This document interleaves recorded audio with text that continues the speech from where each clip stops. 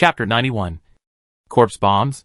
From Grit's sharp eyes, the governor's soldiers who just killed the enemy were done very well.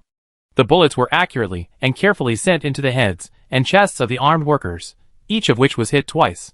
The enemy, who had almost no protection, was hit in the vital parts by the G9 bullets, and that was certain death. Confirming the results of the battle was a necessary tactical action, and Grit would not interfere. In fact, her eyes were already looking elsewhere. The resistance fighters that appeared at this moment, although scattered, were indeed many. The armed workers who survived the bombardment used the half-collapsed factory ruins as shelters and positions one after another. After the governor's soldiers who came to sweep approached, they all emerged and launched a counterattack. The soldiers' advance was blocked, and they had to find shelters to fight back. But just like the scene that Grit just saw, in most cases, the governor's soldiers relied on their stronger soldier quality and equipment advantages to achieve an overwhelming victory. Of course there were some losses, but not big. On the contrary, the armed workers who showed up suffered more casualties. If there was a place where there were more armed workers, and they fought more cautiously, and only showed their guns to block the attack, then Grit would not waste time. She and her sisters would go directly. In her eyes, these armed workers mixed with heretics were all hateful traitors. However, just when she set her sights on a place where people were resisting stubbornly, she thought the problem had been solved and she could rest assured. But something strange happened. In Grit's perception, a strong storm of evil energy suddenly appeared there. Her face changed, and she immediately warned, "Danger! Get out of there!" But it was too late. The bodies of the dead armed workers, like corpse bombs, exploded. Their flesh and blood flew everywhere, as if a compressed air bomb was buried in their bodies. The soldiers who heard the warning, but did not understand where the danger was, were blown several meters away by the sudden burst of compressed air. When they landed, their limbs twisted. The strong shock wave damaged their internal organs. The sharp air knife cut through their bodies without the protection of plastic steel vests and helmets. Their faces, limbs, and throats were completely torn apart, and their flesh and blood were blurred. Grit immediately started shouting again, "Don't get close to the enemy body. It will explode." This accurate information, along with the scene that just happened, was seen by other soldiers around, and then quickly spread out. The governor's soldiers became much more cautious in their actions. The tragic death of their comrades in the corpse storm bomb taught them a profound lesson. They changed their conventional tactical requirements, no longer confirming at close range after killing, but instead continued to shoot from a distance if it was convenient, and then just let it go if it was not convenient. In this way, they did not have to worry that getting close to corpses would be as dangerous as getting close to landmines. But the enemy soon came up with a new trick. Next to the armed workers, some people in blue robes appeared. The power of storm magic surged in their bodies. In Grit's eyes, these people were not very powerful sorcerers. But there were many of them, and they were still timid. What they did was not to use magic directly to attack the governor's soldiers and the fighting nuns, but to blow the wind and blow the bodies of the armed workers, who were shot one after another to the position of the governor's soldiers. These bodies, like compressed air shells, caused great trouble to the soldiers. These shells sent by the wind were not as powerful as the 155 caliber howitzers, but the key was accuracy. Some soldiers hid behind the slope formed by the collapsed wall, and in a small groove.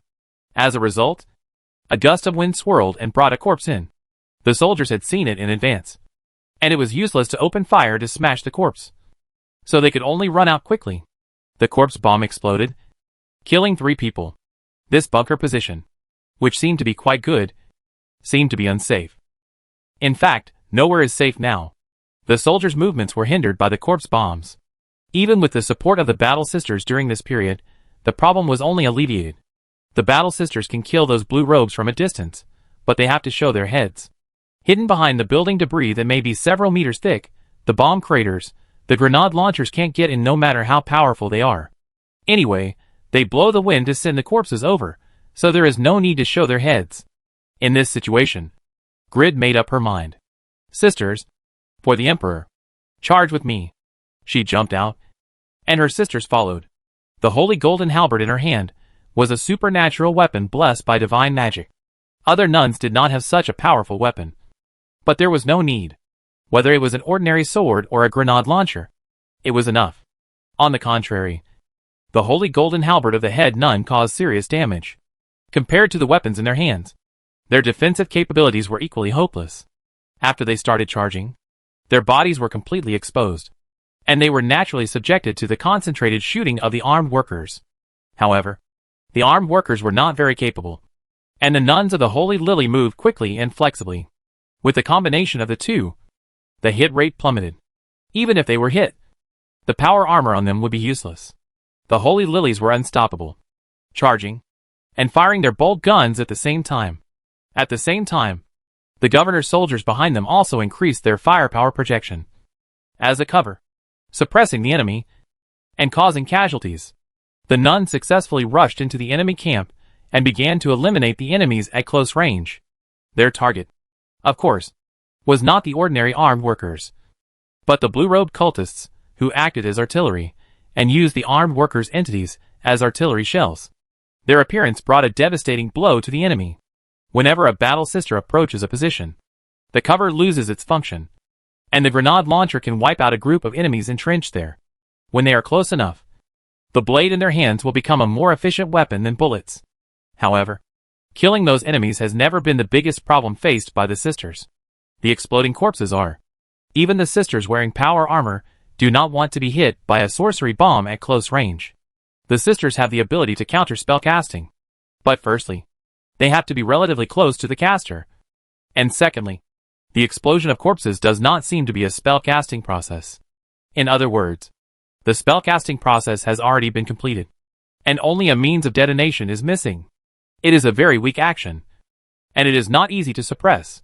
The nuns can only counter the spell casting, but not make all the supernatural forces in a certain area ineffective. There is a fundamental difference between the two. The shock wave of the evil bomb explosion. If the distance is too close, the power armor will be damaged, and if it is hit twice, it may cause cracks, resulting in a decrease in defense performance and casualties. Therefore, after killing someone at close range, they will quickly distance themselves to avoid being blown up. As long as the distance is increased, the power of the shock wave will be weakened, and the damage will be within the acceptable range. To this end, they may only approach and kill the blue-robed cultists, and then abandon the armed workers who will be used as corpse bombs, or deal with them when they are further away. The armed workers who will explode after death are not a problem, but the blue-robed cultists are. Chapter 92. Storm-trapped. The battle sisters were right. The factory had been bombed into ruins, and it was not worth bombarding it with artillery. The half-ruined ruins became a shelter for the survivors, and they were stronger than normal factory buildings. To take it down, we still had to rely on infantry. If there were only armed workers as opponents, 2 infantry battalions would be enough to take it down. The number of armed workers who were still alive would not be too many, and they lacked heavy weapons and military skills. Even if they appear fearless, it is only a matter of time before they are killed. With the quality of the governor's soldiers, even in the most bloody and hand-to-hand combat, the losses will actually be limited. As long as those blue robes are killed, it will be fine. The nuns are doing this. They are indeed doing a good job, leading the soldiers to start moving forward again with their heroic actions. At the same time, after understanding the situation on the battlefield, the commanders of the 2nd Battalion and the 6th Battalion participating in this battle also made plans to increase the number of frontline soldiers.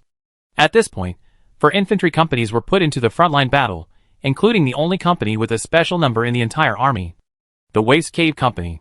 The blue robes were targeted and eliminated by the fighting sisters. Without artillery, it became extremely difficult for the remaining armed workers to resist. The situation turned to the side of the governor's soldiers again. According to this situation, the battle should have come to an end. Gu Hang arrived at the scene, and met with Prabhav, Lambert and others who were commanding the battle outside. He raised his body with telekinesis and looked down from a high place. This was the battle situation he saw. Logically speaking, this situation should make him feel more at ease. The nuns of the Holy Lily of Mercy worked very hard in the face of the heresy, and the soldiers fought with high morale. Although there were some casualties, it was completely within the acceptable range. Although a factory was destroyed, this should be the only place in Renaissance City where large-scale armed resistance can be carried out. After the fight, it should be the end of the work, with this killing of the chicken to scare the monkey. The remaining Alliance dignitaries have no ability to resist, and can only tremble under Lambert's butcher knife. However, The throbbing feeling in Gu Hang's heart suddenly came again at this time. It was as if some huge disaster was about to take shape in front of his eyes. He directly opened his spiritual vision to check the entire battlefield. Gu Hang saw many dots of storm evil energy reactions. Those armed workers were implanted with some kind of evil energy in advance, which could be detonated after death, or even when alive. The dots of storm evil energy that Gu Hang saw should be these, which is normal. As for the other part, some are strong and some are weak. They should be the blue-robed cultists who showed up. They are suffering from the full force of the Holy Mercy Lily, and they died quickly. If this continues, at most in a few hours, before the sun sets, the entire factory area can be completely cleared. In short, at a glance, Gu Hang didn't see any problems. Then what was the reason for his palpitations before? Isn't this a spiritual warning? I'm just too tired recently. Is my brain cramping? Gu Hang thought so, and felt a little relaxed. This is of course the best. Otherwise, if there is a crisis, that would be troublesome. Thinking of this, Gu Hang looked at the battlefield again. Still no problem. Wait a minute. Gu Hang frowned deeply. It's not that he saw something new, but he found that he seemed to have overlooked something. Those light spots that symbolize the storm magic seemed to be a little too many. According to what Prabhav reported to him, in the previous battle, even if there were armed workers who died, their bodies would be used as mines and fired as shells. The used corpse bombs, of course, would not have light spots. When the nuns of the Holy Lily of Mercy began to show their power, targeting the blue-robed cultists, the soldiers followed them and dealt with the remaining armed workers. Without the control of the sorcerer, the bodies would not explode on their own after death. But despite this, the soldiers also tried to stay away from the corpses that had not exploded, to ensure that they would not be blown up by a sorcerer who had not been eliminated in time. It would be a troublesome problem to deal with these remaining corpses afterwards. But at least for now, they would not be a threat to this battle. However, the number of light spots that Gu Hang saw did not match the number of armed workers killed by the soldiers, and still resisting in the central area of the ruins. Moreover, there were many storm evil energy spots, which overlapped with the positions of the soldiers. He had thought before that some soldiers might have approached them accidentally, but after a closer look, he found that the soldiers had no idea that there were bodies of armed workers next to them.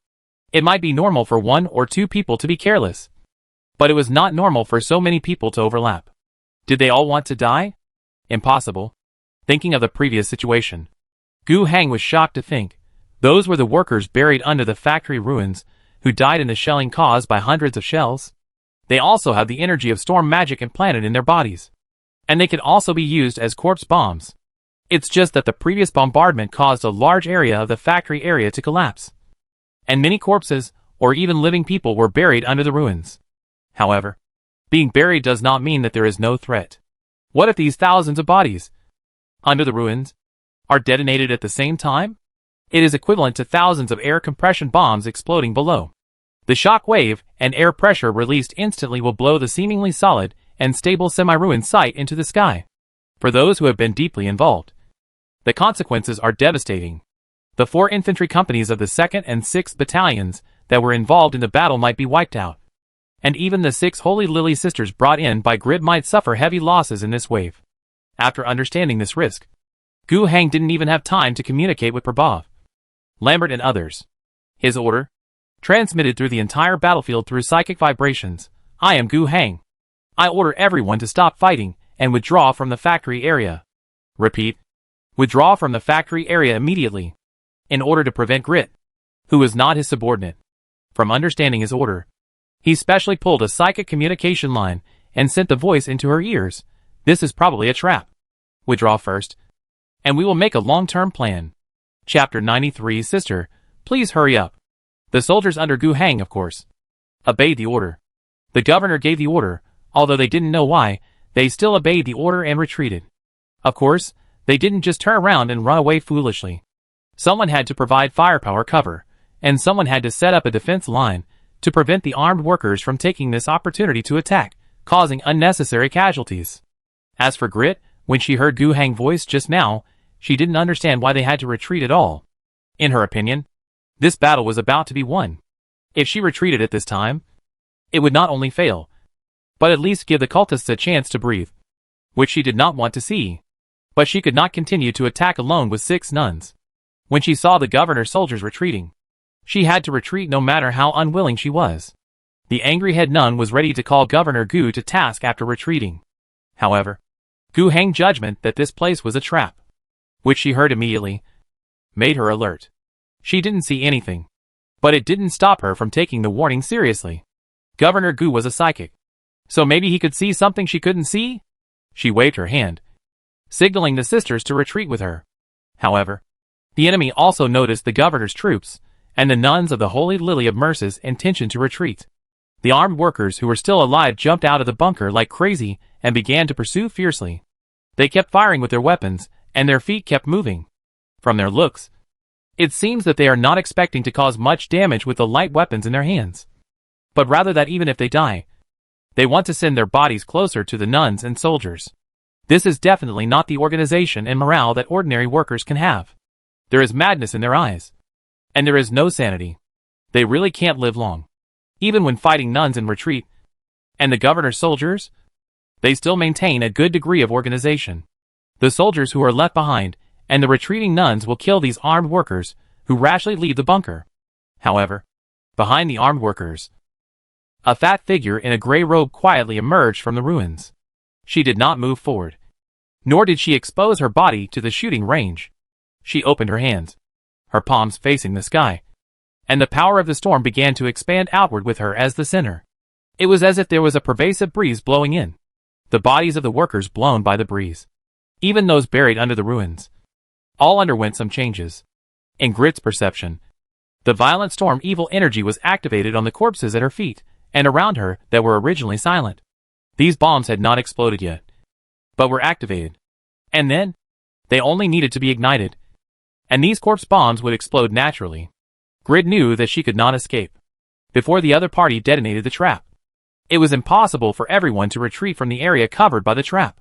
But when the other party activated these corpse bombs, their position was also exposed. She stopped and suddenly exerted her strength, charging towards the source of the storm evil energy. She jumped into the air, and the power backpack behind her spewed out flames, making her suddenly burst into extremely fast speed. Halfway through, she kept holding the grenade launcher in her hand, but the strong storm evil energy target she sensed never appeared in her sight. She could only grit her teeth and continue to sprint. In this very short time, she also had a little feeling in her mind. The sisters who followed her, most of them had just retreated from the last arduous war. The order assigned them to the Quintet starship, as members of the state religion accompanying the ship, with the intention of allowing them to go to a quiet place and rest for 2 years. Obviously, the Quintet would be fine if it stayed in the orbit of the wrathful Owl star. They could spend 2 years of peaceful life in the chapel on the ship, soothing their tired hearts from years of fighting. This was a good intention, but Grit didn't appreciate it. She was on the starship, and her body was very calm, but her heart was hard to calm down. She had long been accustomed to the battlefield environment, and was very uncomfortable after settling down. After hearing that a cult was rampant on the wrathful Owl star, she could not wait to bring her sisters to the surface and participate in the battle. In her opinion, it was a waste to wear a suit of armor blessed by the Emperor and possess powerful power, but not to use it to destroy the Emperor enemies, but to cultivate one's character in the Starship Church. But what she did not expect was that it was this decision that brought her sisters, who could have rested safely, into a desperate situation. She herself might be able to survive the next explosion because she is strong enough, but her sisters will definitely suffer casualties, or even be wiped out. They have experienced battles that are far more difficult and terrifying than these small fights on the wrathful Owl star, and survived. But at this moment, because of her own command, they will fall into a trap and die here. It sounds ridiculous to say that it is a disaster, but it will cost blood. If she couldn't stop the explosion, she would probably have to live in regret for a long time. However, no matter how hard she tried, it seemed too late. She could already feel the power of the storm spreading out, activating more and more corpse bombs.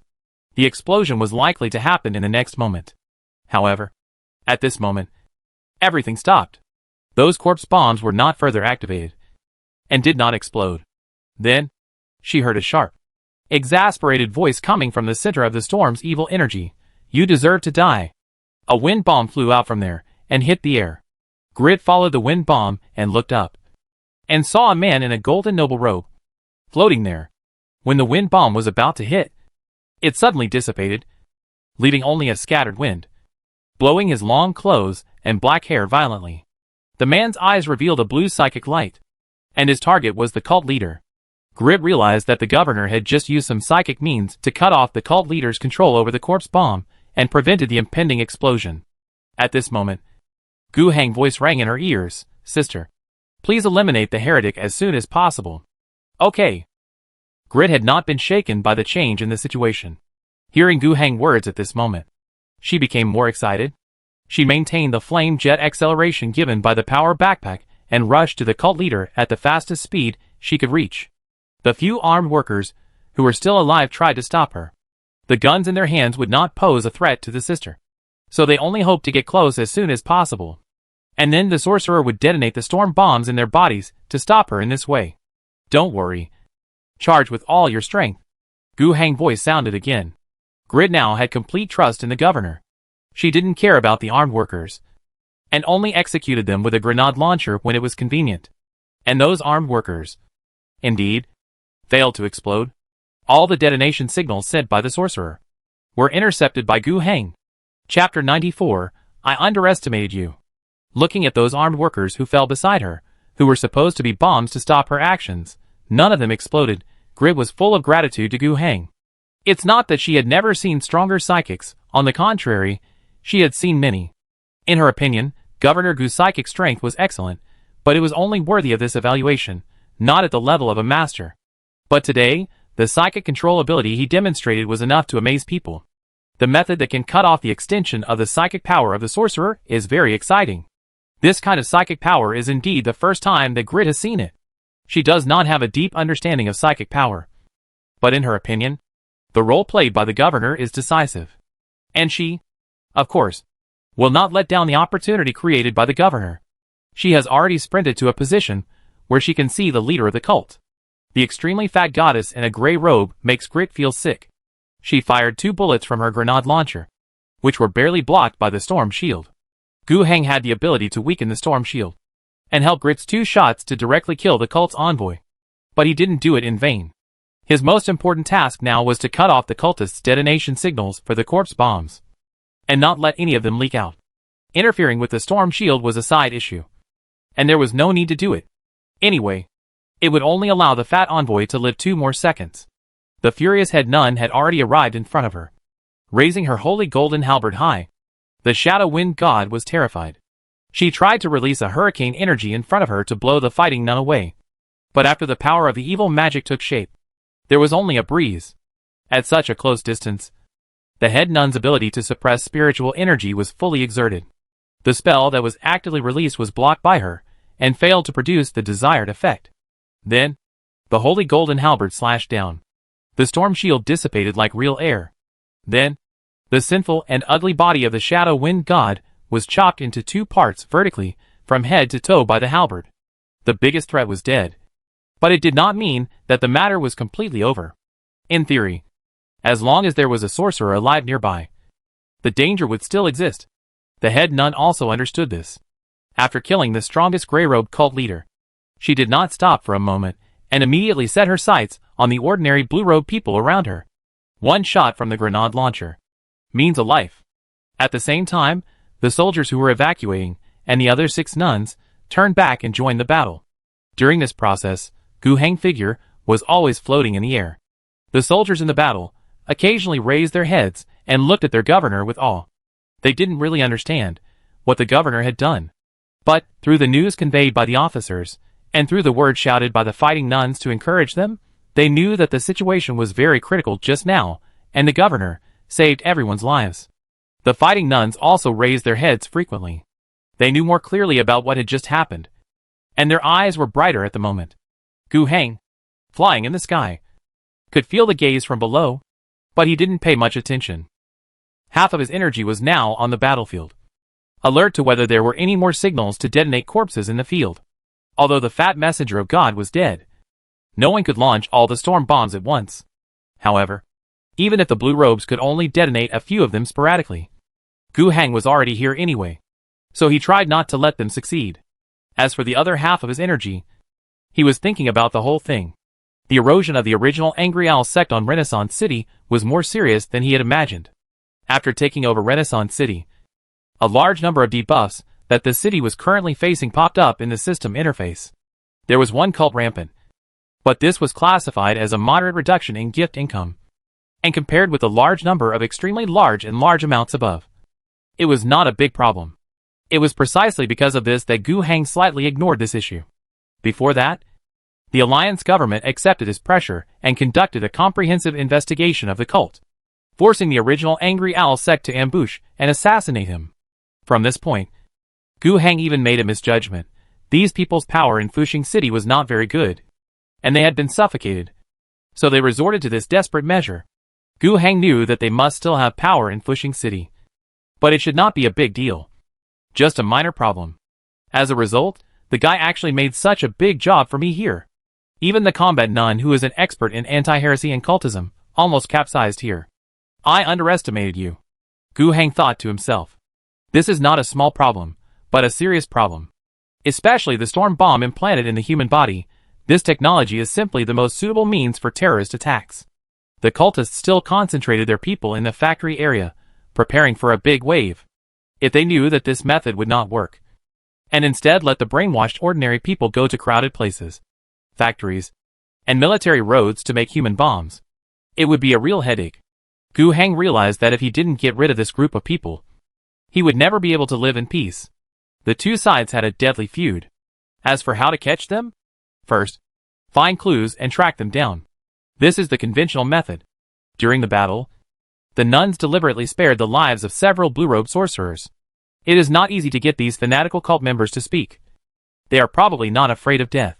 However, Grit also said that they have some special methods in this regard, and Gu Hang chose to believe it. Secondly, there are some unconventional methods, a large-scale screening of the whole city. In this regard, it is just right for Asuna to cooperate.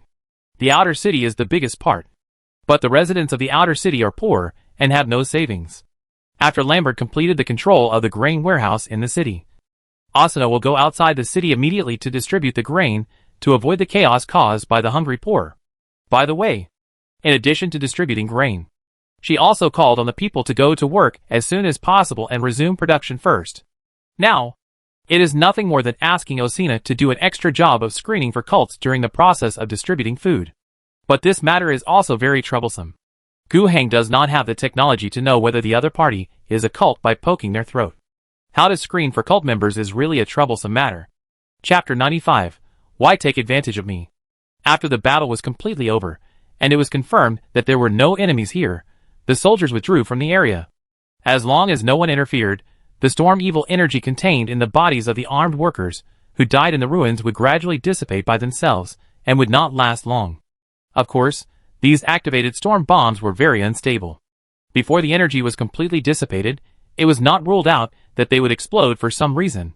At the same time, Gu Hang also had to guard against the cultists coming back and reusing the bodies. Therefore, a company of soldiers would be stationed nearby, set up a cordon, and impose martial law in the vicinity until the problem here was solved. In fact, the best way to deal with it is to have professional personnel to safely dispose of the energy in these bodies. Gu Hang has this ability, and the nuns also have this ability. However, there are too many things to deal with in Fuxing City now, and there is really no time to waste here to deal with the bodies and deal with the aftermath. Gu Hang himself, needless to say, was extremely busy. From people's livelihood to economic production to military affairs, he had to worry about everything. The nuns of the Holy Lily of Mercy would have to further track down the traces of the cult. They must have done more than just things at the Norris factory. There must be conspiracies elsewhere. Then we can only leave it here. The factory building had already been blown to pieces by the previous heavy artillery bombardment. As long as there was no one inside, even if all the storm bombs were blown up, and the entire ruins were blown up again, it would not matter much. Next, Gu Hang wanted to go to Grit to have a good talk, and then investigate the cultists. However, before Gu Hang went to find him, Grit came first. Sister Head Nun, you came just in time. Gu Hang words were choked back by a hug. Grit hugged him tightly, and whispered in his ear, "Thank you, Governor Gu. Without your help, my sisters would have suffered a lot of losses." And I might have to sink into self-blame and regret for a long time. Gu Heng didn't know where to put his hands at this time. Everywhere was hard. He could only say, we are allies. This is what I should do. We will continue to work together to eliminate the traitors who betrayed the Emperor. Yes. Grid let go of his hand. But I still want to thank you. This is a blessing from the Emperor. After that, she kissed Gu Heng on the forehead lightly, then turned and left. Watching Grid gradually walk away, Gu Heng suddenly had a thought in his mind. Blessing is blessing. Why do you want to take advantage of me? Great victory. Gain 221 points of gift. Lose 154. Killed 5073, captured 9. Governor's infantry. Lost 154. Killed 4488. Sacred Lily Sisters. Allied forces lost 0. Killed 585 after the battle. Gu Heng saw the settlement information in the system interface as usual. The grace points gained were not bad. Even more than the grace points gained from solving the outer city battle before. The grace points gained from capturing almost an entire alliance army were only 133. Now, after eliminating 4 or 5,000 people, the points have exceeded 200. The difference may be mainly due to the fact that the action of capturing the alliance army was basically just picking peaches, and the main problems had been solved by the allies, resulting in a relatively low grace point gain coefficient. In this battle, although the battle nuns were of great help, the main problem was solved by Gu Heng's subordinates themselves. The bombardment of heavy artillery was the main source of casualties in this battle. Without the hundreds of shells fired by these 10 heavy artillery, it would be difficult to attack the factory even if 2 infantry battalions were thrown in. The attacker is already at a disadvantage against the defender, not to mention the difference of 600 versus 5,000 troops, which is almost 10 times. But the firepower gap brought by the heavy artillery made up for this problem. Later, the combat nuns helped a lot. But despite this, during the attack, the 2nd Battalion and the 6th Battalion also suffered relatively heavy casualties. The company they sent out as the vanguard was basically wiped out. And with the subsequent deployment of troops, a total of 154 people were lost. This casualty is still quite heartbreaking. From the time Gu Heng pulled out the troops, all the way to now, this is the battle with the largest single casualties. However, if you think about it coldly, the profit ratio is still acceptable. After obtaining the entire Fuxing city, if you offer appropriate treatment, Gu Heng will be able to easily supplement manpower from the outer city of Fuxing City. More than 100 soldiers. Training them to T5 level is nothing more than 1 point of grace, which is equivalent to giving them for free. The replenishment of that little weapon and equipment can be fully supplemented by the current military production capacity of Feidong's society. At this point, Gu Heng's current grace points have reached 356 points. Rich. Satisfiedly closing the battle settlement page, Gu Heng paid attention to his personal information in the hero interface, and new changes had occurred. There was one more item. Blessing of the Holy Lily. 15 days slightly improves spirituality and physical attributes, decaying over time. After accepting the Emperor blessing, Gu Heng felt his body warm. He was a little surprised, but it was not an uncomfortable feeling. But now he saw that a kiss actually had this benefit. Gu Heng has already started to think about how to be kissed every 15 days. There is no other meaning. It is purely for the buff bonus. After the episode, everyone will continue to do their own things. The nuns will continue to track down the cult. Old Norris was arrested, but this guy is not dead. The cultists did not kill him, probably because they thought it was unnecessary.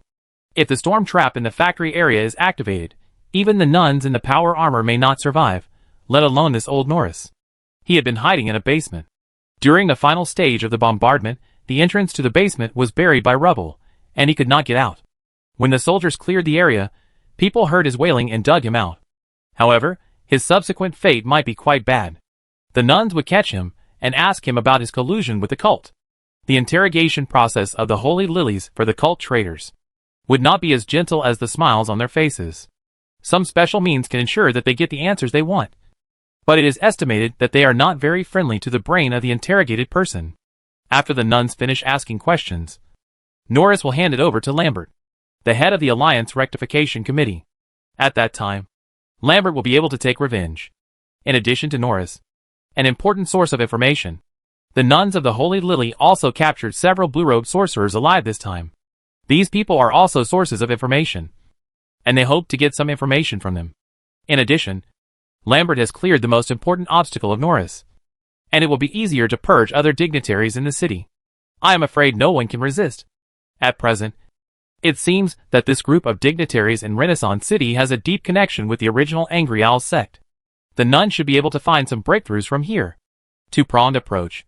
The conventional route of tracing the cult is handed over to the nuns, and Gu Hang begins to focus on the direction of screening the whole city to catch the cultists. Asuna is doing this. Chapter 96, The Governor Can't Come for Nothing. Right? The reason why Asuna was asked to do the citywide screening was not to ask her to investigate the case. Her expertise was not suitable. In fact, Gu Hang hoped that she could distribute food throughout the city, and do this while ensuring people's livelihood. But Gu Hang didn't have much hope for this citywide screening. It was just a side job. The main reason was that there was no particularly useful screening method. The cultists would not admit it directly if you asked them. He also told Asuna that this was done for fun, and the main task was to ensure people's livelihood. The army that followed Gu Hang into the city had already controlled several grain warehouses. But at this time, a piece of bad news came. The city's food reserves were not enough. According to the normal consumption of the city's population of 1 million, there was only about 15 days of stock. This level of food reserves is too dangerous for a city that mainly relies on foreign trade for food imports. It seems that the previous alliance government did not understand the importance of food security at all. But from another perspective, it seems to make sense. After Asuna took over the granary, she also calculated the consumption of the poor in the outer city according to the per capita standard of the governor's camp and the abandoned cave society. But before that, the alliance authorities may have never calculated it that way. They may only regard the 100,000 people in the inner city as serious people. The poor people in the outer city? Think of a solution yourself. Of course, actually, the food supply for the residents of the outer city must still come from these granaries, otherwise how do the people in the outer city survive? 800,000 or 900,000 people can't survive by eating tree bark. However, the residents of the outer city don't eat as much as the standard population consumption calculated by Asuna. With a population of 800,000 to 900,000, it may only consume 300,000 to 500,000 people/day/food consumption. On average, they can only eat 1/3 to 1/2 of the food every day, and malnutrition is normal.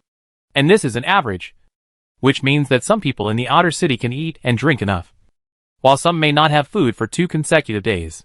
This situation is consistent with the actual situation of the outer city of Fuxing City. Asuna has survived in the outer city for several months, and knows very well that the life of the residents in the outer city is really like this. According to this standard, the food for 15 days can be turned into a reserve for about 30 or 40 days. But Asuna decided that this was not the way to calculate. She would provide the population of the outer city of Renaissance City with standard amounts of food. Otherwise, before the governor came, we were not full, and when the governor came, we were still not full. Then the governor's visit was in vain, wasn't it? At the current stage, to increase the rations to a sufficient level, to ensure that everyone can eat, this is an important step to establish the prestige of the governor. The people in the inner city are indifferent to the incoming governor? Then you can be indifferent. Do you really think it's the era of the previous alliance? Only the people in the inner city are considered human beings? During the long communication between Gu Hang and Asuna, they both made it clear that the greatest wealth of Fuxing City is the hundreds of thousands of people in the outer city. As long as they wholeheartedly support the governor, everything else is a paper tiger. The powerful can be overthrown, and all the means of production can be confiscated. Gu Hang does not need their support to complete his rule. The residents of the inner city who live a relatively comfortable life, whether you have resentment or not, just do your job honestly. If you dare to mess up, there are ways to deal with it. In the outer city, a large number of poor people will have their living conditions improved. They will live a better life under the kindness of the governor, and then quickly return to the factory, return to their jobs, and shine for the governor's career. Of course, just distributing food is not enough. In other words, distributing food is the basis for solidifying the governor's rule. And it is the price to be paid. In addition to the price, how to get a stable harvest is the more challenging part for Asuna. Asuna knows clearly that just opening the warehouse to distribute food is not a sign of her ability. It seems that no one can do it. She has to make the residents clearly understand that this is a favor from the governor while paying for food. Only in this way can the value of distributing food be brought into play. At the same time, she had to anchor on a principle from the beginning: people cannot be fed for free. She did not intend to define this batch of food as simple relief or welfare. Whether Fushing City is poor or rich depends on the perspective from which it is judged. To say that it is rich, it only treats the people in the inner city as human beings. It is indeed quite rich, at least according to the standards of this wasteland. Their wealth is based on the exploitation of the hundreds of thousands of people in the outer city, as if they were not human beings. But now, Asuna wants to treat all the 800,000 or 900,000 people in the outer city as human beings, which will add such a huge burden. According to such standards, it is impossible to be rich. The current reserves of Fushing City cannot support high welfare. Asuna will give the residents of the outer city a normal life. But what she can give is only opportunities and platforms. If they want to live a decent life, they still have to rely on their own hard work. This is definitely not as great as directly distributing food. But Asuna would rather lose a little bit of the benefits of giving favors to people and ensure that the finances of Fushing City are on a relatively healthy path. Moreover, the residents of the outer city must have the willingness to work hard. Asuna, who has lived in the outer city, fully believes this. In this regard, Asuna has probably formulated a temporary system. She will distribute food to the residents outside the city without distinction, but only for a few days, and only 1/3 of the ration, which can ensure that people do not starve to death. If you want more, you need to buy it. The government grain sales window that has been opened will sell grain at a fair price, and purchases will be limited according to the per capita ration system. Severely crack down on gangsters who use other people's quotas to buy food and hoard it. For a long time to come, the food industry will become a government-run industry, and the governor's government will do its utmost to ensure the stability of food prices. Private individuals are not allowed to intervene in this industry for the time being.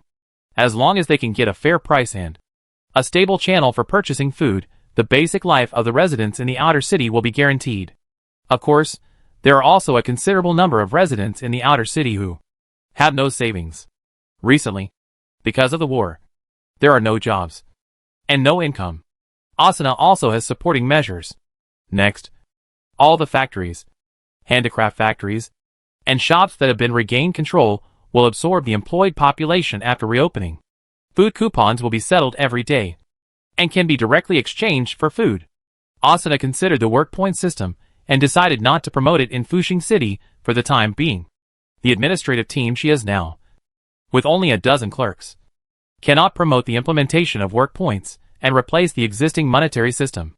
There will be great turmoil, and it will require stronger administrative capabilities and grassroots control to do this.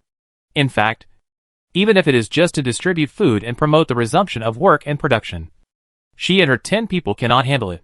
But fortunately, there will be troops to help her. Chapter 97, The Wind is Blowing.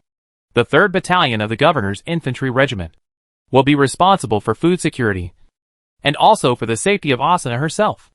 Of course, relying on just one infantry battalion is definitely not enough. At this time, what Yin Fangshu has been doing finally came into play. He has not shown up in Fushing City, because he is still rooted in the prisoner camp outside Fushing City with the 4th Battalion and the 50 political commissars drawn from various teams. Osina is short of manpower, and has applied to the governor.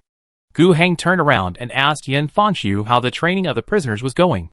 It has only been a few days, and more than 7,000 prisoners cannot be reorganized so quickly.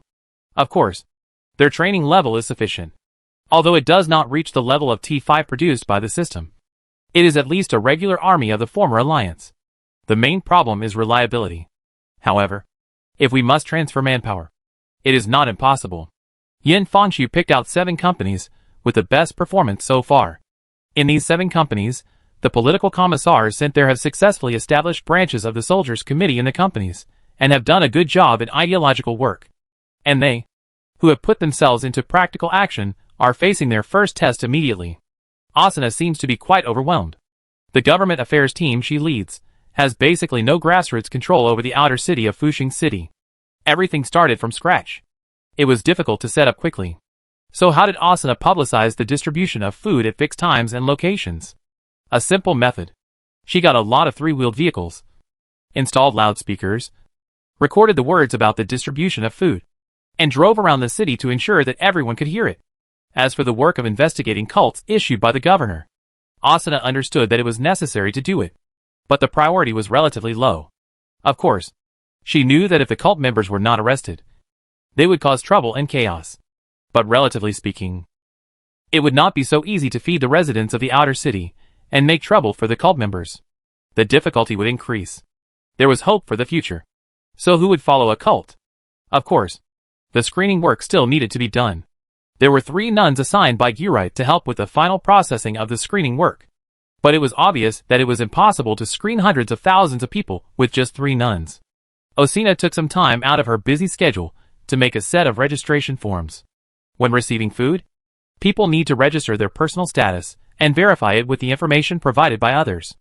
In this way, she hopes to find out if anyone has behaved abnormally recently. If there are people who live nearby but are unfamiliar to the people around them.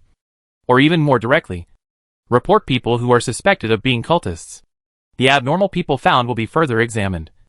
And even at the last stage, the nuns will directly participate.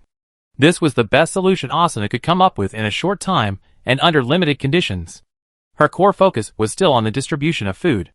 However, just as Sanbengzi was carrying a loudspeaker to publicize everywhere, food distribution points scattered in various places in the outer city and guarded by teams of soldiers were also established, waiting for the food to arrive. And all work could proceed smoothly. But at this time, news came that the team transporting food from the inner city was ambushed. When hearing the news, Osina felt like she was struck by lightning. If there was a problem with the food being transported, there would be a big mess. The public's expectations had been raised by the previous uninterrupted mobile loudspeaker propaganda. According to the news reported from the front, many people have already lined up at the food distribution point to wait for the arrival of the food. At this time, the food had a problem halfway. What should we do? Should we tell the hungry people who are queuing up, waiting for this meal, that the food is gone? Isn't that nonsense? I'm afraid a riot will break out right there. Asuna was a little flustered. She didn't have enough experience. In her past management work, she did a good job. But she mostly found problems, thought about solutions, and found ways to complete them. Often, if she followed her own plan, things would be solved. Like this time, suddenly such a big emergency occurred. A situation that would collapse completely if not handled properly. Asuna had never encountered it before, so it was natural for her to panic. But she quickly forced herself to calm down. Osina, don't panic. Find a way. Just like before. Calming down, she began to think. Dealing with hundreds of thousands of people outside the city, food distribution is actually a very cumbersome process. First, she selected 6 places in the outer city as warehouses, as distribution centers for food. The food transported from the main warehouses in the inner city will be placed in the distribution centers first.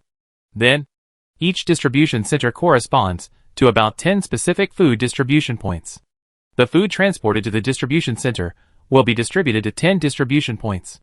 After registering their identities here, the public can directly receive the food. The security issue is quite difficult. The teams that Asuna can mobilize, including the 7 companies given by Yin Fengshu and the 3rd battalion sent by the governor, add up to a total of 10 companies. Each distribution center will have a company in charge. They will be stationed at the distribution center to ensure the safety of the food after it is transported, and to watch over each food distribution point. In case of emergencies, they must provide support as soon as possible. There are 2 other companies, mainly responsible for grain escort. There is 1 platoon for each of the 6 routes, responsible for following the convoy. The last 2 companies were pulled out to serve as clerks. They will be scattered at all grain distribution points, guarding and registering people, and doing the specific work of grain distribution. There are not enough clerks, so soldiers will fill in. And now, the problem is the grain transportation route. At present, the news that Asuna has received is that a group of riders, armed with weapons, appeared and attacked the team when the team passed through the complex slums. The outcome of the battle is unknown for now. 6 grain transport routes were attacked almost at the same time. After sorting out the current situation, she was not very methodical, but she issued one order after another. Send a telegram to the governor immediately. Report the situation we encountered here, and request support. We need a loyal and reliable team to help. Immediately issue orders to all companies stationed at the grain distribution center, requiring them to go out in full force.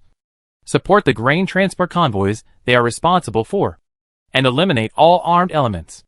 The teams at the 60 food distribution points we set up must not move. We must pay full attention to the situation of the people in line. Everything should be appeased as the highest priority.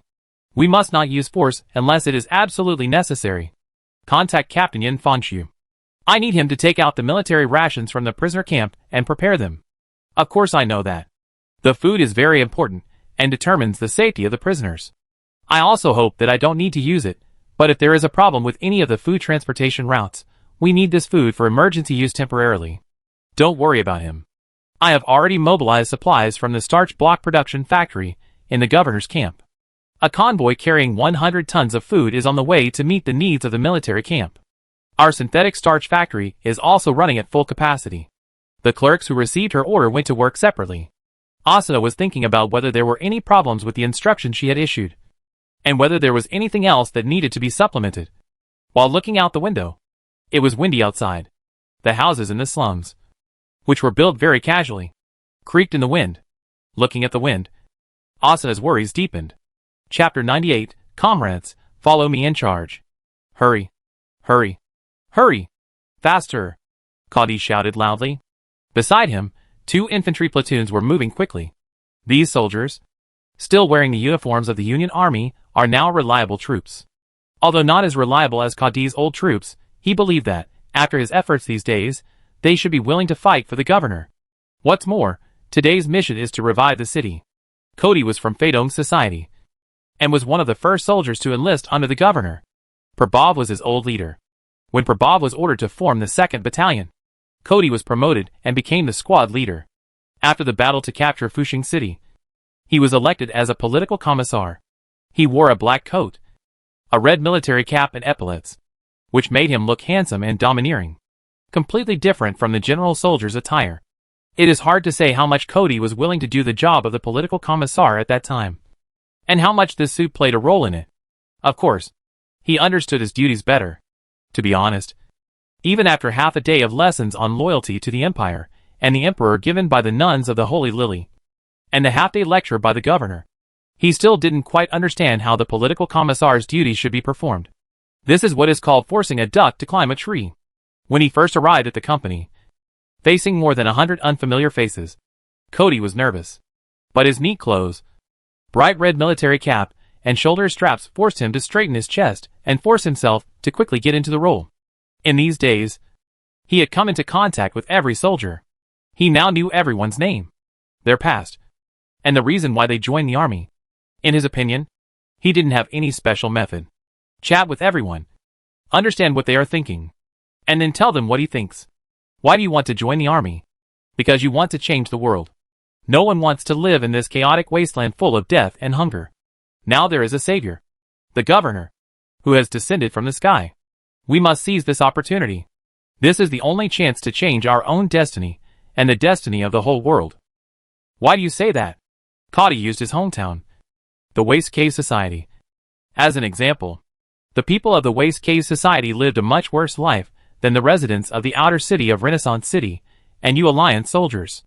But now in Feidong, it goes without saying that people have enough food and clothing.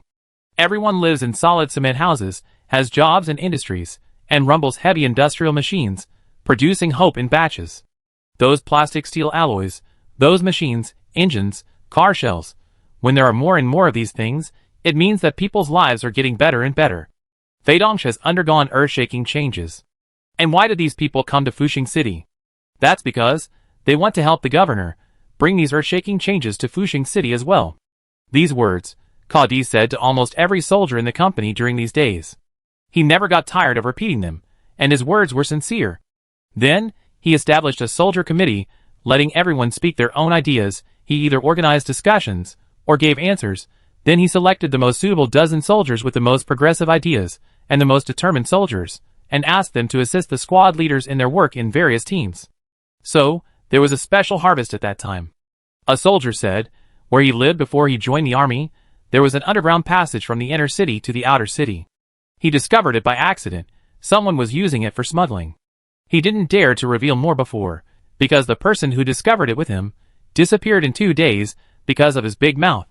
But now, he dared to say it. Then Cody told this news to his old boss. Prabhav actually made some gains there. It is said that he captured a senior official of the Alliance. Of course, This was just a small episode. Cody did not take it too seriously, but continued to focus on talking and communicating with the soldiers. He did not think that he was doing any ideological work. He just conveyed his thoughts and ideas to every soldier sincerely and earnestly through various methods. Then, he was commended by Captain Yin Fengxiu, who said that he and his company were the best company in ideological work. And he also issued a pennant. When he brought the banner back, he was greeted with cheers from the entire company. This might be the sense of team honor that the governor had told them about during training. When Captain Yin Fengxiu said that he would select a company to be responsible for the task of distributing food, he immediately communicated with the company commander and enthusiastically signed up to participate in the operation. During the mobilization, he made it clear to all the soldiers. It was just a good thing, distributing food to the whole city, so that no one would go hungry. There were rebels and cult members in the city, and they were very bad. They were likely to create chaos, and their purpose was to use the hunger and death of countless innocent civilians to oppose the governor's rule. What we have to do is to protect the food, protect the results, and crush the conspiracy of those traitors and cultists. The soldiers fully understood the goal of this battle, and their morale was high. This made Cody realize something. The governor said that the soldiers should know what they are fighting for. Just now, they received a new order. The convoy responsible for transporting food was attacked when it was transporting food to the number 2 distribution point they were responsible for, and they needed their support. Without saying a word, he communicated with the company commander, who then led a platoon to continue to perform security work at the distribution points where people were already queuing. He, on the other hand, led 2 platoons, about 60 soldiers, to support the transport convoy. When he arrived at the scene, he found that there was still a firefight ahead. The people who ambushed the convoy had not succeeded. The soldiers guarding the grain trucks had different uniforms from theirs. They should be a platoon of the 3rd Battalion of the Infantry Regiment.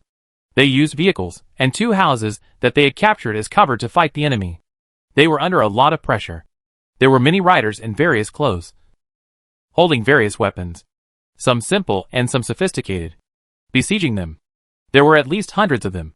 Seeing this, Cody felt relieved. Fortunately, things did not develop to the point where they could not be handled. He could see that the comrades of the 3rd Battalion, although they lacked heavy firepower and had to consider the safety of the grain transport vehicles, could not break through the gap and rush out. But at least, they had no problem holding on.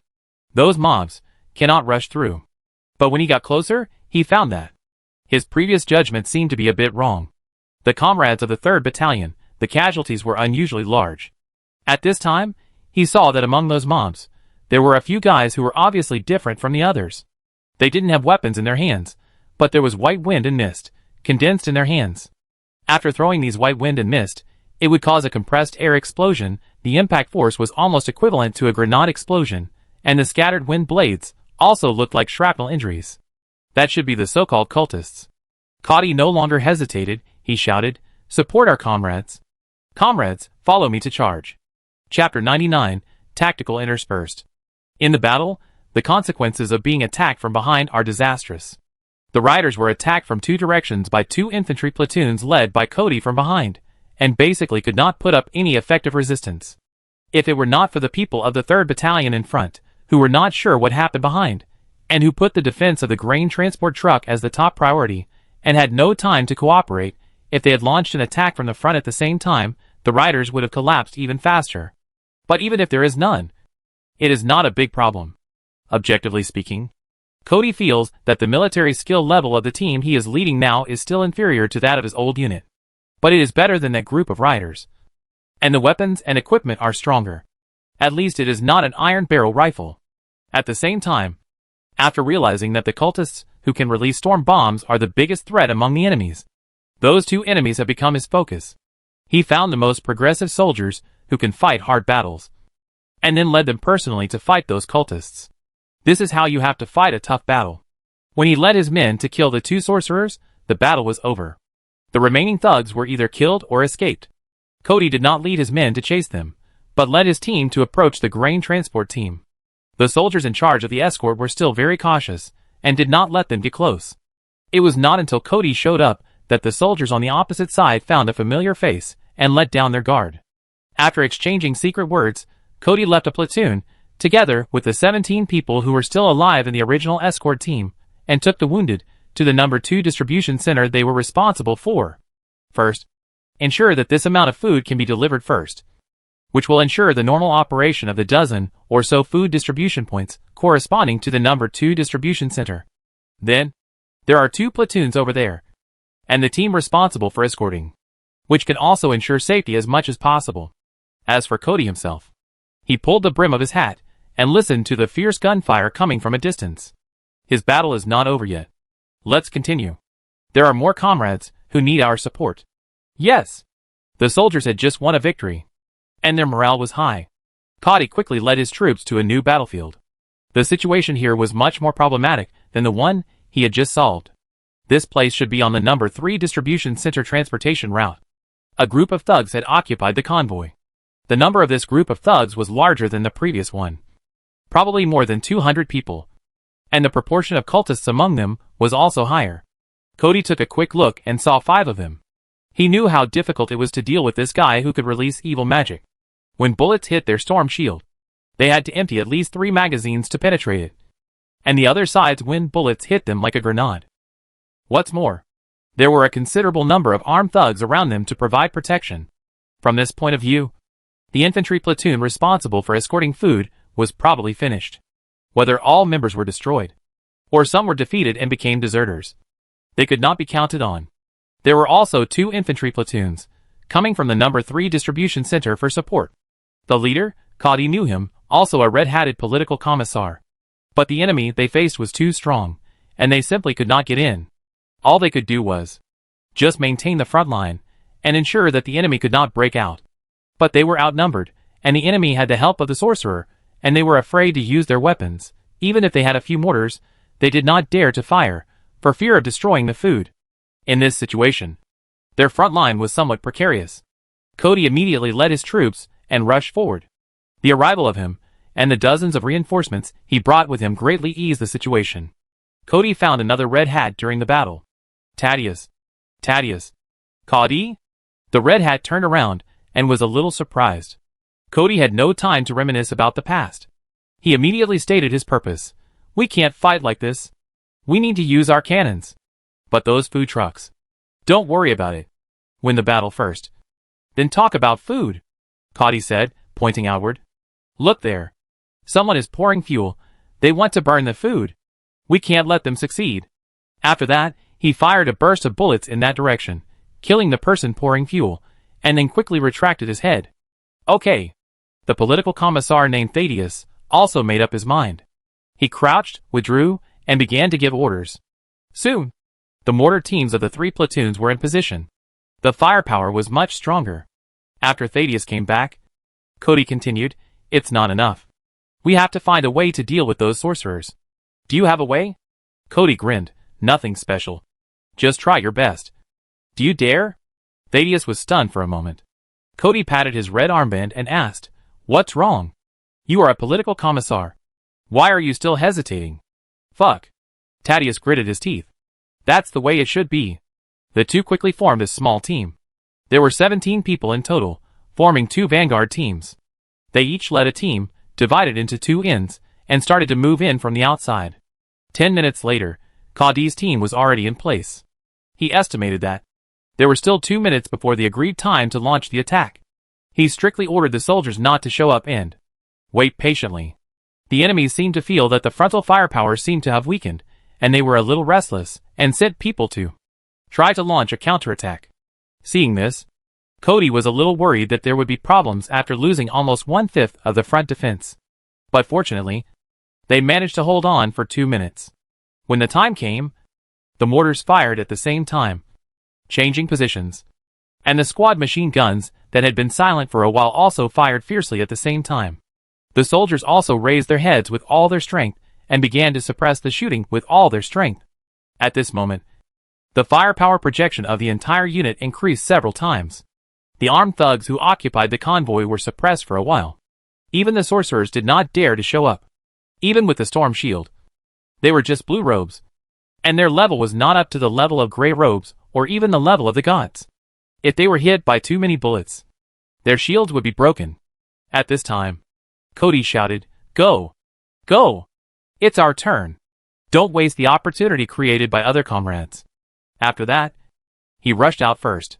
Chapter 100 Death of Cody. Cody's actions obviously attracted a lot of attention, but the previous detours gave him an advantageous position. When he rushed out, many enemies had their backs to him, and there was no cover in the middle. Taking advantage of this opportunity, Cody and his men used fierce firepower to kill many enemies. Among them were even 2 sorcerers. One of them was killed by several bullets because he did not react in time and did not adjust the direction of the storm shield. The other one, but reacted, was concentrated by several people. In a few seconds, several soldiers emptied a magazine, shattered the storm shield, and killed the people inside. Low-level sorcerers, who were not strong enough, could break the shield and kill with ordinary bullets. But then, when the enemy reacted, their days became difficult, especially this wave of frontal charge. While killing many enemies, their weapons were also empty of bullets. Soldiers were arranged to ensure that there was still firepower in the magazine. But when others changed magazines, there was inevitably a vacuum of firepower. Not only were there bullets, but there was also a wind bullet from the sorcerer, which blasted towards them. A soldier was shot in the leg and fell to the ground. Several more bullets hit him in succession, killing him. The wind bullet was a little off-center and exploded at the edge of the team. But it still took the lives of 2 soldiers, although Cody had tried his best to lead the team and seize a cover. In the process, there were only 4 people left around him. This was expected, and Cody remained calm. Suppress the frontal firepower to attract attention, lead a team to attack from the side, create as much results as possible, and still attract attention. Next, it's up to Thaddeus. He leads another team, and it's time to launch an attack. There are only 3 sorcerers left among the enemies. If Thaddeus can achieve similar results to his side, then this battle will not be a big problem. It's best to ensure survival as much as possible and retain combat power. If the 2 of them could bring another 8 or 9 people, like steel nails stuck in the enemy rear, and the front troops launched an attack under the cover of firepower, even if they were outnumbered, they could still defeat the strong with the weak and snatch the grain truck back from the cultists and thugs. Just thinking about this, he heard gunshots and screams coming from not far away. Thaddeus launched the attack as agreed. But the next moment, Cody frowned again. The voice sounded a little wrong. It was a little far away. He couldn't help but look sideways. The situation was not optimistic. It seemed that Thaddeus was exposed before he was ready to launch an attack. He was attacked by the enemy and was in a panic. Cody realized that he couldn't wait for the results of the battle. He looked at the 4 soldiers on his left and right. They looked a little panicked. Although they were the best and most determined soldiers, they were trapped in the enemy camp at this moment. They were surrounded by enemies, and half of the team had just died. They were still inevitably shaken in morale. Cody knew he had to say something. Now that we have come to this place, we must put life and death aside. Do we have room to retreat now? The only way is to win. Let's go! Eliminate the remaining sorcerers, and victory will belong to us. After saying this, he rushed out of the bunker. The remaining 4 soldiers, whether they were really moved by his words or subconsciously instinctively, followed closely. 1 soldier was behind, providing fire cover, attacking the enemies who tried to attack his comrades. And the other 3, led by Cody, attacked the sorcerers who had their backs to them and were attacking Thaddeus. The sorcerer was in a desperate situation in an instant. There were enemies in front of him and behind him. He couldn't hide to the side, which would expose him to the frontal fire. He was at a loss and was shot. But the remaining 2 sorcerers were in trouble. They were back to back, behind a pile of collapsed ruined houses. The broken building materials could be used as cover to resist the frontal fire, and whether it was Thaddeus' side or Cody's side, they could only attack the enemies facing them, and the enemy storm shield was also open towards them. What was even more difficult was that, beside the 2 sorcerers, there were still a large number of armed thugs guarding. Their firepower was mainly directed at Thaddeus, suppressing the political commissar from coming up. Quickly sorting out the situation in front of him, Cody did 2 things. He pulled the ring of a grenade and threw it at the enemy. The exploding grenade killed several armed thugs and also caused the storm shields of the 2 sorcerers to shake. Then, he predicted the enemy counterattack, dodging to the side, and indeed dodged a wind bomb. The wind bomb blew away the 2 soldiers next to him. Cody half climbed and half squatted on the ground, enduring the pain of the wind blade blowing off a piece of his face, with an awkward posture, fiercely fired at the sorcerer facing him.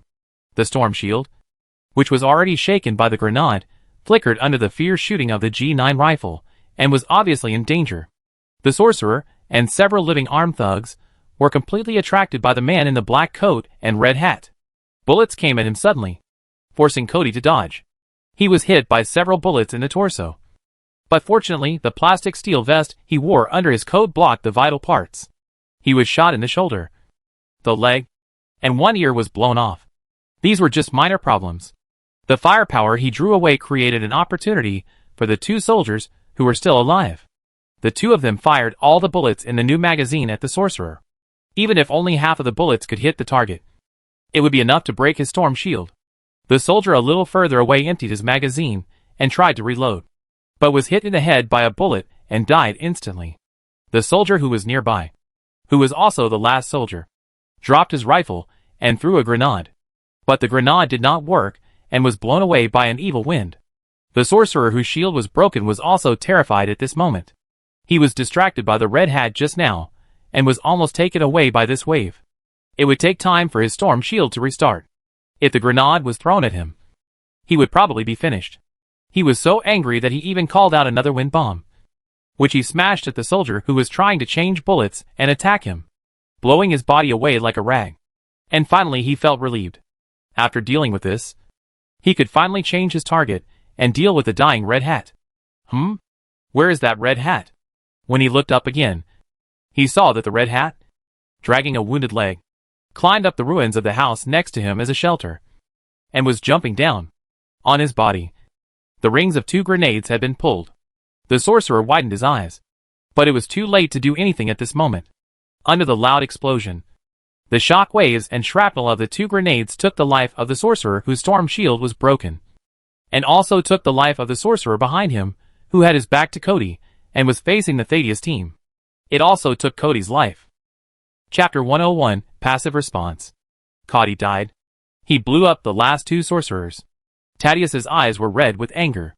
He felt that he had not done enough, which led to Cody and his team having to risk all their lives coming up to clean up the mess. They moved around and launched the attack according to the agreed situation. They successfully completed the mission, but we were blocked. 5 sorcerers, all dealt with by Cody's people. What on earth am I doing?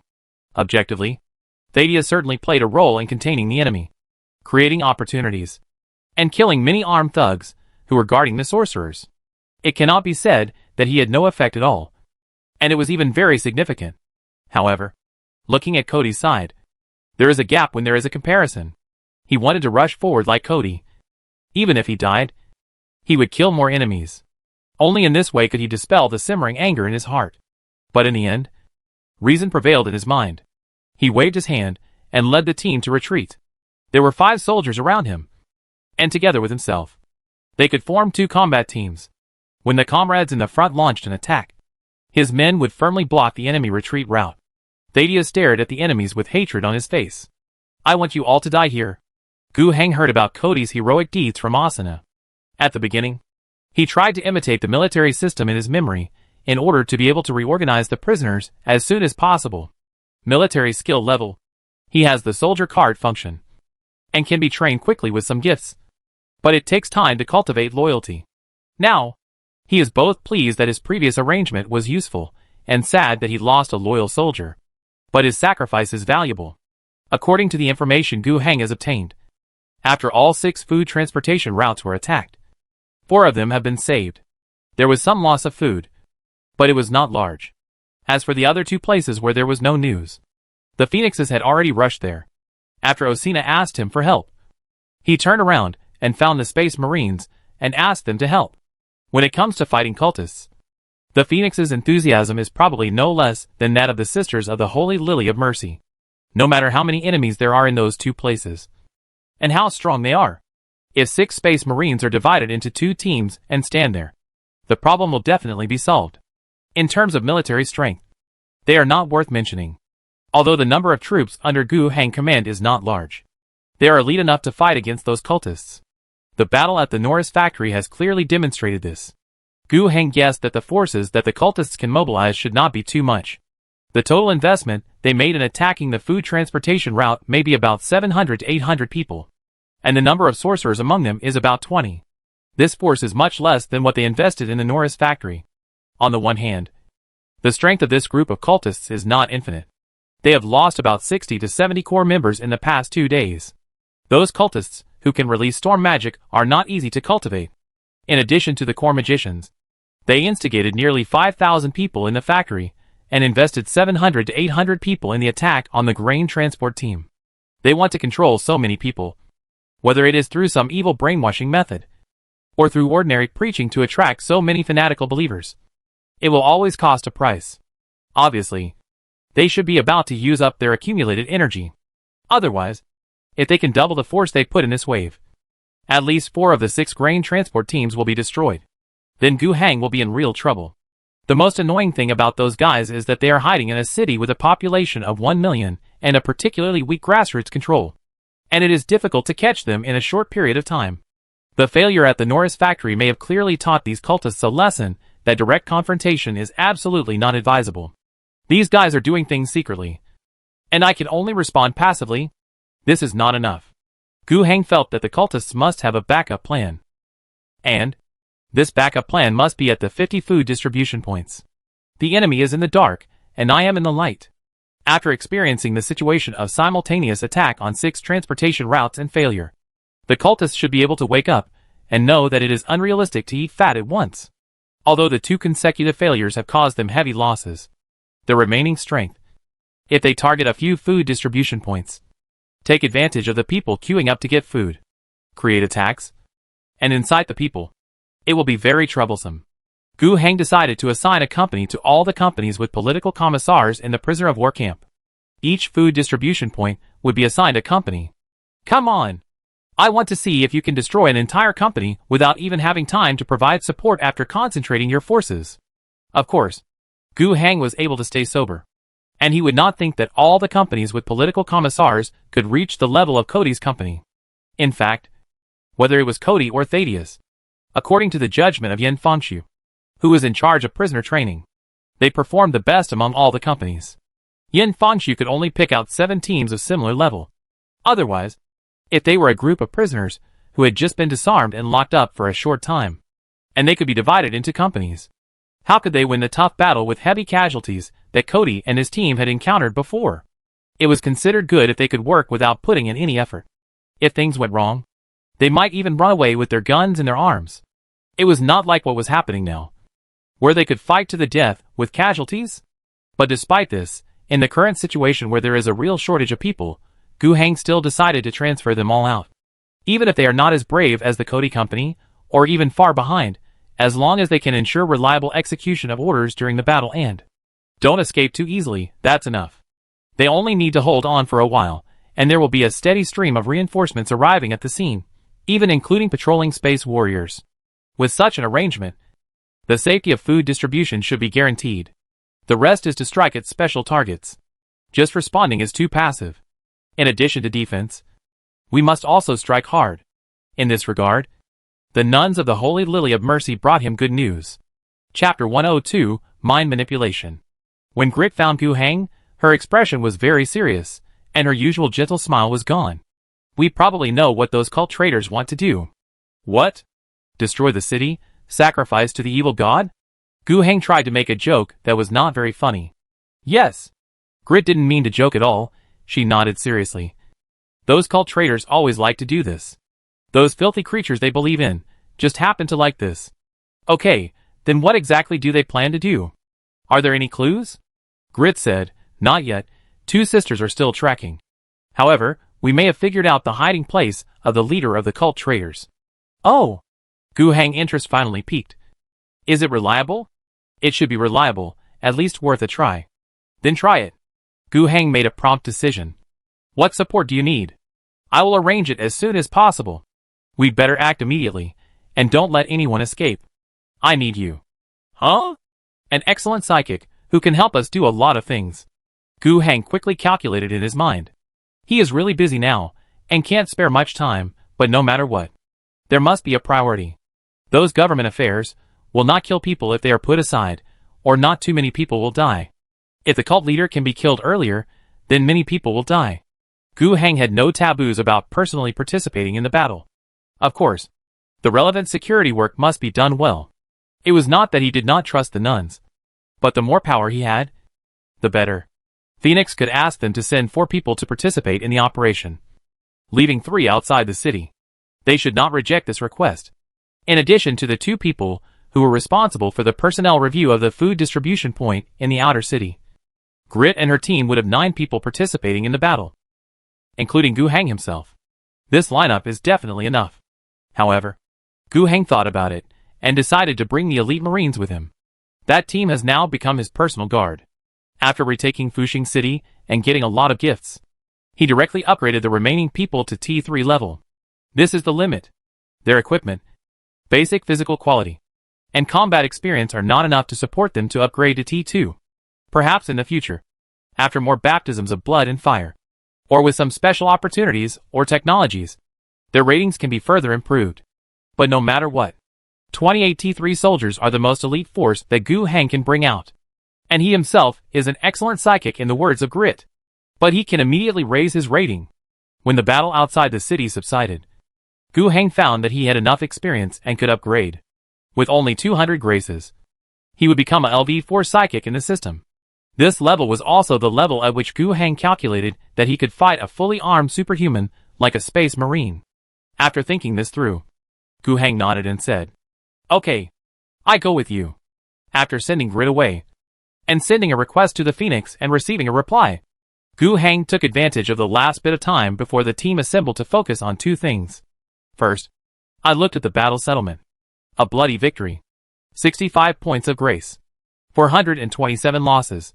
742 eliminated. 121 captured. 3rd Battalion of the Governor's Infantry Regiment, 89 losses. 266 eliminated. Captured troops, 338 losses. 337 eliminated. Phoenix Regiment, Allied Forces 0 losses. 139 eliminated. A bloody victory. This was the first time Gu Heng played it. Obviously, the gap in strength between the 2 sides is not that big. But a victory with a relatively large loss on one side will result in a decrease in the bonus of grace points. Subtracting the gains from the Phoenix, the remaining amount is only 65 points of grace. As for that captive unit, which has not yet been organized and is only temporarily pulled out, its weapons and equipment are not very good. Except for some company-level heavy weapons, there is basically no generation gap in equipment level with those armed thugs. The other side also has the bonus of brainwashed religious fanaticism. Although the captives have the political commissar to boost their morale, there is still a gap. Despite this, the losses are 50-50. And Gu Heng is not very satisfied. This shows that their military skills are indeed a bit poor. Gu Heng had a headache. He had thought before, after all, they are the regular army of the Alliance, so it shouldn't be too bad if they can't reach T5. Right? Can we save some grace points and just use them normally? But looking at the current situation, it's a bit too bad. It seems that we still need to add more points later. 7,000 people, and pulling them to T5 level is also 70 points of grace, which hurts. After checking the battle settlement, the second thing Gu Heng had to do was to upgrade. After 200 points of grace, Gu Heng felt a warm current, which represented the increase of basic attributes.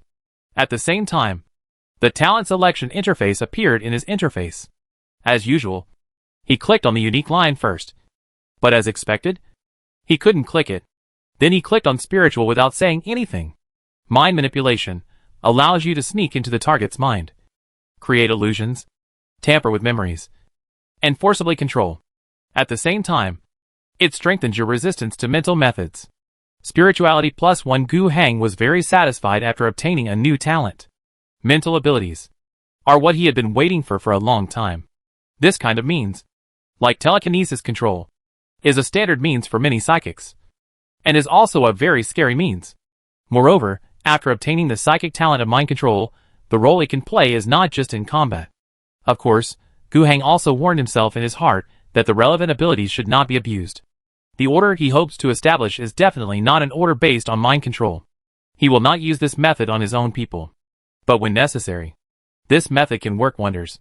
After completing the upgrade, his attributes become as follows: Hero, Gu Heng, Camp Leader. LV4. Insufficient experience to upgrade. Physique, 9. Spirituality, 18. Feature, Psychic Caster. Governor of the Angry Owl Star. Talent, Protective Aura. Telekinesis Control. Mind Manipulation. This time the attributes are not much increased, except for a little spirituality from the Mind Manipulation talent. From the normal upgrade, the physical and spiritual attributes are not changed. Of course, it wasn't that he really didn't move. In fact, he could feel that his physical fitness was improving, and so was his spirituality. However, the increase was not as much as 1 attribute point, so it was not reflected in his personal interface. After all, the higher you go, the more difficult it will be to upgrade, requiring more experience accumulation and more gift points investment. Similarly, the actual gap between each attribute point after the upgrade will also become larger and larger. Chapter 103, Smile with Deep Meaning. Upgrade completed. Feeling the sudden surge of spiritual power, Gu Hang was full of confidence. He even wanted to find a phoenix to compete with, for no other reason, just to test his current strength. Of course, it was not feasible. He and the phoenix were allies now, but their relationship was not that close. Gu Hang could only regretfully give up. Speaking of the Phoenix Regiment, Gu Hang got along well with the commander of the Martins Regiment, but he was not familiar with the rest. The main reason was that all the Space Marines looked like strangers, who didn't want to be approached, and it was hard to talk to them. Gu Hang had a good impression of the Rizzo priest, a kind-looking old bald man with a white beard. Although it was a bit strange to describe an old soldier who had served for 400 years and whose hands were stained with blood as kind-looking. Although Gu Hang didn't meet him many times, every time he saw him, he would smile at him. He always felt that there was some deep meaning in the smile of the old priest. Martins always felt that. Pastor Rizzo's gaze towards the governor was a little strange. After receiving Governor Gu's mission request, he accepted it without hesitation. Ignoring Schneider's request, he asked the bald man to stay in the outer city and continue to coordinate the security work of the food distribution points in the entire outer city area. Schneider was of course dissatisfied, but obeying orders was instinctive. He could only hold his dissatisfaction in his stomach. Then, Martins took his 2 brothers and Pastor Rizzo and rushed to the inner city. When they were reunited and preparing for departure, he saw the eye contact between Pastor Rizzo and Governor Gu, and he couldn't help but become curious. As the closest fighting brothers, there was nothing to be embarrassed about. Martins directly asked the question in his mind. Rizzo just smiled at him, and then said, "We came to this world. Aren't we here to seek the help of this governor? We should always be more polite." Hearing what Rizzo said, Martins was speechless. I asked such a sincere question, but the old priest just brushed me off? Is there any secret here that you can't tell me? He wanted to ask more, but Rizzo beat him to it. Why didn't you let Schneider come this time? But you had to come here in person? Because, as he spoke, the old bald man with a white beard winked at Sister Grit, who was not far away.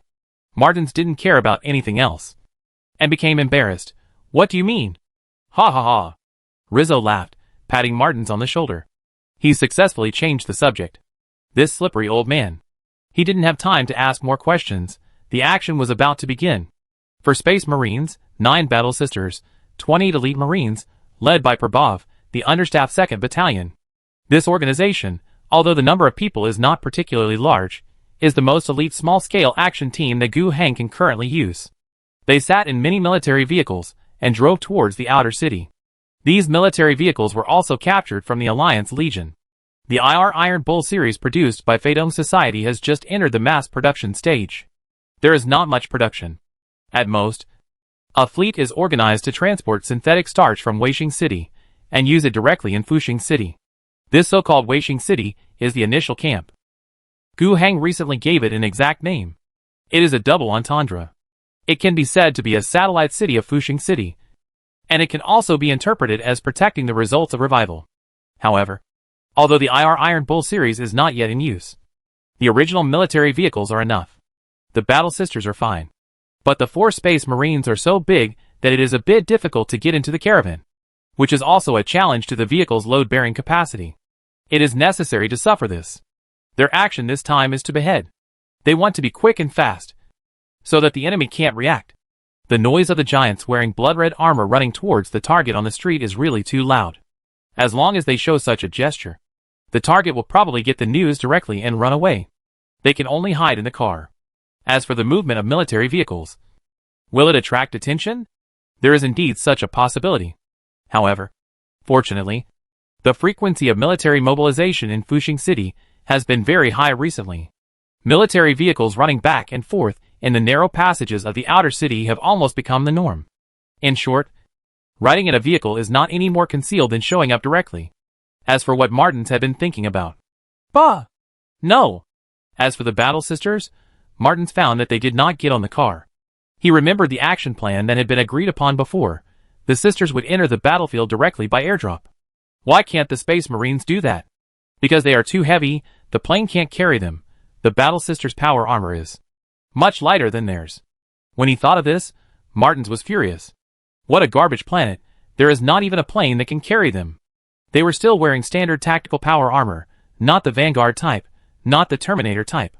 They couldn't even do this bad review. Slightly depressed, they sat in the military vehicle that was much narrower than their bodies for a long time, and then the vehicle stopped. They seemed to have arrived at their destination. At this moment, the helmet that was connected to the radio message sent a message saying that they were already in place. Martins ordered the team to get off the vehicle, deploy the formation, and surround the target location. He took over the command. This was a very natural thing. Martins had long been accustomed to it in his past experiences. Space Marines always have the most core tactical position on any battlefield. Especially when cooperating with other Imperial troops, they always naturally put themselves in the most important position, and then take over the command. Gu Heng disagreed with this. Letting Martins take command is of course a good tactical choice. He has at least 200 years of combat experience. And he is also a regiment leader. He is definitely good at commanding such a small-scale regiment battle. And he is not comparable to Gu Heng, who has not undergone specialized military command training. But this will allow the Space Marines to establish prestige in the army without saying a word. When the soldiers are used to obeying the Space Marines directly, where should the governor's authority be placed? Although Martins himself may not have the intention to deliberately establish influence, it is just normal behavior. But Gu Heng is not happy to see this situation. Sometimes, many planetary worlds other than the Mother Star are stationed by Space Marines for a long time, and the governor gradually becomes the nanny of the regiment. This is often how things evolve step by step. Now we are still far from that situation. But it does not prevent Gu Heng from taking precautions in advance. He has something to hide, and he does not want the Phoenix, especially the Phoenix that he has not yet dealt with, to have too much say in his direct subordinates. Gu Heng conveyed a new order. Captain Martins, please launch the attack directly. We cannot wait for the encirclement to unfold slowly. The enemy may take this opportunity to escape. Martins was stunned for a moment, feeling a little uncomfortable. He remembered Rizzo's smile again, and finally said nothing more, just responded, and called the other three brothers to start the action. After getting off the car, Martins looked up at the sky. It was raining in the gloomy sky, and the wind was getting stronger. Chapter 104, Battle of the Power Plant. When the Space Marines began to attack, 2 transport helicopters, carrying a total of 9 combat nuns, and Gu Heng himself, also arrived above the target location. At the target location, there were 6 windmills. After Grit and his team determined the most likely hiding place of the cult leader through various intelligence, Gu Heng also urgently asked someone to check the situation of this place, and then he was surprised to find that this was actually a small wind farm. There are 8 such wind farms in the entire Fushing City.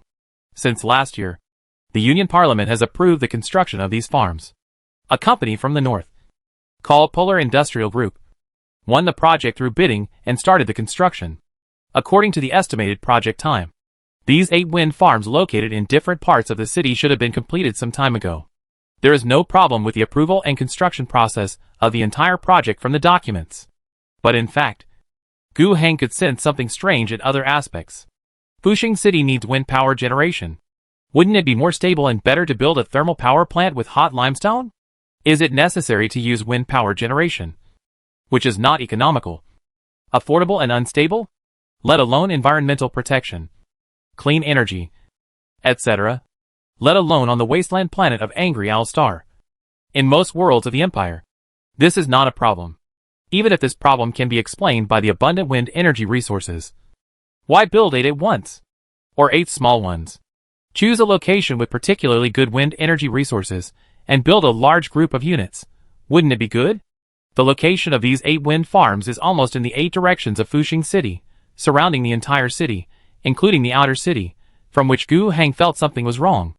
Then, he noticed the people who signed the approval document. Norris, Mondok, Wohan.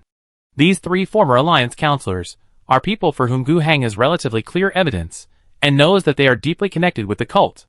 Thinking further, what is the manifestation of the original Angry Owl sect's evil magic ability? It is a storm. All these factors are superimposed. Gu Heng really felt a chill. He wanted to convince himself that he was overthinking. There was no clear evidence to prove anything. However, as long as his mind could still remain a little normal, he could not let himself ignore the way these highly related clues were put together. But no matter what, taking this place first, catching the leader of the cult first, is the first priority.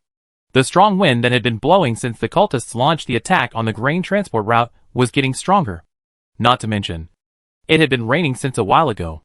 The transport helicopter was very unstable and bumpy. Gu Heng held the handle on the edge of the helicopter with one hand and looked down. His blue eyes clearly showed that he had fully opened his spiritual vision. In his field of vision, in the power plant under the wind and rain, there were obvious, even ostentatious energy fluctuations. It seemed like a provocation. We have made all preparations, you are too late. Gu Heng's expression was grim. He turned his eyes outward and saw 4 conspicuous and powerful figures entering the power plant. The one in the middle of the 6 windmills, there were buildings around it. From a functional point of view, Gu Heng was not sure what the specific meaning of the building that made the wind turbine look like a windmill tower was. But the most important enemy should be there. The Space Marines came to the main entrance of the windmill tower. One of them kicked the door open and rushed in. Soon, the roar of the grenade launcher, even though it was at a considerable height, through the sound of wind and rain, and through the sound of helicopter propellers, reached Gu Heng's ears. The enemies entrenched in the windmill tower were being quickly eliminated. The Space Marines' attack was ruthless and fierce. The nuns led by Grit had also completed the rappel. Their rappelling was different from what Gu Heng remembered. Before the helicopter had even landed at a safe enough height, they had already let down the rope. They slid down the rope, and halfway down, they swung slightly, borrowed some strength, and then let go. Then, they crashed into the windmill tower window one by one. Then, the sound of grenade launchers was also heard from inside, and probably the battle blades cutting the storm shield and the human body. But unfortunately Gu Heng could not hear it. Governor, we may have to return early. The wind and rain are too strong. The driver's voice came from the front. Gu Heng replied, you go back. After that, he also jumped down, seeing the governor's body falling freely from midair. The driver widened his eyes, and was very scared. But soon, he was fine. He saw the governor's falling speed slow down visibly. And then he stood up in the air, floating towards the place where the fighting nuns broke into the window. His golden robe fluttered in the strong wind. But not a drop of rain fell on him. They are all evil people, the pilot muttered, maneuvering the helicopter to increase altitude and heading towards the inner city. The rain was getting heavier, and he was a little worried. Fuxing City often has winds, but the rainfall is not bad. At this season, it is not a stormy season. The stronger the wind, the heavier the rain, which is not a good sign. Is the angry owl god angry? His body was shaking a little. He had to hurry back. When Gu Heng entered the interior through the broken window, the battle was almost over. There were some cultists here, not many in number, but each of them was quite strong. The leaders among them were 3 guys in gray-white robes. After dealing with the people of the original Angry Owl sect several times, Gu Heng could roughly feel the difference in their levels. Those who could use the storm magic were undoubtedly the core members. Those in blue robes were ordinary members, and those in gray-white robes, Gu Heng had seen a few of them, generally 1 level higher than those in blue robes, and were almost equal to his strength at LV2. Among the gray robes, Gu Heng has encountered 2 with special body shapes so far. The one who ambushed him at the beginning, and the fat woman he met at the Norris factory. All belong to this category, and their strength is roughly equivalent to Gu Heng's strength at LV3. At present, there are only 3 ordinary gray robes, and they can't turn the world up. The blue robes on the field are being attacked from both sides. The nuns who broke the window are beating them violently, and the space warriors are killing them from the stairs below. And the 3 gray robes, they keep releasing powerful evil spells, trying to hurt the nuns, but they can't do it at all. His spells were easily countered, their power greatly reduced, and there was no way to shake the power armor on the nuns. This time, it was still Grit who completed the final kill. Her holy golden halberd, as an extraordinary weapon, seemed to have special magic-breaking properties. As a psychic, Gu Heng could instinctively feel the threat from it. Moreover, Gu Heng could also see with his own eyes that when Grit rushed to the front of the three grey-robed men, the holy golden halberd raised high, like a hot knife cutting butter, cut through their storm shield, and even cut the people inside. The other two quickly cast spells to resist, but the effect was small. The head nun followed suit, slashed them twice, and then all were killed. The damage caused by the holy golden halberd was terrible. The smooth wounds and the completely split bodies made the scene bloody. Gu Heng looked at this scene and complained in his heart, "Huh? Does this head nun have some special hobbies? Why does it always end up like this?" Chapter 105, How else can we crack it? Under the three-dimensional attack of the Battle Sisters and Space Warriors, the cultists entrenched in the windmill tower did not even last 2 minutes and were killed. Gu Heng did not even get a chance to take action. He pursed his lips. Don't fucking take all the heads. Even if the scale is small, there are few people, and the reward for such a battle is not much, but no matter how small the mosquito is, it is still meat. You guys have taken all the heads, so I won't get any grace points at all? Gu Heng sighed and walked forward. The Space Marines and the Battle Sisters made way for a little space, revealing the area they surrounded. There was a door, which was engraved with some kind of patterns. This door should lead to the top floor of the windmill tower. Going up further, there should be the blades of the windmill. Under Gu Heng's spiritual vision, he could clearly see the evil storm energy contained in it. He had some guesses in his mind, but he didn't speak first. Instead, he cast a questioning look at Grit. Grit frowned and said, "This should be some kind of solidified forbidden spell. I can try to break it." Martins looked at the wall next to him. "Don't think about it. It's still forbidden. Can't you try to open it violently?" Martins asked. He didn't have much psychic talent. The gene seed of the Phoenix seemed to be born with this thing. The probability of awakening a psychic was not high, even in the heyday. The think tank responsible for the psychic affairs of the war group was only a symbolic setting. He still remembered that the favorite thing of a think tank director in the regiment was to hit people with a sledgehammer.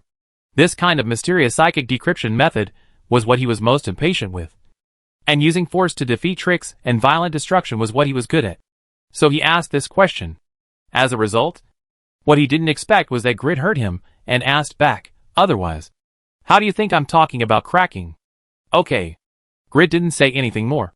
She raised the holy gold halberd in her hand and hit the door with the seal rune in front of her. This thing was still quite strong, even though Grit's holy golden halberd had the ability to break demons. And she was chanting and calling the name of the God Emperor while she was slashing, hoping to receive his blessing. It still didn't break, but a big hole was still made.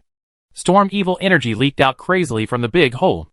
If an ordinary person stood in this room, he would probably be blown away by the strong wind. Of course, the people standing here at the moment have no problem. Such wind, of course, can't blow them away. Grit's knife didn't break the seal, and she felt a little embarrassed. She gritted her teeth, roared, and cut again. This time, it was really broken completely. The wind became more violent, so that those ordinary nuns needed to call for divine grace to stay standing. Even Gu Heng needed to deliberately invest in spirituality and use telekinesis to eliminate the blowing force of the strong wind. The Space Marines also had a way. Oh, they didn't need any other way, and their weight couldn't blow them away. On the contrary, they could still take steps, hold their guns, and charge inside. They took on this most dangerous task without hesitation. Wearing the heaviest armor, they must be prepared to take the most vicious blows. Then, they really took a beating. A wind bomb exploded on the Phoenix, who was in the front. The power of this blow cannot be underestimated. The Space Marine was blown away, and Martins, who followed closely behind, continued to charge forward. He rushed forward, while firing fiercely with his bolter. This time, no new wind bombs came. After he broke through the first fire blockade, the follow-up people followed closely.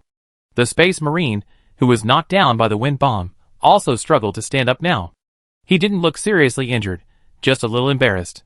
Gu Heng was the last one to go in. Looking up, he saw the enemy's specific appearance. There were actually only 2 people inside. One of them was wearing a gray robe and had an exaggeratedly strong body. He looked over 2 meters tall, just a little shorter than the Space Marines. This was a sorcerer with a special body shape. Gu Heng instantly judged his strength, which was about the same as his level 3. But with such strength, he could barely knock down a Space Marine with a wind bomb. But that was the most he could do. When Gu Heng and his men broke through the door, the people behind the door must have been accumulating strength to prepare. At this moment, his full-strength attack could only make Phoenix a little embarrassed. But he would be a brave man again after getting up. If a real fight broke out, even if he was ambushed, Phoenix, who stood up, would fire a volley of explosives, and would definitely smash the people and the storm shield to pieces. However, at this moment, there was more than just one grenade launcher firing. But what Gu Heng saw was a wind wall, blocking the Battle Sisters and Space Marines. The bombs were fired at, and all of them exploded on the wind wall. The fire and smoke were swept by the wind wall and blew everywhere, even blowing the ceiling above. But it could not hurt the people inside the wind wall. Gu Heng saw the real person behind the strong man in the gray robe through the scenes of light and shadow. He was an old man, wearing a white lining and a black robe with gold edges. His rather gorgeous belt buckle was inlaid with broken diamonds that released little blue lights. He wore a huge amulet covered with broken blue diamonds, which was attached to his chest. There were also gems inlaid on a black tall hat. The tiny gemstones on his many accessories all had powerful storm evil energy. And under Gu Heng's spiritual vision, they were as bright as lightning in the depths of a storm. Blindingly bright. Gu Heng immediately realized that he must not underestimate this opponent. Even though he had reached LV5, this old man in black robes was a psychic much stronger than himself. Behind him stood a native god of the Angry Owl Star. Although, in many cases, the so-called gods were just some powerful creatures. But since it can be given such a title, it means that it has some characteristics of an evil god, accepting faith and giving gifts. Indigenous gods, no matter how bad it is, are still gods. And the old man in black robes at the moment is a direct recipient of God's gifts and God's agent. The spiritual light on his body is almost blinding Gu Heng vision. The wind wall he summoned can perfectly withstand the fierce attack of 13 grenade guns, which also proves this point. Gu Heng remembered the information obtained by the battle nuns, which mentioned the name of the cult leader, the original high priest, Chui Cao. Chapter 106 Trikeo. Trikeo looked at the aliens who came to him, laughing crazily. Ha ha ha. You found this place, but what's the point? Everything is too late. The will of the gods is about to come. Our preparations are complete. Revival City.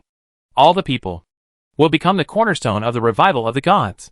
The revival of the Angry Owl Star does not need to rely on the false emperor, does not need to rely on aliens. The wrathful Owl Star will surely be revived, under the will of God. He made a fanatical speech, and these words undoubtedly angered the Space Marines and the Battle Sisters. Especially the word false emperor, which is the most unbearable blasphemy. Shut up, traitor. You will pay for your blasphemy. You and the evil god you believe in will atone for your sins with death. The enraged warriors and nuns began to further attack the wind wall that blocked them. After finding that the grenade launcher was not very effective, some people showed more powerful skills. Grit, Martins, and Reverend Rizzo rushed forward, the holy golden halberd in Grit's hand, as a powerful magic-breaking weapon, was not as effective as before. When the golden blade hit the wind wall, it would emit a violent flash, symbolizing the confrontation of spiritual energy. The wind wall would be cut with a wound, but the wound would be healed by the rapidly flowing wind in the next moment. The finely crafted chainsaw sword in Martin's hand might be more powerful than the holy golden halberd, but it was not as effective as the holy golden halberd when dealing with this kind of defense measure constructed by some kind of psychic energy. The roaring chainsaw sword would be balanced back when it chopped. If Martins was not a master of martial arts and swordsmanship, he might have been injured by the feedback force. However, Rizzo was more reliable than his chapter leader. The priest's staff in his hand, like a war hammer, smashed towards the wind wall. After the gravity generator on the head of the scepter is activated, the scepter's attack will be more fierce than a real war hammer. Every time Rizzo swings the scepter, the wind wall will vibrate over a large area. The full-scale attack of the three masters makes the wind wall's defense less impeccable. In addition, the others are still continuously projecting firepower, and the entire wind wall seems to be turbulent. Seeing this scene, the original high priest restrained his smile. He took out a small magic weapon from his waist and pointed it at the gray-robed strong man serving in front of him. Gale, it's time for you to make a contribution. The envoy of the wind bowed his head humbly and said with piety, "It's my honor." Chui Cao nodded with satisfaction and then activated the magic weapon in his hand. The tip of the magic weapon released a golden lightning, which hit the envoy of the wind. Lifeong screamed, and the golden current began to flow around his body, forming a golden electric grid pattern, which completely covered his body. The patterns of the electric grid became more and more dense, and more grand. Finally, his whole body was twitching, and he turned into a pure golden human-shaped lightning. He stopped shaking, slowly stood up, turned his head. He no longer had a human appearance. His whole body turned into a pure, but unstable energy form. The next moment, he really turned into a flash of lightning, and merged into the wind wall. Among all the people who attacked the wind wall, Grit and Reverend Rizzo were the most threatening. The target of the envoy of the fierce wind was Grit. Reverend Rizzo on the other side, who was wearing a power armor with stronger protection ability, was more difficult to deal with. When Grit slashed at the wind wall again, the lightning man who had merged into the wind wall came to her side in an instant. At the moment she attacked, a golden lightning extended from the wind wall. It was like a spear, stabbing at Grit. The head nun reacted very quickly. She had no time to dodge, but she was able to pull back the holy golden halberd that had not hit the wind wall, and slash back at the golden lightning spear, breaking it with one blow. The arc exploded, and the strong energy shot Grit back. Seeing that the head nun did not rush forward immediately, it was obvious that she was not feeling well. On the contrary, the raging wind envoy who turned into golden lightning seemed to be unaffected and continued to swim in the wind wall. In the distance, he could not threaten the people who were shooting with grenade guns, but the 3 people nearby would be harassed by him as long as they launched an attack. The golden lightning was powerful. If they did not deal with it properly, they would be at risk of injury. On the other hand, they had nothing that could threaten the fierce wind envoy. Direct attacks were effective, but the prerequisite was that they could hit him. That guy moved freely in the wind wall, and if he missed, he would just run away. If he couldn't tear the wind wall apart, he couldn't hurt the fierce wind. A group of space warriors and battle sisters were just stopped by a wind wall, and there was no good way out for a while. And Gu Hang didn't make a move during this process. It's not that he has any bad intentions. In fact, Gu Hang was also very angry after hearing Chui Cao's previous speech. He felt okay about scolding the false emperor, but he said that he would sacrifice all the hundreds of thousands of people in Fuxing City, which really made Gu Hang angry. In order to keep such a small population as seeds for future development, I endured humiliation and went out to farm and accumulate strength. But you want to sacrifice all of them at the first sign of disagreement. Right? You keep saying that you want to revive the angry Owl Star, but all the people have been sacrificed and sent to see your angry Owl God. What do you want to revive the angry Owl Star with? Just rely on your crazy evil god? The Empire is not a good thing. Are you a bunch of cultists? However, even though he was furious, Gu Hang was still able to remain calm. He didn't do it because it was meaningless. The holy golden halberd of the head sister, the gravity scepter of the priest, either of them is more powerful than the power of Gu Hang's full use of psychic energy. Even if Gu Hang joined in, it would only be equivalent to adding a grenade gun to his side, which would not be that helpful. On the contrary, as a psychic, Gu Hang should think and find a way to break the impasse. This is not like when he encountered the seal at the door just now. At that time, his own strength was completely overwhelming, so he would not care whether his design was ingenious or not. If he could not break it with one cut, he would use 2 cuts. At present, he could only think of clever ways. He did not expect a way to break the wind wall. But Gu Hang did gain some other gains from his observation. These gains made him feel terrified, but also gave him hope. Chapter 107, Ritual Completed. Gu Hang knew that this original High Priest did not put all his energy on dealing with the Space Marines and the Battle Sisters. This certainly did not mean that he looked down on his opponent. Although Trikeo was strong enough, he was not strong enough to have such capital. In fact, that guy probably had more important things to do. That thing was even more important than this battle, than his life. He seemed to be performing some kind of ritual. In Gu Hang's field of vision, he could faintly see spiritual threads extending from Chui Cao's body.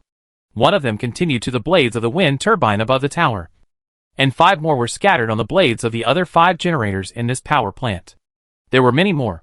scattered in groups, extending to the horizon. Although Gu Heng could not see the end, he could guess that these spiritual connections probably also extended to the other 7 power plants. After discovering this, Gu Heng had a thought, and through the power of psychic energy, he sent an order to Prabhav, who was stationed outside. Destroy all wind turbines, including the one we are in. Execute immediately. Notify Yin Fanshu to send additional troops to the other 7 wind farms. Eliminate everyone there, and destroy the farms. After sending this message, Gu Heng saw that Chui Cao was staring at him. Obviously, although the psychic communication he sent out was not intercepted, the old man might have heard it. Gu Heng opposed him with a smile, which was quite provocative. Of course, at this time, Gu Heng had already raised his guard. As long as this crazy old man was ready to attack him, he would react immediately, try to control it through telekinesis, quickly move his body, and resist the attack. This pressure is quite big. This old man is a psychic who is much stronger than him.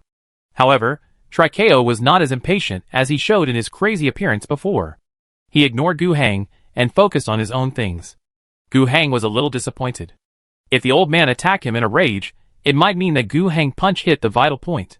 But if not, aren't those power plants the key? Who cares? The wind farm itself is not of much value to Fuxing City, so let's blow it up first. Prabhav resolutely carried out Gu Heng's order. He selected the blasters, and began to install explosives on the windmills outside. Gu Heng also saw this scene. Since that was the case, he was relieved. Then, Gu Heng began to study the wind wall in front of everyone.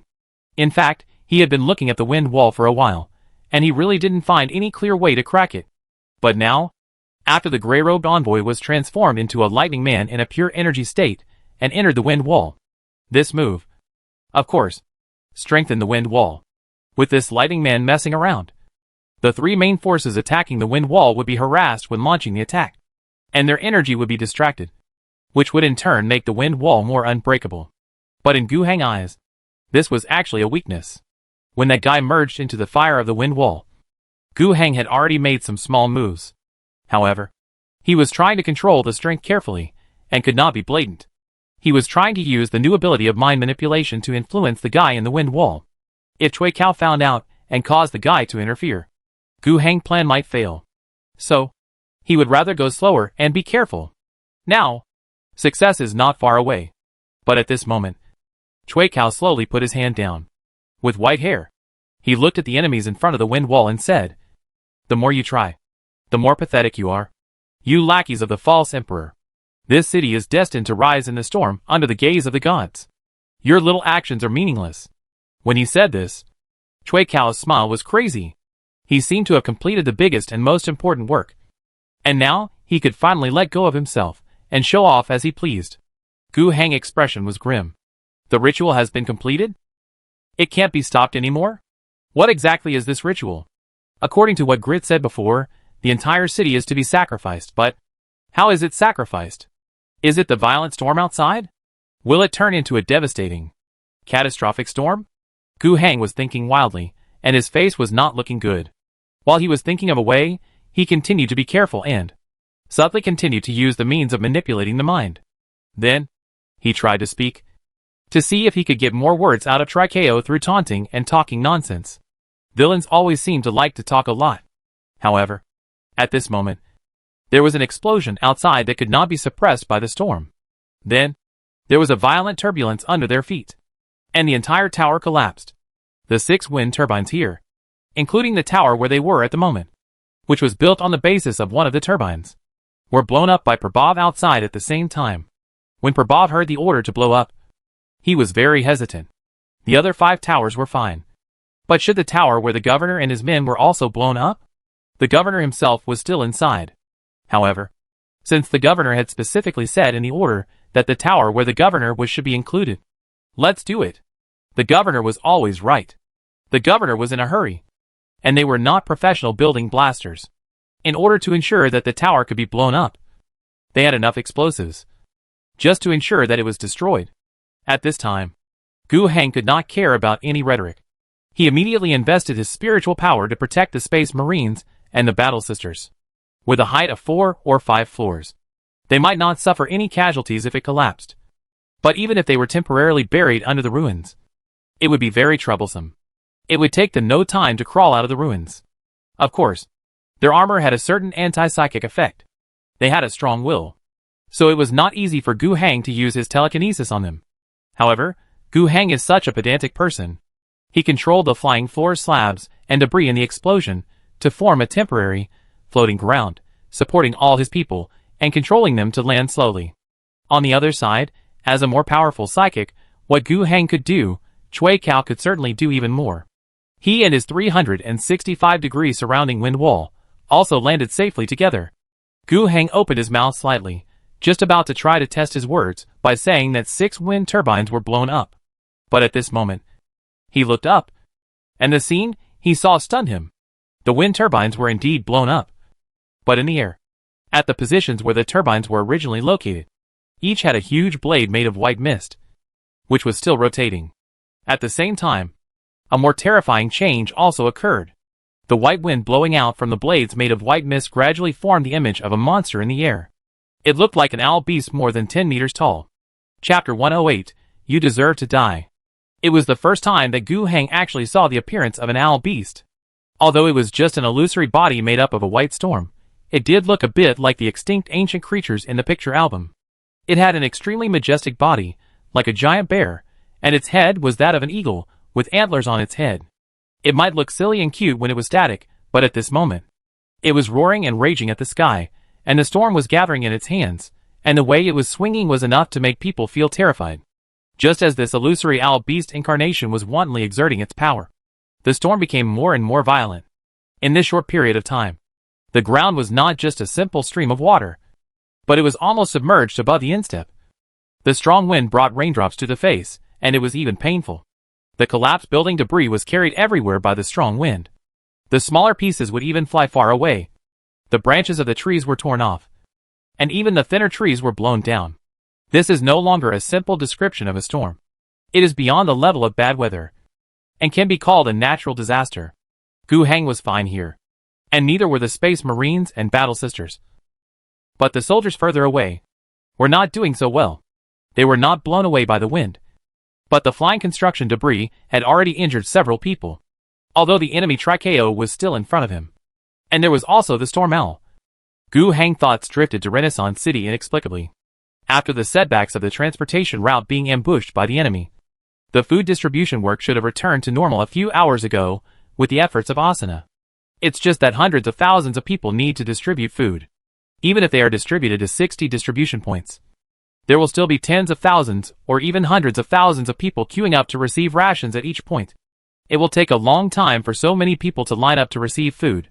So far, the food distribution work over there today has only lasted for half of the time at most. But now, the storm has come. What is the situation over there? Gu Hang is indeed worried about this. However, he is too busy now. As for the situation over there, he could do nothing about it no matter how worried he was. Moreover, the root of the matter was still here. Gu Hang forced himself to focus on the present. His manipulation of the mind of the divine messenger, who turned into golden light, was about to produce results. But before that, Trikeo's attack had arrived first. My greatest mission has been accomplished. Now let me teach you, the pseudo-emperor lackeys, a lesson. After saying that, he stretched out his hand, and a bolt of lightning shot out from his hand, and hit the Space Marines. This lightning struck a combat nun. Her body twitched violently, and she fell to the ground, without any movement. Looking closely, her breastplate was pierced by lightning. Although he did not check closely, in Gu Hang vision, he could clearly feel that the nun's vital signs had disappeared. Gu Hang's face was extremely ugly. One strike, killing a combat nun who was an expert in anti-heresy. The strength of this high priest was a bit outrageous. Sisters died in battle. Grit was furious.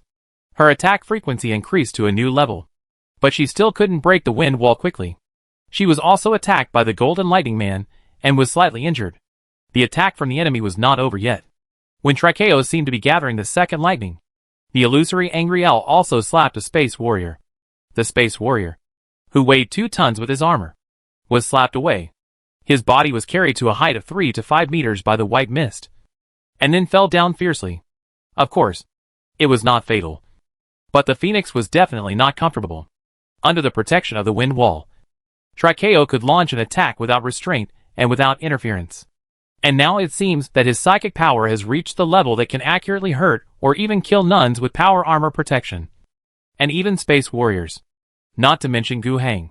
The lightning just now could kill a nun with divine grace and power armor in seconds. But if it hit him with spiritual protection, it might only save his life at most. It is not a problem to drain the spiritual power in an instant. Whether he can survive depends on fate. The reason why he was not hit immediately was probably because Chui Cao did not think that his spiritual strength could pose any threat to him.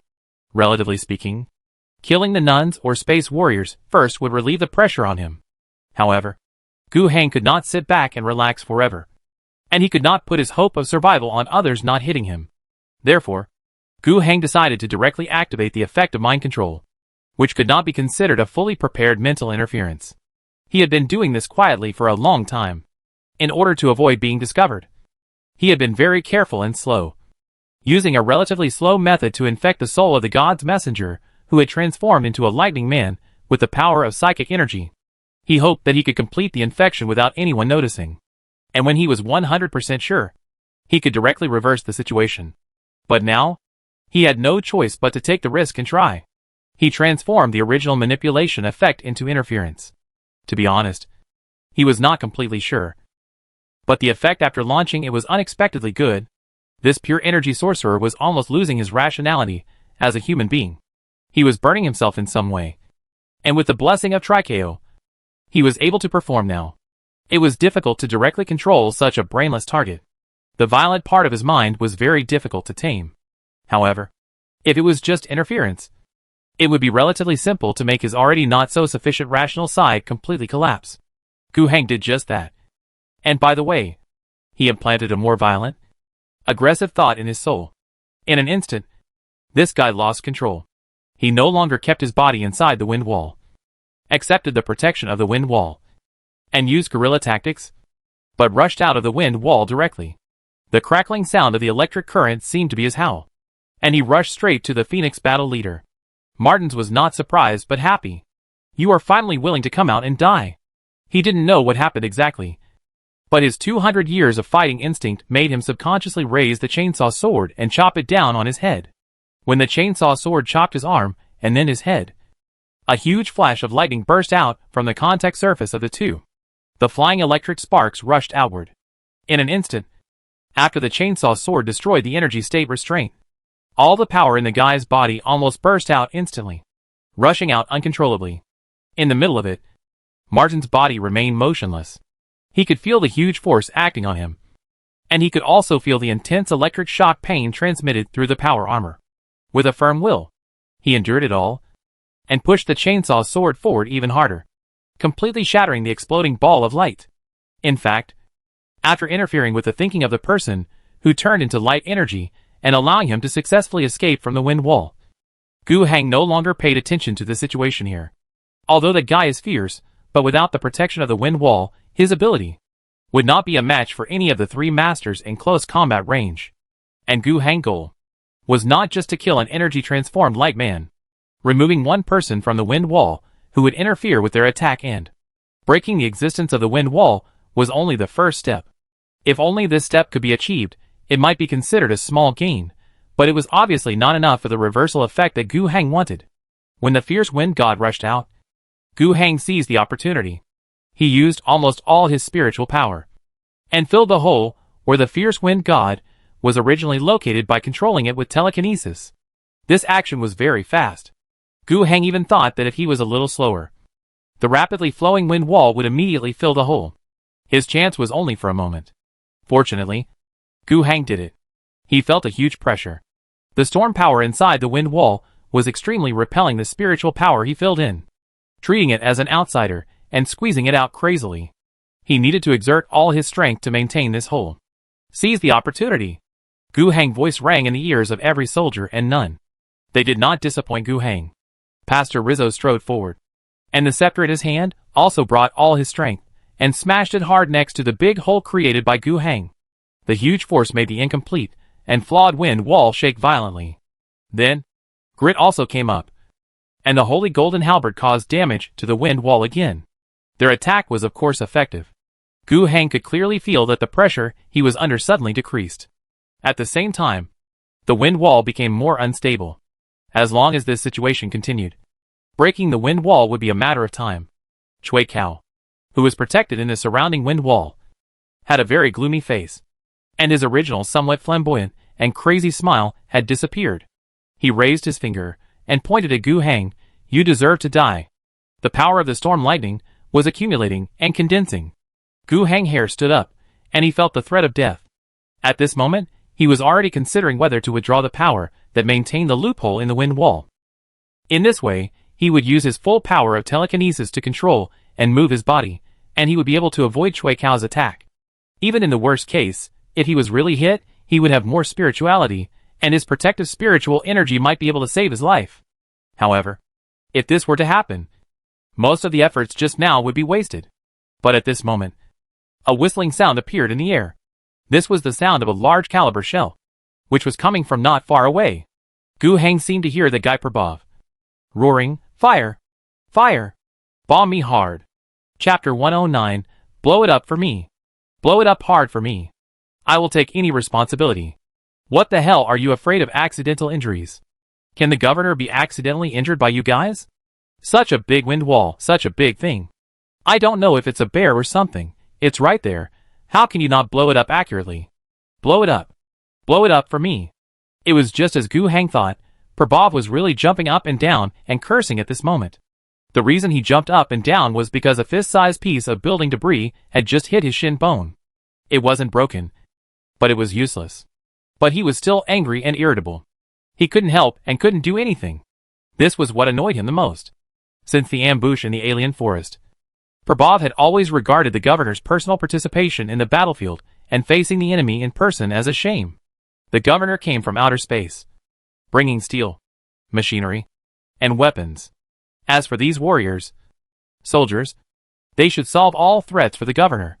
Instead of letting the governor be both a father and a mother, it would be fine if he had to manage development and war. If the governor had to go to the battlefield to kill the enemy, what would we do? At this moment, he had to do something. He was angry, fierce, and perhaps even a little reckless. But he had the cunning and cleverness of the Wastelanders. Even if he made a reckless decision, when he really did it, he would not just ignore everything. Prabhav had no idea about psychic powers, sorcery, or sacrificial rituals. But he had one thought. There was nothing in this world that could not be killed. If there was, it must be because the caliber was not enough. Before, my battalion only had 60mm mortars. But now we have 155mm howitzers. No matter if it is useful or not. Let's just fire a round up first. This was the source of the whistling sound of the shells that Gu Hang heard. Prabhav had only 5 heavy artillery pieces in his hand, and the rest were made up of mortars. But it did produce miraculous effects. The Space Marines bolters, said to have special diamond bullets, secondary acceleration, and proximity explosion function, are extremely powerful.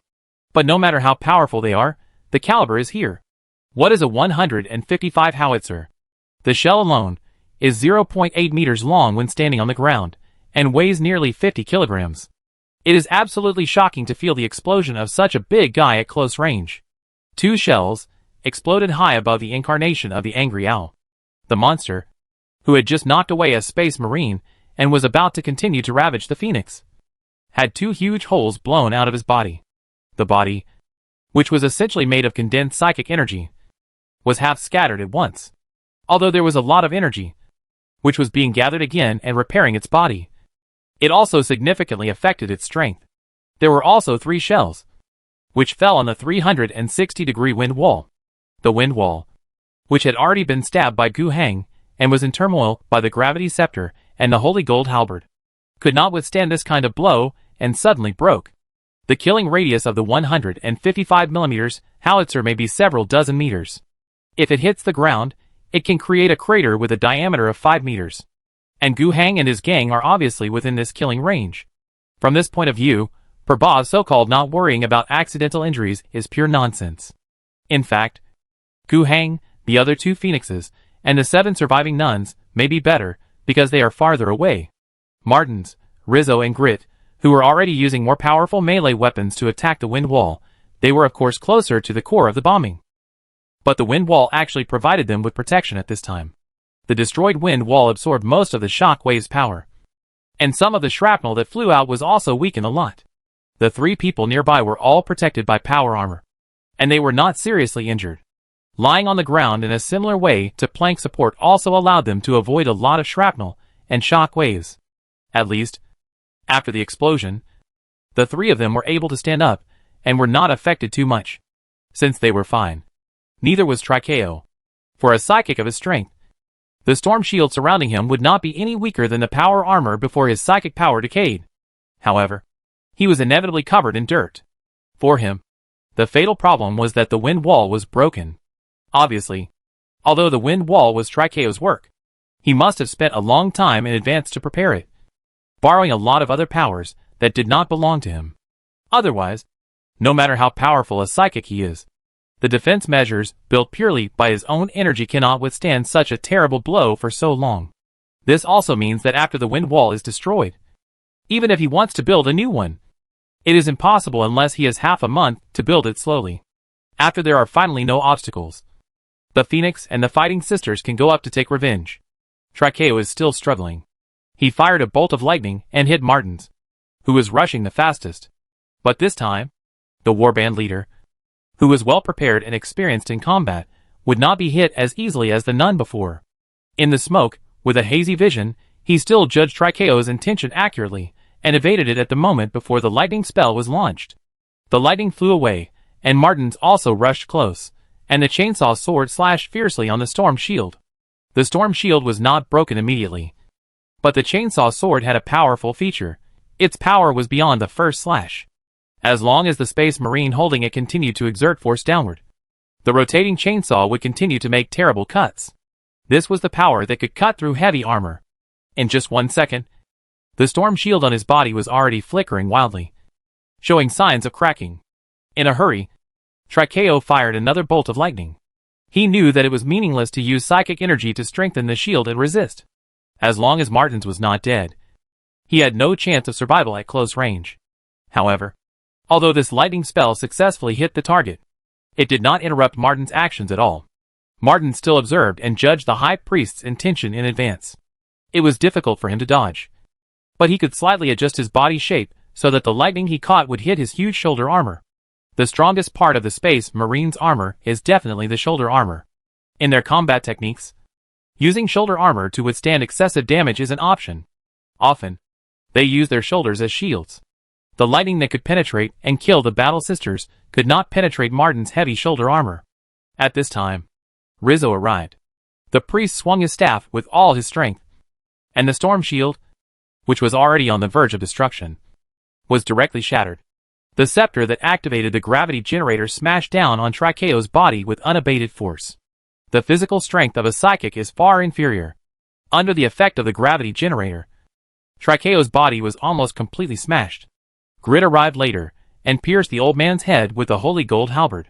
With her many years of experience in fighting such enemies, destroying the body does not always kill the psychic. For some guys, the brain is the core. Even worse, they can transcend their bodies and survive in a certain energy state, just like the lightning man before. As the holy golden halberd pierced through the head, a ball of holy fire also burned at the same time, completely burning Trikeo's sinful face. Grit sniffed with a twitching nose. And this psychic, who could already be called a powerful one, was indeed dead. However, the matter was not resolved. Gu Hang first sent a message to Prabhav in the back.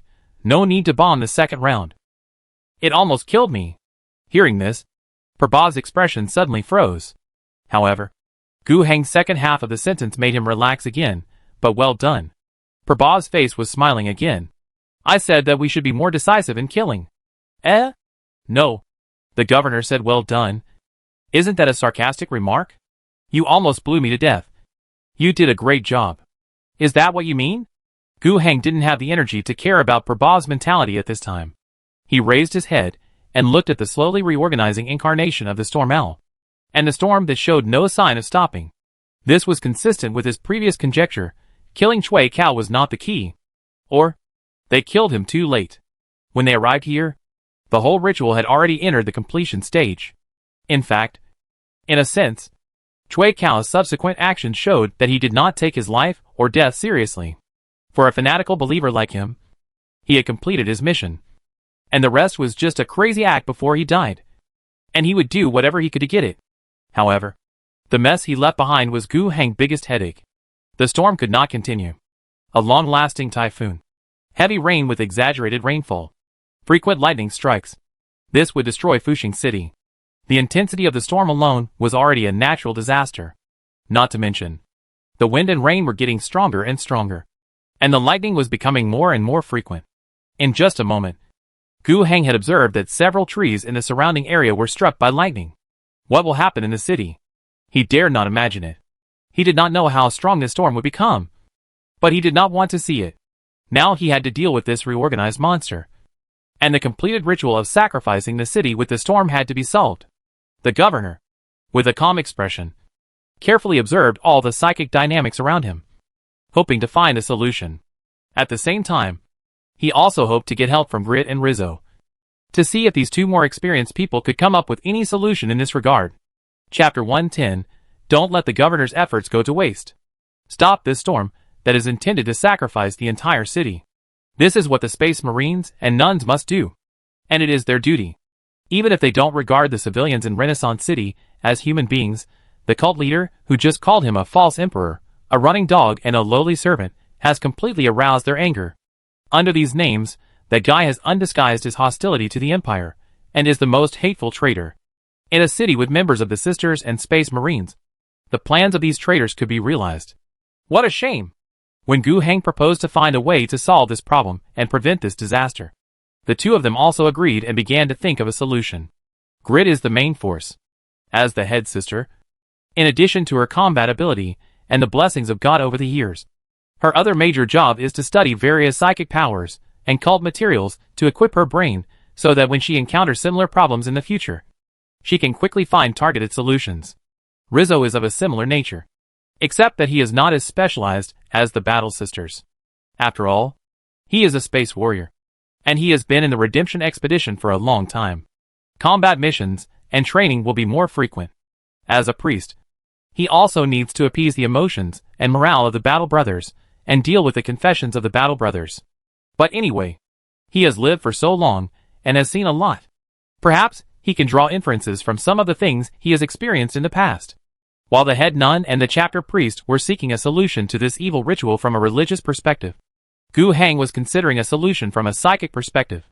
At the moment, the huge storm owl incarnation was about to be reassembled. But it looked intimidating. But it was not a big problem. It was a bit too extravagant to use a 155 howitzer to fire again. This shell was also very expensive. And the key stock was not much. But much cheaper mortars could be used. Prabhav has sent out many mortar groups to surround the huge monster incarnation. As long as it has the momentum to reassemble its body, a few shells will directly blow it down. And the body that has just reassembled will be blown up again. And then enter the reassembly stage again. It is also quite miserable. However, it looks miserable. But if it really stands up, it is quite fierce. A slap from it, even a space marine will be blown away. And it will be injured through the power armor. When facing ordinary people, it is likely that a single blow would wipe out an infantry squad. Although 2 howitzers killed it, it would have had a high survivability under bombardment if there were no Phoenix and Holy Lily in front to attract hatred. It would also be difficult to deal with it if it relied solely on ordinary troops. It might be necessary to send a suicide squad to attract the attention of the Storm Owl incarnation. However, the suicide squad would certainly suffer heavy casualties under the attack of the Storm Owl incarnation. And when the heavy artillery arrived, the ordinary soldiers who were closer would probably be finished. Not to mention organizing a death squad to die, it is a difficult task in itself. Even if it succeeds, it is difficult for the soldiers to hold on. With almost no ability to resist, the incarnation of the Storm Owl will easily rush through the army, and its movements cannot be restricted. The hit rate of the artillery is worrying. If it misses, then a new death squad will have to be sent out. Are there enough people to die? This death squad cannot be relied on by the company that has just been developed from the prisoners. It is useless to force it. It can't do this job.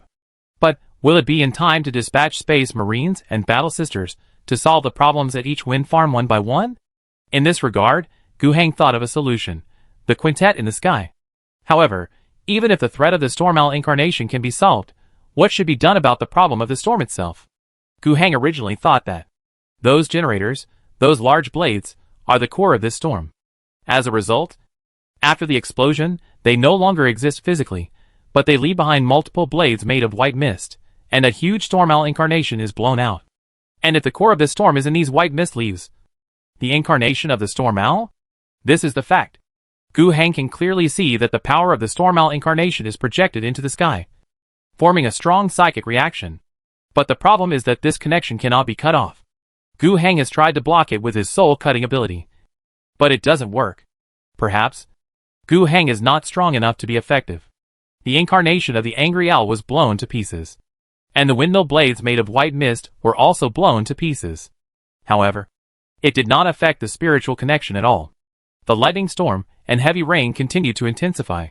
The floods caused by the heavy rain, the wind disasters of the hurricane itself, and the more frequent lightning strikes.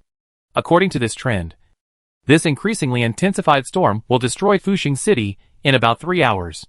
Standing in the wind and rain, Gu Heng thought about all this, while he was using his psychic vision to observe the storm owl incarnation that was constantly being blown up and replenished in small quantities. He was thinking about the many countermeasures that would follow. He spoke and issued one command after another. Tell Asina, in addition to distributing food, to do her best to evacuate people. In the worst case scenario, she has 2 hours and must evacuate Renaissance City at that time. During this time, I need her to do her best to evacuate as many people as possible from the city. Tell Lambert, I want him to mobilize all the forces he can in Renaissance City to cooperate with Asina's evacuation. Tell Yin Fangxiu, he needs to mobilize the entire former Alliance army to fully cooperate with Asina, and the troops must withdraw from Renaissance City in 2 hours. Tell Yin Fangxiu the second point, to command the team sent to various wind farms, and to give the specific coordinates of the 7 wind farms in 10 minutes, and inform me. After the orbital bombing, all troops must quickly approach the bombing site, and destroy everything that is still alive there. If something can be continuously reorganized and resurrected, then continue to destroy it. This mission requires 2.5 hours to be carried out. If there is no new order at the end of the time, the troops must evacuate immediately. Please connect me to the quintet, and convey my request to Brigadier General Ulysses. Please prepare for orbital strike immediately. We will provide the strike coordinates in 10 minutes. We must use low firepower and the highest accuracy to carry out 3 rounds of repeated precision orbital bombing at the coordinate location. Emphasize, don't use large caliber naval guns. I don't want to destroy Fuxing City. When Prabhav heard these orders from the governor, he shuddered. When he was soaked by the heavy rain before, he didn't feel cold, but now he felt the strong wind and heavy rain were very biting. He hurriedly followed the governor's request and sent the orders one by one to the corresponding people through the signalman of the battalion headquarters. It was a bit troublesome to connect to the quintet, but fortunately, this operation was equipped with a device specially used for orbital communication.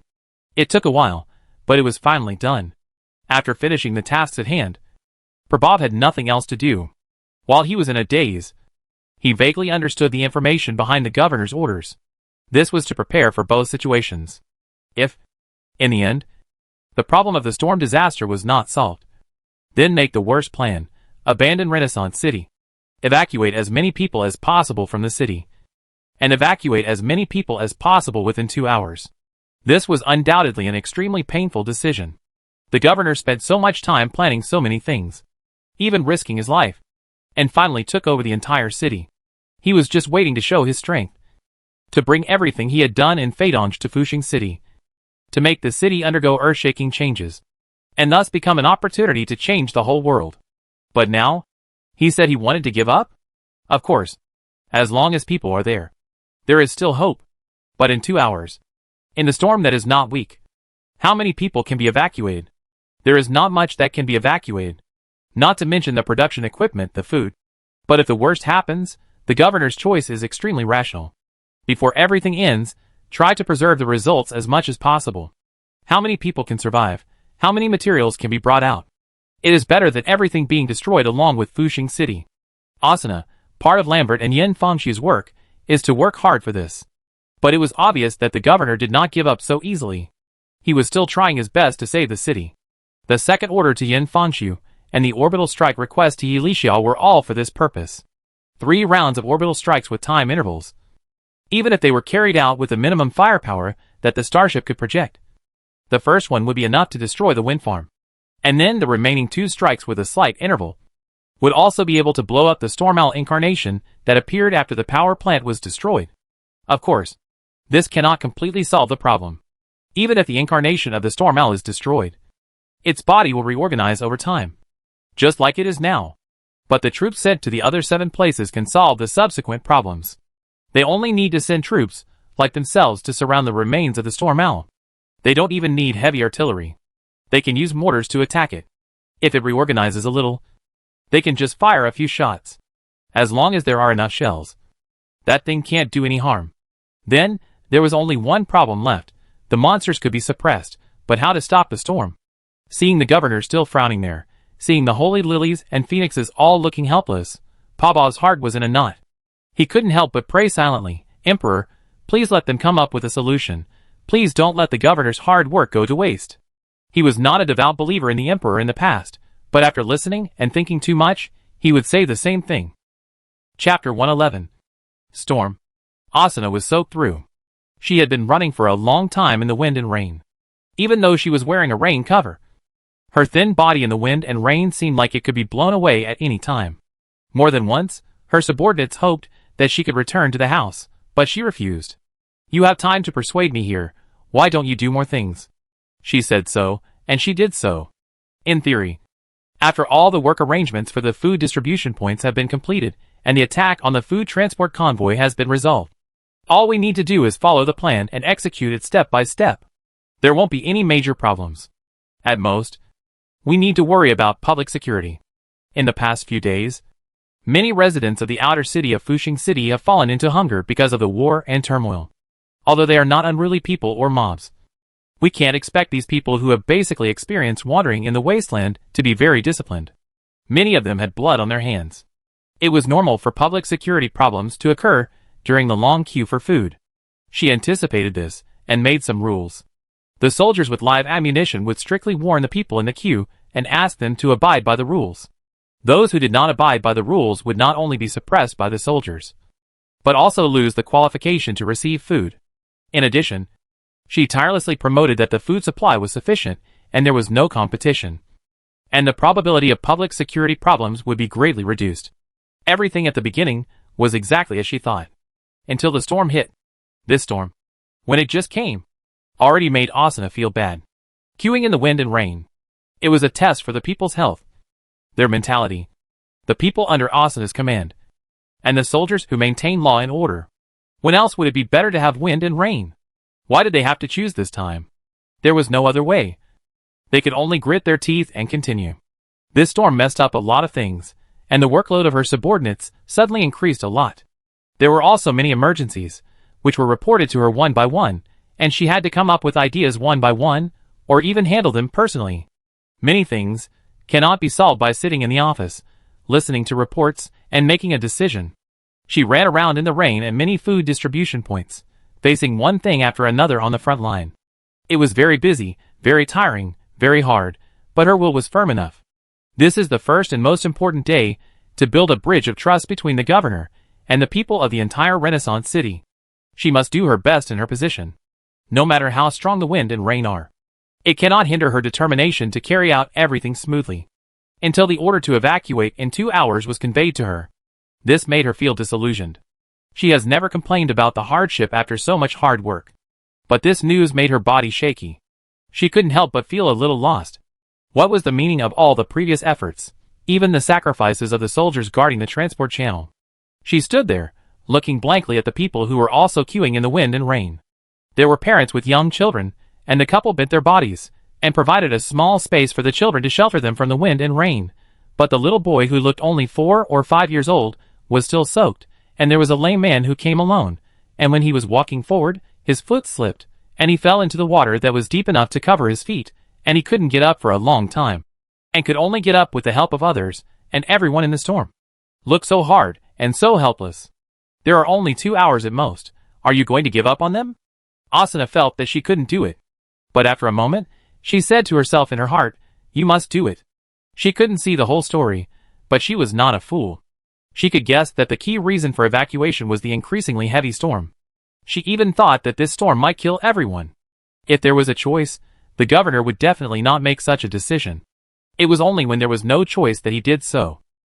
Then what she had to do was to keep as many people alive as possible.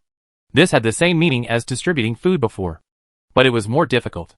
No matter what specific things to do, or the determination to make. She wiped the rain off her face. But it was useless. More cold rain hit her face. She waved, asked her subordinates to come over. And against the sound of strong wind and heavy rain, she said loudly in his ear, "Notify all food distribution points. Request a team to be set aside at each point. Arrange all those who have received food to gather outside the city. Tell them that this storm is a conspiracy of the cult. Leaving the city is for their safety. Use all the loudspeakers that can be used. Select volunteers from those who have received food, and notify everyone they know as soon as possible. Leave the city. Leave some reliable refugees to help us maintain law and order. Go and mobilize a team of soldiers right now, set up a temporary camp outside the city, and go to a place without wind and rain. Drive all the cars that can be driven. And bring the food from the distribution center." Then, she connected to Lambert's signal and asked him to transport as much food as possible from the inner city to the temporary camp. After doing this, she heard a rumbling sound. At first, she thought it was thunder. But then the ground began to shake, which did not sound like thunder. When she came out to look, there was an orange-red light in the 7 directions around the city, passing through the sky and hitting the ground. Then, a similar muffled thunder sound was heard again. After a while, 7 more orange-red lights fell from the sky. Is this an orbital bombardment? What is the problem? Is it necessary to use orbital bombardment? Asuna shuddered. Although it was only at the 7 edge locations of the city, which were more than 10 or 20 kilometers away from the city center, with such terrible power. If there were people and houses around, I am afraid. She shook her head and said that she should not think too much about those things. The things in front of us are more important. The food distribution point here is already in chaos. The order to evacuate has been issued. Asuna clearly knows that the power she controls now cannot guarantee the order of evacuation in such a storm. She also wants to organize the poor in groups, and let each evacuation team have at least 1 squad of soldiers to maintain order, and guide them to leave for the evacuation point outside the city. But that was not possible at all. Give her time, give her a stable environment, she might be able to do it. But now, it was too difficult to arrange as many people as possible to leave the city in a stormy environment in 2 hours. The wind was so loud, the rain was so loud, and there was thunder. Even if she shouted with all her strength, her voice could not be heard far. Since the goal was to evacuate as many people as possible, she would rather abandon some order, and there would be a lot of chaos in the middle. She would spread the news as far and wide as possible. Let the people find a way out by themselves. These locals may be faster than organizing people by themselves. And her higher priority work is to ensure the smooth flow of evacuation channels as much as possible during this process, so that a large number of people are not blocked on the way out of the city, which will result in no one being able to get out in the end. It is also necessary to establish a good contact point outside the city to ensure the supply of materials, so that a large number of people do not die in the storm after leaving the city, but starve to death in the wilderness. There are things to do one after another, and I am afraid that I have not thought of something, and have missed something. Everything is very important, but it is very difficult under the environment and conditions. Time is very urgent. In 2 hours, how much can I do if I try my best? But the same thing, I can only try my best. Chapter 112, Hollow. Wind Farm. Gu Hang and his group are still here. After many orders were issued, Gu Hang put all his thoughts on the current problem. Giving up Fuxing City, giving up the results that have been hard to achieve for a long time, that is the last resort. Although he has made this decision, and has asked his subordinates to start executing it, until the last moment, he is still working hard to save the city. And he is not standing here stupidly, there is only determination but no method. In fact, with his spiritual vision fully activated, Gu Hang collected as much information as possible about the flow of spiritual energy, and analyzed it in his mind. Gradually, Gu Hang observed the situation. He had an idea. After 2 mortars broke the body of the Storm Owl incarnation, which had just been reassembled back to pieces, Gu Hang gave an order. Speed up. Blow it up as soon as there is a little sign. It was difficult to convey the order in the wind and rain. But this obstacle was nothing to Gu Heng. His voice, through the power of psychic energy, accurately and clearly rang in the ears of every mortar crew soldier. The soldiers in the rain carried out the governor's order. They didn't do this before. Considering the stock of shells, no one knows how long they can last if they continue like this, as each shell fired will reduce the number of shells. Anyway, it will take a certain amount of time for the monster to reorganize its body. As long as it reorganizes to a certain extent and then bombards it, the effect will be similar, and it can prevent it from taking shape, and the consumption of shells can be much less. But now that the governor has given the order, let's follow it. And Gu Heng also observed the flow of spiritual power when the angry owl incarnation was reorganized for the first time after being completely blown apart more frequently and more times during this process. Finally, during this process, he determined an idea. Stop. He gave the order again. The soldier stopped again as he was told. Gu Heng walked forward, his eyes shining, observed carefully, and according to the information analyzed before, he stood in one place. This is a bomb crater. In fact, the area where the angry owl incarnation can revive is only that big. After being bombed many times by heavy artillery and mortars, it is a bit difficult to find a good place. Gu Heng waved his hand, and his spiritual power slightly penetrated forward. Under his intention, the spiritual energy that came out was slightly blue, and dyed a small area in front of him. After a while, when Gu Heng stopped investing energy, his blue spiritual energy was quickly washed away by the wind and rain, but there was only an oval spiritual energy core with a diameter of about 20 centimeters, which was floating in the air. This thing was not made by Gu Heng. The blue spiritual energy he just released actually has no function, it is just to dye it and show it. Grit, Rizzo and Martins also discovered the situation here, and they all came over. Without them asking, Gu Heng took the initiative to say, in previous observations, I found that every time the incarnation of the angry owl was reconstructed, it started from the most original point. This point, in all previous bombings, has never been affected. I think this thing may not have the properties of physical existence, and it cannot be hit by shells. At this point, he stretched out his hand again. His psychic power, in the form of telekinesis, tried to influence this empty elliptical sphere that could only be marked by psychic dying. But it did not move at all. Telekinesis control is ineffective, which probably proves my statement. Then, he tried to influence it by mind manipulation and soul cutting. Mind manipulation is ineffective. It should not be a living being, or it does not have the ability to think. Soul cutting is effective, but not obvious. I can't cut off the influence of the core left after the ritual is completed on the surroundings. This thing is not so much a ball as a hole in the real world. As Grid listened, she walked forward.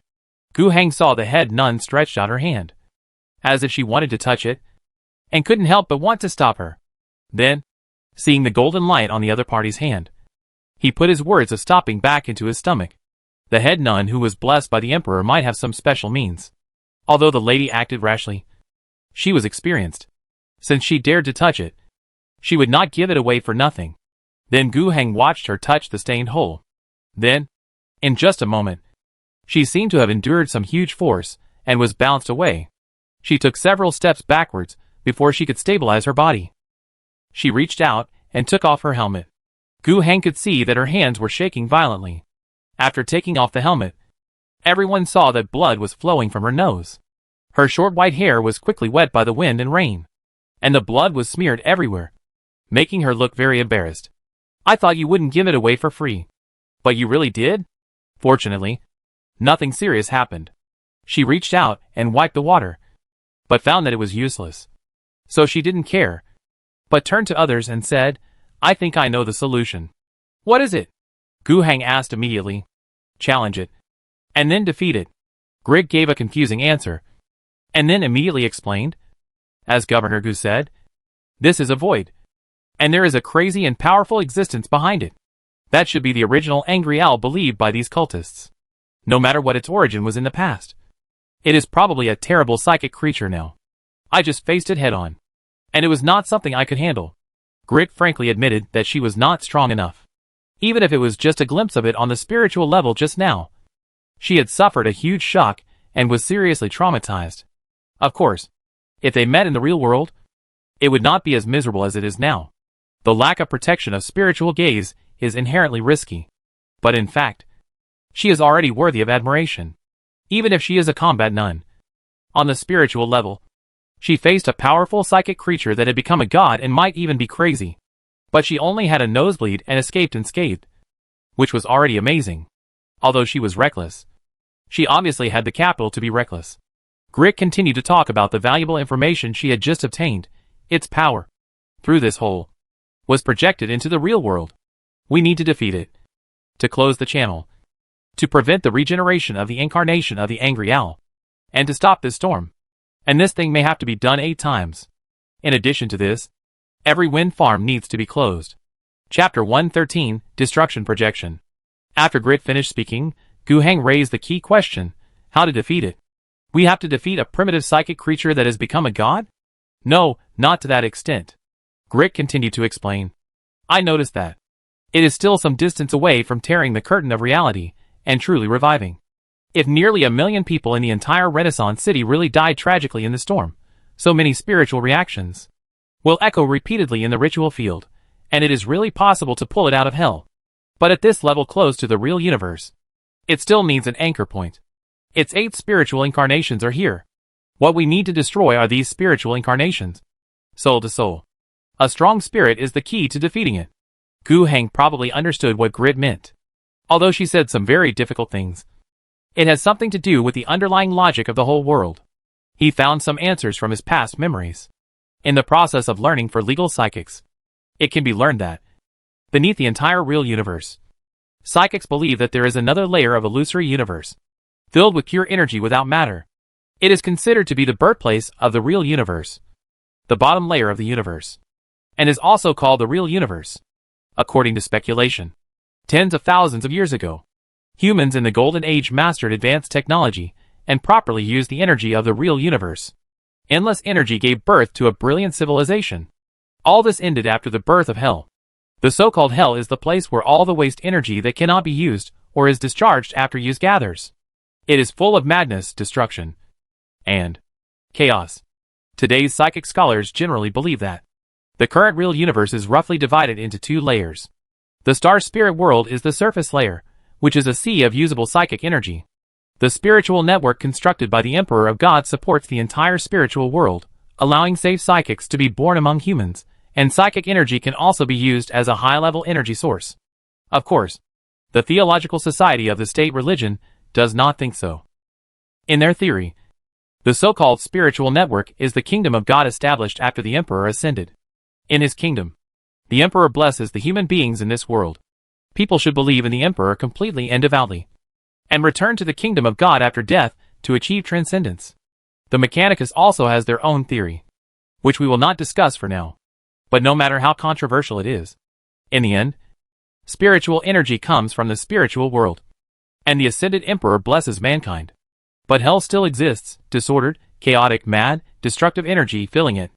According to Grit, the original Raging Owl was identified as some kind of powerful psychic creature, and it fell into hell for unknown reasons.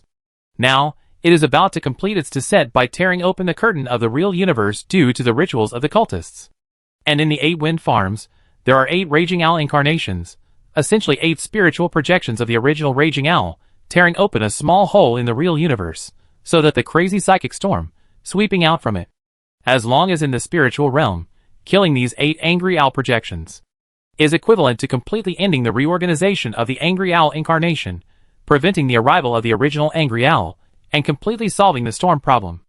How to kill these angry owl projections? Just touch the void. Grig gave a very specific solution, and further explained, I just wanted to see the source, so, if I just challenged the projection, it wouldn't be like this. Oh, it turns out you still went for it. Then have you solved the projection incarnation here? No. Grig was a little embarrassed. After I was injured, I no longer have enough mental strength to destroy the projection. Oh, I don't have the energy to do the real work after rushing. Isn't it just like giving it away for nothing? Gu Heng took a deep breath and decided, I do it. Reverend Rizzo stepped forward. Is it enough to just touch it? Yes. Grit replied. As long as you don't go too deep, just destroy the monster. Okay. Pastor Rizzo stretched out his hand and touched the hole. After a moment, he took his hand down, looking a little depressed and weak. But his voice was relaxed. I have fulfilled my mission. As he finished speaking, Gu Heng could clearly see that the hole began to shrink at a speed visible to the naked eye, and soon disappeared. Gu Heng was overjoyed. The dawn was just around the corner. Let's go to the other 7 wind farms now. We have less than 3 hours, and everything is still in time. Looking at the excited governor, the priest sighed and poured cold water on him. Your Excellency the Governor, Rizzo said. I'm afraid things are not as simple as we thought. What do you mean? Projecting the soul to the spiritual level to fight is much more difficult than imagined. Defeating the monster did not cause much loss to me, but shuttling back and forth would overwhelm one's spirit. In a short time, I can't do it again. Otherwise, just projecting the soul is enough to make me unconscious. I need at least 2 days of rest to recover. Everyone has 2 days CD to enter the spiritual copy? Gu Heng looked at Grit. I am in a similar situation. Rizzo continued to add, to be able to withstand the pressure of soul projection, it requires an extremely strong spirit. Even the Sisters of the Holy Lily of Mercy, it will be very dangerous. Among those present, only we Phoenixes are capable of bearing it. As soon as these words came out, the nuns of the Holy Lily of Mercy were dissatisfied. Several people stood up and said, we can do it. The will of the Holy Lily of Mercy is no weaker than that of the Space Marines. Leave it to us. They were excited and felt humiliated. But Rizzo had no intention of provoking her at all. Even Grit next to her fell silent at this time. Gu Heng saw all this and recognized that what Rizzo said was true. The head sister is a reckless person. If she is sure, she will not keep silent. Obviously, it is precisely because she also believes that ordinary combat sisters are in great danger of death in doing this that she kept silent. In the previous battle, she had already lost a combat sister. Gu Heng could not help but look at Martins and put forward his request directly. Captain, I need your help. Martins did not shirk. Fight for the Emperor. Eliminate the corrupted psychic creatures. And save the Imperial world. Phoenix has no choice but to do it. The Phoenix is still very reliable. I was thinking of a plan to replace the cage with the bird at first, which was simply inhumane. But there are only 7 Phoenix people. This is also a problem. Rizzo has already been used up here. There are only 6 Phoenix left, but there are 7 wind farms to deal with. Grid looked a little ashamed. If she still had some fighting power left, she could deal with one, and there would be no such problem. Or, she dared to sacrifice herself. If one nun couldn't deal with it, there were 10 of them, taking turns, and they would always be able to fight off the power of a projection. But if she really had to make this decision, she would be a little hesitant. However, Gu Heng did not make it difficult for her. I will deal with one myself. That's too dangerous, Pastor Rizzo persuaded. Gu Heng waved his hand, and his mind was made up. Besides, he felt that, as a psychic, he might be stronger than the Phoenix warriors in the pure spiritual realm. Afterwards, the personnel were divided into many teams and began to rush to the other 7 wind farms. In addition to Rizzo, the 3 Phoenixes present rushed to 3 places, and the nuns also followed in teams. As a backup, the other 3 Phoenixes in the city, led by the bald Schneider, also received orders and went to the other 3 places. Their actions were not accompanied by ordinary troops. Prabhav and his team were ordered by Gu Heng to go to the city to help and obey the deployment of Yen Fangxiu and Osina. The remaining space warriors and nuns can move forward at full speed. With the help of the power armor, they strode in the wind and rain. Not much slower than the car. Gu Heng was heading to the farthest of the 7 power plants. He was assigned this way because he could fly and was the fastest. He was not sure if it was bad luck or he was targeted. But he was struck by lightning twice while flying. But nothing happened. Before the lightning struck, he had already sensed the abnormal gathering of spiritual energy through his spiritual vision, and dodged in advance. After he arrived at the destination, the soldiers stationed there were bombing the incarnations of the angry owl in the huge crater left by the orbital bombing. Gu Heng's previous strategy was effective. The many troops that came here according to Yen Fangxiu's order encountered resistance from the cultists. The number of cultists was not particularly high, and the soldiers should be able to defeat the enemy as long as they spend some time. The next step is to blast the wind farm, which is not a big problem. But in the process of fighting, they received new orders, so they left the battle. The cultists did not chase them out. Their mission was to protect the wind farm. Even if they could not defend it, they had to delay it as much as possible. Even if the enemy retreat seemed strange, they were more happy than confused. Then, they were happy and welcomed the orbital bombardment. The bombing method on the quintet followed the governor's order and carried out 7 times 3 minimum equivalent bombings. They did not use those huge main macro cannons and light spear arrays, but only used secondary cannons. But the effect of the bombing on the ground is still terrifying. The direct damage range of the bombing exceeded half a kilometer, and the shockwave still had lethality 1 kilometer away. Even if the army withdrew to a theoretically safe position almost 2 kilometers away from the target location, it could still feel the intense shock. Some houses on the edge of the city were bombed and collapsed. Fortunately, most people now went to various food distribution points to line up to receive food, so there shouldn't be much casualties. When they saw the 3 bombings ended, and were rushing back with the residual heat being washed away by the rain, the wind farm was gone. The angry owl incarnation that should have appeared was trying to reorganize. Needless to say, the bombardment began. The angry owl incarnation that had just reorganized was blown up again. In this way, the strategy of bombing as much as it reorganized was maintained. And the angry owl incarnation here became very miserable. Until Gu Hang arrived. He praised the troops on the scene, and then obtained the latest situation through the signal soldiers and their team. Good news has come from the other 2 places closest to the wind farm, where Trikeo was killed. 2 space marines, including Captain Martins, have completed the elimination of the projections of the original angry owls in the 2 places. This is a good start, which means that the plan is going smoothly. Gu Hang no longer hesitated, stepped forward, and reached out to touch the hole. Suddenly, he felt a palpitation, and a large area of fog appeared in front of him. The fog came and went quickly, and disappeared in a few breaths. In front of him, there appeared a deep road that sloped downwards, with no end in sight, and with endless colorful mist rolling. Gu Hang could feel a strong sense of temptation, as if calling him to go on. At the same time, there was also a strong sense of fear, telling him that he would face great terror if he went on. These 2 contradictory feelings intertwined in his heart, and even made him lose consciousness for a moment. A roar woke him up from the stunned and contradictory feeling. Turning around, Gu Hang saw an illusory, 2-person high incarnation of an angry owl, showing off its might. "You are it, right?" Gu Hang said nothing and used a soul-cutting technique to attack. After the soul projection came to this illusory spiritual realm, his psychic power could of course be used. In fact, because it was closer to the spiritual world, and even closer to hell, his spirituality became more sensitive, and the psychic spells he could release became stronger. The monster lost one of its legs, and it stopped being so arrogant all of a sudden. Strong will. Perhaps the battle sisters and space warriors do need this when they enter the spiritual realm to fight. They have to fight fiercely with the terrible incarnation of the angry owl here. So the strength of their will determines the strength of their body. But psychics like Gu Hang don't need it. He came here to fight with his spiritual attributes. All his psychic spells can work normally, and they are even stronger.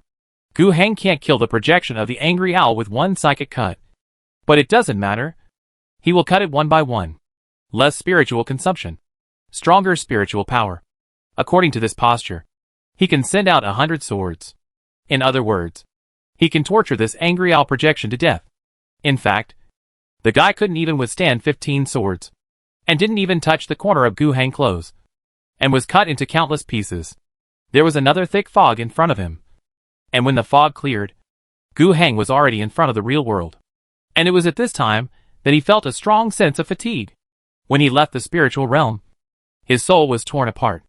It was not considered an injury, but if he entered that place again in a short period of time, he might be seriously injured when he left. He understood that this should be what Grit said: the price of projecting the soul into the pure spiritual realm. Fortunately, this price was paid when he came out. If he paid it when he entered, he would have to fight against a projection of an angry owl with a weak debuff, which would make it much more difficult. Chapter 114, Termination Ceremony. Dizzy, Gu Hang refused the help of the soldiers who came forward, and walked towards the group of signal men.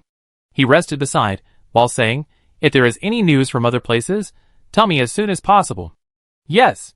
After saying that, Gu Hang closed his eyes, and sat in the rain to rest. It's not that he was reluctant to even put up a canopy for the governor, but mainly in the current environment, the canopy really couldn't be put up, and it would be blown away. Fortunately, Gu Hang didn't care about these. In the following 10 or 20 minutes, news from various places came one by one. The angry owl projections of 3 wind farms were solved one after another, including the previous 4. There are 7 in total. Gu Hang's face with his eyes closed had a smile on it. It seems that there is no big problem.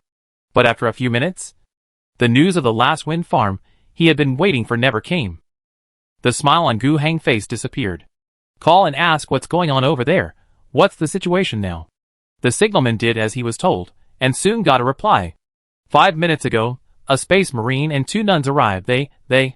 At this point, the signalman hesitated a little, and Gu Hang already had a bad feeling.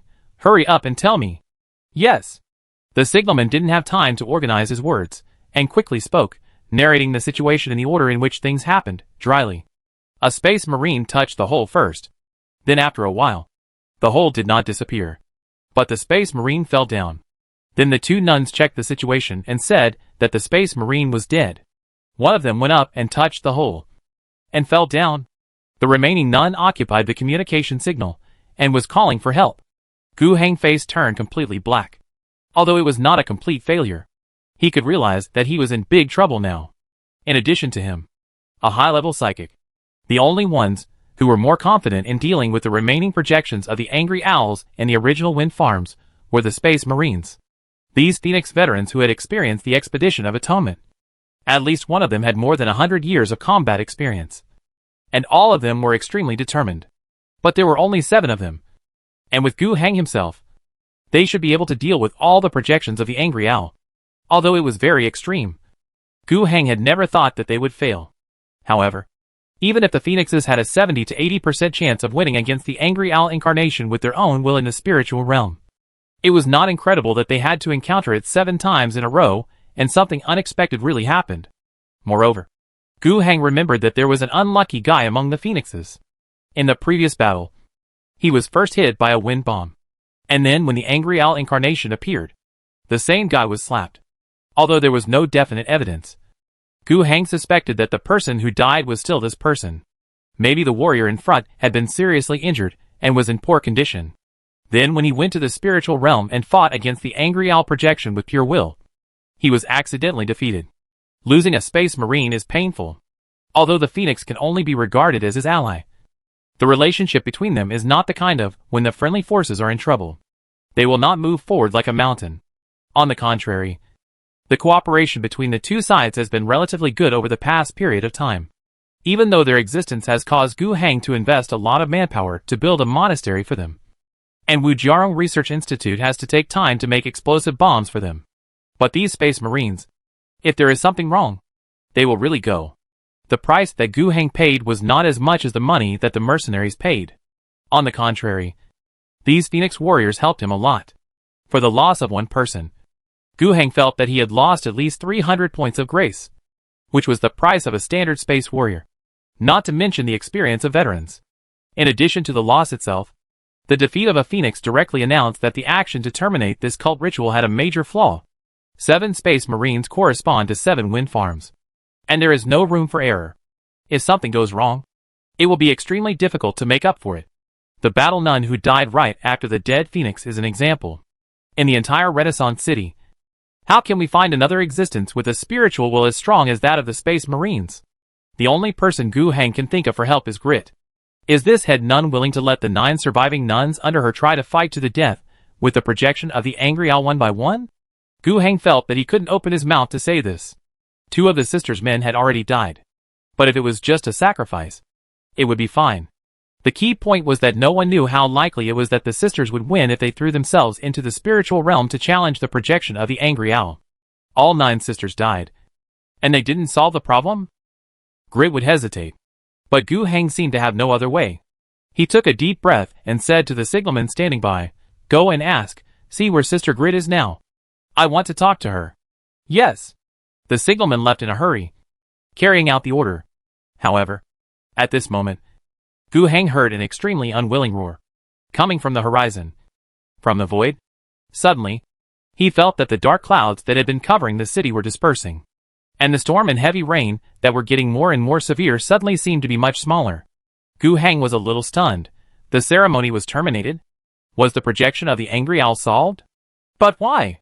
Who took action? Could it be that the last remaining nun mentioned in the previous intelligence had a big explosion and defeated the projection of the Angry Owl? Gu Hang's heart was filled with great surprise. No matter what it was great news.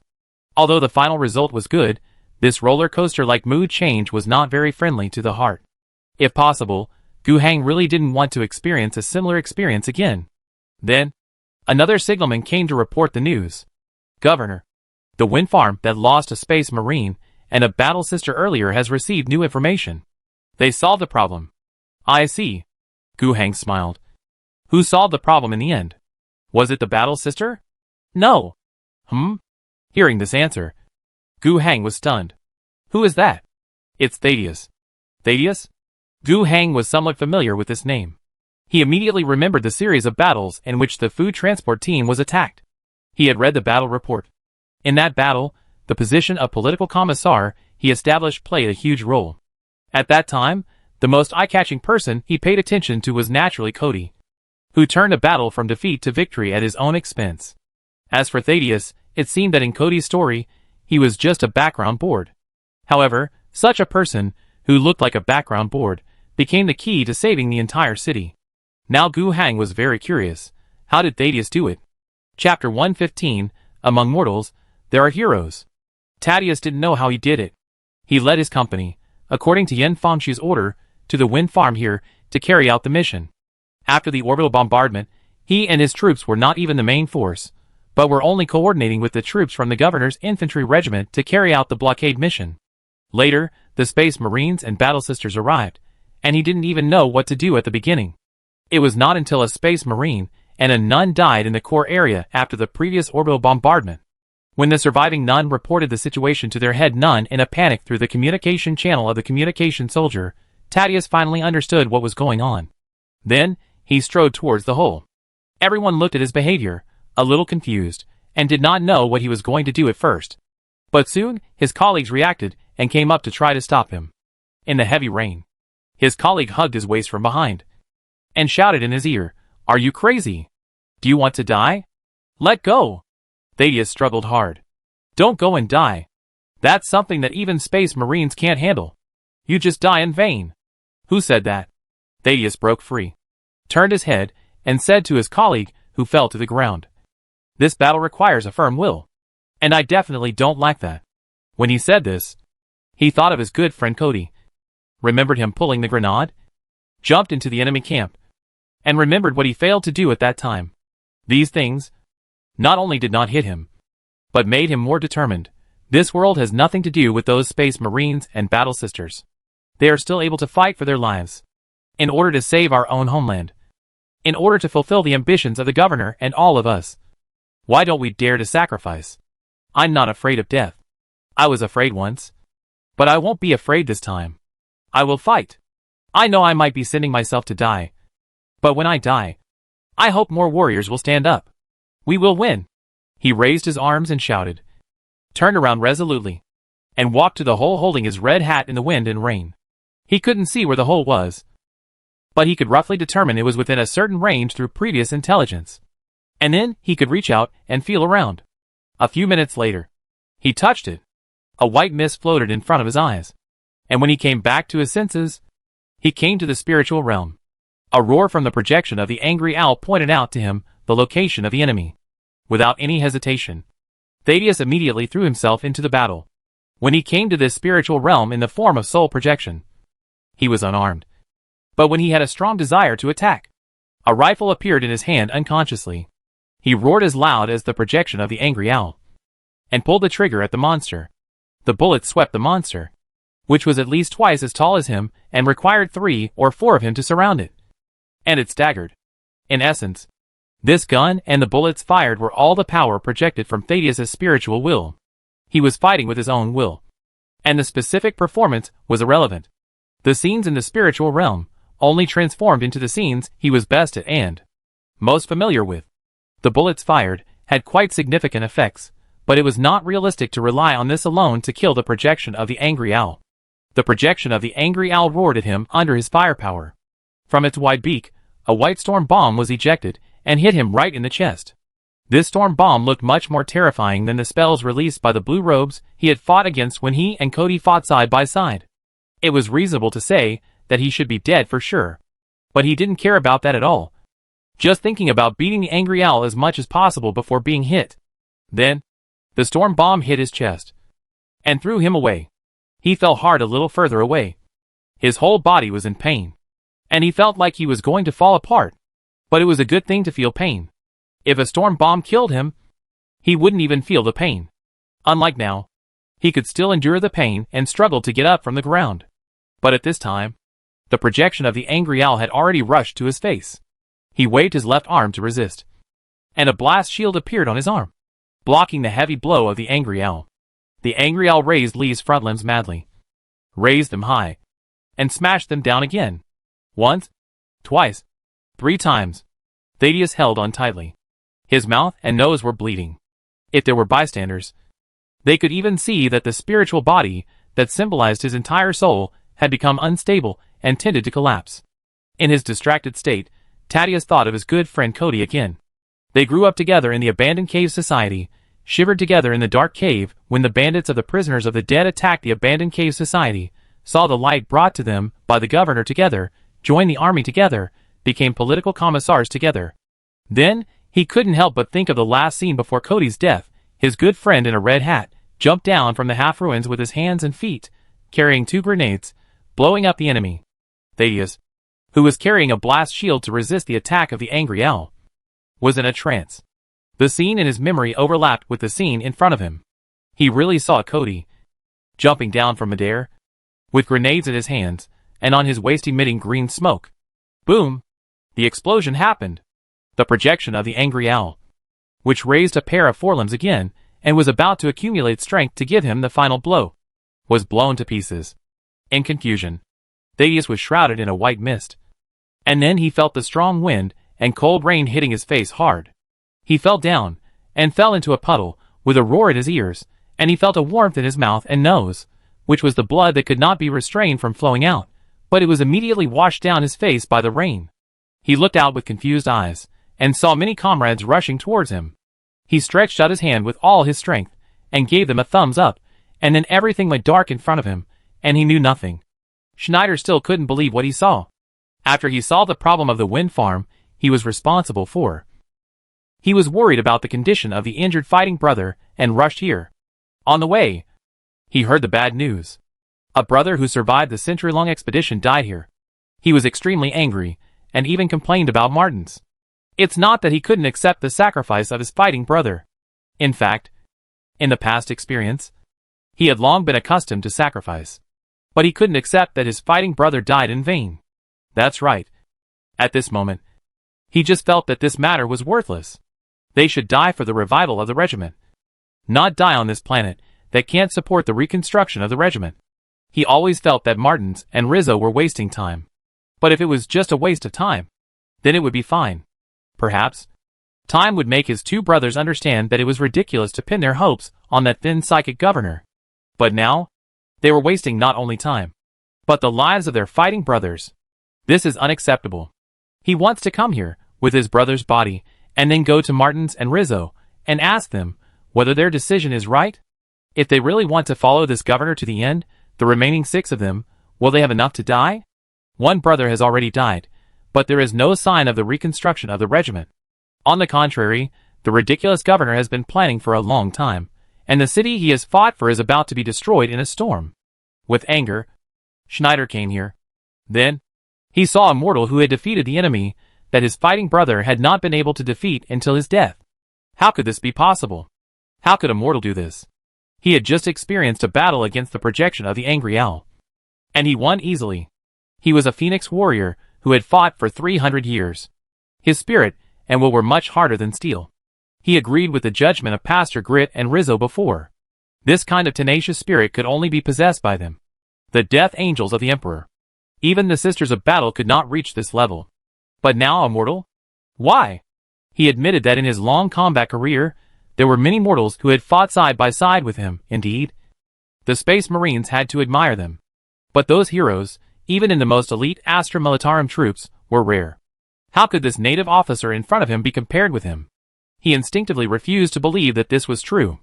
But the last hole was indeed shrinking rapidly, and finally disappeared. The dark clouds that had covered the sky of the city, making the entire city dark, were also dispersing quickly. And a ray of sunlight shone down. The wind was calming down. And the rain was receding. No matter how much Schneider couldn't believe it. Everything he saw in front of him was real. Activatable hero. Thaddeus Gu Hang was very curious about how Thaddeus did it. And tried to find the answer from his system interface. So, he saw a new message in the hero interface. Thaddeus can be activated to become a hero. He clicked it tentatively. The cost of activation is 50 points of grace. He did not spend this grace, but he could see some clues from the price. 50 points, that is the price he needs to upgrade from LV2 to LV3. This means that, once Thaddeus is activated, he will be a hero starting from LV3? Gu Hang mouth, with a relieved smile, among mortals, there are heroes. Chapter 116. Hero Upgrade. Facing the activation option of Thaddeus, Gu Hang hesitated for a moment, but finally chose to activate him. This was not to reward this hero who had made great contributions. Nor was it just Gu Hang's curiosity about what was so special about a person who could accomplish a feat that even space marines would fail with a mortal body. Although these factors were partly responsible, Thaddeus's activation as a hero was indeed helpful to his subsequent work. Next, there are thousands of soldiers from the original Alliance Corps who need to be reorganized.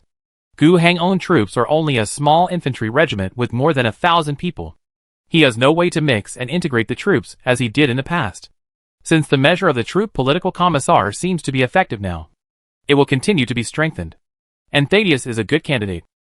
Gu Hang plans to fully implement this policy in his army in the future and implement a dual chief system. Combat command, training arrangements. These military affairs are mainly handled by the military chief, and the political commissar is the auxiliary. In terms of life, military construction, and ideological discipline, the political commissar is in charge, and the chief officer cooperates. At present, the person in charge of the highest military chief is still Yin Fengxiu, and the person in charge of the political commissar side, Gu Hang, plans to promote Thaddeus quickly. Under the current circumstances, compared with Yin Fengxiu, Thaddeus's task may be heavier. 50 points of gift cost were thrown down. After completing the activation, Gu Hang immediately saw the attributes of Thaddeus. Activated hero, Thaddeus, SR. Level, LV3. Constitution 10, Spirit 6, Commander 10, Politics 13. Features. Storm Calmer. After experiencing the baptism of the storm, the baptism in the spiritual field will be fed back to the Constitution after returning. Constitution +1, Spirit +1. Awakened political leader. Simple political thought education enlightened him. Witnessing the sacrifice of his friend with his own eyes shocked him. With the idea of sacrifice in the action of saving the city, he became a hero. He is awakened, has made up his mind, and knows what his goal is. Politics +2. Command +1. Talent. Firm will. This person has an indomitable will, and no difficulty can defeat him. Physique +1, special effect, unbreakable. Inspire morale. This person has a strong appeal, and can inspire the morale of all friendly forces around him. The effect depends on the firmness of his will. Looking at Thaddeus's attributes, Gu Hang first paid attention to the level. SR, this is 2 levels higher than the 2 characters he activated before, that is, Osina and Wu Jiarong, whose in levels are 2 levels higher. But in fact, from the attribute point of view, he has no special outstanding features. When Gu Hang was LV3, his spirituality was 17. Of course, he can't compare with Gu Hang. Before Gu Hang got the system, when he was LV1, thanks to the legacy of his predecessor, his spirituality was already 14 points high. And Thaddeus and the others, before being activated, can only be regarded as ordinary people. As a 3rd-level character, Thaddeus' highest political attribute is only 13 points. The advantage is that except for spirituality, he has no shortcomings. This means that he is more like an all-rounder. He can not only take up arms and mount horses, fight on the front line, but also do political work in the rear. And his SR, which may be more valuable, is that compared with the 2 girls, he has 2 more talents and 1 more characteristic. The 2 girls only have 1 characteristic, excellent political officer, former technical genius. These 2 characteristics are similar to the awakened political leader of Thaddeus, but not equal. His political leader characteristics are obviously more advanced. Moreover, there are 3 more. The advantage of SR is probably here. In addition to the quality level, Gu Hang is also very curious about one thing. How did Thaddeus's attributes increase? Let alone politics. The two ability attributes of commander. Maybe Thaddeus was a buried military or political talent before, and was only stimulated by the system? This physical attribute cannot be faked. Gu Heng knew clearly that the past Thaddeus was just an ordinary person. After being selected into the army, even if he had undergone the training of the soldier card system and became a T5 level soldier, he only mastered some military skills, and his physical fitness would not change dramatically. This means that, even if his physical attribute is better than that of ordinary people, it can only reach 7 or 6 at best. In fact, Gu Heng had never heard of anyone in his army who had special physical features such as natural powers. Then, the case could be solved. Thaddeus's attribute growth was given by the system. The mechanism of this hero panel was that when Gu Heng had someone with potential and talent, he could spend his grace to manifest his talent. It was equivalent to the level that the person might need to train for a long time to reach. The system used some magical means to bring the status to this level one step ahead. Activating the hero's ability is quite helpful for Gu Heng to cultivate talents quickly. Thinking of this, Gu Heng took another look at Osina's condition. Something that surprised him happened. The girl had reached LV2. Gu Heng didn't think it was strange that she could upgrade. It was natural for a government talent like her to grow after experiencing such a baptism under super pressure. But what surprised him was that this upgrade did not require him to invest in gifts. Could it be that, apart from the cost of activating heroes, upgrading is not necessary? As long as they grow to a certain level, they can upgrade? In this way, the function of activating heroes is more important than Gu Heng imagined. Then he thought of Yin Fangxiu again. Old Yin. I missed him. However, even now, he did not plan to activate Yin Fangxiu. That guy has not yet decided whether to give up his title of naval captain. Then continue to work. Retracting his attention, Gu Heng continued to look at Asana's character card. Hero, Asana, N. Level, LV2. Constitution 4, Spirit 5, Command 8, Politics 11. Features, Excellent Government Official. Talent, Handling Government Affairs Under Pressure. When matters are urgent, she rarely makes mistakes. Politics +1. Asana's political points increased by 2 points, and her command points increased by 1 point. And she got an extra talent. Handling Government Affairs Under Pressure. The effect is just as the name suggests. Not particularly powerful, but very practical. As a government official, what you fear is making mistakes under heavy pressure, which may cost you more than usual. And it is even more impossible to make up for it. Chapter 117. Reactor Technology. Gu Heng got more benefits from the system interface after the storm event. The battle settlement he was waiting for did not appear. It seemed that the system did not regard this action as a battle. However, it was reflected in another place. His event interface flickered slightly. Gu Heng moved his mind and clicked it. A new event appeared in front of him. Extinguish the storm. Event completed. The original Wrath Owl sect, which worships the evil god, conspired to sacrifice the entire city in Renaissance City, but it was ruined by you. You and your allies destroyed the projection of the original Wrath Owl, prevented his resurrection, extinguished the storm, and saved your city. But obviously, you also aroused the resentment of the original god who fell into hell. He will watch you in hell, and his followers will target you. Event reward. Add 500 gift points. Get the characteristic enemy of the storm. You are the enemy of the storm. You can force the storm to work for you. When there is a target using storm-type psychic spells around you, he needs your permission, otherwise he will be suppressed, and the psychic power and the success rate of release will be reduced. This storm enemy is a very targeted feature. It is not very versatile, but for Gu Heng, if he may encounter people from the original Angry Owl sect again in the future, this feature will bring great benefits. As for the event description, the native primitive god who fell into hell will be extremely hostile to him from now on, and his followers will target him. Gu Heng is not worried about this at all. It was as if there was no such thing. As if the two sides were not in a hostile state. There was no difference between 90% hatred and 100% hatred in Gu Heng's eyes. On the contrary, they might not have to cause trouble in the future, but Gu Heng should cause trouble for them. In addition to this feature, the 500 points of grace awarded by the event were another big boost. This once again refreshed the highest value of Gu Heng's single grace income.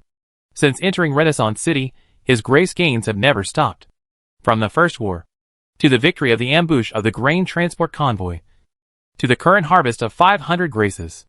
During this process, Gu Heng spent 17 graces to upgrade the remaining 17 of the 28 Marines, who were actually useless, and spent 200 graces to upgrade himself to LV4, and 50 graces to activate Thaddeus.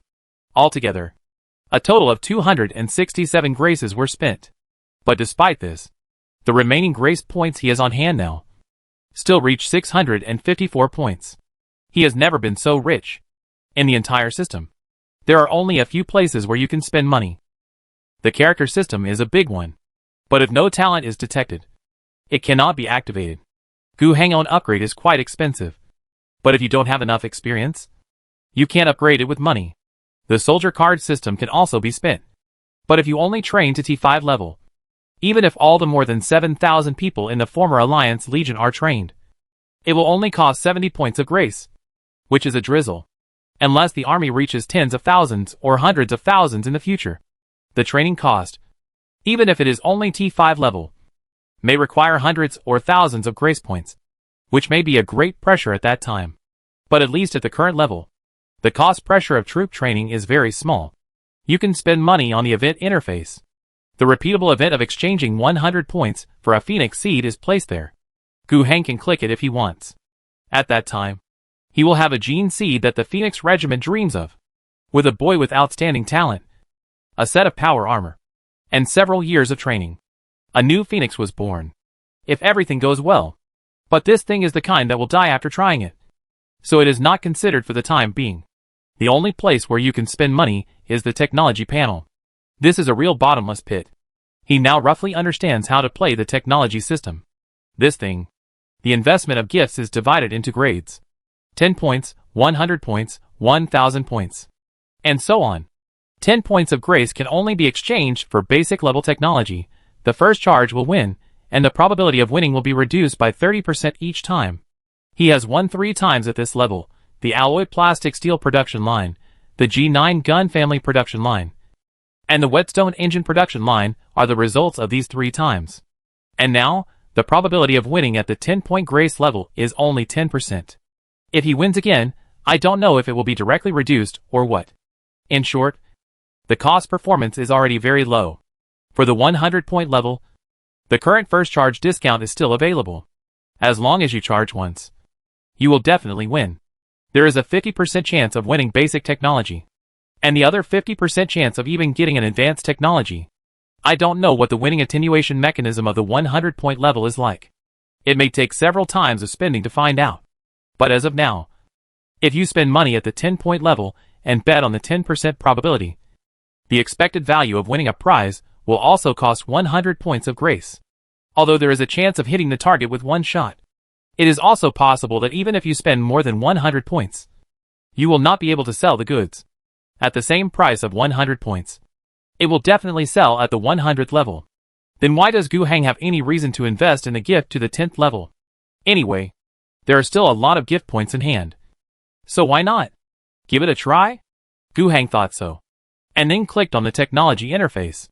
Advanced technology, controllable reactor. In most of the middle and high-level worlds of the Empire, it is the main source of energy. When he saw this thing, Gu Heng's first reaction was, I won the jackpot. Simple description represents infinite possibilities. Indeed, as the technology description says, in most of the middle and high-level worlds, controlled reactors are the main source of energy. With the simplest water and air as raw materials, it can be used to refine nuclear fuel and output electricity. In many worlds with abundant resources, relying solely on controlled reactors to generate electricity, combined with the production capacity of energy-gathering batteries, producing batches of fully loaded energy-gathering batteries, is enough to pay a large tax. And the Angry Owl Star is a resource-rich world in this respect. In many worlds that take a long time to develop, water resources are scarce. In those hive worlds with hundreds of billions of people, water must be planned and reused repeatedly. Even, a large amount of energy must be consumed in the regeneration of water resources. But on the Angry Owl Star, water resources are still abundant and cheap. Just now, a storm almost flooded Fuxing City. Gu Heng knew that, even if he got this technology, he would not be able to pull out the mother machine production line and the production capacity of the explosion reactor. But that's not the key. You just need to use the finished black box to build 3 reactors, in Fuxing City and Wasteland City. Then he won't have to worry about energy issues for a very long time in the future. The era when Garbage Town imported hot limestone as a power generation fuel only lasted for a short time, and it can be declared a thing of the past.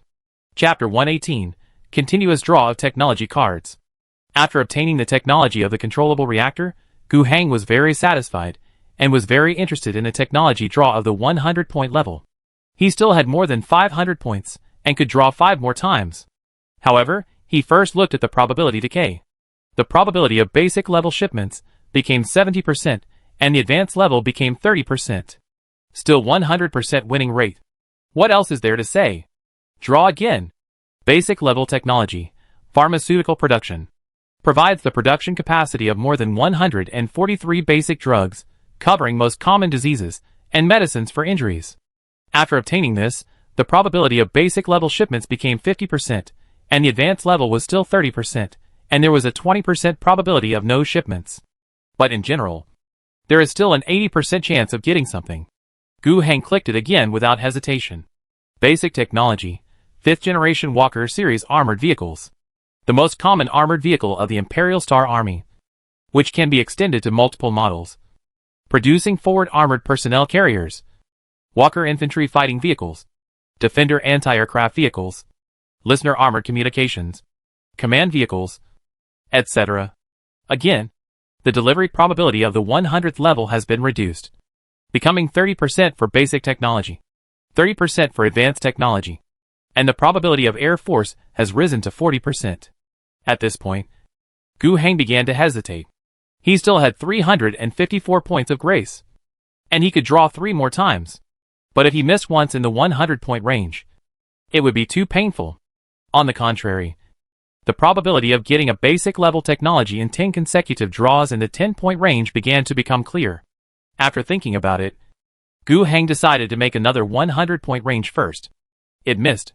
It was indeed painful, but the probability was there, and it was within Gu Heng expectations. He did not hesitate and invested another 100 points. Advanced level, Bolter. A high-level individual combat weapon in the Empire. Only Space Marines, Battle Sisters, and a small number of extremely elite troops can wield it. It did hit the target, but it was a little crooked. The Bolter, Gu Heng has it now, is not very useful. If an ordinary soldier takes the Bolter and fires it, he will probably break his hand. However, it can be built into a fixed machine gun position, which is definitely much more powerful than the G9 machine gun type. But it is not very convenient. If the troops want to use it, they can't just lie down and shoot, and they probably can't control the accuracy. To use it, it takes time to set up the gun and use it as a fixed firepower point. But despite this, its tactical value is enough. Moreover, after this thing comes out, the technical experts under Gu Heng, that is, Wu Jiarong and the technical team she leads, no longer need to spend time every day to hand-roll bullets for the Space Marines, and the black box can be produced. However, there is another problem with the bolt gun technology, which is that Gu Heng does not have the ability to expand production now. The mother machine black box can be directly pulled out of the production line, but the production line and the finished black box are two different things. The latter can be transformed into a grenade gun by simply stuffing garbage into it, but the former requires the most basic accessories and raw materials. To produce a grenade gun, alloy plastic steel is not enough. No matter how good the plastic steel is, it cannot meet the requirements of some firearms parts. Alloy ceramic steel is needed, which is a more advanced alloy material.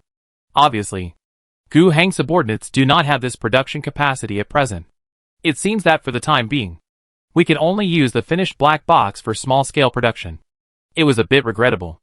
Although the grenade gun technology can indeed be considered as an advanced level, it is not of great value to Gu Heng at the moment. However, he soon calmed down.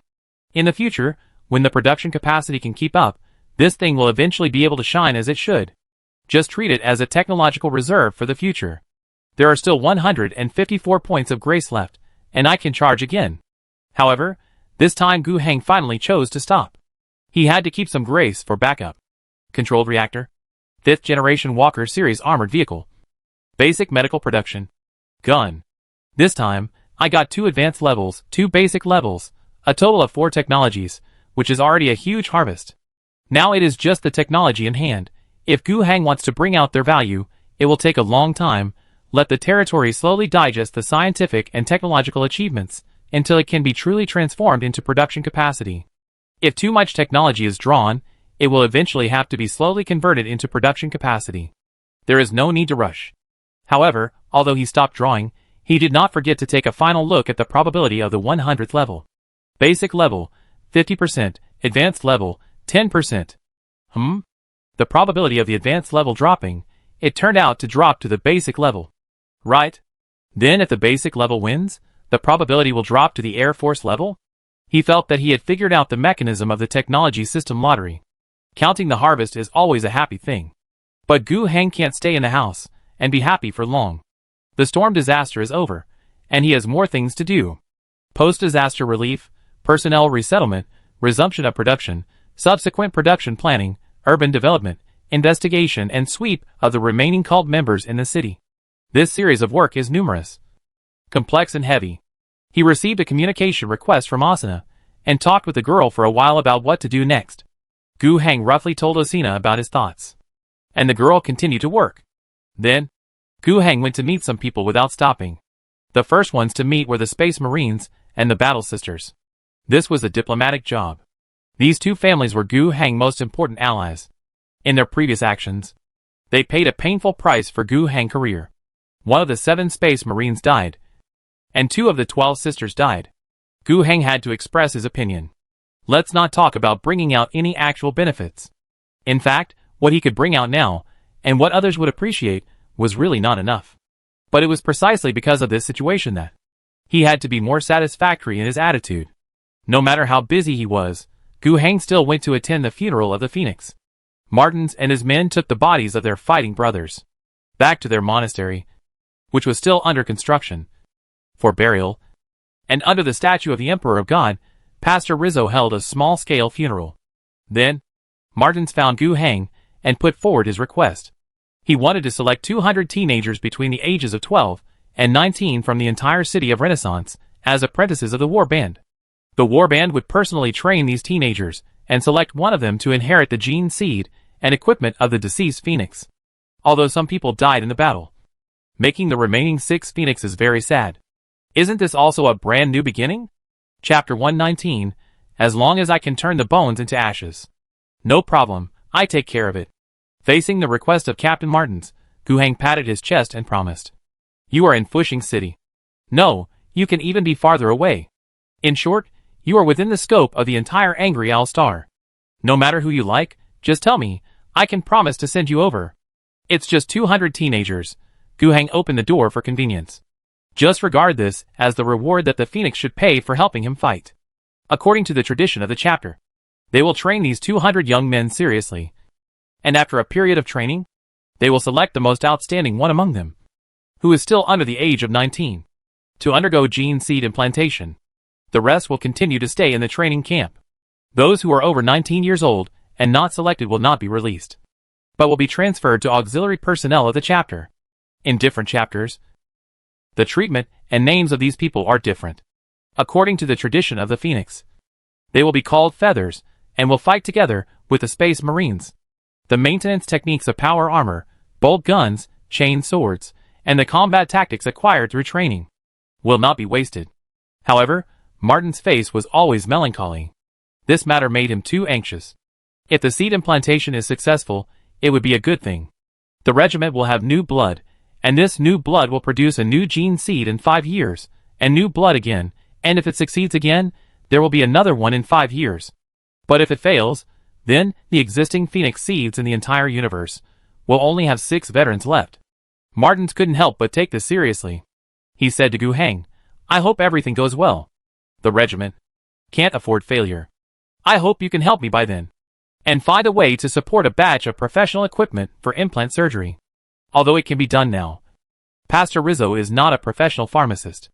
If there is the help of high-quality equipment, the success rate will increase.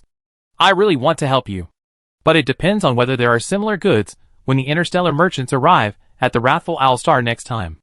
If there is, I will help you get it. Thank you very much. Of course, I promise to support you in rebuilding the regiment. After the simple exchange after the funeral, Gu Hang said goodbye. Before leaving, he saw a bald warrior coming to Martin's. His eyes were on him until he boarded the helicopter and flew far away. After attending the funeral at the monastery of the Space Marines, Gu Heng went to the Battle Sisters again.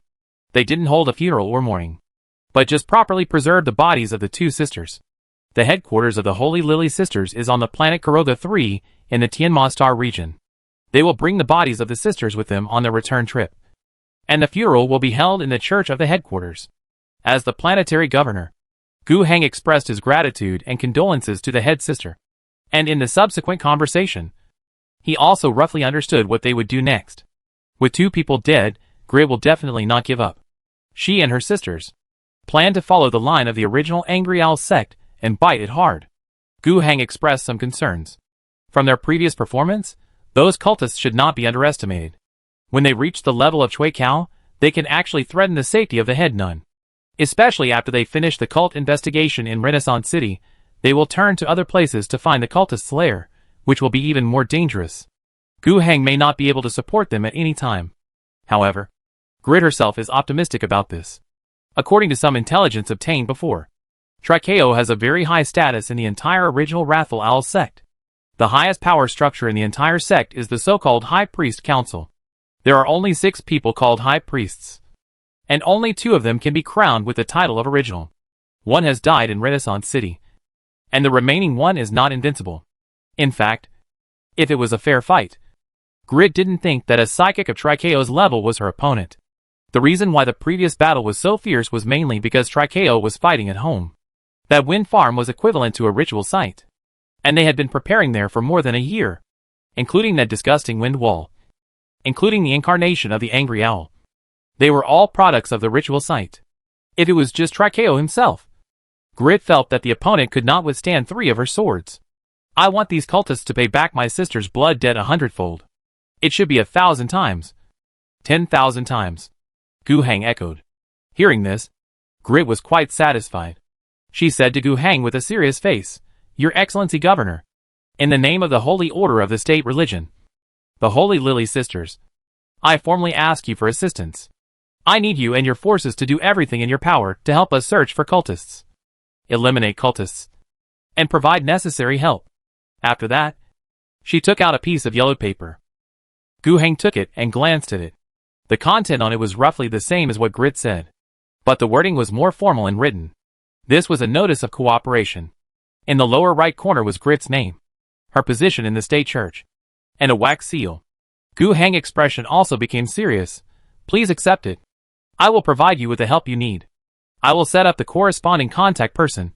Commissar Thaddeus will be responsible for the connection work. He will be one of my military commanders in the future. Once you need it, contact him directly, and I will authorize him to provide you with the materials you need to assist in the investigation and to provide military strike support. Thank you, Your Excellency the Governor. I have sent a request to the headquarters of the Order. In a month, another team of fighting sisters will come to support us. We will definitely eradicate those cultists completely. I should thank you." To be honest, Gu Heng was a little surprised by Grid's decision. He thought that these nuns would return to the starship after the battle. But the cult crisis that broke out in Renaissance City was bigger than expected. It was the duty of the combat nuns to eliminate the cult members. They also lost 2 combat sisters, which was also a great stimulus. Grid ignited a raging fire of revenge and wanted to fight the original Wrathful Owl sect to the end. Gu Heng certainly supports this decision. Those cultists are also the targets he wants to fight with all his strength. The 2 sides have become enemies who will never stop fighting. Now, there is a team of professional anti-heresy experts to help, and Gu Heng welcomes them. As for the support she asked for, give it to her. All of it. As long as the ashes of those cultists can be scattered. Whatever she wants will be given to her. Chapter 120, Rebuilding the City. Asuna did not become idle because of the end of the disaster. On the contrary, she became even busier. In the process of arranging for the people to evacuate Renaissance City, due to the urgency of time, the whole event inevitably seemed particularly chaotic in the storm. But fortunately, the problem was finally solved.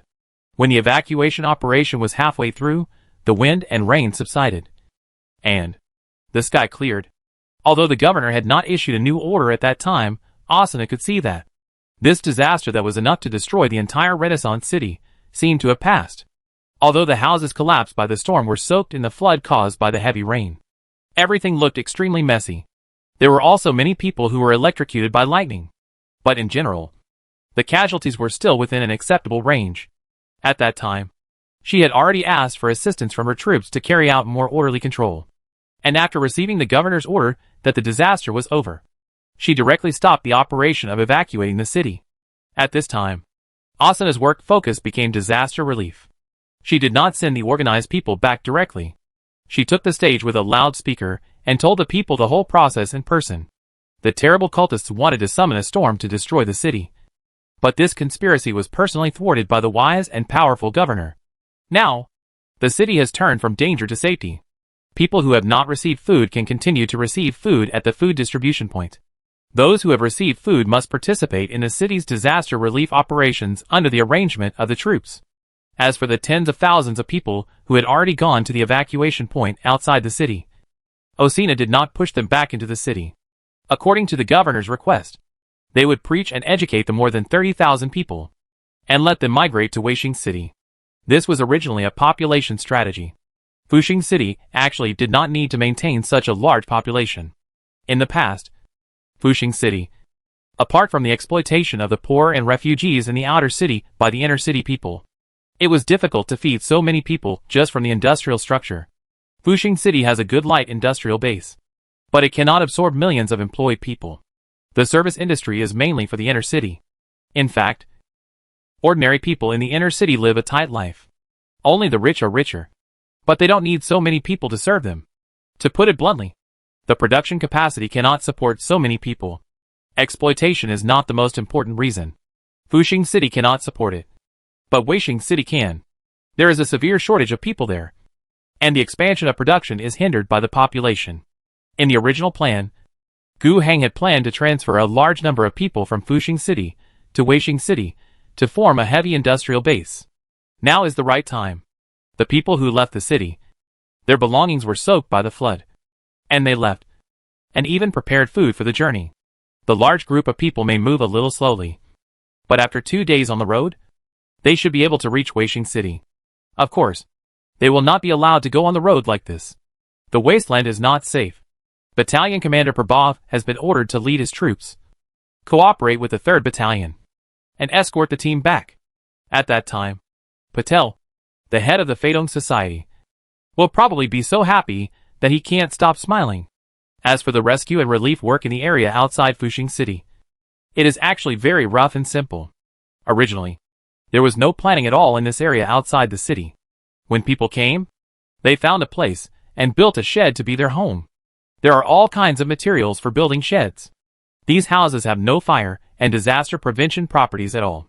If they can't leak wind or rain, they are considered to be well built. They didn't even consider whether the traffic was convenient or not. In particularly densely populated areas, it was good enough to leave a small road for people to get out.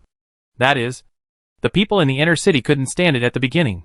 The main reason was that they couldn't let these mud-legged people block the roads in and out of the city.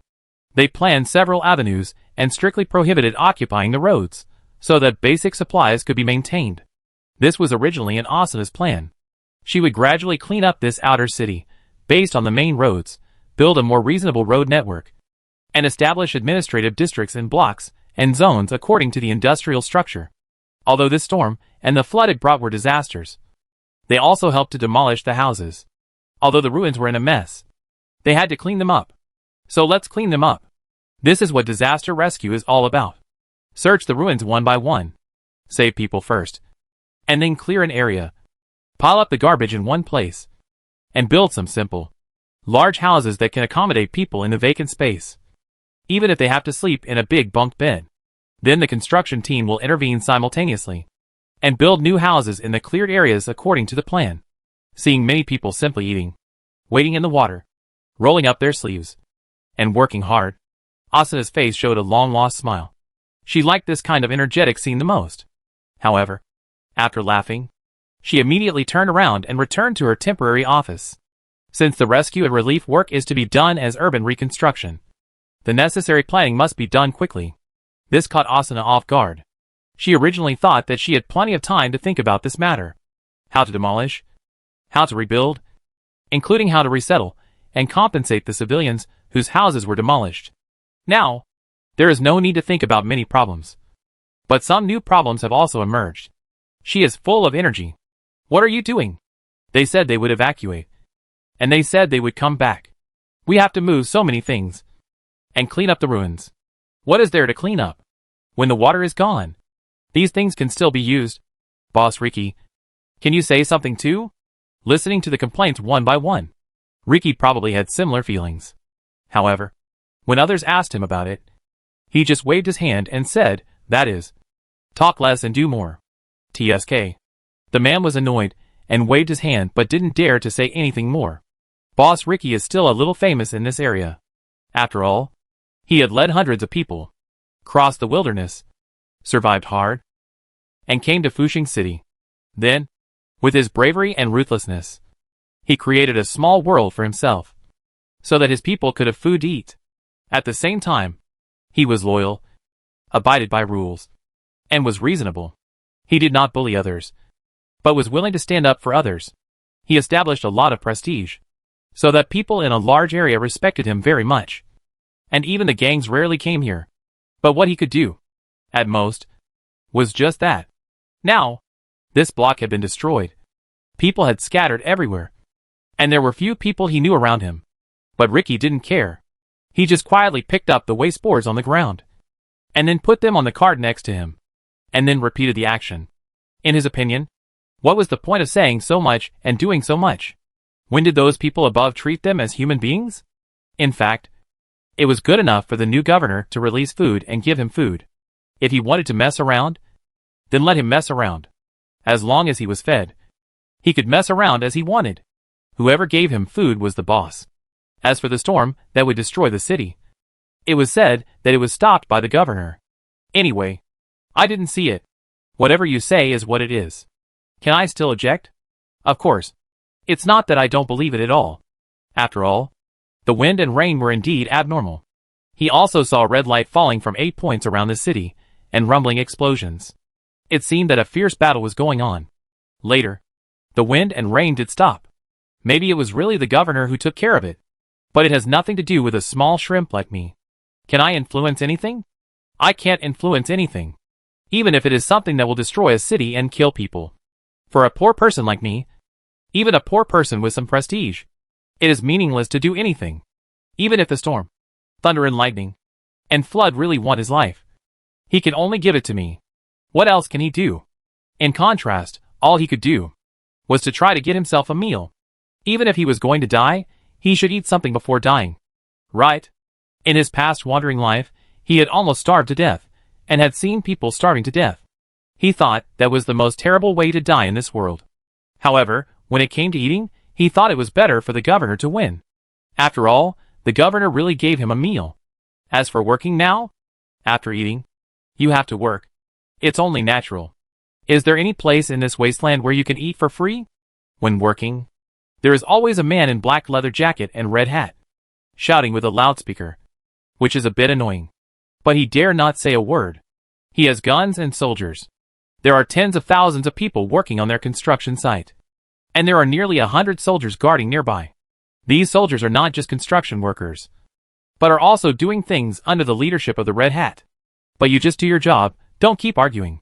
They say that we are cleaning up our own homeland, and better houses will be built here in the future, and these houses will be ours to live in the future. Damn it, there are such good things in the wasteland? Ricky, have never heard of it in my life. But as he said this, he couldn't help but feel a little yearning in his heart. Can he really live in a solid house, and live in a neat and uniform neighborhood? Forget it, it's better not to hold too much hope, so that you won't be disappointed later. As he continued to work, his physical fatigue and exhaustion gradually made him lose the time to think about random things. But at this moment, the sound of gongs and drums began. It was time for dinner. He looked up and realized that it was getting dark, and it was almost time to finish work. He followed the crowd to the dining area and got his own portion. It was not delicious, but just a hard piece of something similar to a pancake. But Ricky was still very happy. Whether the food tasted good or not was never within his consideration. He only knew that this piece of hard dough was very solid and very filling. Not to mention, it was served with a bowl of thick soup, which made the dough taste delicious. After a day of hard work, he was salivating at the meal, and his stomach growled. After taking the food, he was eager to leave and enjoy it at the side, but was stopped by someone. "You haven't taken this yet." "Huh?" Turning around, it was a pair of gloves. "The supplies just allocated, you can use them tomorrow. Be careful, don't cut your hands." The girl in charge of distributing food and gloves said so. Rich took the gloves hesitantly, and couldn't help looking around, and found that almost everyone got a pair. He wanted to take back his previous thoughts. The food and gloves in his hands seemed to tell him that. The new adults this time seemed willing to treat them as human beings. Otherwise, you just need to work, and you just need to eat, and you are still thinking about whether you will scratch your hands and give them gloves? Retracting his thoughts, he nodded slightly, took the food and gloves, and left. After eating and drinking, he lay on the big bunk bed, and prepared to fall asleep. There was a little noise in my ears. That was the construction team building the house overnight. The materials they used were the rags they had collected before, and the houses they built were also simple board houses. In fact, some of them had been built today. According to the man in the red hat, this is a temporary residence for them, and they can all move in first. When more houses are built, they will be allocated houses according to their contributions. Ricky still doesn't quite believe the second half of the sentence, but he has no doubts about the first half. Although he didn't move in, it was because there were not enough simple board houses and bunks. So only some people could be accommodated, and the elderly, children and women were the first. The place where he sleeps now is open air. It is just a pile of waste materials piled up randomly to raise it by several dozen centimeters. It is surrounded by sheds as much as possible to avoid sleeping directly on the ground with water stains and to block the wind. But by tomorrow, more resettlement houses will be built, and he should be able to sleep in them, instead of doing it like today. Although the conditions are difficult, everyone can bear this kind of hardship. It's nothing. He lay down, ready to go to sleep quickly, and there is still a lot of work to do tomorrow. At this moment, he heard a loudspeaker outside. "Ricky! Ricky! Who is Ricky? Who knows Ricky?"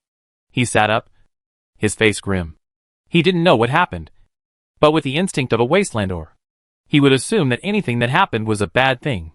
He was already thinking about how to hide his name and how to sneak away. However, others didn't give him this opportunity. Being famous is not necessarily a bad thing, and he was quickly identified. More than one person outside was saying, "Ricky is here." He could only walk out helplessly, staring fiercely at the guys who exposed themselves. A young man was glared at, and said rather embarrassedly, "Boss Ricky, it doesn't look like these people are looking for you for bad things, otherwise I wouldn't tell them. I'm not betraying you. Come on." After cursing, he could only walk away helplessly with the man in the red hat holding the loudspeaker in front of him. He got on the car, and for the first time in his life, he came to a place that was not much different from their temporary residence. However, the lights were still on at night, and many people were coming in and out, seemingly very busy. He waited for a while, and someone took him in, and brought him to a girl in a blue shirt. She didn't notice anyone coming, and was still buried in her papers. Her shoulders were quite thin, as if she would fall down if the wind blew, and her face looked very haggard, as if she had been tired for a long time. But this person, Ricky was familiar with. He was a little unbelievable. "Oh, Osina?" Hearing his voice, the girl who was working with her head down raised her head, and showed a surprised smile. "Uncle Ricky? Finally found you. Are you okay?" Chapter 121 Little Steward. Rich was surprised. "What are you doing now?" He is not blind, he can see that. Osina's status here is not low. I am just a little steward." Osina could only say this. The clerk who was about to hand over the materials laughed out loud. "Little steward. You, miss, are now the head of the production department directly appointed by the governor, when all other civil affairs departments have not been established, and you are not actually in office. You can be regarded as the actual highest civil affairs director of the entire Fushing city. This is also called a small steward?" Hearing the laughter, Asuna glared at the clerk fiercely. The clerk smiled at her and hurriedly yo-yoed. Retracting her gaze, she smiled awkwardly at Ricky. "My colleague is not very sensible. No need to explain more. Even if Ricky is not a smart person, at least he has been in the Wasteland for a long time. If he can't see some things, he would be too stupid." His attitude became a little restrained. The two of them were familiar with each other in the past. On the way to Fushing City, Asuna was actually traveling with Ricky's team during the escape, and for a period of time in Fushing City. She received a lot of help from Ricky. Ricky was not helping her specifically, but he was a rare person who was fair and loyal. On the way to escape, including after settling in a small block in Fushing City, having this was a great help to Asuna, a little girl who was surviving with her brother. Of course, since we are not related, the help only goes so far. Later, Asuna took her brother away from Renaissance City. Ricky said before, someone said that they heard your speech and that you became a clerk under the governor. I was happy for you, but I didn't expect that you were more than just a clerk. At that time, I heard that you took your brother and drank a bowl of porridge, and then you were taken to the governor's camp. I thought you were deceived. After all, where in the world can such a good thing happen? But I didn't expect that I was short-sighted. You are now living well, that's enough. Asuna smiled. You are not living well. I haven't slept for 2 days.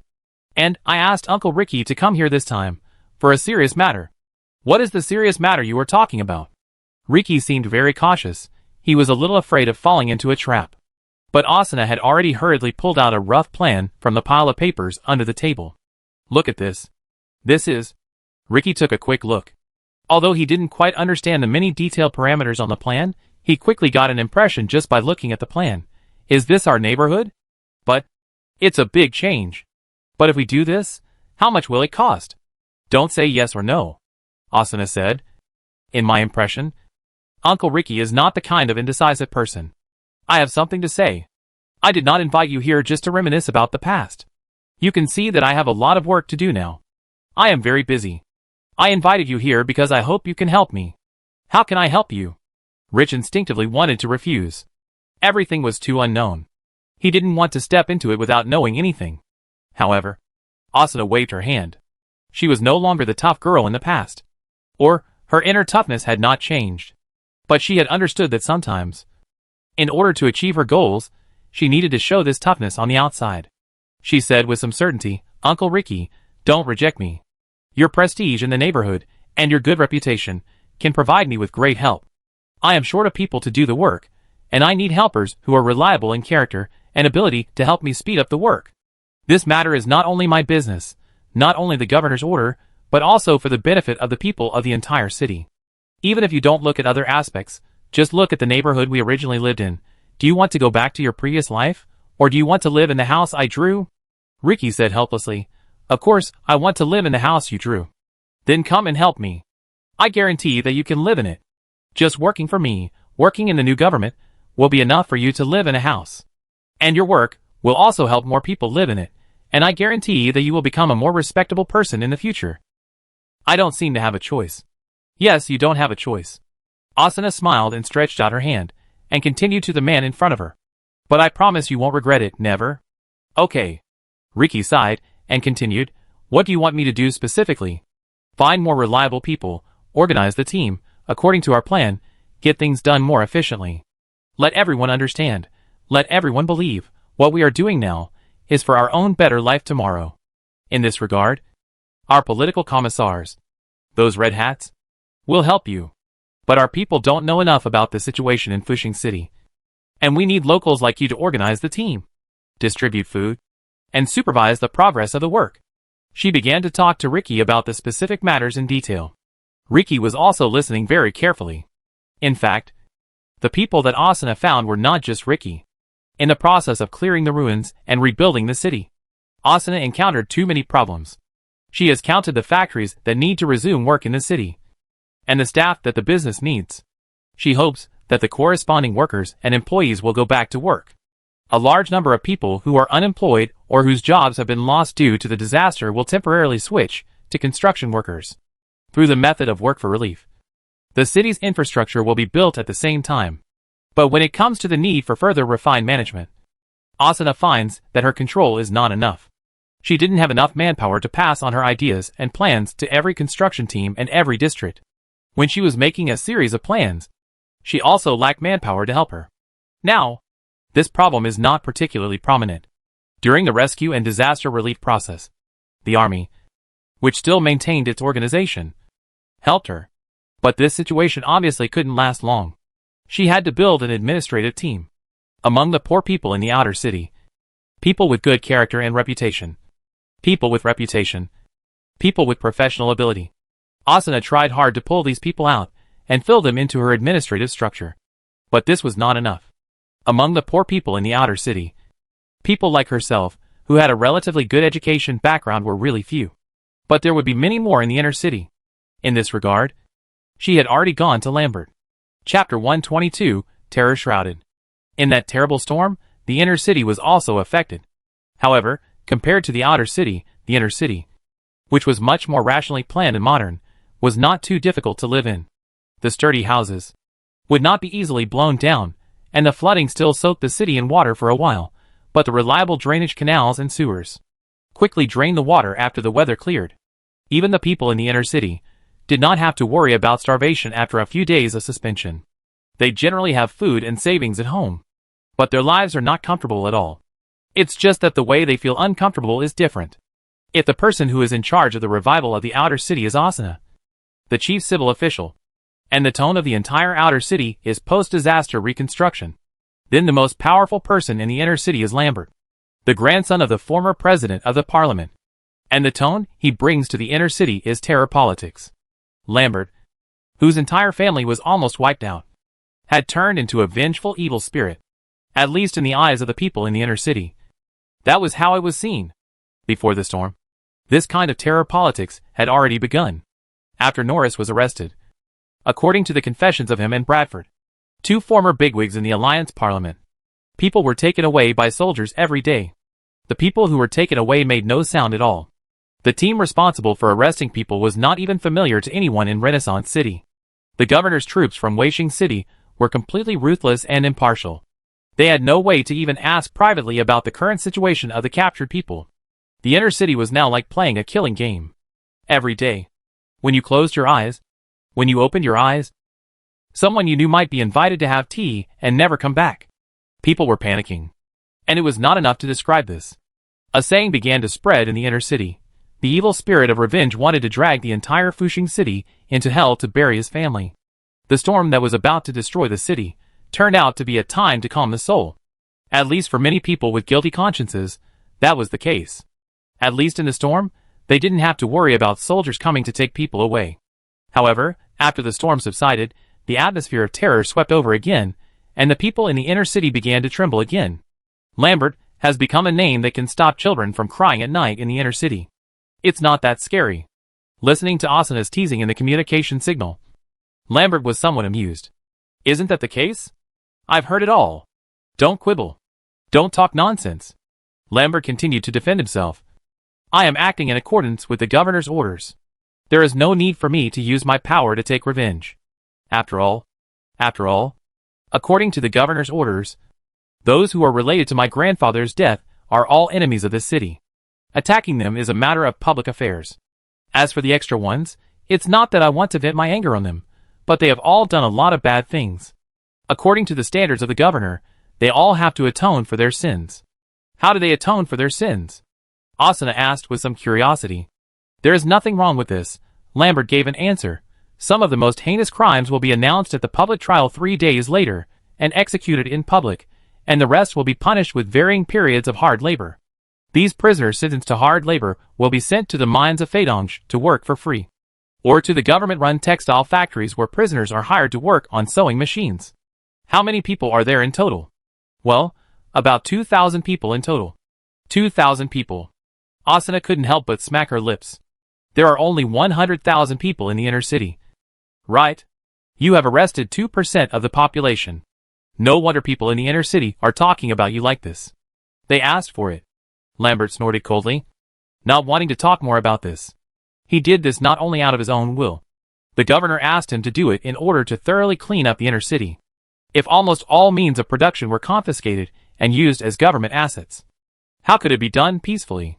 The so-called heinous crimes, those who needed to be executed, and many people who were sentenced to long-term labor, actually determined their specific punishment, in addition to the crimes they committed, but also depended on their influence. Those who don't vote fast enough, thoroughly enough, or decisive enough, will have a greater impact and a greater sin. However, there is no need to tell Asuna these words. He changed the subject and said, I already know what you want me to do for you. I will help you pick a group of people whose sins are minor. They were supposed to be released anyway. And I will use both kindness and force. Those who were scared to death will suddenly have the opportunity to work for the Governor General and get a more important position and opportunity than before. I believe they will be so happy that they will cry bitterly. Asuna imagined the scene. She was crying bitterly. Lambert paused and continued, but you have to be careful. These people have the ability, and their composition is not a big problem. However, after all, they have been hit by the iron fist. Whether they have resentment towards the governor and the new government in their hearts is something I cannot guarantee. When you use them, you must pay close attention to this point. I will. After finishing the call with Asuna, Lambert sorted out the information and went to find Governor Gu. When he arrived, Gu Hang's secretary Zhang Chao asked him to wait a little longer, because the previous meeting was a little delayed. Lambert waited patiently, and after a while, he saw Yin Fangxiu and Thaddeus come out. He stood up and greeted them, and they quickly returned the greeting, and the two passed by each other. They didn't talk about anything. The two military leaders under the governor's power seemed to be in a hurry. Obviously they had a lot of things to do, and Lambert himself was also in a hurry to meet the governor to report the situation, so naturally he had no time to greet. After entering the governor's office, he was about to salute, but was stopped by Gu Hang. Don't be polite. Let's get down to business. Okay. Lambert didn't dare to neglect it, and walked forward and placed a stack of materials in front of the governor. Then, while the governor was watching, he began to talk about the situation. The main content was which people he had arrested recently, which ones needed to be paid special attention to, and which ones were a little uncertain and needed the governor to decide. Gu Hang was listening, while he corrected some words on his document, and then asked Lambert to take it. Follow this. Yes. After answering, Lambert said, I have finished my business, and I will not bother the governor anymore. Gu Hang interrupted him halfway through his farewell speech. Wait a minute. There is one more thing. Your public trial will be moved up, and it will be held tomorrow. After your public trial is over, I will use the same place to hold a medal ceremony for our army. Lambert was stunned for a moment, and hurriedly said, yes, I know how to do it. Although he said so, it was still a bit troublesome to do it.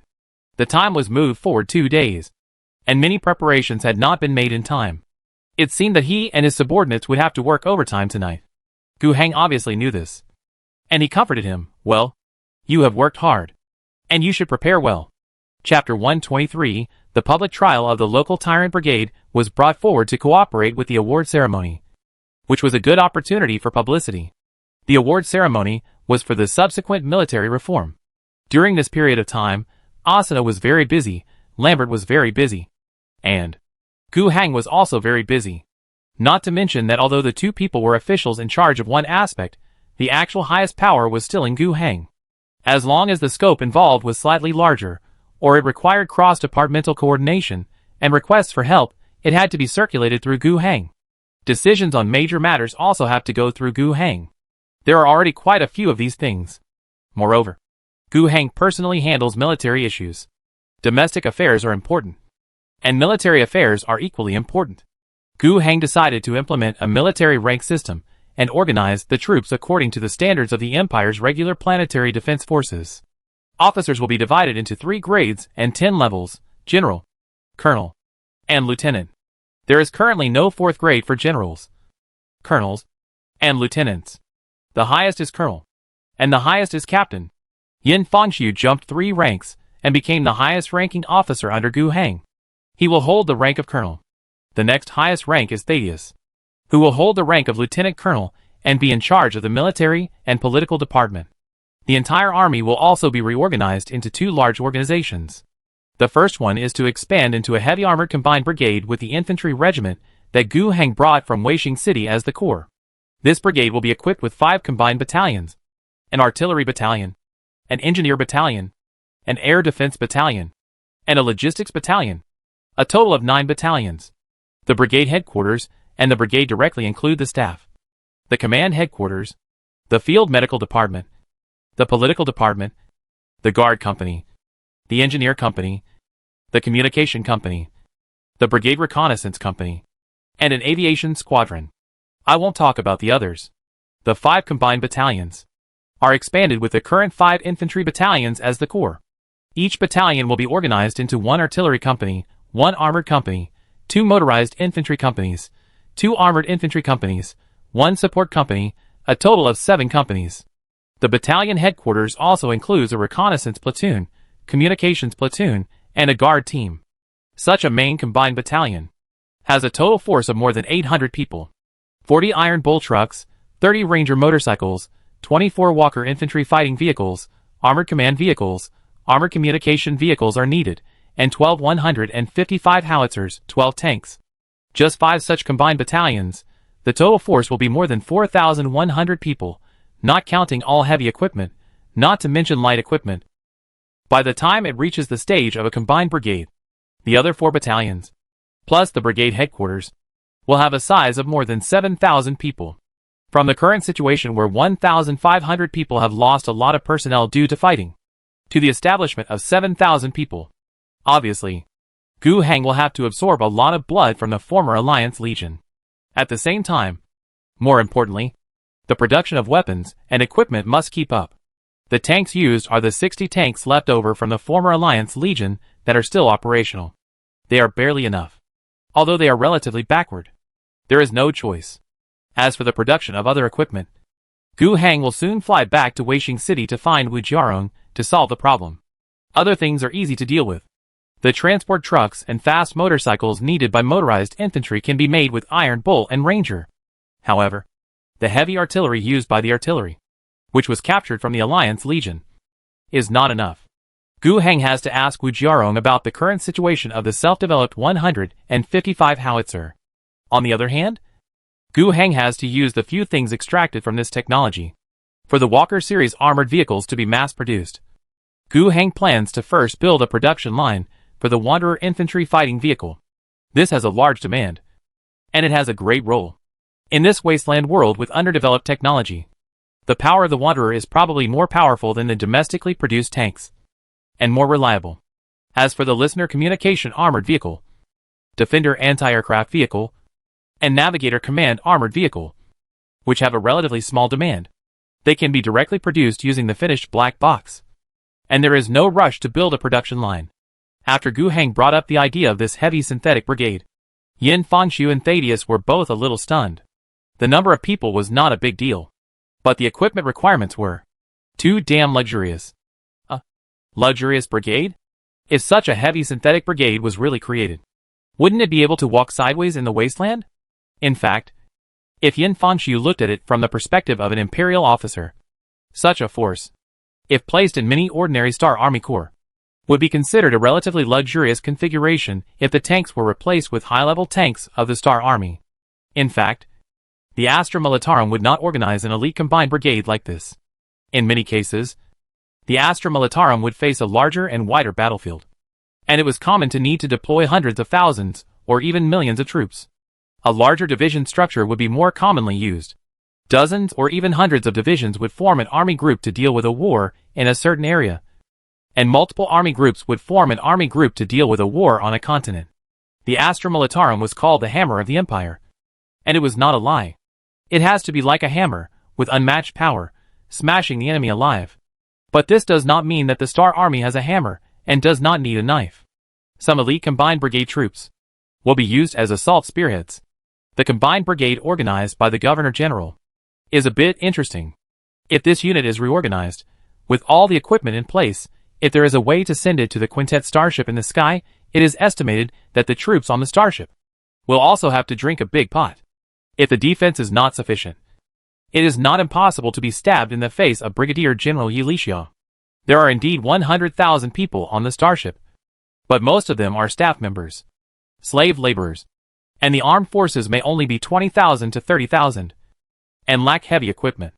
In addition to this main synthetic brigade, the remaining one to be organized is a regular infantry division, which consists of 3 infantry regiments, each with an artillery battalion.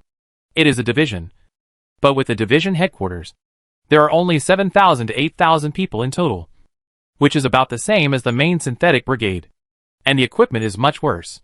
Yin Fangshu didn't think much of this unit. Even though the unit's training was good, its equipment was far inferior, and it was just an ordinary filler in the Star Army. Of course, in the Wasteland environment, it was not bad. With these 2 units, a total of about 15,000 people were deployed. This was Gu Heng's current idea. With a scale of 1 million people, it should not be a big problem to support a well-equipped unit of more than 10,000 people for the time being. And he has to support so many troops, which is of course useful. Internal cultivation is very important. The production potential of 1 million people should be tapped as much as possible. But outward expansion cannot be stopped. Gu Heng did not forget that he only had 2 years. Now more than 2 months have passed. With 1 million people paying taxes, it is not impossible to fully unleash productivity. But it also locks all his resources to serve this purpose. That's definitely not possible. He has to bring more territory, more people, into his order. Leaving Fuxing City, starting anew, that's for a seed. Now, this seed has taken root and sprouted in Fuxing City. This city will also become a fulcrum. He wants to use it to pry the entire planet. Even the expansion action that should be done before all the logistical equipment is in place has to be prepared and started. Chapter 124. Even if you join the chaos, you still can't do this. When Gu Heng put a few new black boxes in front of Wu Jiarong's face, her mouth opened wider than ever before in her life. Where did these things come from? Before, she had thought whether the Gu family gave them to her, but then she thought that the Gu family didn't have the ability to do this.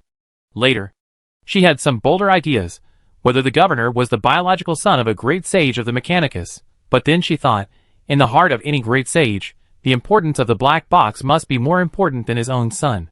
It was hard to say whether those guys, who had replaced all their parts except their brains with mechanical modifications, still had any feelings of family affection. Then, Wu Jiarong could no longer think of any other reason. Even if she thought of the worst-case scenario, that the governor had defected to chaos and became a traitor to the empire, it was still impossible. How could the chaos forces be willing to give so many black box manufacturing machines to a planetary governor, just to corrupt a shabby world like the Wrathful Owl Star? The input and output are not proportional at all. If you can't figure these things out, then forget about them. Wu Jiarong listened to the governor's arrangements carefully, operating the mechanical arm behind her from time to time, writing and drawing on the paper beside her. Instead of thinking about something that can't be figured out, it's better to think about how to complete the governor's requirements. The governor is like a party A with complex ideas and strict requirements, but the price he offered is something she can't refuse at all.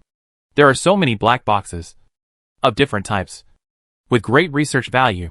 Although Wu Jiarong spends most of her time on the various tasks assigned to the Institute by the governor, she has gained valuable results by taking time out during her rest time to study the black box products and the operation of the black box itself. Of course, she doesn't understand how the black box works. Even the great sage of the Mechanicus can't figure it out, let alone a newbie like her. However, just by observing, she has gained something. And the greater gain is the research on the standard products output by the black box, which is more suitable for her current level. It has only been a short time, and she feels that she has made great progress compared to the past. She has a clear understanding of her own technical level. Although the title on her head is only a technical specialist, she was preparing to be promoted to a mechanic 10 years ago, and has actually reached that level.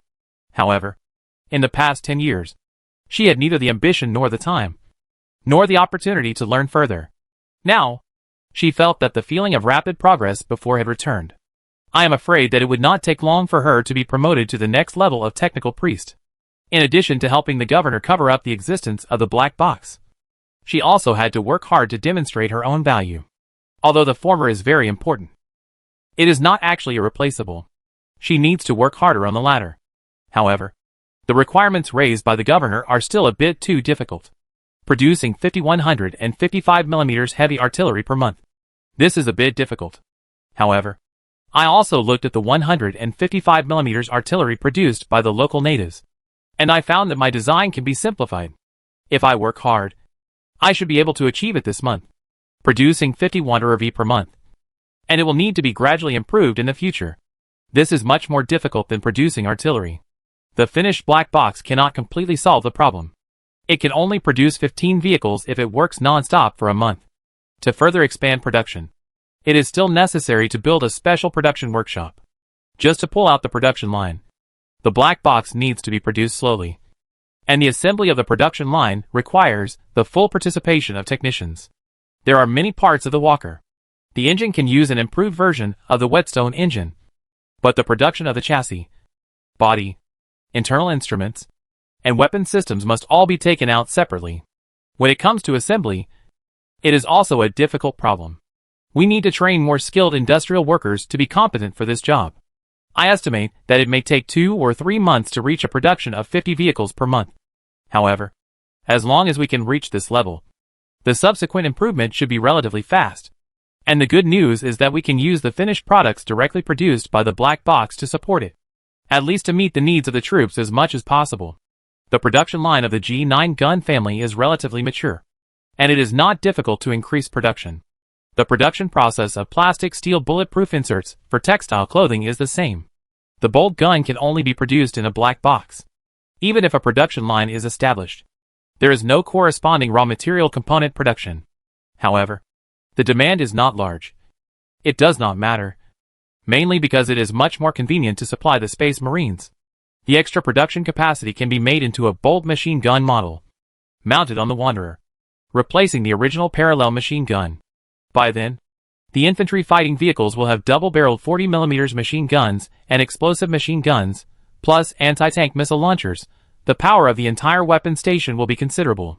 We don't have the production capacity for reactors, so we can only rely on black boxes. But this thing doesn't need to be mass-produced for the time being, right? Using the finished black box, I can deploy a controllable reactor generator set on the outskirts of Wasteland City within a month.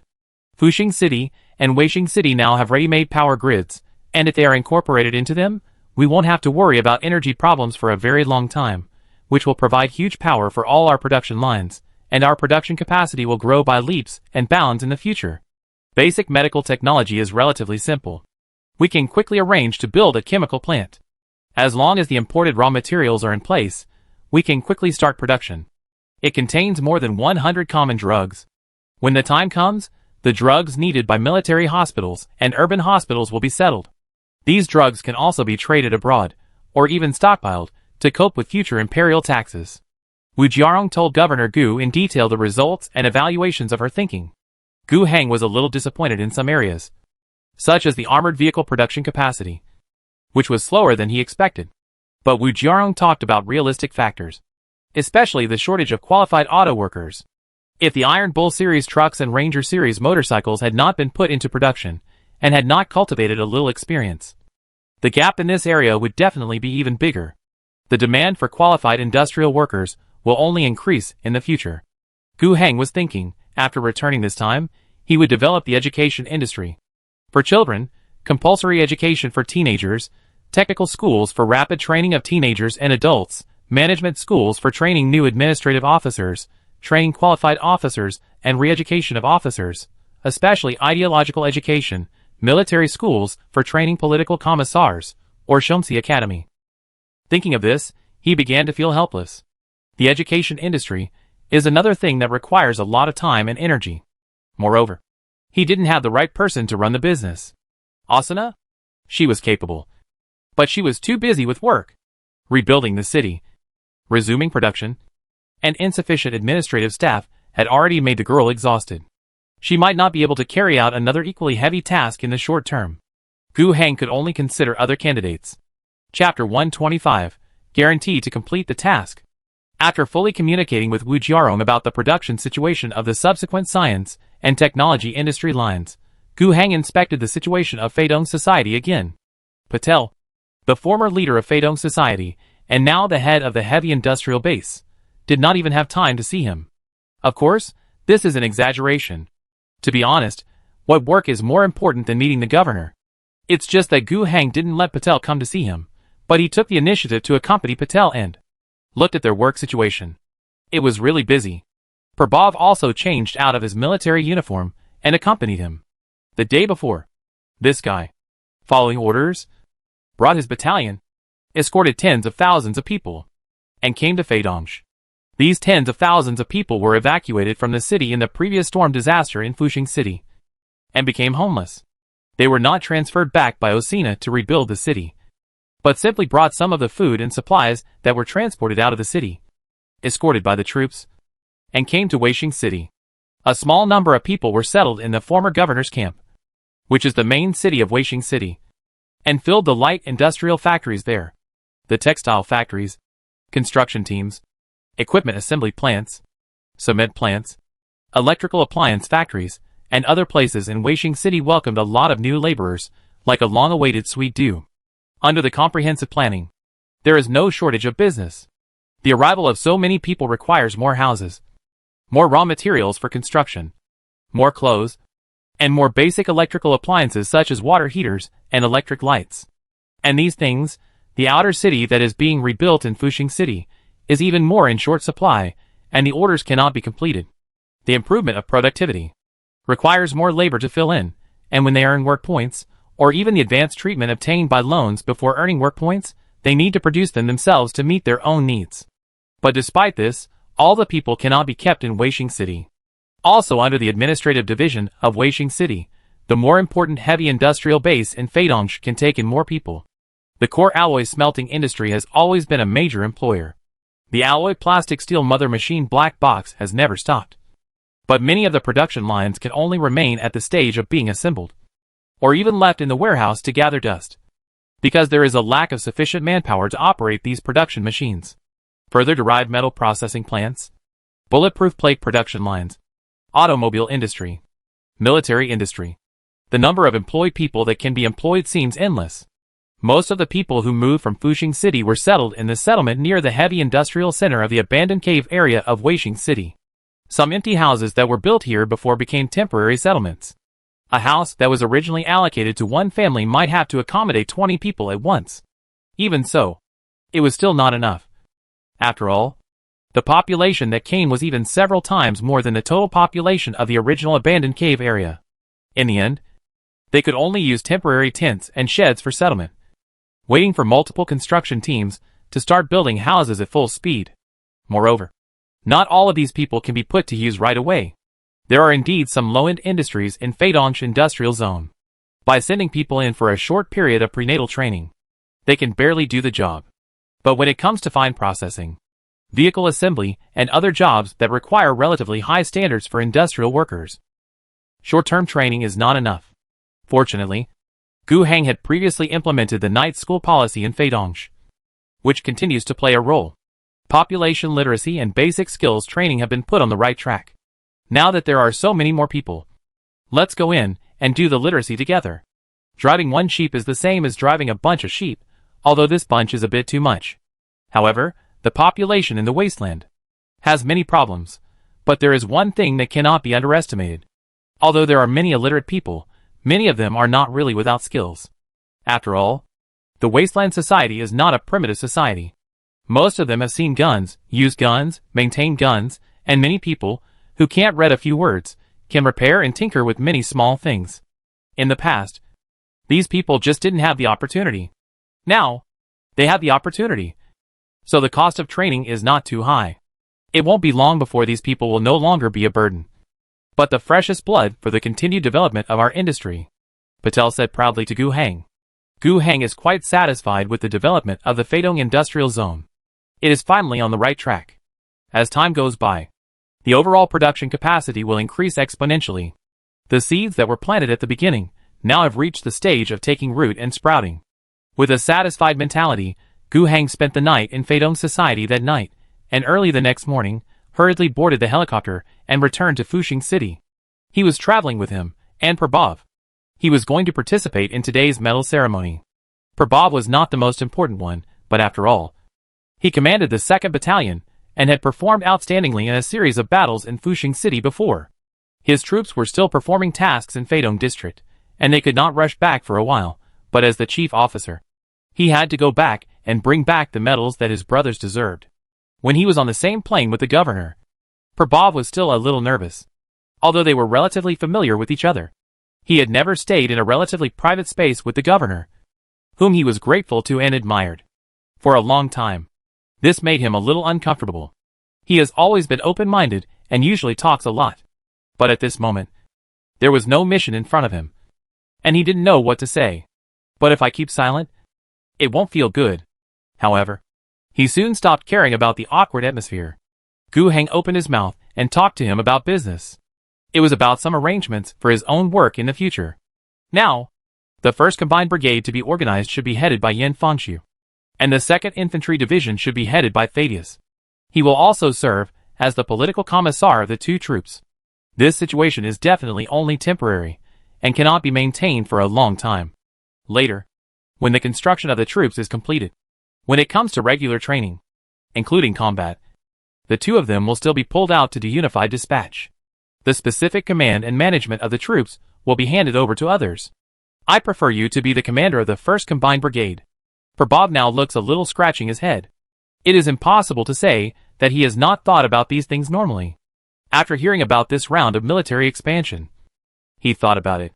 Apart from Yin Fangxiu, there should be no one else in the army who is more qualified and capable than him to take on this position.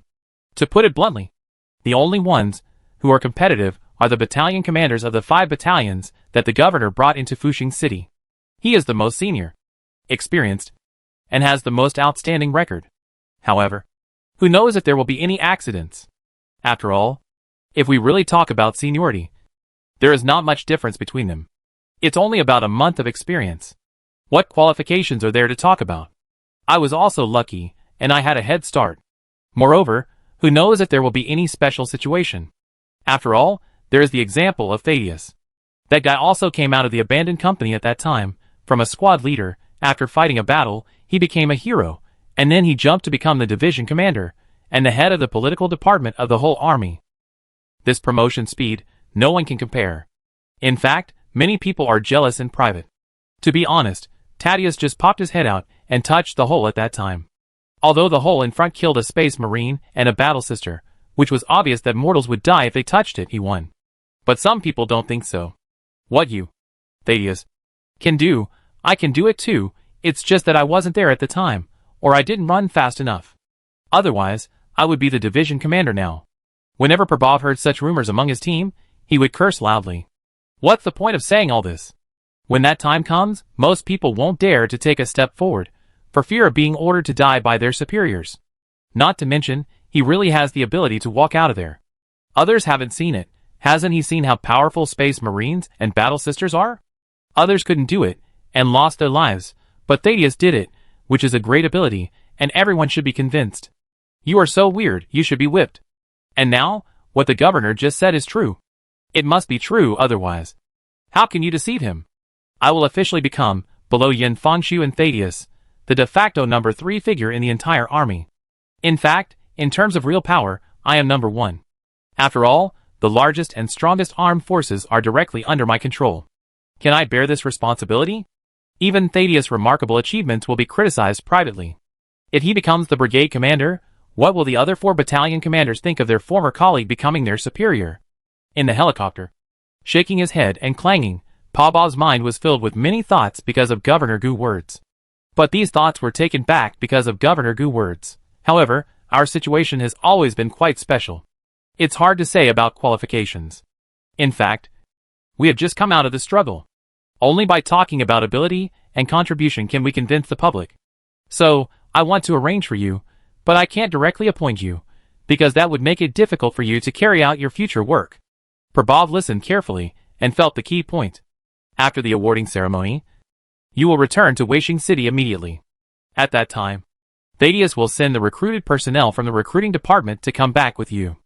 I temporarily authorize you to recruit a group of soldiers in Wasteland City to fill your battalion first, including a large number of weapons and equipment. Even if they are not mass-produced, they will be allocated from the Research Institute for your use. At that time, your battalion will be reorganized into the 1st Battalion of the 1st Combined Brigade, and it will be the first to complete the comprehensive preparation. I want you to prepare the troops within half a month, and then start to move around the abandoned cave industrial area. At that time, Yin Fangxiu will give you a clear combat goal. With the abandoned cave area as the core, there should be about 7 to 10 survivor settlements of varying sizes within 100 kilometers. I will give you another half a month.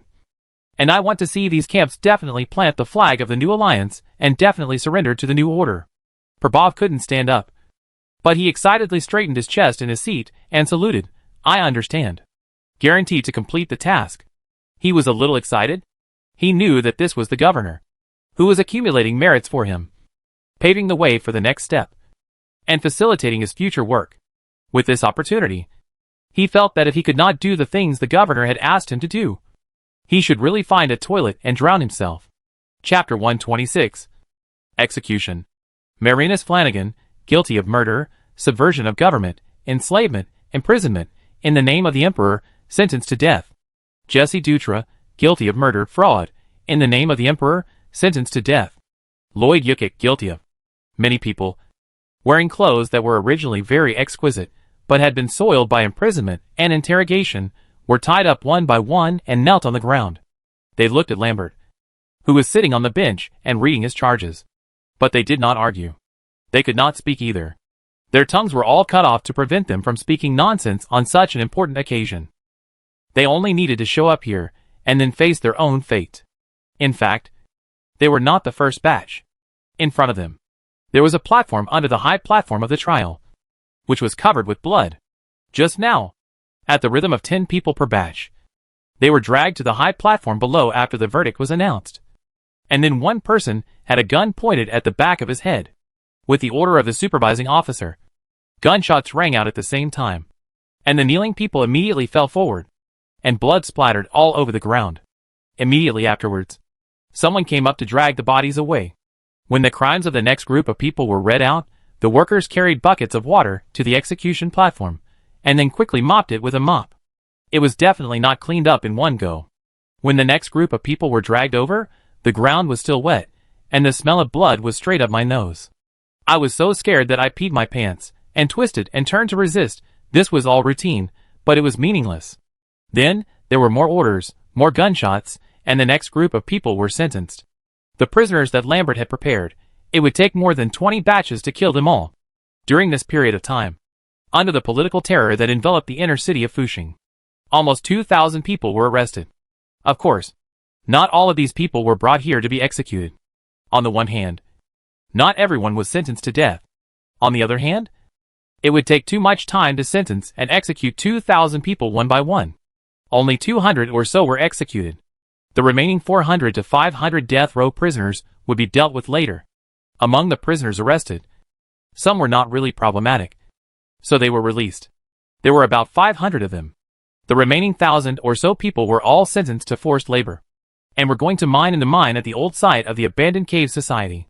These people, in the wasteland environment, were quite delicate and tender, and probably had never done too much physical labor. After working in the dark mine for 5 years, I don't know how many people will come out alive at the end of the sentence. And below the execution platform, there is the execution viewing square. This is located in the square in front of the Alliance Parliament Hall. It is quite large, and it is not a problem for 20,000 people to stand there. Now, about half of the people are standing here, which is about 10,000 people. These people watching the execution are basically the top 10% of the residents in the inner city. They were invited to watch the trial, and they were very moved when they received the invitation. The scene at this moment, as expected, made their scalps tingle. Among the executed, there are many people they know and are familiar with. In the past, these were their leaders, their superiors, and their bosses. Whenever they meet, they will probably have to bow their heads and greet them politely, hoping that they will give them a little bit of money, so that they can have a good meal. And if they can help them, they may have greater opportunities in their future lives. But now, these people who were once high and mighty are being executed in batches in front of them like dead dogs. People are watching the execution in silence. The governor is serious. This makes many of them recall the second-generation governor 6 years ago. No, it is even more outrageous than the second-generation governor. The second-generation governor at that time, in order to implement his reign of terror and impose heavy taxes, also needed to rely on the administrative and military power of the alliance itself. In that era, although it caused a terrible disaster, since administrative measures had to be implemented by the alliance system, many of them were originally within this system, and they were the ones who implemented the terror. Many times, terror could not fall on their heads. But now this new governor, it is not like that.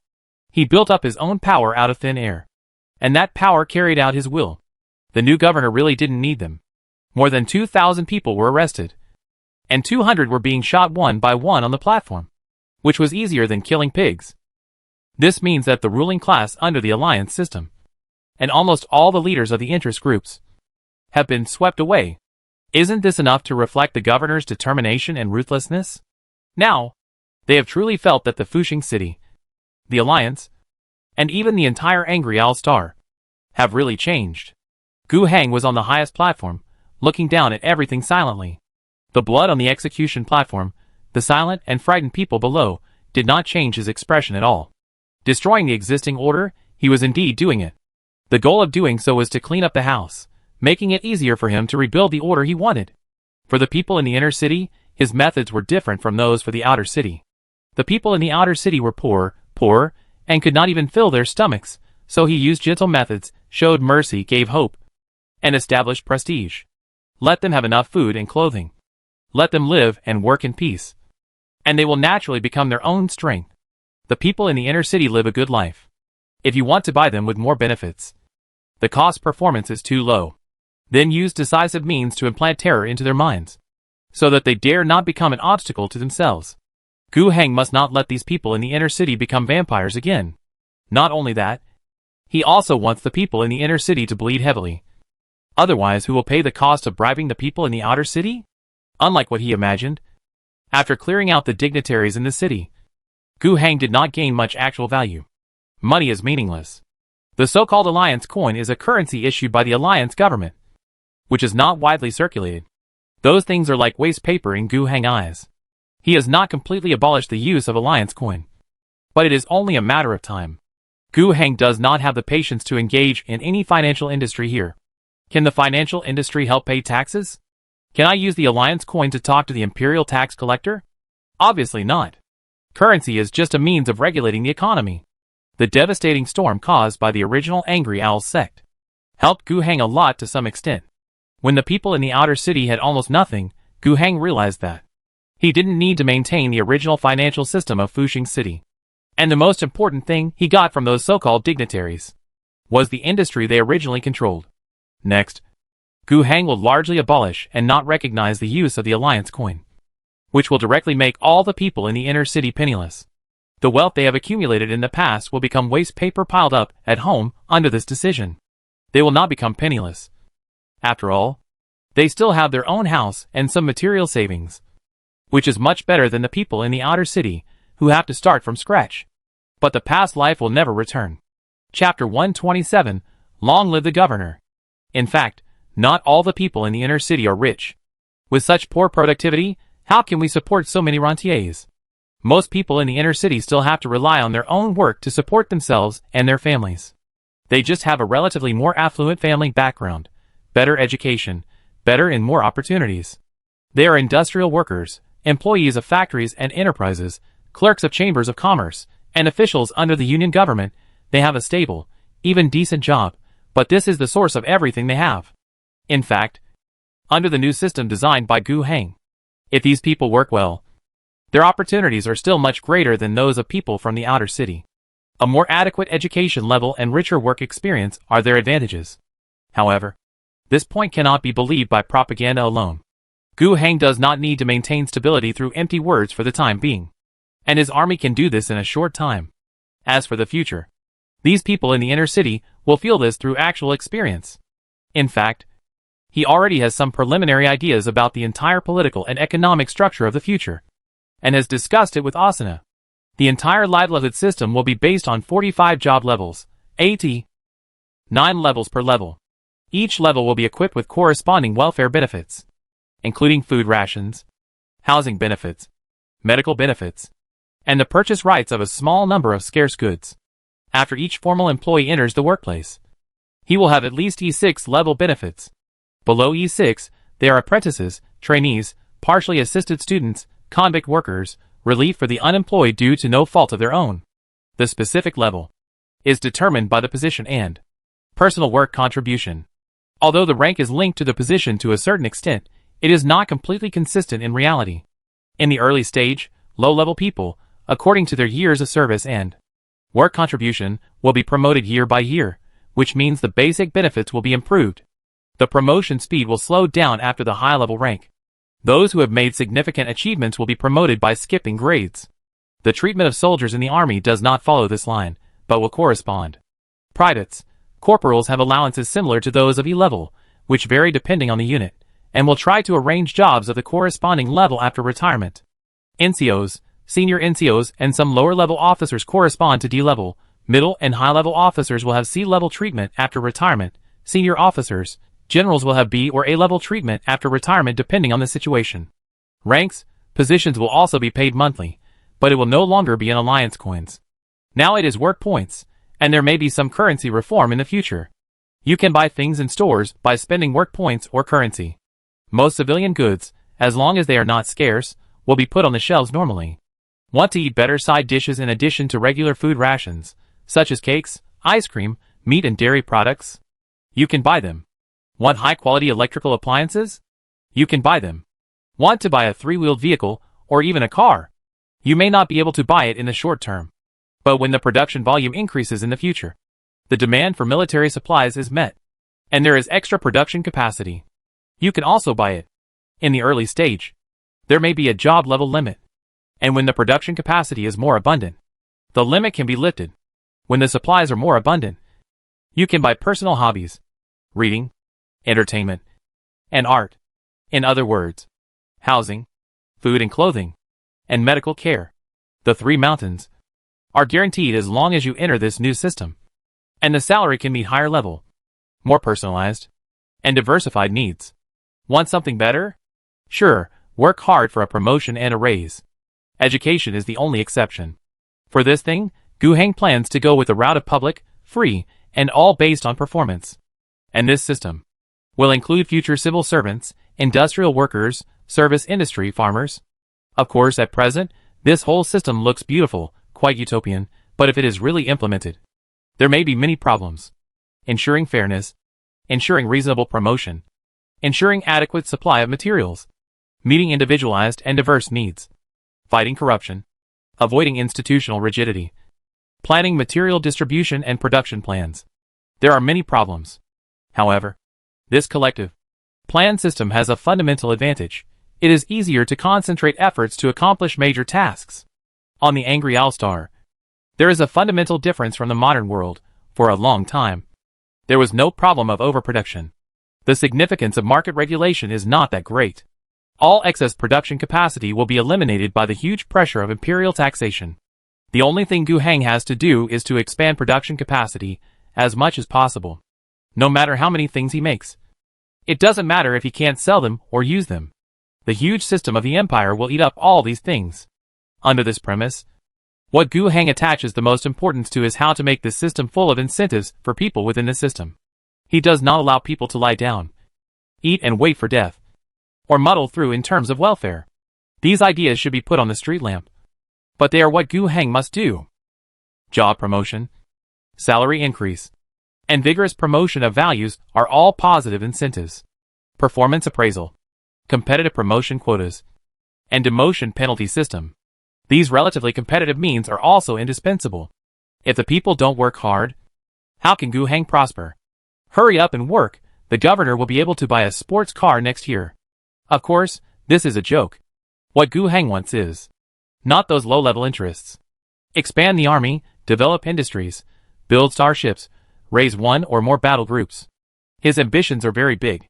And speaking of the current reality, once these inner-city people enter his new system, due to their own educational advantages, professional technical advantages, previous professional experience, they will naturally be better at everything than those poor people in the outer city who may not even recognize all the words. They will easily get a higher starting level and a faster upgrade speed. As long as they support the governor, they will feel the benefits. It is not difficult to restore the previous living standards. With the improvement of productivity, it is even inevitable.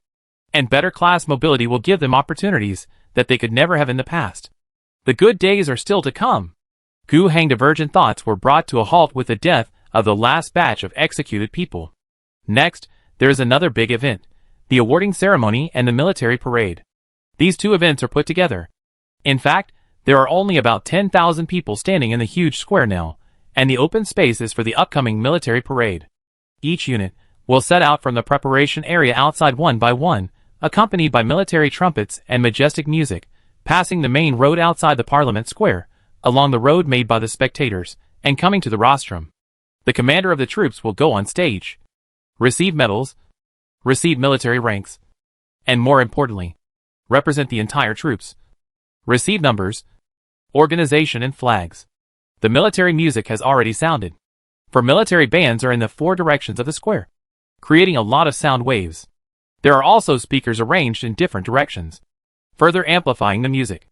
Then, a column slowly came. For Wanderer V infantry fighting vehicles led the way. Behind them were tanks captured from the former Alliance Corps, which had not yet been painted. Then came a team of Iron Bull trucks, accompanied by Ranger motorcycles. Some of these trucks were loaded with soldiers and used as troop transports, and some were towing trucks towing huge 155mm howitzers. This was the 3rd Battalion of the former Governor's Infantry Regiment. In the officer vehicle at the front sat Prabhav of the 2nd Battalion and the Chief Officer of the 3rd Battalion. In fact, it should be the 2nd Battalion that was reviewed first, and Prabhav, as the Chief Officer of the 2nd Battalion, was indeed the first. Unfortunately, he felt a bit lonely, and the main force of his troops was still recruiting soldiers in Wasteland City, so he could only take a look at the 3rd Battalion square formation. The entire square arrived under the rostrum. Whether they were soldiers in cars or on foot, they all shouted slogans. First, the officer in front shouted, "For the Emperor," and all the soldiers behind followed suit. Then, another sentence, "For the Governor." Gu Hang stood at the front of the viewing platform, watching his troops pass by.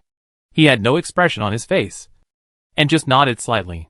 The soldiers followed the instructions, and entered the open space reserved for them in the square, and stood there. Prabhav and the Chief Officer of the 3rd Battalion went on stage together. Gu Hang personally put on the shoulder straps symbolizing the rank of Major for them, and then, he put on the medals for them. Gu Hang personally designed 2 styles of medals. At this moment, they were wearing the Renaissance medal. The style of this medal is roughly circular. It is an action of holding a hammer tightly and raising it upward, surrounded by wheat ears. The Renaissance medal, Gu Hang intended to issue it as a basic medal. It is mainly issued to soldiers and officers who have performed well in a series of battles in Fushing City. Half of the recipients died bravely or were injured. The former need not be mentioned, and the latter basically retire after receiving the medal. These medals are not recognized in the entire empire. Unlike military ranks, the military ranks of the Planetary Defense Force are recognized by the Imperial Military, although the value is greatly different. But Gu Hang still needs to establish this system. Soldiers who fight for themselves deserve honor. In addition to honor, medals also have real benefits. The Medal of Rejuvenation itself is equivalent to an E5 level allowance. Although it may not seem like much, it is an additional allowance on top of the original soldier's allowance. Moreover, this allowance will continue until retirement, even if there is disability or death. The pension will be higher. In fact, the purpose of awarding medals to disabled, retired, and deceased soldiers is to give more pensions to the soldiers who died bravely, and to send them to their relatives. As for those without relatives, the political department of the army will arrange an orphan. There are too many in the Wasteland to inherit these. But the premise is that the orphan needs to inherit the surname of the hero. They will be raised by a special war orphan institution and receive the necessary education.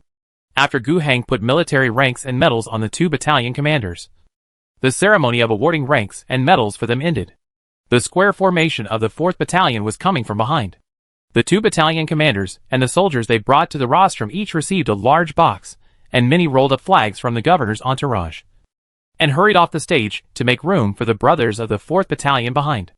The box contained several Renaissance medals, which were given to the soldiers of their own battalion by the battalion commanders. The rolled-up flags were the red flags of the battalion headquarters and the company, and the numbers of the troops were clearly written on them. These number flags were immediately raised by the flag bearers after they were distributed. Soon, when the next batch of chief officers came on stage to be awarded titles and medals, the red flags were flying in the first formation. Among them, there were 2 special numbers, the 1st Phaeton Company and the 4th Cody Company. These 2 flags belonged to the 1st Combined Battalion of the 1st Combined Brigade of Prabhav. Although he did not bring anyone with him, his friendly forces sent people to help as flag bearers and raise the flags. The former was to commend Gu Hang for his outstanding performance in many battles, as the first company established by native people of Angry Owl Star. The latter was to commend the great achievements of the sacrifice Cody, and was given to the company where he served as the political commissar. This company was incorporated into the 1st Combined Battalion and became the 4th company. This is the entire process of awarding ranks and medals. To be honest, the level of the military music playing in a loop is quite average, and the soldiers and the formation of vehicles are not particularly neat when they march. From Gu Heng's perspective, especially compared with the military parade he had seen on TV before traveling through time, it is still a little bit off. But there is a completely different point. This is truly his army. With his order, the guns and cannons in these formations will fire at any enemy for him. And the soldiers in the formations will die for him. Looking at them from the high platform, Gu Heng felt a great sense of pride in his heart. The people in the inner city who were watching the ceremony were silent. In fact, many of the soldiers who came in a square formation were familiar to them. Many of them were indeed soldiers from the original Alliance Corps. A considerable number of them were absorbed into the 1st Combined Brigade, and the rest would be filled into the 2nd Infantry Division as a skeleton. However, the people in the inner city felt that these familiar soldiers looked very strange at the moment. There has never been a military parade in Fuxing City. They usually only see these soldiers when they are on duty or on missions. The people in the inner city are generally indifferent to the army. But now, the whole army seems to be different from what they remember. The whole spirit is different. Under the leadership of those red hats, the soldiers straightened their chests one by one, looking heroic and high-spirited. When have the residents of the inner city ever seen their own army with such a spirit? Oh no, now it is the governor's army, huh? No, we seem to be the governor's people, and this is still our army. It's a bit confusing. The people looked at these familiar yet unfamiliar soldiers, walking in front of them, and then standing in neat rows on the other side of the square, and their feelings were quite complicated. And the people in the outer city? They were not so complicated. Fuxing City did not have the ability to broadcast live, so it was not easy to let everyone see the images of this ceremony. But at least, there is technology for broadcasting via radio. Lambert's earlier pronouncements of death sentences on various people were also broadcast live by radio. Compared to the calmness of the inner city, the outer city was quite lively. People were working, while hearing various big shots being executed. They could not know who everyone was, but they could always hear someone they knew, someone they hated, being shot. So, there were cheers from time to time on the construction site.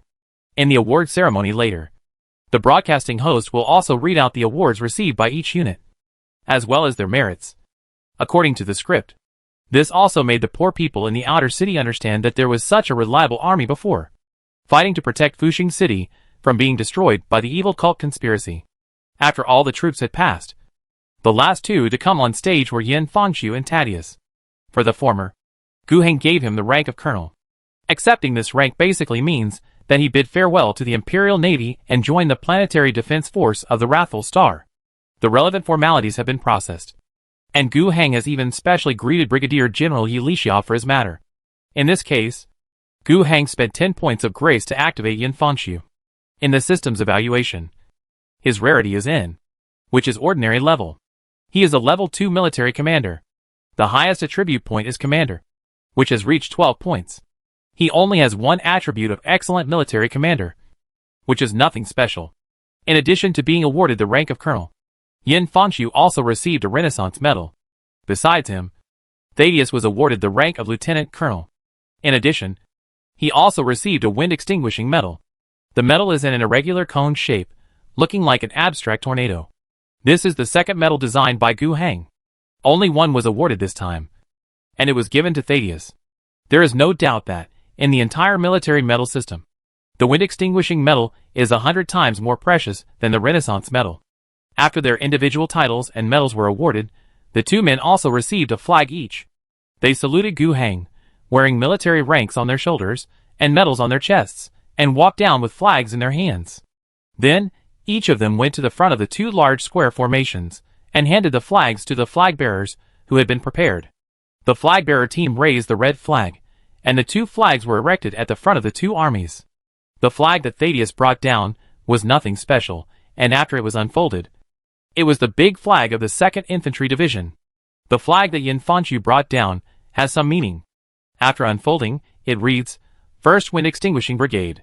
Undoubtedly, this is also an honorary number, given to the entire brigade, to commend the officers and soldiers of the brigade, including those soldiers of the former Alliance Corps who were absorbed into the brigade, for their outstanding performance in Operation Wind Extinguishing, including the company that Thaddeus led as the political commissar before. After the ceremony of awarding ranks and medals, the broadcast signal was cut to the microphone in front of Gu Heng.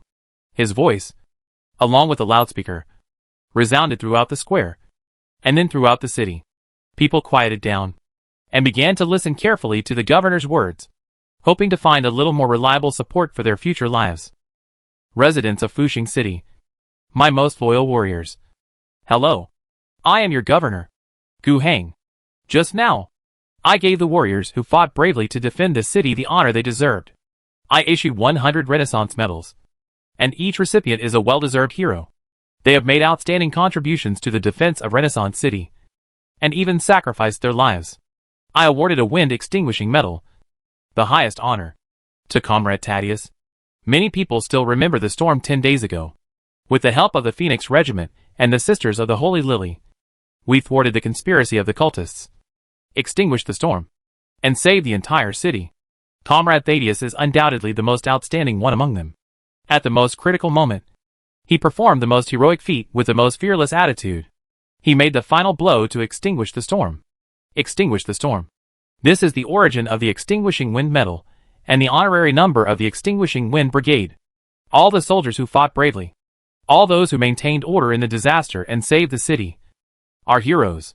At the beginning of the speech, Gu Heng started with the origin of the Extinguishing Wind Medal and the honorary title of the Extinguishing Wind Brigade. The people in the inner city were silent. They did not feel deeply about it.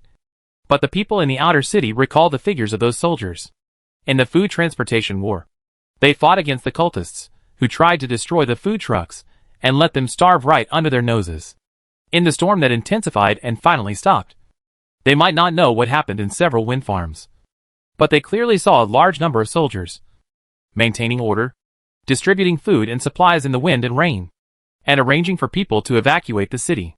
This army seems to be really different. In the disaster, they did not use their weapons to smash, loot, and oppress the poor, but stood with the people and withstood the storm. They witnessed all this with their own eyes, and the governor's summary of praise reinforced the impression in their hearts. Gu Heng's purpose is this. He wants to give honor to the army. Honor allows the army to maintain discipline. Honor allows the people to love the army. After saying this, Gu Heng paused for a moment and continued his speech. Hundreds of years ago, before the war, Wrathful Star was a civilized world, the pearl of the entire Pegasus Star region. With the help of advanced industrial technology and the unique psychic gas field for energy mining, the amount of imperial tax paid by Wrathful Star could rank among the top 3 in the Pegasus Star region, second only to the capital of the Star region, Winged Star, and the Hive World, Kuroga 3. The living standard of the residents could even rank second, only slightly worse than that of the Garden World Winged Star. At that time, the Angry Owl people lived in cities. Many of them had decent jobs, and food and clothing were never a problem for most people. They enjoyed the sunshine, the nightlife, the diverse food production, and the developed cultural industry. Such a rich world is not seen on many planets of the Empire. The Angry Owl people at that time were the envy of most residents of the Empire world. Gu Heng's words made many people look complicated. No one had seen the pre-war situation, but they had heard some things from their predecessors, and even their predecessors, from generation to generation. Some things occasionally dug out from the pre-war ruins also prove this point. The Angry Owl Star in the past was indeed developed and prosperous. Then why do we, the descendants, live so miserably? The governor gave the answer. The hateful traitor betrayed us. The best energy output on the Wrathful Owl, the psychic gas field, was used as a source by the Chaos Traders, and the psychic tunnel was opened. This tunnel connected to a world corrupted by chaos, under the cover of evil magic. Even the demons in hell were summoned. A tragic war broke out with the Wrathful Owl as the battlefield. The people of the Wrathful Owl, with the soldiers of the Empire, made endless sacrifices, defeated the Chaos Traders, closed the psychic tunnel, and blew up the psychic gas field. But at the same time, this war that lasted for decades turned the Wrathful Owl into ruins, turning this once prosperous world with nearly 10 billion people into a wasteland. The collapsed ecosystem gave rise to terrible waste energy storms and mutant monsters, and a large amount of land was no longer suitable for survival. From then on, the Wrathful Owl Star changed from the former star zone Pearl to a wasteland planet. abandoned by the Empire, and removed from the Star Zone planning. This part, many people did not understand it. What chaos traders, demons, etc., seemed to have never been seen before. What psychic gas fields, what psychic tunnels, were even more confusing. But it didn't stop them from extracting the key points. Our world was betrayed by traitors, and destroyed by chaos traders. Those ghost things were the culprits, who destroyed the beautiful life we should have. This reminded them of the original Angry Owl sect, which was also a cult and almost destroyed Fuxing City. Gu Heng continued, after 100 years of darkness, an imperial official named Huaiban was surprised to find that there were still tens of millions of people living here when he passed by Angry Owl Star. He helped the people here, and applied to the higher authorities through the Star District government, and finally got permission to rebuild the Wrathful Owl, allowing the Wrathful Owl to return to the embrace of the Empire. He also became the first governor of the Wrathful Owl Wasteland era. Governor Hua is a respectable man. He worked hard on the Wrathful Owl for 17 years, relying on the tax-free period of the first 15 years, and worked hard to restore the population of the Wrathful Owl, establish a unified alliance, unite all forces on the entire planet, end the frequent conflicts over limited resources in the Wasteland, and rebuild the initial productivity. But he didn't do enough. In the 17th year after he became the governor, Angry Owl Star had to pay taxes to the Empire for the first time, and had to pay standard imperial taxes. But Angry Owl Star had not recovered yet, and couldn't even pay the lowest level of taxes. He was executed by the taxation department, and the alliance government at that time experienced a major reshuffle.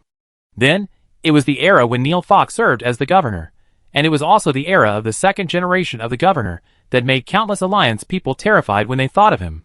He learned from Governor Hua's failure, with the help of the Union government, implemented many policies that Governor Hua would rather die than implement, and imposed heavy taxes on the entire planet.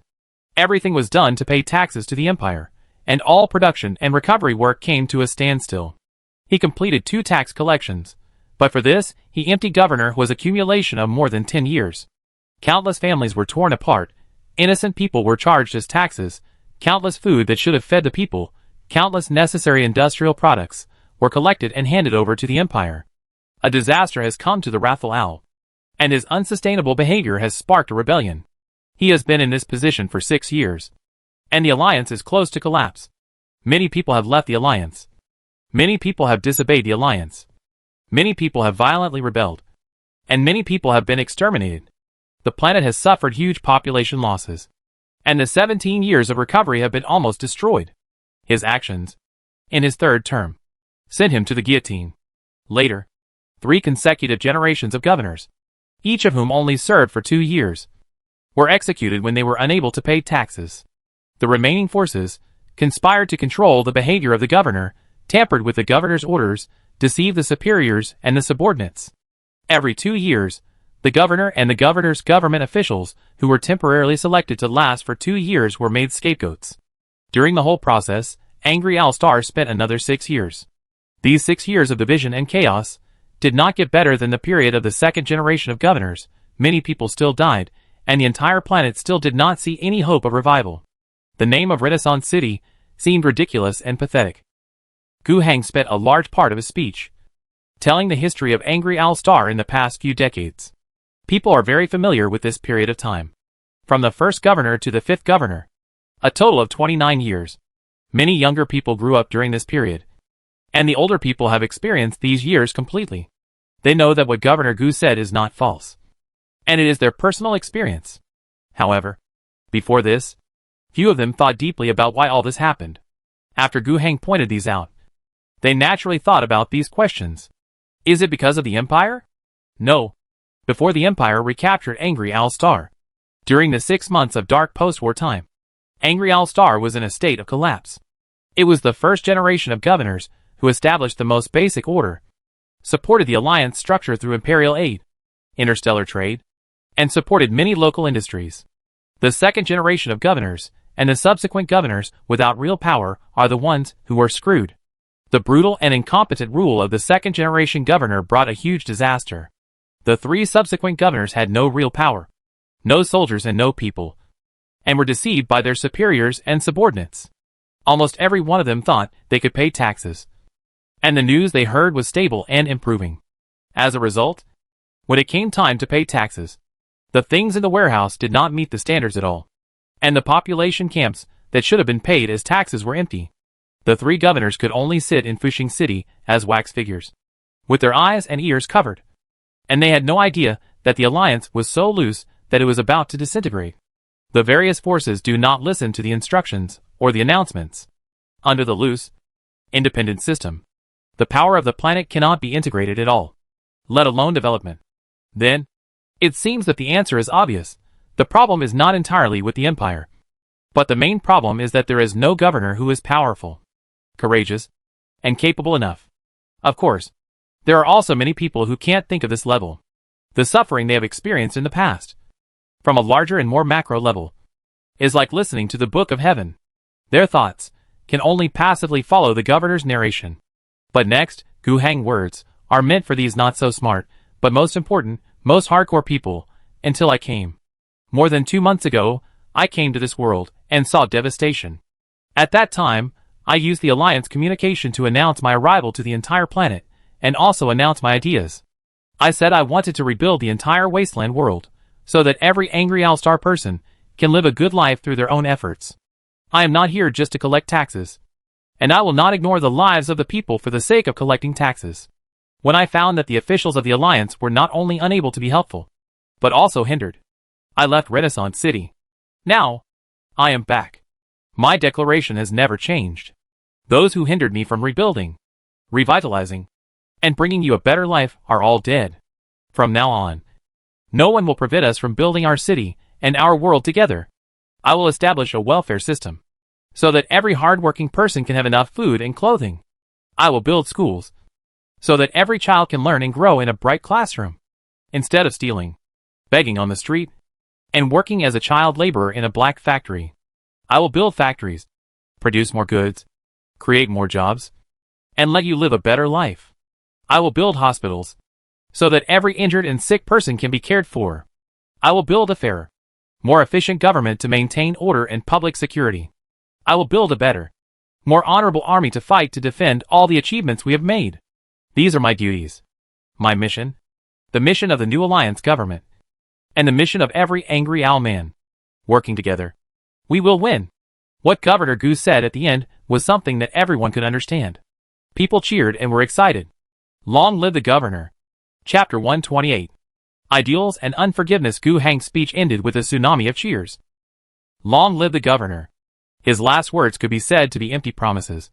But when said on this occasion, they were a clear political promise. And they really made people feel that there was a future to look forward to. The residents of the outer city were looking forward to the governor fulfilling all his promises in the future. Thinking about the clerks, who had been following Miss Asana's orders, and the propaganda of the Red Hats, they began to believe that all this would not be too far away. The fire of hope burned brightly for the first time on this land. And even the residents of the inner city could not help but be touched. If nothing else, at least the speech of the governor seemed to indicate one thing. He was not a person who only levied heavy taxes like the second-generation governor. They did not seem to have to worry about people working in the dark in factories in order to pay taxes. It was unknown how many people would be taken as taxes, sent to the Empire's transport spacecraft, and flown to a foreign land in the starry sky, never to return, and no news. If that's the case, it seems that it's not impossible to support the new governor. Well, people's bottom line is broken little by little. Give a hard slap, and then as long as there is a little sweetness, it seems that the situation is not unacceptable. This public trial, public execution, military parade and awarding ceremony, is it a performance? Of course it is. But who can deny the importance of propaganda in politics? In this incident, the people in the inner city suffered from watching their old acquaintances being publicly executed. And then, they were given a little treat. The atmosphere of terror created by Lambert for several days should be slightly relieved after this incident. And the residents in the outer city just ate a sweet treat. There was no need to slap them, as they had been beaten too many times in the past. The morale of the people was greatly boosted, and they began to truly look forward to the things announced by the governor, and the good life in the future, and even became more energetic to work. However, publicity is publicity. But to implement those things, it is not enough to just broadcast them with a loudspeaker. Things need to be done one by one. How to build a school. Where do teachers come from? How to allocate resources. The same is true for hospitals. The so-called welfare policy is linked to the 45 job levels that Gu Heng had conceived before. But what are the specific welfare conditions and material allocations for each job level? How long will the current resources of Fuxing City be sufficient to support it? Where will the insufficient resources come from? How to ensure that the subsequent production can keep up? Not to mention, the output cannot be consumed. The imperial tax is 2 years later, but we must start preparing now. These specific matters, there is no need to publicize them widely. Even many of the means cannot be talked about. After the awarding ceremony, Gu Heng held an internal meeting. This meeting is the real dry goods and key. Such a meeting lasted for 2 days. When Lambert left the meeting room, it was already the morning of the 3rd day. The morning sun was not too strong, but it still made Lambert's eyes uncomfortable. In the past 2 days, he had lived in darkness, literally. He ate and slept in the meeting room, and even held an all-night meeting yesterday. The governor was able to keep a spirited look at all times, but Lambert was immortal, and could not stand such a hardship. At this moment, he was really tired, but he couldn't suppress his excitement. In the 2-day meeting, a very important part was the appointment of personnel. Now, he is the head of the Supreme Legal Committee and the Supreme Justice of the Alliance. His next important task is to formulate laws in accordance with the spirit conveyed by the governor in the 2-day meeting. To do this, he needs to establish a legislative council to do legislative work and an executive council to do judicial work. In addition, he also needs to establish a disciplinary committee to supervise and audit government officials and factory managers. At the beginning of the establishment of the new alliance government, there was already a vigilance against corruption and institutional rigidity. He needs to take this part of the work seriously. This is in line with the work he did during the previous period. Legislation, judiciary, supervision and audit. Many powers are concentrated in one person. In other words, he, the Supreme Justice of the Alliance, is in a sense the same level of position as the head of government, the Prime Minister of the Alliance. And now, the Prime Minister of the Alliance government is still the governor himself. This almost means that he is already the highest-ranking official in the new alliance. The investment made by the Hodgson family in the governor early on is paid off at this moment. Although, such a great power, concentrated in one person, is definitely not something that can last long. It is just a stopgap measure when no one is available temporarily. After all, when the positions were divided, these positions were reserved, and I believe someone will replace them in the future. But so what? He, Lambert, is in charge of this work, then those who will come up in the future, are they essentially his old subordinates? Even if he doesn't work here in the future, he will have a huge influence here. However, high positions and generous salaries are definitely not the reason why he is excited now. For him personally, are these things worth exchanging the lives of his entire family? If he were given a choice, he would not choose it 100 times. But his grandfather chose it, and he only realized it when something happened. When he just decided to come to the governor's camp to help the governor. He knew that his decision represented the attitude of the Hodgson family. But at that time, the worst result he thought of was that his grandfather would be under great pressure in Renaissance City, and the family would be suppressed. But everything can be saved. And after the governor succeeds, he will get back what he lost. He never thought that the Speaker of the Alliance would die in the capital of the Alliance. But old Hodgson may have thought of it long ago, but just didn't tell him. Is this for him? Is this for the Hodgson family? Lambert thinks not. If it was for these, they wouldn't have to do this. What kind of Hodgson family is there now? Everyone is dead, only he is alive. What is it for? He remembered the conversation he had with his grandfather before he left Renaissance City and came to the governor. The whole planet is looking forward to revival. The sooner the better. I am willing to contribute to it first, rather than continue to wait silently. Being a promoter of the times is far more meaningful than waiting for the times to change and then rushing to get on board. This sentence ruined a political family in Renaissance City. But it also became a fuse, allowing the governor to become the master of Renaissance City earlier. No matter how many twists and turns there are in this process, it has now become an established fact. Why do we say that only the governor can save the world? This question should be transformed into what the Empire has brought to the wrathful Owl Star? History can teach us a lesson. The Empire's taxes are indeed a heavy oppression. But after the war, in the 100 years before returning to the Empire, was the situation on the wrathful Owl Star good? It was very bad. Even worse than during the second governor's period, when the first governor established the alliance. The total population of the wrathful Owl Star was probably only more than 20 million. After his 17 years of rule, this number rose to nearly 50 million, doubling. The birth rate has greatly increased. The death rate has dropped significantly, and a large number of hidden populations have reappeared due to social development. However, in the past 12 years, it has fallen to less than 40 million. Returning to the empire did bring heavy taxes. But apart from that, it is not without benefits. To rebuild the world, the empire will allocate financial subsidies, which will be issued by the Star District government. This aid, in the hands of a generation of governors, has brought great development to the Angry Owl Star in the past 17 years, and can be said to be the engine of the planet's revival. Without these, a generation of governors would have to take the lead in establishing an alliance and integrate local forces. In addition to reconstruction assistance, returning to the Empire has another most important benefit: interstellar trade. After returning to the Empire and having its own governor, the Imperial Caravan will use the Wrathful Owl Star as a trade stop. A large number of things that the Wrathful Owl Star itself does not have the conditions to produce will be obtained with the arrival of interstellar trade. These two items are the biggest benefits after returning to the Empire. Can the Wrathful Owl Star really not develop? No. Although it is difficult.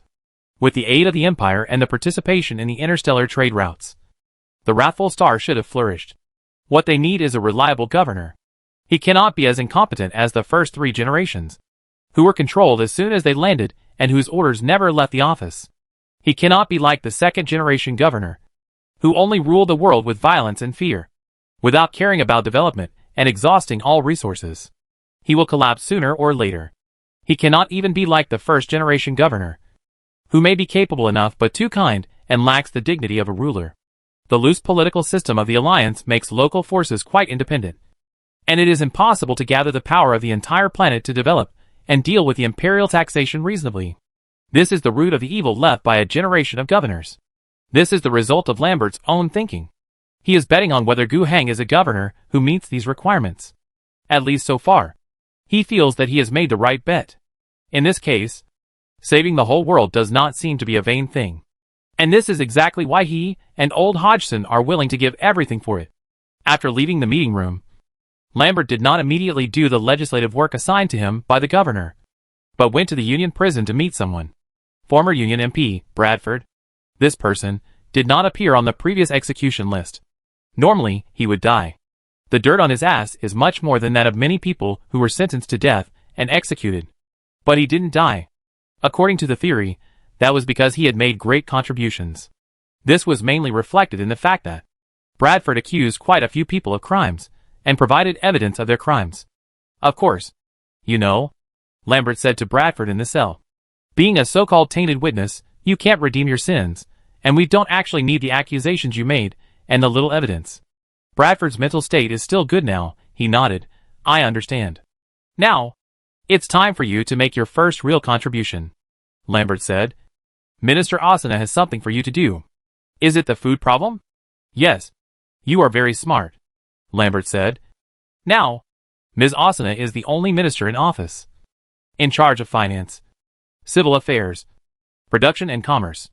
These responsibilities will definitely be separated in the future. I think you must be interested in the position of Minister of Commerce. However, there is a lot of competition for this position, and you have a natural disadvantage. Bradford listened carefully, and he was somewhat surprised by Lambert's attitude.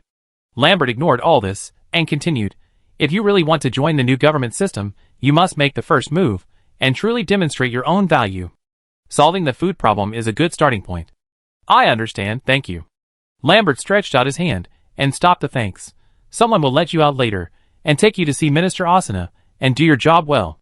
After saying that, he turned around and prepared to leave. Wait, Bradford called him. Lambert stopped, but did not look back. I'm sorry. I'm really sorry. Lambert knew that Bradford's apology was for the Hodgson family. He waved his hand, turned his back to Bradford and said, don't misunderstand me. I heard your apology, but I will never forgive you. The only reason you can save your life is that you are still useful to the governor. You better keep this reason. Otherwise, no matter where you run to, I will make you pay the price you deserve. Bradford, who saw the light of day again, was in a good mood. Although, before being released, Lambert threatened him verbally. He didn't take it to heart. Or rather, Lambert's attitude was reasonable. Even if he was not the mastermind, he was the main accomplice in the death of the Hodgson family. The two of them had an irreconcilable hatred. Ask yourself, if you were in the same position, you would kill your enemy even if you were punished by the governor. In fact, by handing yourself over to Lambert, the governor probably meant to give the decision-making power to Lambert. If Lambert really wanted his life, the governor might not even blame him. No matter why Lambert didn't do this. At least he survived now. He even had the opportunity to climb up Minister of Commerce. If Shin got this position, his status would probably not be worse than before. He was full of motivation. And after meeting Asuna, he really showed his true ability. Chapter 129. Food crisis. After the reconstruction of the city was somewhat on track, the second problem that Asuna had to solve was the food crisis. There was not enough food. Fushing City was a commercial hub and a light industrial center. Now with the Waishing City abandoned cave area, heavy industry was also developing rapidly. But Fushing City did not produce food. Although there was a small farm called Mant and Valley Manor around the city. The output of crops from that farm in one season was good enough to reach 2,000 tons. The output for a whole year was only enough to feed the entire city for 10 days. From Fushing City to Waishing City, if we consider them as one, this is a city with a population of 1 million. According to the lower-level food quota, the daily food consumption must reach 500 tons at least. The food demand for the whole year is at least 180,000 tons. It is not too much to prepare 200,000 tons. When Gu Hang just took over the city, the food reserves of the whole city could only last for about 15 days. Now, a total of 12 days have passed, and the remaining food reserves are only about 9 days. The reason for this is that it was not purely a matter of living off the land during this period. On the one hand, after the initial end of the war, the blockade of the city, and the end of the storm, the grain trade was more or less restored. The grain caravans that were originally on the way finally dared to enter the city, unloaded the goods they were carrying, and took some industrial products with them. On the other hand, there was assistance from Waishing City. The two synthetic starch production lines in Waishing City were fully operational, working day and night, and the combined daily output could reach 100 tons. Except for the local supply to the two districts of Waishing City, all the rest are transported to Fushing City. However, despite these two supplements, the income is still not enough to cover the expenditure. This is definitely not acceptable. The synthetic starch production line cannot be relied on for the time being. Wu Jiarong is doing research and development, and the task of mass production is a bit heavy. The local deployment and research and development of the synthetic starch production line is slow. Even if she devotes all her energy to this aspect, I am afraid it will not solve the urgent problem. Then we can only rely on the old method. Fushing City does not produce grain. It has been able to exist for so long in the past, and it certainly relied on foreign trade to survive. Of course, if we only rely on foreign trade, the supply of food will certainly be very unstable. It doesn't matter for Fushing City in the past. If there is an unstable situation, then let it happen. Anyway, the people in the inner city will not starve to death, and the people in the outer city will starve to death. It's no big deal. Anyway, after a period of time, there will always be many refugees who wander here from nowhere to make up for the missing population.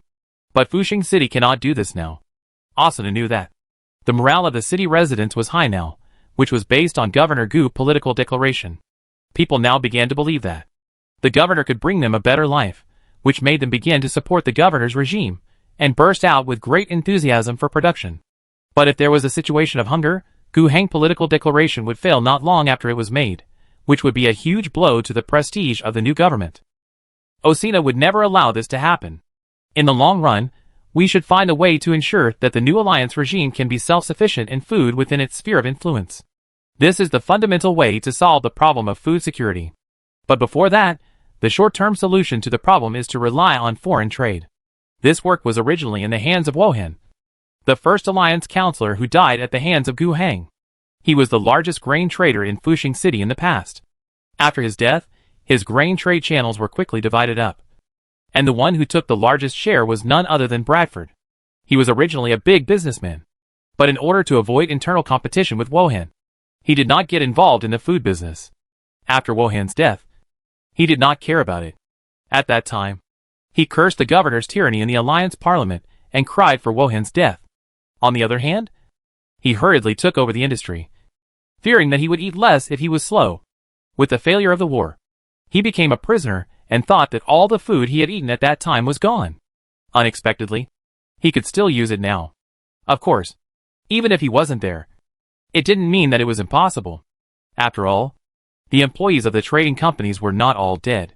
However, if he knew a lot of people and had trade channels in various places outside Fushing City, things would be much simpler.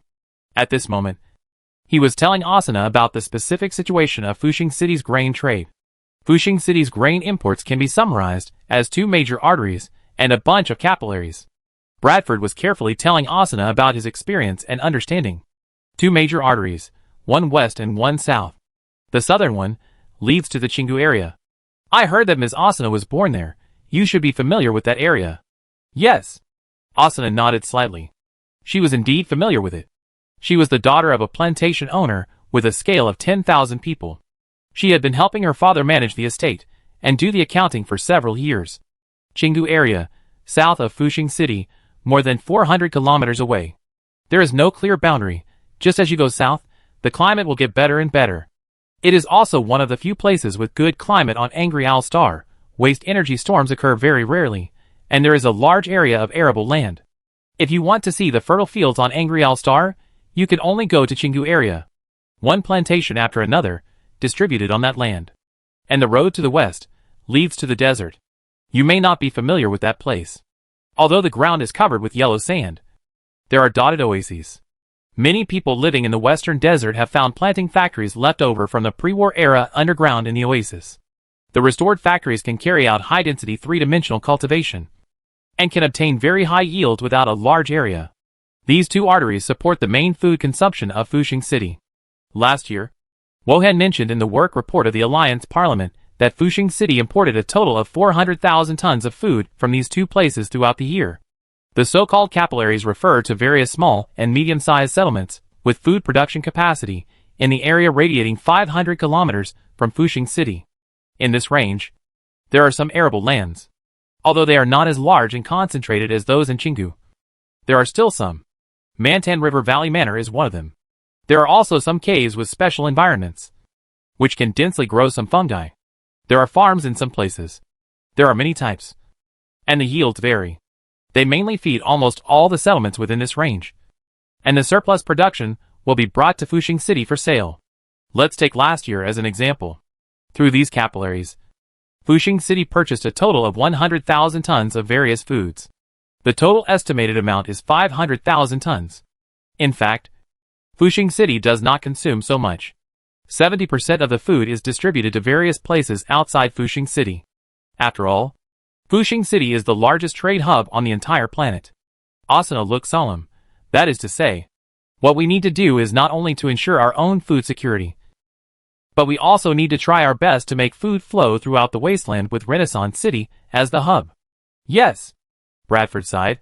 If we can't do it, maybe people in Renaissance City won't starve to death. But many settlements in the wasteland that don't have food production capacity may suffer a catastrophic disaster.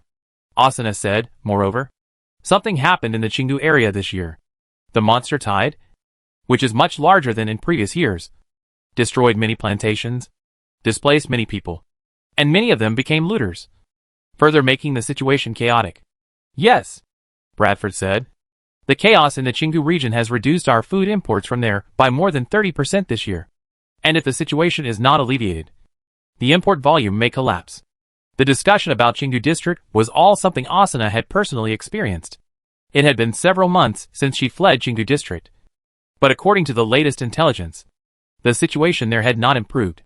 There was still a steady stream of refugees from Chingu district, crossing hundreds of kilometers and wandering to Fushing City.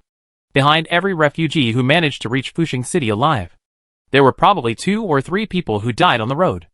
Thinking of this, Asuna almost felt that she could not bear it. But she could only endure it. She knew that they were not yet able to cross hundreds of kilometers to the south and rescue those suffering people along the way. She could only take care of Fushing City first. Gathering her thoughts, she said, "We must resume grain trade imports as soon as possible. I will then establish a grain trade bureau under the framework of the Ministry of Commerce. I have set people to take inventory of all those who worked in the grain trade in the past, and they will be transferred to the Grain Trade Bureau immediately.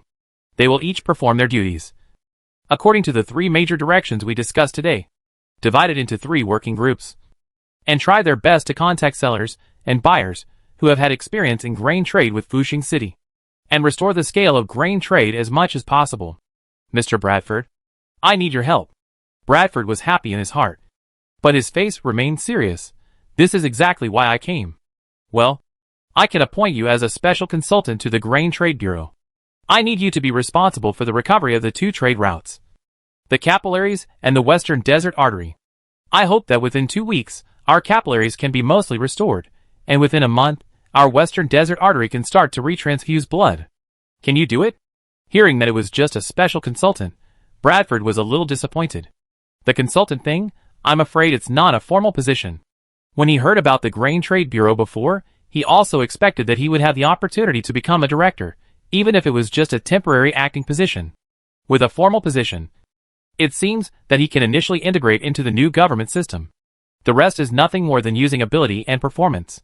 Food trade is, of course, the most important part of the many business categories in Fushing City. If he does a good job in this area and solves the food crisis, will he really have a chance to take the position of Minister of Commerce in the future? After all, Ms. Asuna cannot always take on the work of multiple departments. And now, the position of consultant is just a dispensable one, which can be cancelled at any time, which still makes him feel a little disappointed. But he soon cheered up again. As a guilty person, he should cherish the opportunity to serve and wash away his sins, and do his best. Putting aside these thoughts, he began to think carefully, and did not speak for a long time. Asuna also waited patiently. Bradford finally spoke. Your request. I will do my best to complete it. I will try to restore the relevant trade routes. However, this whole thing cannot be accomplished solely by my efforts. After the trade channels are established, we need to consume such a large amount of food, and we also need enough goods to trade. He paused. There was a topic he didn't really want to mention, but he finally decided not to mention it. Alliance coin. Osina raised her hand to stop him from continuing. That's not up for discussion. But you can rest assured, we are not going to completely abolish the Alliance coin. In foreign trade, we will recognize the value of the Alliance coin for a long time in the future. In foreign trade, we can still accept trade settlement in Alliance coin. I feel much more relieved with your words. It is normal for him to have such concerns. If the Alliance coin is completely abolished, then the targets of plunder will not only be the residents of the inner city, but all the forces that have traded with Fushing City in the past. In the past, for the convenience of trade, many forces had stored a certain amount of Alliance coins. If they were abolished all at once, it would mean that the money they had used to sell food or other commodities would have no value at all. This is unacceptable to many forces. If Fushing City could completely achieve internal circulation without relying on the outside, it would be fine. But now, even basic food needs to rely on foreign trade. So this is obviously not possible. That would destroy the trade credit of Renaissance City and offend other settlements with high independence. Go ahead and do it, Asuna said. I will do my best to prepare other trading commodities. Asuna was not worried about the problem mentioned by Bradford. Let's not talk about currency. Just continue to recognize the Alliance coin in foreign trade. Of course, it is impossible to buy food purely with the Alliance coin without paying anything else. People also have to buy things with the Alliance coin. Osina is confident about the relevant trading items. There are many things that Renaissance City can sell. Renaissance City has a strong industrial production capacity. Textiles, electrical appliances, some metal tools, and even generators using hot limestone, which are not mentioned. In addition, in the warehouse of Renaissance City, there are a large number of various commodities. The trade center is not only engaged in food trade. After those powerful people were caught, many channel merchants like Bradford, their goods, also fell into the hands of the current government. These are all goods that can be used for trading. What's more, Renaissance City now has 2 particularly valuable commodities that can be sold: arms and medicines. Chapter 130, determined by the order. Medicine is the hard currency in the Wasteland, and there are very few places with the corresponding production capacity. At present, the Alliance No. 1 pharmaceutical factory in Fushing City has been successfully put into production. According to the theory, it can produce more than 100 types of medicines and medical supplies. However, at present, it is not necessary to put all the production processes of so many types of medicines into production. Some medicines, such as those for stomach problems, skin diseases, osteoporosis. Of course, these things cannot be said to be useless, but at least they are not important at present. Quick-acting hemostatic agents, antibiotics, analgesics, trauma medicines. These are much more important, and the demand in the wasteland is much greater. As for the arms to be sold, of course, are not the newly produced ones. Guhang Local Tyrant Brigade has not been reorganized yet. Where are the extra weapons that can be sold to others? However, it is precisely because he wants to build a heavy synthetic brigade that many of the weapons and equipment left over from the previous Alliance Legion have become goods stored in the warehouse. Asuna plans to sell these things in batches, but she can't sell them blindly. Selling arms is a sensitive matter.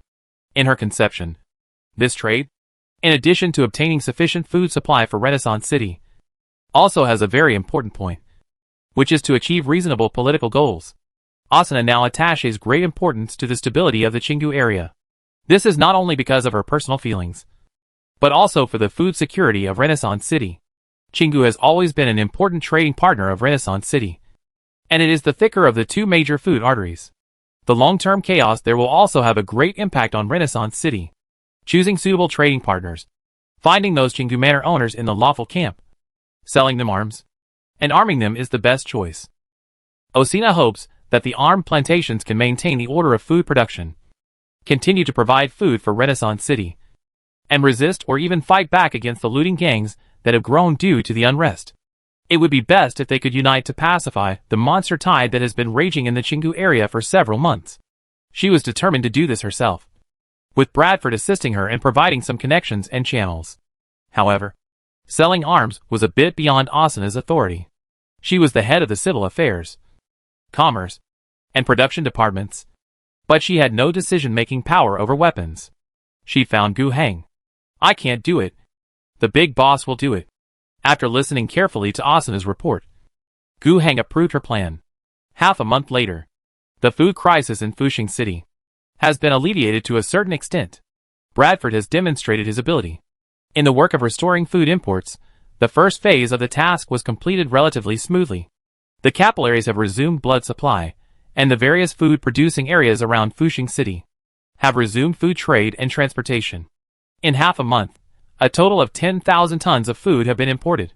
The endless stream of mania convoys, car teams, can be seen more frequently outside Fuxing City again. Of course, this is because of the war and the blockade, which led to the inability to transport a lot of food, and the food was squeezed and stagnant in various places. Now, Fuxing City has restored the trade route, and those foods will definitely not be stored, but will be transported here quickly and exchanged for various other necessities of life. Later, the trade volume may decline, but it can be maintained at about 5,000 to 10,000 tons per month. Relying solely on the blood supply of capillaries, the food crisis in Fuxing City cannot be completely solved. The food output in the surrounding areas of Fuxing City cannot fully meet the city's food consumption. However, Bradford also contacted an old friend who traveled to the Western Desert during the past half-month, and a transport convoy from the Western Desert was already on its way. The current food reserves can still hold up, and in a month, the transport convoy carrying more than 50,000 tons of food will arrive in Fuxing City. During this period, Asuna contacted Gu Hang agent in Garbage Town, Denison Henry, and purchased a large amount of hot limestone. The Western Desert has a great demand for hot limestone, a good fuel, which is also their main import commodity after selling grain. The underground planting factories left over from the pre-war era consume a lot of water resources and electric energy. Water resources are supplied by oases and mined locally, and energy has to be imported in large quantities. In this regard, Asuna has a new idea. Can the power grid be brought to the Western Desert? What they want is essentially just energy. The hot limestone is pulled back for power generation. Then building a high-voltage power grid and directly transmitting electricity will have much lower transportation costs than using bullock carts, cars, and trucks to transport the hot limestone. Moreover, the cost of directly exporting electricity is also cheaper. Ms. Wu Jiarong has already deployed a reactor generator unit around Weixing City. At the opening ceremony, Asuna also appeared.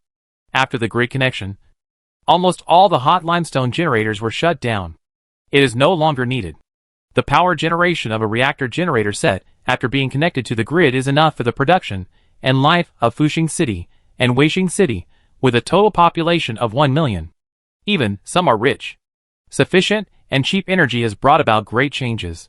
The hot ash stone has not been eliminated, but it can all be used as fuel for vehicle operation. The mass-produced iron bull trucks can run freely, without power plants competing with them for fuel. The extra energy can be used for some things that seem a bit luxurious in the Wasteland, such as air conditioning. The air conditioning factory in Fushing City has expanded its production capacity.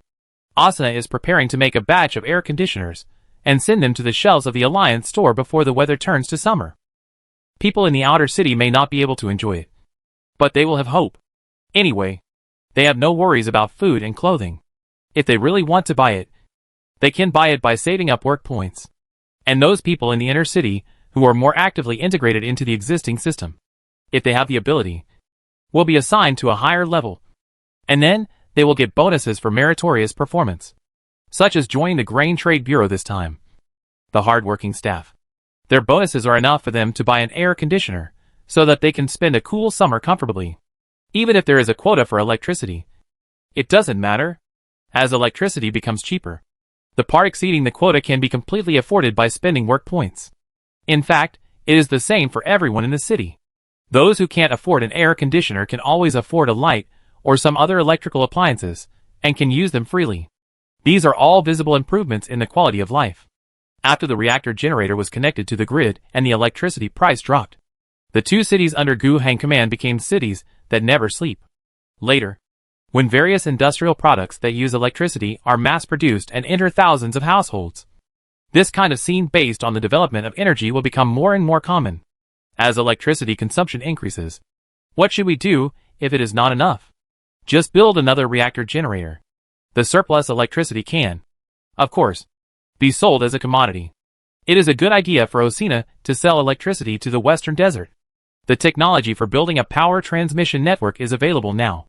However, building a high-voltage power transmission network thousands of kilometers away is not only difficult, but also difficult to maintain. There are many dangers along the way. Monsters may be better. Those things have a very strong desire to attack humans, but they will not touch the creations built by humans. However, those looters along the way are not certain. They cut off and destroyed the power transmission network, which did not bring any special benefits to themselves. But they could use such means to blackmail. Asuna mentioned this idea to Gu Hang during a report. Gu Hang smiled and asked her to keep it in mind for long-term planning. I will level this road in the future, and our high-voltage transmission station can be built all the way there. Leveling the thousands of kilometers west of Fushing City seems far away, but it is not as far as imagined. In a few days, Prabhav's battalion had already advanced 200 kilometers with Weishing City as the center. Before the ceremony of awarding titles and medals, Prabhav received the order of the governor, requiring his troops to do this after completing preparations. His troops were the first to be fully staffed in the Shifeng Brigade. In half a month, not only did the troops arrive, but all the heavy equipment and vehicles were also basically packed in. But before all the equipment arrived, he couldn't wait to start the action. Some particularly small settlements, with only a few dozen or 100 people, are very hidden and difficult to find. Forget about it. As long as there are more than 1,000 people, especially those that have been registered in the Alliance and are a member of the Alliance, it will be easy to deal with. At this scale, most of them can escape. In fact, most settlements can be recovered without fighting. They consider themselves to be a member of the Alliance. In the past, it was because the Alliance had no interest, no ability, or some other reasons. Anyway, they did not have direct administrative jurisdiction over them. However, when these places, faced with the governor who now controls the city of Renaissance, asked to accept the direct jurisdiction of the unified order, their attitudes were different. Some gladly accepted it. Generally, such places are like the abandoned cave society, poor and struggling to survive in one place. Some were reluctant, but had no choice. Trucks pulling artillery were lined up, with majestic armored vehicles and tanks in front of them, with soldiers armed with live ammunition in uniform, and they were an elite division at first glance. How to resist? A combined battalion under Major Prabhav had more than 800 people, and some camps might not have a population much larger than this number, and they might not even have a few guns. They could only send people out in cold sweat, and come out to negotiate with Prabov. There was nothing to talk about, just one sentence: unconditionally surrender all weapons and accept his rule. Then, the civil officials who came with Prabhav's army will enter the camp of the captured survivors with the army. Their people will do two things in batches. One is to publicize the policies of Fushing City in the camp. The political commissars of each company of the 1st Battalion will mobilize some soldiers with progressive ideas to work with the people of the Ministry of Civil Affairs to do this. The general meaning is that when you come to our Fushing City, you can get something for your work. According to your work ability and the nature of your work, you can be assigned a rank. After you have a rank, you will have a basic living quota guarantee, from food to medical care to housing improvement. After this wave, many camps with poor living conditions will basically be able to stabilize. Although most people will not easily believe that all this is true. But since there is no way to resist, they can only enjoy it. The second thing they have to do is to analyze the conditions and industries of the camps and evaluate whether this survivor camp needs to be preserved. There is nothing special about it. Camps that rely on local resources and produce important outputs do not need to be preserved. The population migrated collectively to Wasteland City to fill in the various industrial outputs. Within half a month, there were 4 abandoned camps, with a total population of nearly 7,000. Some places that rely on local resources for output, mainly agricultural output, will be preserved. There are 3 such camps, one of which is a cave camp, where the special environment can cultivate a kind of fungus in the cave. Relying on this fungus, they not only feed more than 3,000 people, but also have a lot of them for export. However, this cave camp will not be completely preserved. To maintain and expand the mushroom cultivation industry, so many people are not needed. 2/3 of the population will be relocated, and the remaining people will be transferred to become mushroom cultivation workers and managers. With job level set, relevant resource allocation will be transported from the city to this place. But at the same time, the entire mushroom cultivation industry will become state-owned and public. The other 2 plantations, with a scale of 1,000 people, also have similar solutions. In addition to the agricultural workers, mushroom growers and managers who stayed behind, a batch of weapons will be delivered to the camp. Among the remaining population, weapons will be distributed on the spot, and militia organizations will be established to enable them to protect themselves. Prabhav's actions in the past half-month have added more than 10,000 people to Wasteland City and conquered 3 village-level strongholds with food production. Although it was a military operation, there was almost no resistance during the whole process. This is certainly a good thing. Without a war, Prabhav was a little depressed. He remembered what he heard on the plane when he accompanied the governor to Renaissance City. This time, he was chosen by the governor to be the future commander of the Wind Extinguishing Brigade, and he came here to make meritorious deeds. Although his actions have been fruitful, it can be said that this is the prestige of the governor and the orthodox name of the alliance. He insisted on saying that it was his own merit, which was a bit shameless bragging. Without firing a shot, the order was passed. What does this have to do with him? Prabhav? But he couldn't do something to kill innocent people and take credit for it. The political commissar of the brigade and the political commissars of each company were all watching him. It was said that the military court was still being built in Fushing City, and he didn't want to be the first guest. His own conscience would not let him do such a thing. However, it wouldn't always be so smooth. A working group from the Ministry of Civil Affairs and the Immigration Bureau sent a message for help, and then lost contact. Before losing contact, they were in Sanchi town, doing work related to population migration. Chapter 131, Self-Desire. Jason Morgan, with a bump on his forehead, felt extremely unlucky. He was originally an employee of a small factory in Fushing City, doing some statistical work. He had no special skills, nor did he have any power. He just did his own job, and received the salary he deserved. He lived a much better life than those hungry refugees in the outer city, but he was definitely not rich. He could barely get a room in the inner city, and with his wife's work, he could barely support his 3 children. After the war, his wife didn't know what she believed. She thought the new government set up by the new governor was very reliable. Not only did she go in, but also persuaded him for 2 days at home. We can read, count, have work experience, and we can make a name for ourselves. It is said that Ms. Asana was promoted to such a high position just because she could read. The sooner you go in, the better. The sooner you join us, we may become big figures in the future. He agreed to it out of his mind. And after the initial political review and training, he was assigned to the Immigration Bureau of the Ministry of Civil Affairs. At that time, he thought that although the conditions were difficult, and he had to work outside the city, his initial job level was E9. And the basic job level quota for him and his wife was enough to support the family. In addition, the salary outside the quota would not reduce their quality of life at all. In addition, before leaving for this business trip, their director, who had just taken office, encouraged them by saying that this was a very valuable experience and that if they did a good job, it would all be considered meritorious performance. For those who performed the best, he would apply for the Restoration Medal, and he would be given priority for promotion when he came back. This promise filled Morgan's heart. In addition, there were extra allowances for business trips, which were all benefits. After returning home, he discussed it with his wife, and with her strong support, he signed up that night. The next day, a working group was formed, and a car took them to Major Prabhav's army. When dealing with the first gathering place with a population of about 1,000 people, they were a little flustered, encountered some difficulties, and had some twists and turns, but they finally got it done. They were even the first group to complete the migration work, and when they reported to the leader by telegram, they were commended by the director. They were so happy, but they didn't even have a rest. They were sent to the newly recovered Sanchi town overnight. Sanchi town has a population of more than 3,000. According to the original leader of the town, the name Sanchi came from the 3 large pools around the town, which could be used to fish out some aquatic products. They mainly relied on those aquatic products to survive. Some of it is eaten by themselves. Some is dried and made into dried fish. And some is exported as canned food. In addition, the location of their town is not bad, and caravans often pass by.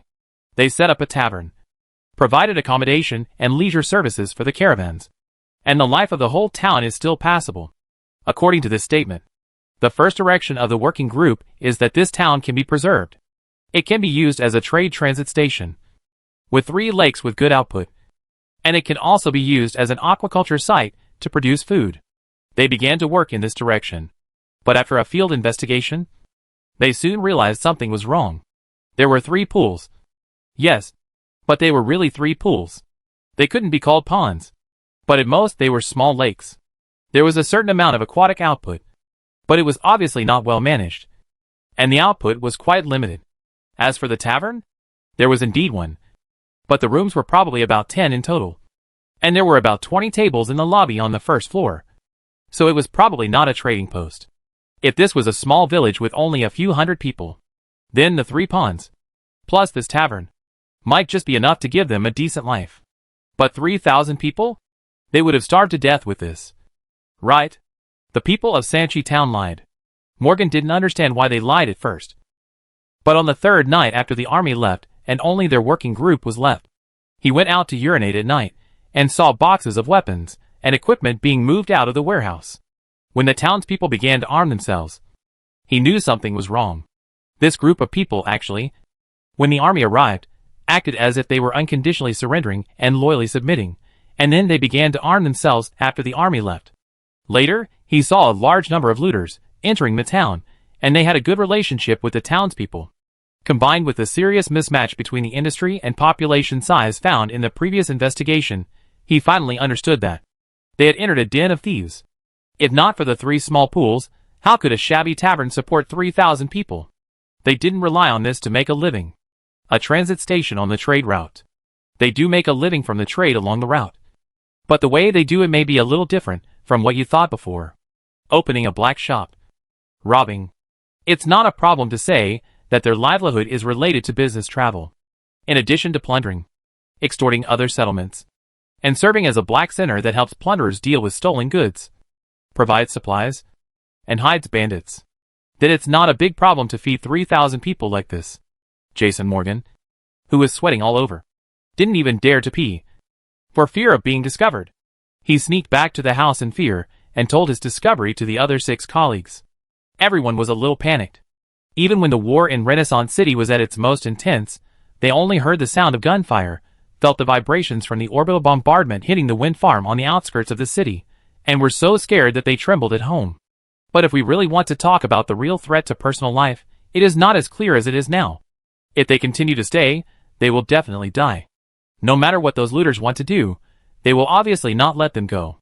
The 7 people discussed it, and planned to run away before those guys came to trouble them and restrict their actions. Unfortunately, it was too late. They were not stealth experts. Nor were they even soldiers. They had not received any training in this area. How could they sneak out of a town without being discovered? In fact, they were caught not long after they ran away. Morgan was hit on the head with 2 rifle butts. And he was dizzy. When he was almost awake, he was tied up in a room with his colleagues. He regretted it now.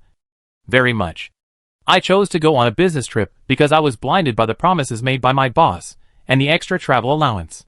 I only saw the benefits and forgot how dangerous this wasteland is. What should I do now? No way. Just wait to die. The person who said this is quite optimistic. A true pessimist would say, is there any way to get it done faster? It would be best to commit suicide painlessly. The looters in the wasteland really eat people. And some are even more perverted. In order to ensure the freshness of the meat, they will cut the meat alive and roast it. Morgan, who had just recovered from the dizziness, was frightened and almost fainted again after hearing their conversation. No. A few days ago, I was still at home with my wife enjoying the wonderful life in the future. And today you told me that I might be eaten alive? His mentality was broken. Morgan didn't want to die. He shook his head and thought of a way. But he couldn't think of anything. The 7 of them were tied up tightly at this time. And thrown on the ground. It was difficult for them to even twist their bodies like caterpillars. Let alone find a way to untie them. It was useless to untie them. They were unarmed. But there were 2 armed robbers guarding the door. What to do? No matter how hard he tried. He could not think of a solution. And the more desperate situation came. He heard footsteps outside. It seemed that several people walked in from outside, and then started talking to the guards at the door, and then started to argue. Through the door and wall, it was a little hard to hear clearly, but it seemed. Order, let me do it, just these few. Right? Shoot them, bury them outside, let them go, no. Hearing these words, Morgan's face turned pale. It's over. They are coming to execute them. Just thinking this, the door was opened. He looked at the 3 armed robbers, who walked in. Morgan was terrified. He felt that everything was over. At this time, he could only close his eyes, prepare for death, and pray that he could die more easily. But at this moment, he heard the person who came and speak. Chief Terrell ordered me to kill you all. It's just as I expected. Morgan thought to himself. Then, he heard another twist, which made him hopeful. But I can let you go. But you have to agree to one condition. Before Morgan could speak, his companion spoke first. What condition? The visitor sighed. Chief Terrell insisted on going against Renaissance City. I don't agree. Taking this opportunity, I can go ashore, stop plundering, and live a peaceful life as a citizen of Renaissance City. What's wrong with that? He paused, and then said with some frustration, it's just that I can't persuade him. So, I accepted the mission to execute you. But I will let you go. After Terrell is defeated. You must remember my kindness. If I am captured, you must rescue me. If I escape, I hope you can report that I rescued you and fight for a place for us in the new alliance. Morgan patted his chest and said, this is what I should do. We will definitely do it. The other people also made various promises. The newcomer relaxed a lot. He threw out some clothes. Then change your clothes quickly. I can find a route for my brothers to send you out. I also need to find a few bodies to burn and pretend to be you. Time is very tight. Morgan and others acted quickly. While changing clothes quickly, he remembered an idea in his mind. The work of promoting the new alliance policy in Sanchi Town before, it turned out to be effective. After changing clothes, Morgan and others were arranged to be taken out. Before parting, Morgan hesitated for a moment, but still said, why don't you come with us? Otherwise, if your behavior of letting us go is exposed, it will be very dangerous. If we go together, we can't get away. You need my identity to cover you. As for the problem of being exposed, I will be prepared. Okay. Since the other party said so, Morgan did not force it, but just asked another question. What's your name? My name is Rady Bowl. Rady Bowl, are these 7 really the 7 people from the new alliance? Faced with a question from Chief Terrell, no matter how panicked he was inside, Bowl at least managed to keep a calm face. Of course. Terrell's green single eye stared at him for a while, and then turned his gaze to the other people around Bull. Then tell me, your Captain Bull, why did he have to burn the bodies? Bull opened his mouth and wanted to speak, but Terrell raised his hand to stop him. Shut up. I didn't ask you. If you say one more word, I will kill you. Bull could only shut up, but the brothers beside him could not do it like him. When facing the leader Terrell, who was known for his cruelty and cunning, they could not change their expressions. Terrell looked at these people who were nervous and at a loss, and showed a ferocious smile. Speak up. I will spare your life if you tell me. Finally, someone couldn't help it. A tall and thin guy quickly distanced himself from the other brothers and said, it was Bull. Bull advised us to do this. He let the man go, saying that we should leave a way out, and not do it to the extreme. As soon as these words came out, Bull and his men beside him all turned pale. Some people were trembling and could hardly stand. Some people cursed the traitor, and some people tried to make excuses. Bull's eyes were fixed on Terrell. At this moment, life and death all depend on the chief's thought. When the noise gradually subsided, Terrell slowly took out his gun and said, what else do you have to say? Bull took a deep breath and replied, I am doing this for the good of my brothers. If I kill everyone, we will become enemies. In the future, you are good at leaving a way out for yourself. Bull changed his approach and advised earnestly, Chief, I have followed you for 10 years. Some of my brothers died, some disappeared, and there are not many left alive. We have built such a great foundation. Several thousand people have followed us for a living. We have also united many tribes around us. We have reached the end of our rope. What else can we do? We have no way to fight against the previous coalition government, and even less so this new coalition government. Didn't you see the army that came to us earlier? They have armored vehicles. They have tanks. They have heavy artillery. Do we really want to fight against such an enemy? We do have many more people than them, and we can still be careful. But even if we win, they will send a second or third army, and we can't afford so many casualties. Isn't it good to take this opportunity to enter the system of the new alliance? All the brothers have a place to stay, and you can continue to lead us and be recruited into the army by the alliance. Look, that major named Prabhav. He looks so impressive when he comes here in an armored vehicle. And you may be able to become a general in the future. Isn't that great? I really don't understand. Why do you have to continue to be a gangster, a robber? Bohr's words were sincere and heartfelt. Unfortunately, Terrell was completely unmoved. He whispered, are you done? I'm done. Because your father saved my life, and because you have been with me for 10 years, I gave you a chance to speak. You know, if you beg for mercy, I will give you a way out, but unfortunately, you can actually say these words. He pulled the trigger. The bullet mercilessly pierced through Bull's head. The captain of the raiders immediately fell to the ground helplessly. Terrell looked at the other men of Bull, and waved his hand in disgust. Kill all these traitors. A burst of gunfire, and no one survived. Then, Terrell turned his head again, and looked at the guy who had reported Bull earlier. The man was so scared that he almost wet his pants. You said you would spare my life? Yes. Terrell walked up to him, holding his head with both hands. I said it. I will forgive your betrayal. But you killed my good nephew Paul. I never said I would forgive you for this crime. Before the guy could say anything else, he felt a huge force coming. Terrell broke his neck alive. After the execution, some looters came up to drag the body away, and some continued to act as guards. Terrell turned his head and looked at the people who had been watching the show behind him. He grinned and said, I hate traitors the most in my life. I'm sorry to have made you laugh. Nothing to be laughed at.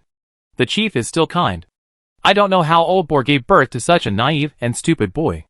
We have been rampant in this wilderness for so many years, relying on the guns in our hands, and relying on us being more ruthless than others. You want us to put down our guns and become farmers and workers?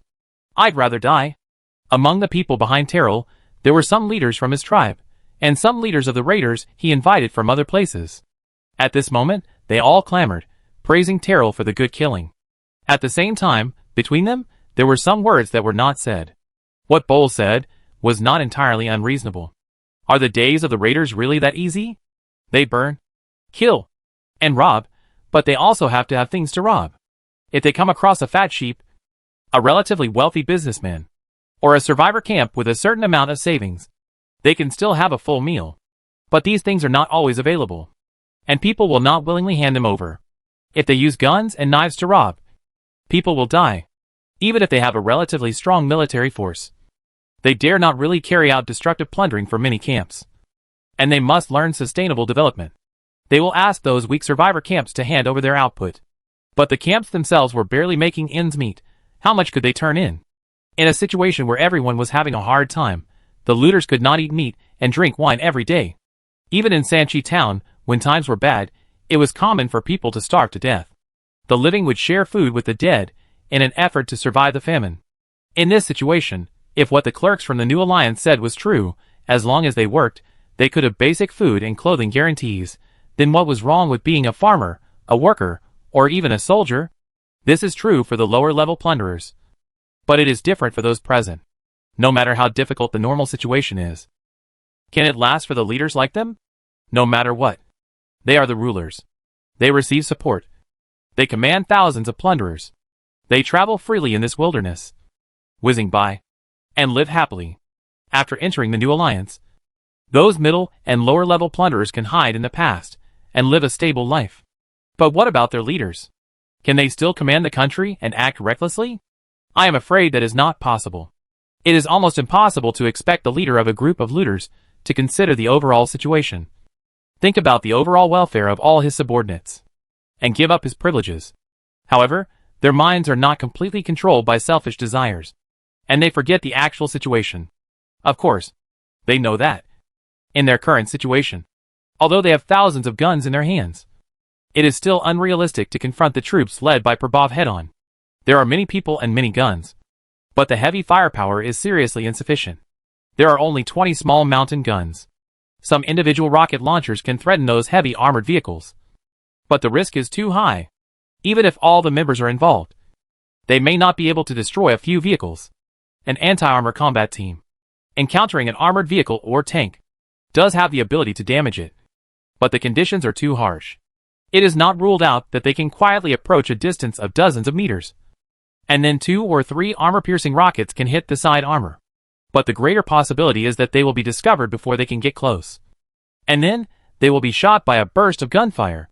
Because of this, they have never thought of confronting the army of the New Alliance head-on. Otherwise, when Prabhav led the team here, they would not have to pretend to be obedient. In fact, Sanchi town is going to be abandoned. They are not a proper settlement. Meishi can say nothing about that industry. Those 3 broken pools and that broken tavern are gone. Pulling the people out, where can't we sleep in the wilderness outside? Fighting guerrilla warfare, for a group of bandits who make a living by looting, what's so great about it? There are no mountains here. There are some small forests but not many, but the most important thing is that there are quite a lot of city ruins with a large battlefield area. That is a place more suitable for guerrilla warfare than any other terrain. Do business with no capital, fight when there is an ambush opportunity, hide in a city when the powerful troops of the ant come. I have no home base.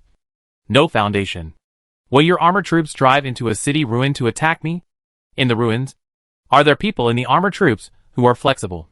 And are there people who can run fast? However, before they really move into the ruins and the woods, they still have to fight an ambush. After those New Alliance clerks ran away, Terrell realized that Major Prabhav's troops would definitely come. Not only did he not let the team run quickly, but he decided to fight an ambush on the road.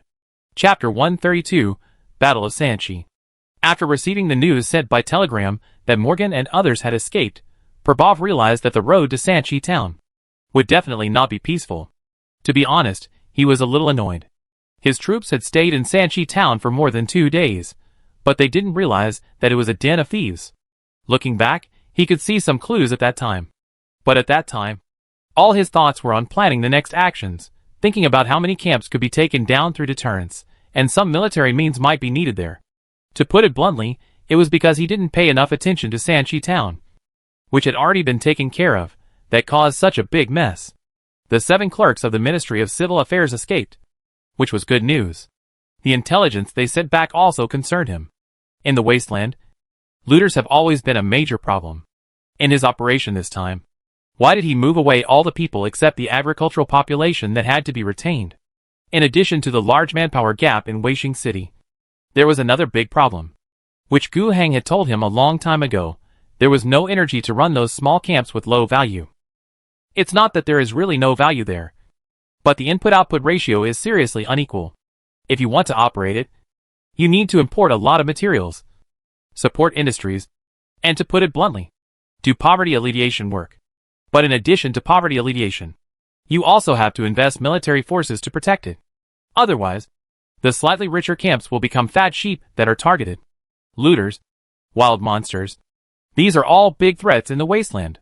And now, in this area covered by Prabhav's troops, in addition to collecting mini camps, he also has another task, suppressing bandits. The 3 remaining agricultural camps need a stable environment to expand production. This area is also an important trade route from Waishing City to Garbage Town. Garbage Town is an important source of raw materials for Waishing City's industrial base.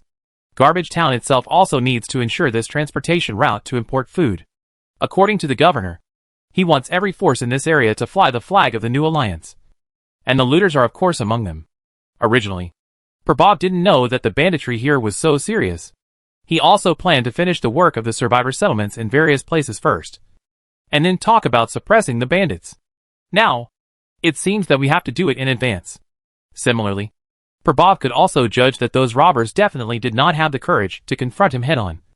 Otherwise they would have fought when he entered Sanchi town without any preparation. But since they finally chose to rebel, they must have something to rely on. The ruins of the city. Guerrilla warfare. Prabhav then thought of these, and made a judgment based on them. We can't let these robbers really run away. Thousands of people, split into small groups, ran into the pre-war ruins, and then attacked and harassed the business roads at any time. Then he really had few ways to deal with them. The entire anti-bandit operation became a protracted counter-guerrilla campaign. He made a decision almost immediately. All troops should attack immediately. Go to Sanchi town. In addition to the headquarters' rapid advance, he also had orders to give to the other companies that were released. According to his requirements, the 2 fastest mechanized infantry companies will directly penetrate behind Sanchi town. The Wanderer V infantry fighting vehicle has excellent off-road performance. It can maintain a relatively good forward speed without relying on roads. The order he gave to the 2 company commanders was to let them block the retreat of Sanchi town. If they have already started to evacuate, then launch an attack directly to delay their evacuation, and wait for the main force to come and encircle them.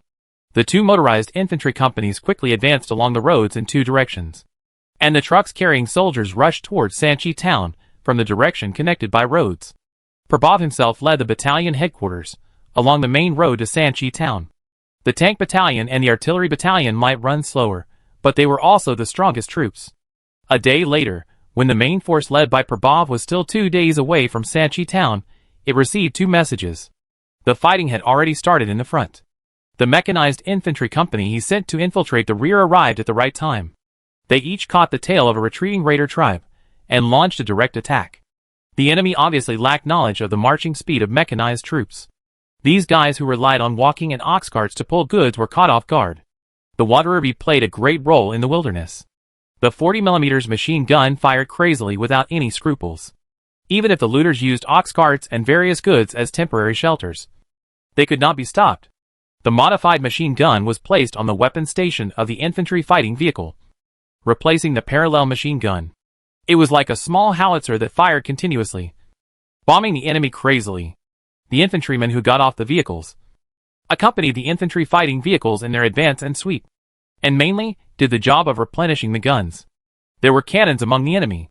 The caliber of the small mountain cannon was not large, but if it was really set up, it could hit the front a few times and, if unlucky, it could really blow up a few infantry fighting vehicles. Unfortunately, those mountain cannons had no time to set up their artillery formations before they were hit by machine guns and explosive machine guns and were directly destroyed. After these mountain cannons were no longer effective, the only means left for them to threaten the infantry fighting vehicles was the direct-fire rocket launcher. But this thing, over 200 meters, it is difficult to guarantee accuracy, and even if it hits, it is not powerful enough.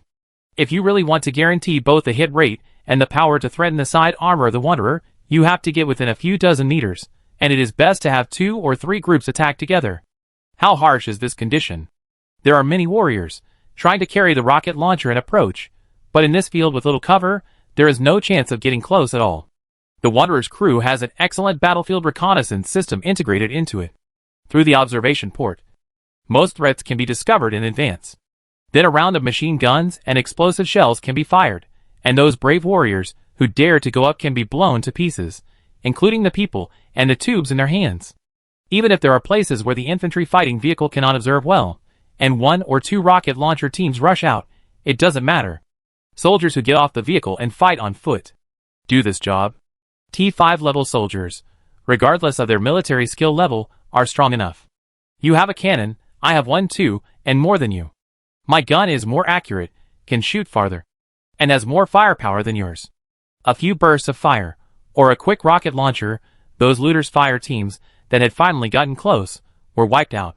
When most of the warriors who had the courage to launch a counterattack were killed, the remaining ones, who were not brave enough, finally could not hold on, completely collapsed.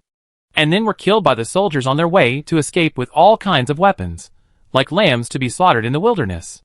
In fact, even if they were all fearless and fought hard, what would it matter? They were suddenly attacked by mechanized troops, had no positions, no shelters, lacked heavy weapons, and were in the open wilderness. They were easy targets. Of course, there were more of them, and in a completely disorderly route. Many of them still escaped. However, without baggage and supplies, it was hard to say how many of the fleeing looters would survive, and how many would be able to regroup and return. If the 2 mechanized infantry companies responsible for the encirclement had fought a very beautiful surprise attack and won a great victory, then the 2 motorized infantry companies that rushed towards Sanchi town along the road from 2 directions suffered a small loss, and it was a draw.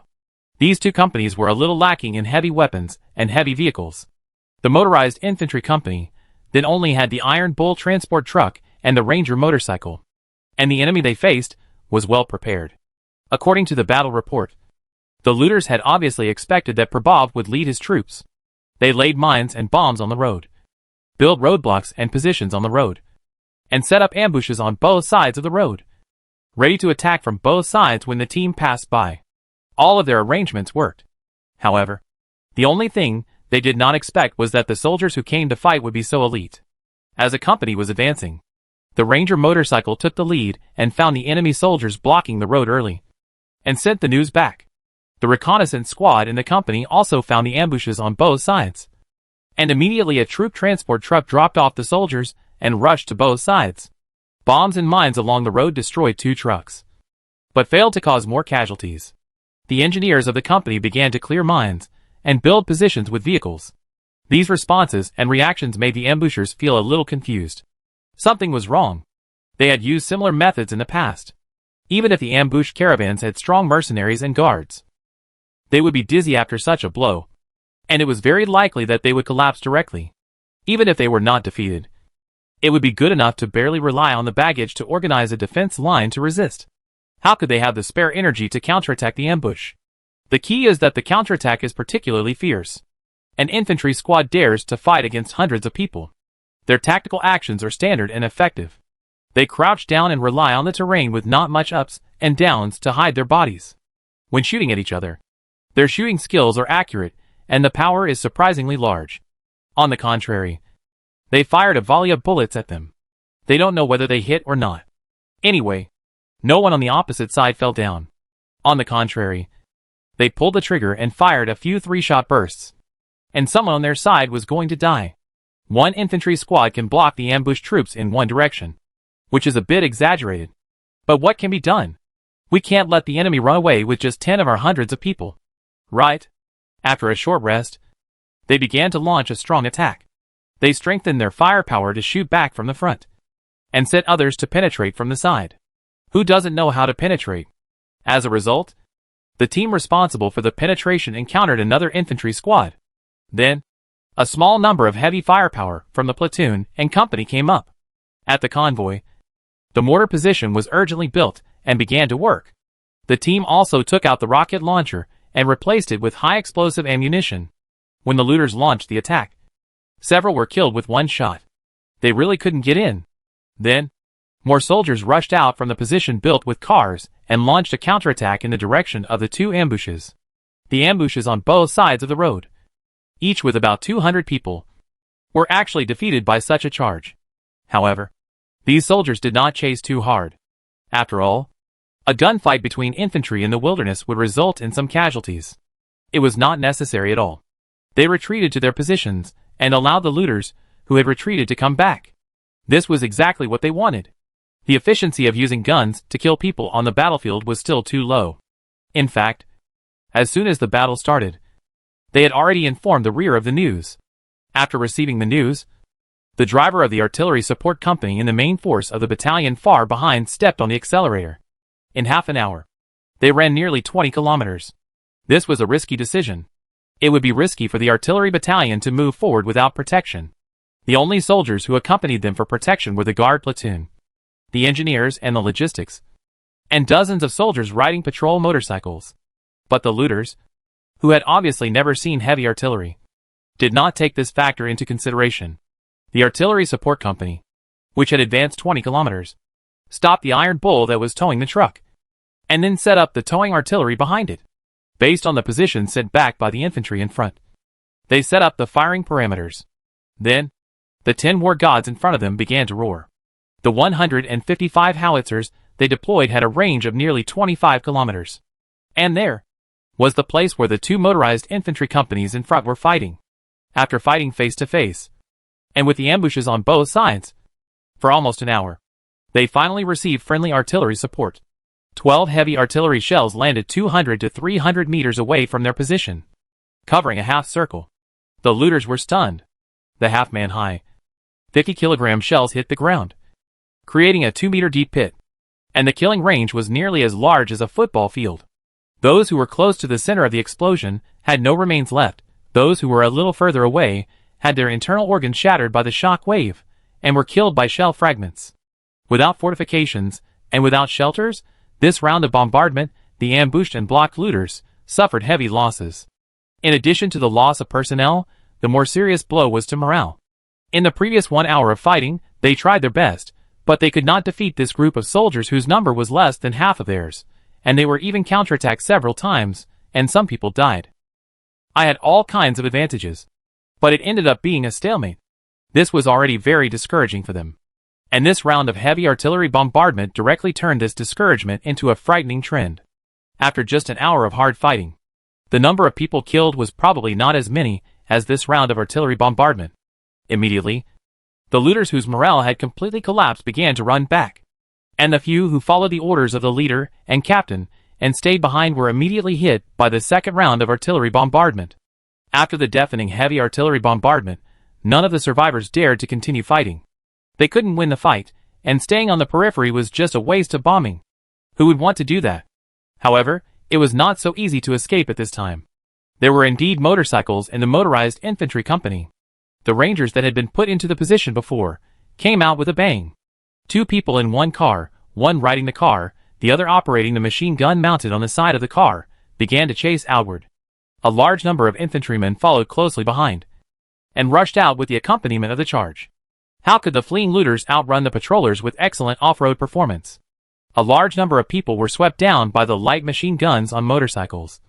And once someone tried to stop and fight back, the patrollers would not bother them.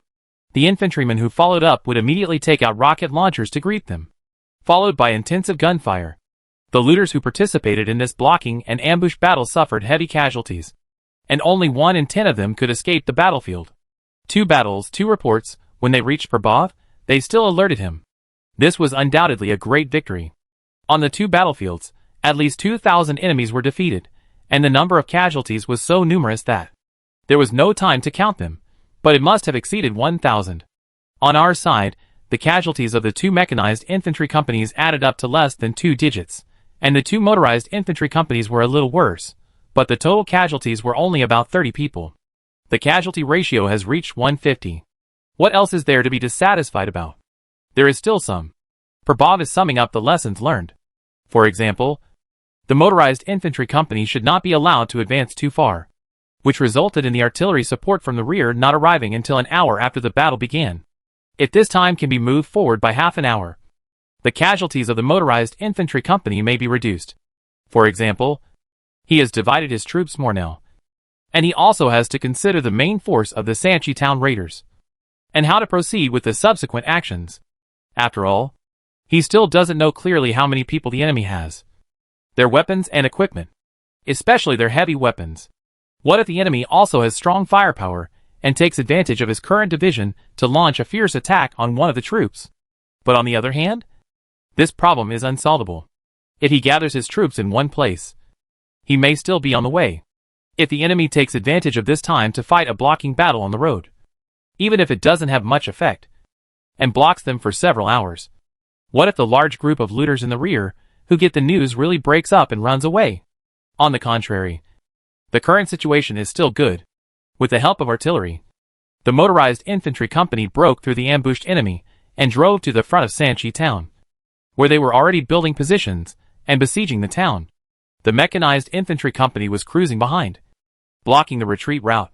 The four companies were separated, locking the four directions of Sanchi town, and actually blocking the group of looters who had gathered together and were preparing to evacuate in Sanchi town.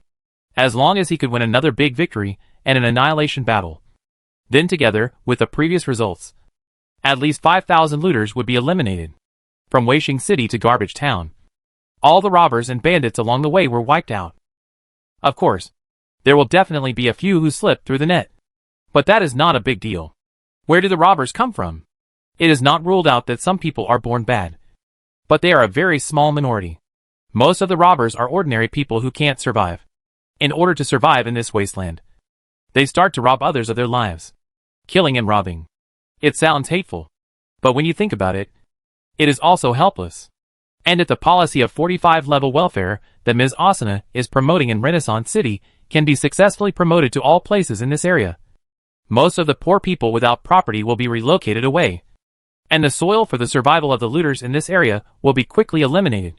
Without the source, without more poor people who are potential looters, these bandits will be eliminated one by one. And there will be no situation where they cannot be completely eliminated. And the more they are eliminated, the more they will be eliminated. Sitting in the command vehicle, Prabhav carefully thought about the whole thing, and finally decided to continue to maintain the current combat method of dividing troops and encircling and suppressing. Risks aside, if it is purely a military consideration, it is not appropriate to fight like this. This is a bit like fighting a political war, but Prabhav remembered what the governor said when he was chatting with these officers. The military is an extension of politics, and war is a special violent political means that is the most cruel and fierce. He now understands this a little bit. Damn it! This is too contemptuous of us. We must teach them a hard lesson. Is it a big deal to have armored vehicles and artillery? In Sanchi town, the leaders were holding a meeting. From Terrell on down, the crowd was excited and clamoring. They said harsh words, but in fact, everyone was panicking. How could they not panic? The original plan was to evacuate as soon as the army left, and try to take as many bottles and jars as possible with them. As a result, an insider appeared, and the arrested clerks escaped. Then, they made a plan, continued to evacuate, and even decided to take the lead, letting some people take some supplies and leave first, and by the way, set up blocking positions on the enemy way, and use mines and roadside bombs.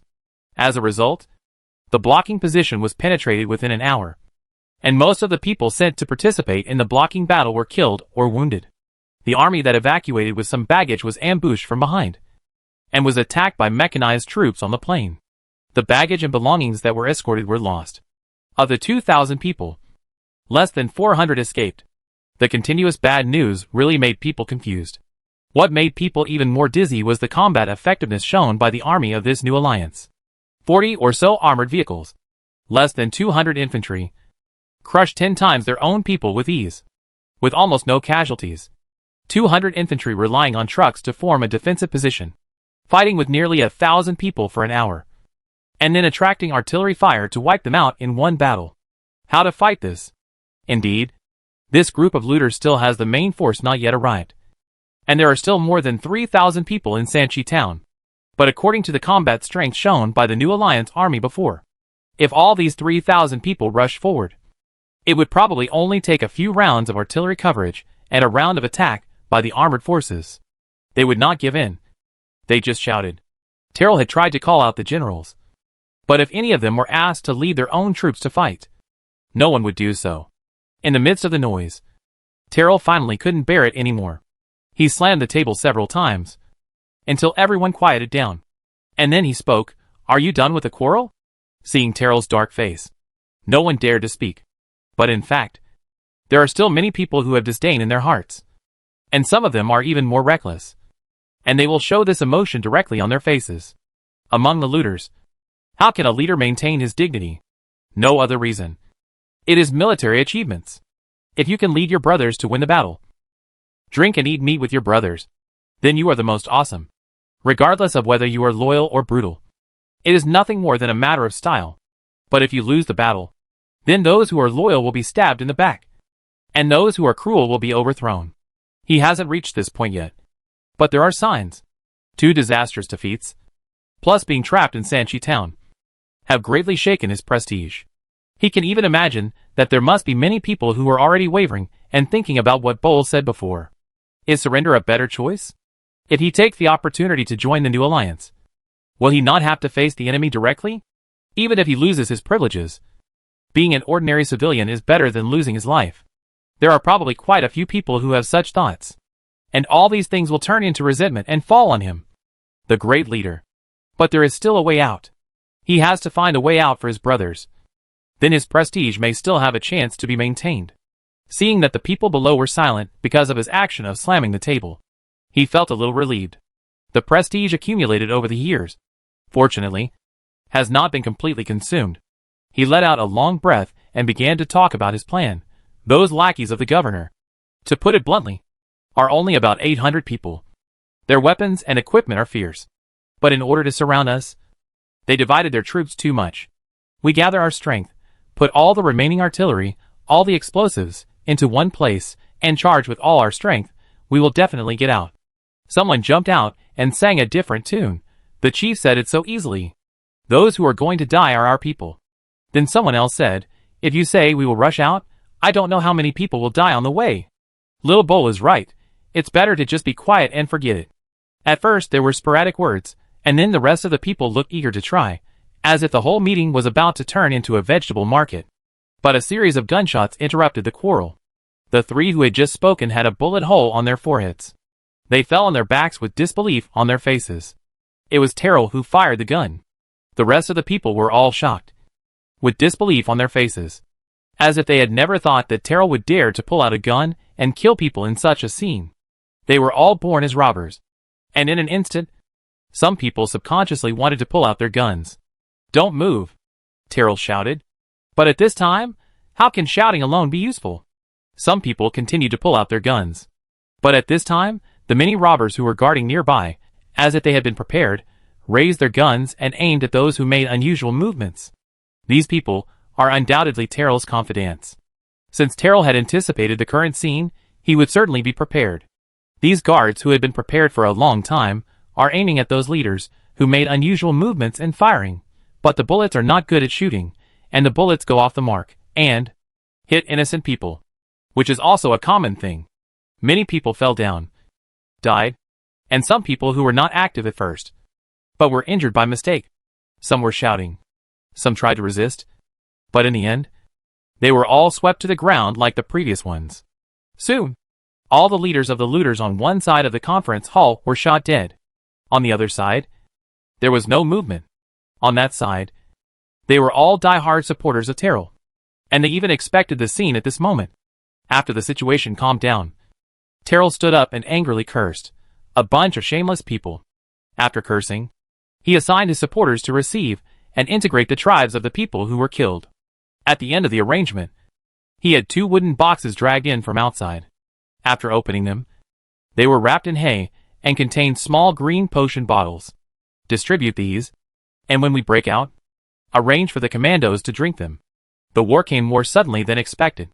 Terrell cleared out the internal opponents, spent almost all the prestige he had accumulated over the years, barely suppressed the tribes of the slaughtered leaders, and took over those people.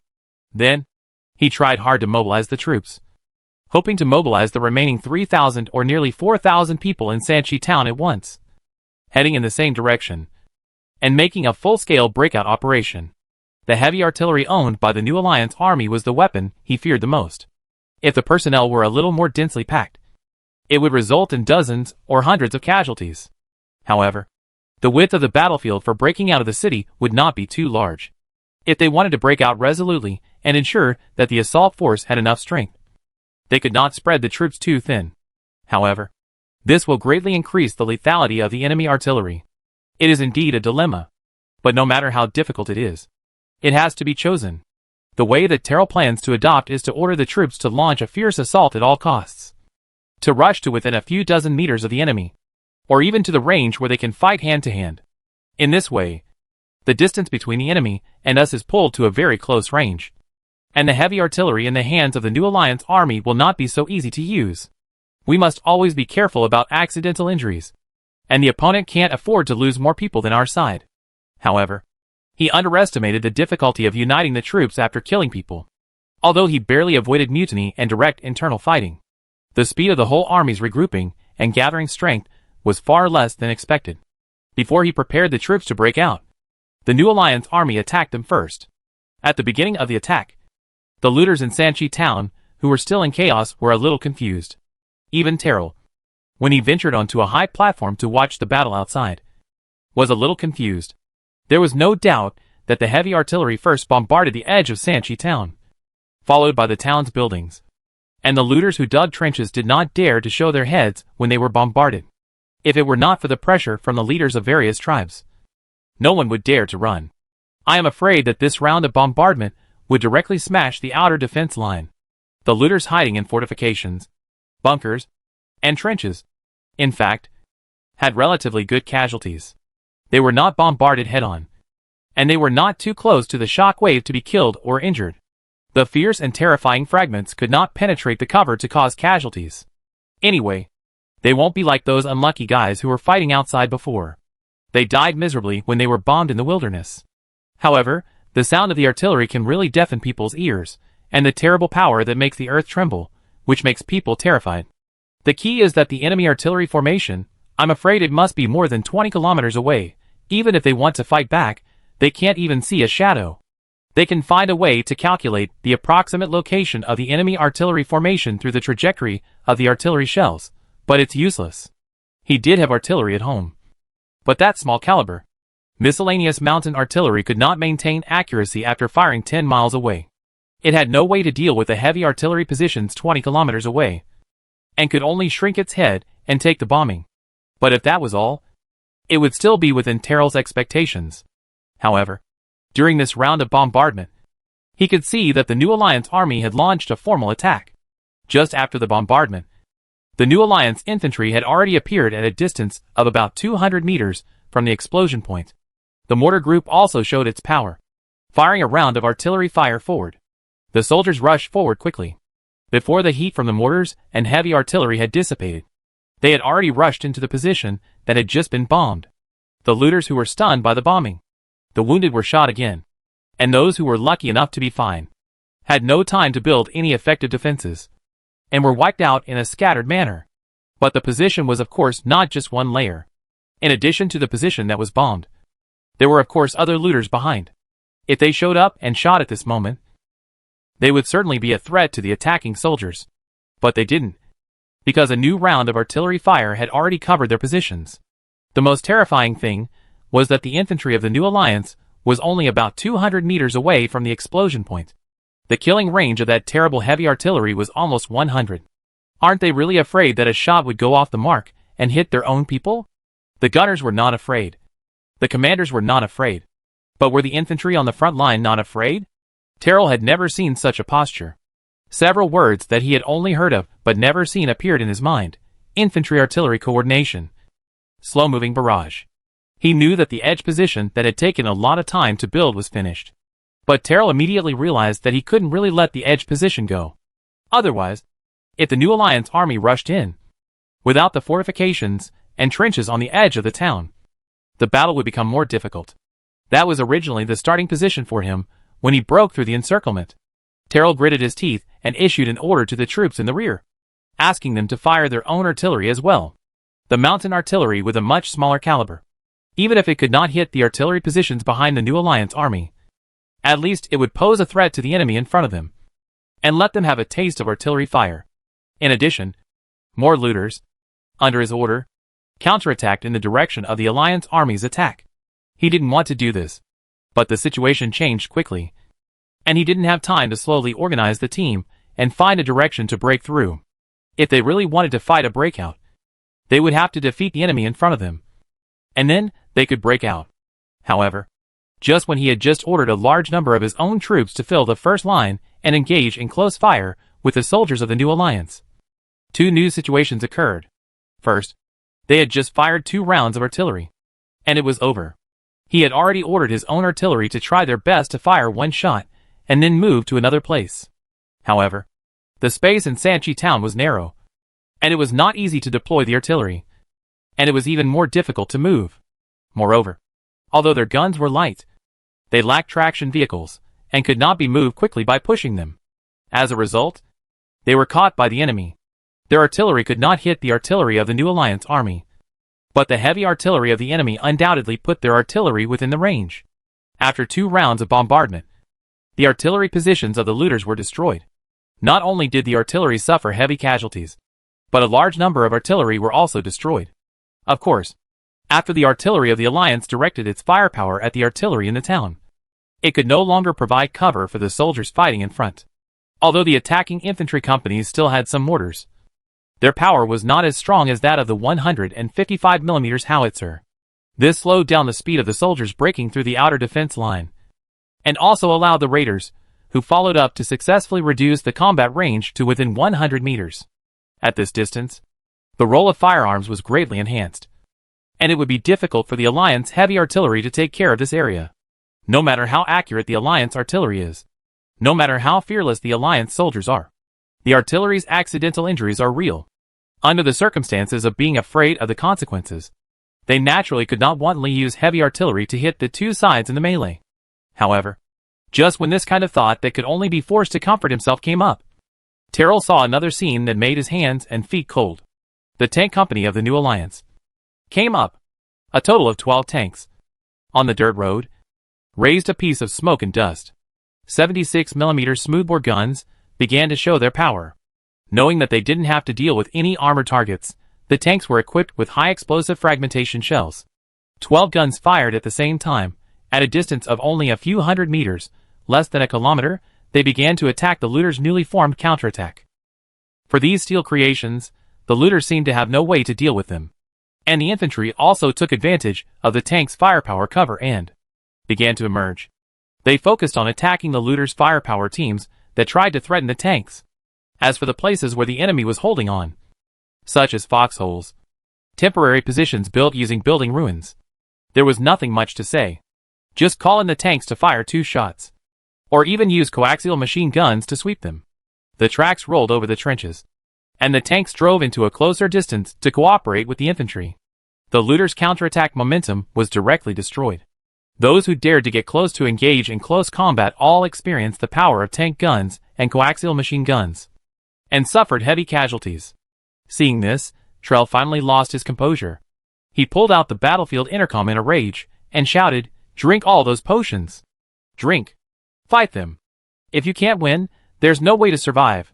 After that, he took a few deep breaths, then trembled all over, as if he understood something, and hurriedly left the command platform.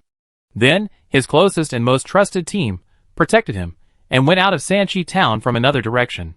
He was going to run away. Chapter 133, Global Strategy Timeline. As the commander, Prabhav was riding in the listener command vehicle, not far from the front line. The enemy had no long-range firepower strike capability, so he was not too afraid. The overall progress of the war was not beyond his expectations. The front line formed by those looters was quickly destroyed with the coordination of infantry and artillery. The subsequent troops were also hit head-on with the coordination of infantry and tanks, although the enemy was much more numerous than his men. At this point, the battle was no longer about manpower, but firepower. Compared with firepower, these looters were no match for his first-formed heavy armored combined battalion. Only 2 motorized infantry companies that got off the vehicles, with the support of the artillery support company and the tank company, defeated the looters head-on. The defense line was penetrated with a single poke, and the counterattack was shattered with a single touch. This was the true portrayal of the looters. There is no suspense in winning this battle.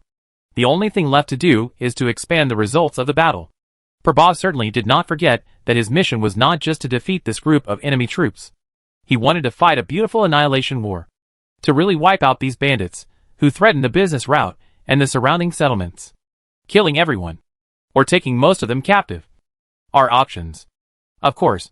There will be no thieves if they die. For those who are not dead. Some of them, who have committed many evil deeds, will be picked out and killed. And the rest will be sentenced to 5 to 10 years of hard labor. Thrown into the abandoned cave community to work as coolies in the mines. Or thrown into the alien forest to cut trees for building materials. And used as raw materials for synthetic starch.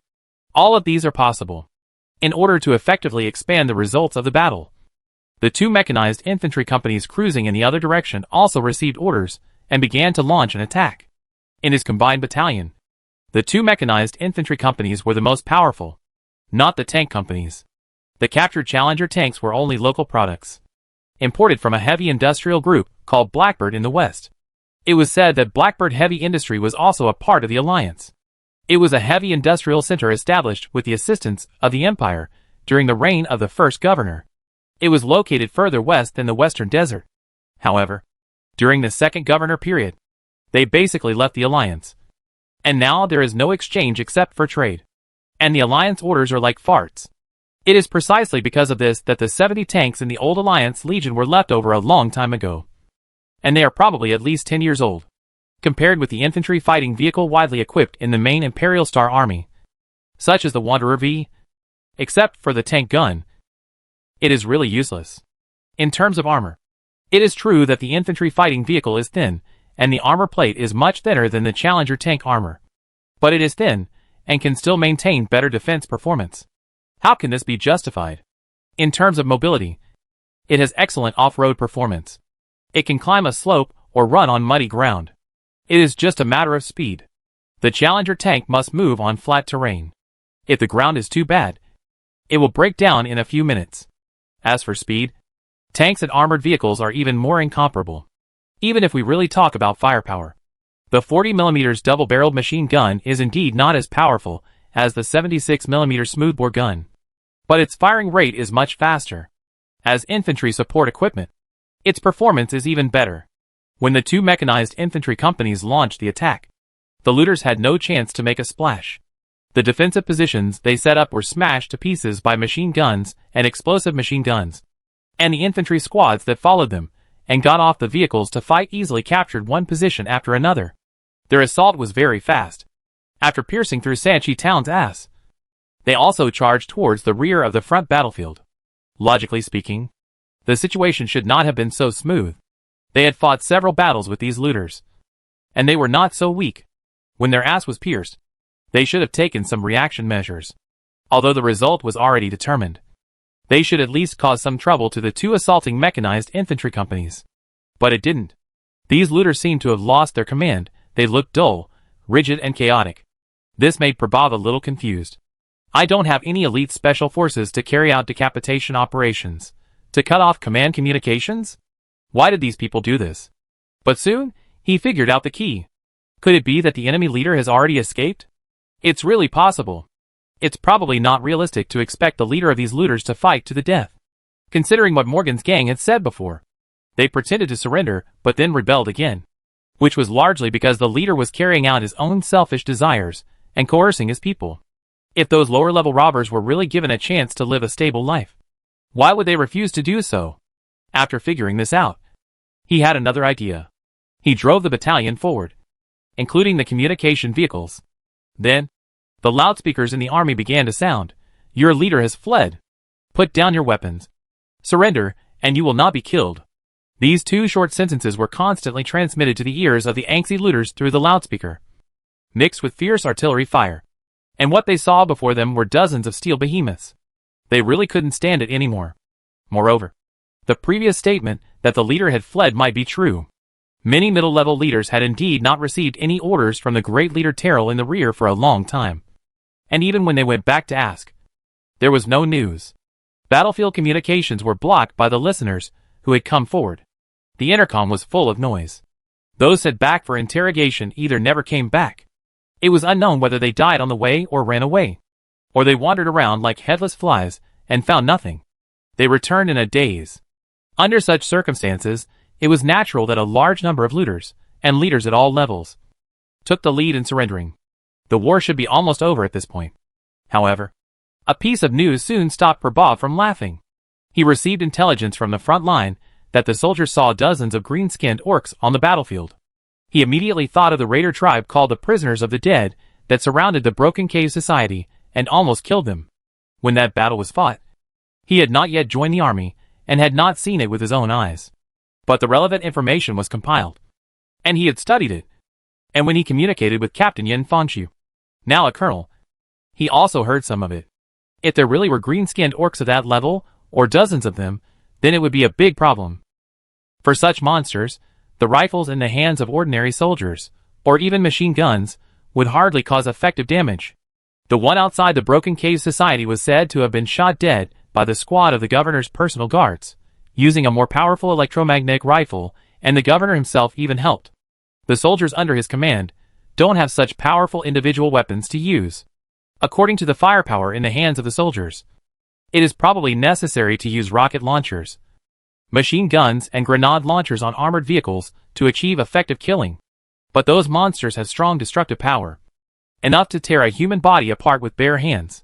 Not to mention, they may have some powerful individual firearms in their hands. Prabhav immediately prepared to order the frontline soldiers not to force their way in when encountering such enemies, but to find the nearby wanderer infantry fighting vehicles and rely on the vehicle-mounted firepower to fight. If there is really no enemy nearby, then the firepower team must be relied on, using individual rocket launchers to eliminate the enemy. At the same time, he was also prepared for the troops to suffer a lot of casualties. It was a great victory, but it had to encounter such an accident. He cursed in his heart. If there was intelligence and preparation in advance, it might be okay. When the troops were pursuing the victory, expanding the results of the battle, or even in the process of surrendering the enemy, they suddenly encountered such an enemy, casualties were almost inevitable. However, just as he was worried, a new frontline battle report came in. After listening to the report, he finally breathed a sigh of relief. It was good news. On the one hand, the enemy preparation seemed hasty. When those green-skinned orcs appeared, they were mainly in the ranks of the raiders. Moreover, they did not seem to have any good control over those monsters. After those orcs appeared, they attacked all the surrounding humans indiscriminately. This meant that the main casualties were borne by the raiders themselves. Another good news was that the green-skinned orcs were not as strong as Prabhav had imagined. Their ability to withstand damage was indeed very exaggerated, but it was not to the point where ordinary guns could not hit them at all. They could still be killed after being hit by dozens of bullets. The most important thing was that they did not have much brains and often rushed out recklessly. The thermal weapons they used were also those that the raiders had, and their power was average. During this period of time, there were indeed many reports of casualties, and even the elimination of entire squads. But at the same time, a large number of green-skinned orcs were also killed, especially after the infantry fighting vehicles entered the field and carried out special cleaning tasks. The situation stabilized again. After more than half an hour, the battle on the main battlefield had completely subsided. The green-skinned orcs were killed, and most of the remaining looters surrendered, with only a few scattered people escaping. The patrol motorcycles and some infantry fighting vehicles have already gone out and started the pursuit in the plain area. It is estimated that the pursuit mission will last for 1 or 2 days. The number of looters who can finally escape is estimated to be over 100. After the basic battle was over, Prabhav personally went to the front line of the battle and saw the bodies of those green-skinned orcs. No more, no less. A total of 80. Their appearance caused about 27 casualties among the soldiers. Prabhav sighed deeply. He felt sorry for the casualties of his soldiers, but he also understood that kindness is not good for the army. In the end, he could only give the order, burn the bodies of these green monsters, and make sure they are burned clean. Slightly in the upper hand, 347 points of grace were obtained. 154 losses. 2,772 eliminated. 2,468 prisoners. 1st Chiefing Brigade, 1st Combined Battalion 154 losses. 2772 eliminated after the pursuit was over. Gu Hang received the belated battle results statistics in the system. Before that, Prabhav's battle report arrived first. The casualties and the number of prisoners were consistent, but the number of people killed was a little different. After all, Prabhav had to clean up the battlefield. And the specific results were determined by questioning prisoners and cleaning up corpses. Some were missing. Some could not be found. Some bodies could not be put together after being bombarded by artillery. And some were buried under the ruins and could not be dug out for a while. Under various circumstances, it is normal for the numbers to be different from those given by the system. The benefits of this wave of gifts are not bad. But relatively speaking, Gu Hang is more concerned about the green-skinned orcs mentioned in the intelligence. If this group of cosmic cancers is allowed to develop on the Wrathful star, it will be a complete disaster. This is a race that can really start a war that sweeps across multiple galaxies. In fact, when Gu Hang encountered a human who drank medicine to turn into a green-skinned person outside the Waste Cave Society earlier, he had already raised his vigilance. However, before, with only a few hundred guns under his command, and the base was not strong, he really didn't have the energy to solve that problem first. But now, he felt that this matter could not be delayed any longer. What's more, according to the recent situation, this group of greenskins seemed to have a tendency to grow further. This was supported by two pieces of information. First, it was the incident that Prabhav encountered. Second, it was reported from Garbage Town. Gu Hang had already made arrangements in Garbage Town, an important raw material supplier. Dennis and Henry then imported a large amount of high-quality munitions from the Waste Cave area, bulletproof vests to Garbage Town, and operated the trade route of alloy plastic steel to Fushing City, and then purchased food from Fushing City to Garbage Town. That really made a lot of money in the past 1 or 2 months. Although the trade route behind was suspended for a few days due to war and disaster, it quickly recovered after the war. He even took a consultant position in the New Alliance Commerce Department, responsible for the import of raw materials and the sale of finished products. Recently, he has been increasing the purchase of arms. The weapons left by the Old Alliance Legion that are about to be eliminated have not been sent to Chingu area according to Asina's idea of military sales to assist the area. Many of them have been sold to the Garbage Town first. Garbage Town suddenly needs so many weapons. What do they need excellent bulletproof vests for? They even want to further strengthen and thicken the plastic steel bulletproof inserts that are already very strong, which ordinary bullets cannot penetrate. That is to fight against the greenskins. The number of greenskins in the ruins of the tower is much higher this year than in previous years, which has seriously threatened the survival of Garbage Town, which collects waste from the ruins of the tower. This matter cannot be ignored.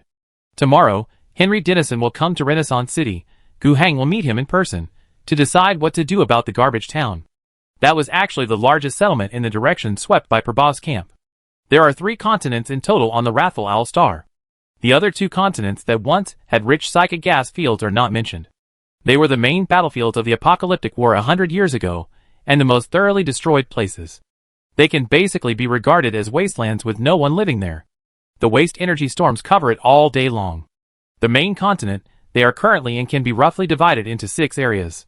With Fushing City as the center, the area with a total length and width of 1,000 kilometers from north to south, and from east to west, is conventionally designated as the Central Region, which is the area directly governed by the Union government in its heyday.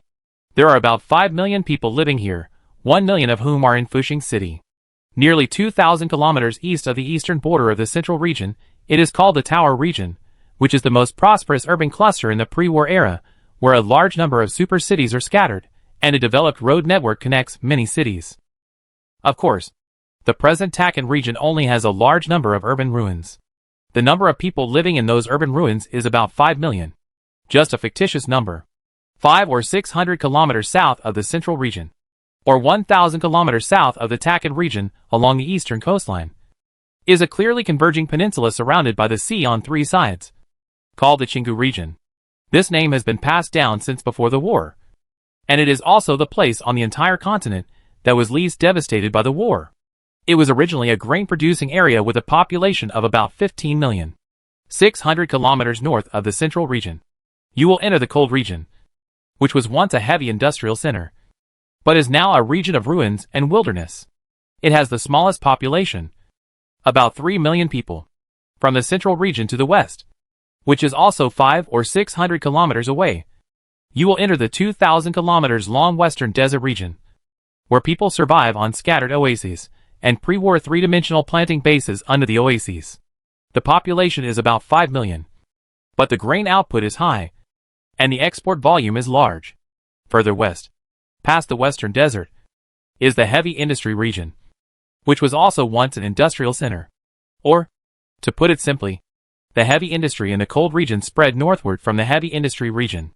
There is a large force there. The Blackbird Heavy Industry Group, which was fully supported by the first generation of governors, but quickly became alienated from the alliance during the second generation of governors, and even fought a war across the western desert. Most of the grain exported from the western desert was sent westward to the heavy industry region. This is the overall structure of the entire main continent of Angry Owl Star. Gu Heng's current plan is to take Fuxing City as the center, to completely control the entire central area of the main continent, to take care of these 5 million people, and then wait for an opportunity to advance to the east and south, especially the Qinggu area with the largest population, which is the most important. He set the time for controlling the central area at half a year, and advancing to the Qinggu area and the Pagoda area, which must be completed within half a year. In this way, he will have more than 20 million people under his command, and control important food production bases, industrial raw material bases, and then cooperate with Fuxing City, Weixing City, with the help of the system's black box technology, developed for a year, and then there will be hope for tax payment. After all, the benefit he got was only 1/4 of the standard amount that needed to be paid for the first tax. Of course, this was the minimum.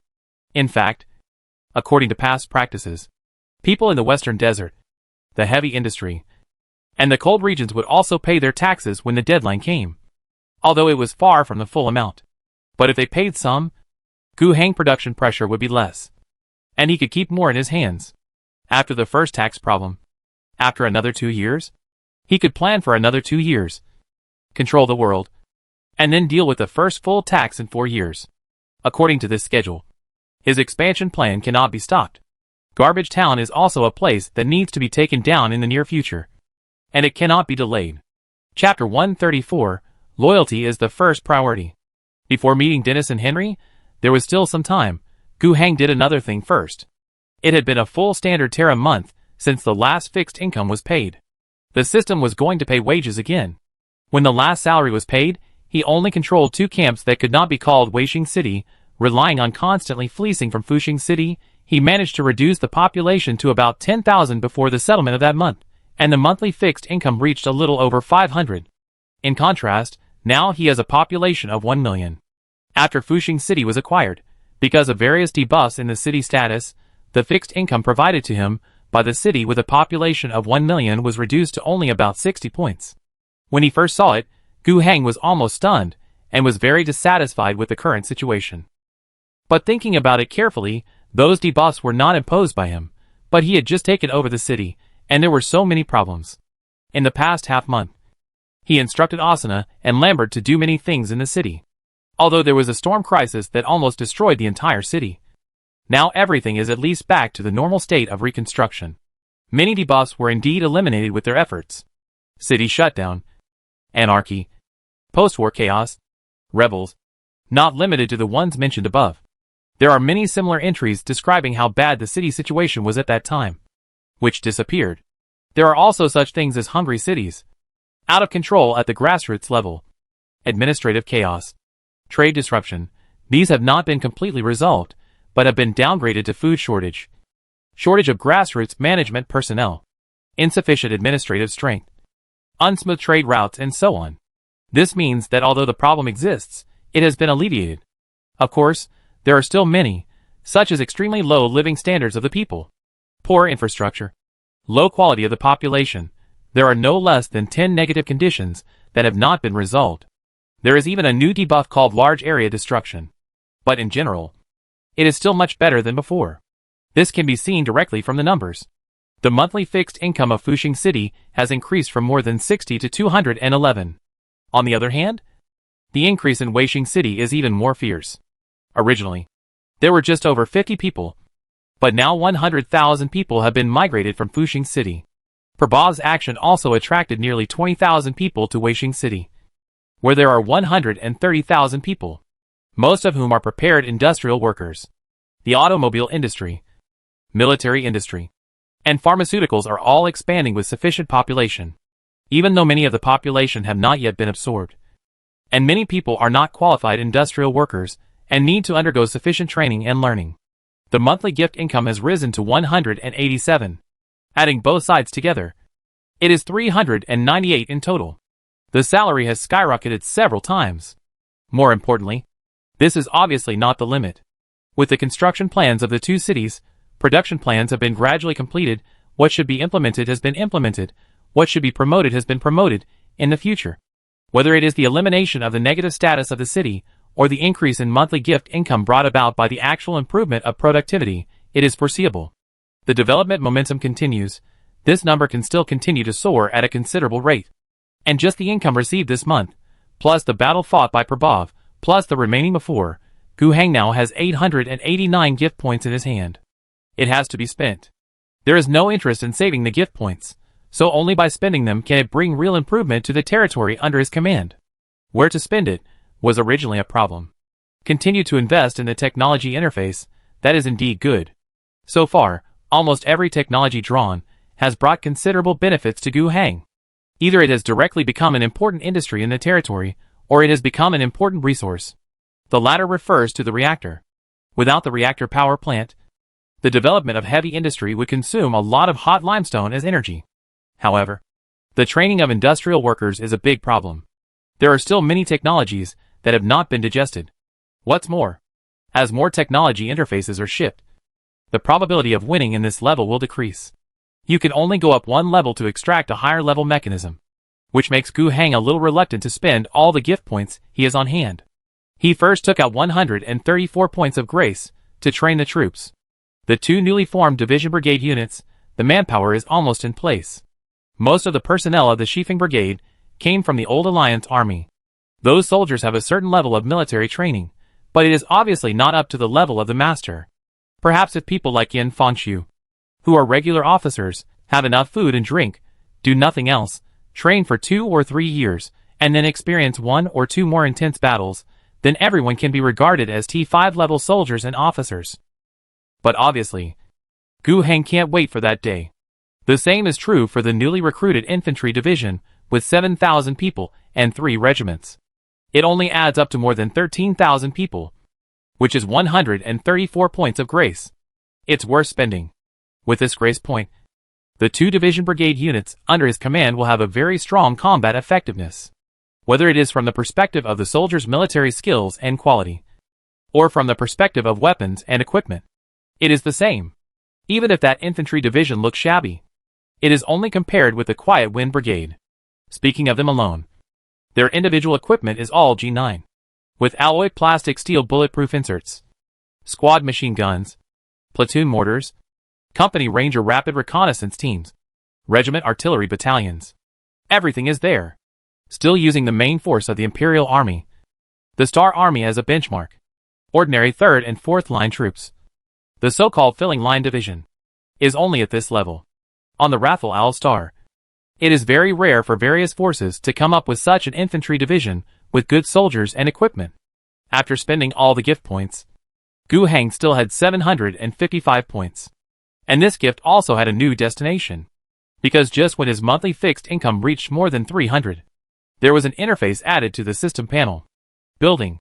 Clicking it, Gu Heng saw a very long drop-down menu, which was densely packed with black icons. And the text description behind it was just a question mark of the building. These are obviously not unlocked. At the top, there are 5 unlocked ones. Namely, Technical College, General College, Shongxi College, Military Factory, and Civilian Factory. The first 3 are similar. Taking the Technical College as an example. Technical College 1, when you build a school that teaches mechanical technology and put it into operation, you can redeem this option and grant it to the designated college. It will slightly improve students' learning efficiency and slightly increase the probability of activatable technical talents. Exchange value, 500 grace. The comprehensive college has the same effect, but it just changes the description of the mechanical technology category to the comprehensive category. And the improvement in learning efficiency is also weak, but the consumption of grace points has become 1,000 points. Zhongxi College is quite different. The main difference is that it does not teach knowledge, but only teaches loyalty. The main content is loyalty to the Empire, but Gu Heng can add some personal goods to it, forcibly binding loyalty to the Empire with loyalty to himself. He has deliberately done such things in the past. In addition, Zhongxi Academy has one more function. It provides a new training option for soldiers. In addition to the original 5 levels from T1 to T5, a T3 variant will be provided, the training option for company political commissars. The training unit is required to study at Zhongxi Academy for 1 week to complete the training. The price is 10 points of grace for one person. This price is 10 times more expensive than the ordinary T3 level soldiers, but Gu Heng thinks it is very valuable. He does not need to train a lot of company political commissars to form an army to fight. Isn't that a problem? This obviously allows him to quickly train sufficiently loyal soldiers, send them to various grassroots units, as the backbone of his ability to accurately control the army, and even to ensure discipline, morale, and combat effectiveness in battle. They may not have outstanding command capabilities, or their combat effectiveness may only reach the T3 level because of their more determined will, but their most important role is to inspire friendly forces, and to fight to the death. He was eager to build this Zhongxi Academy as soon as possible, and then let about 100 political commissars of all levels in the army go in, and receive intensive training for a week before coming out. Moreover, Gu Heng had another idea from this.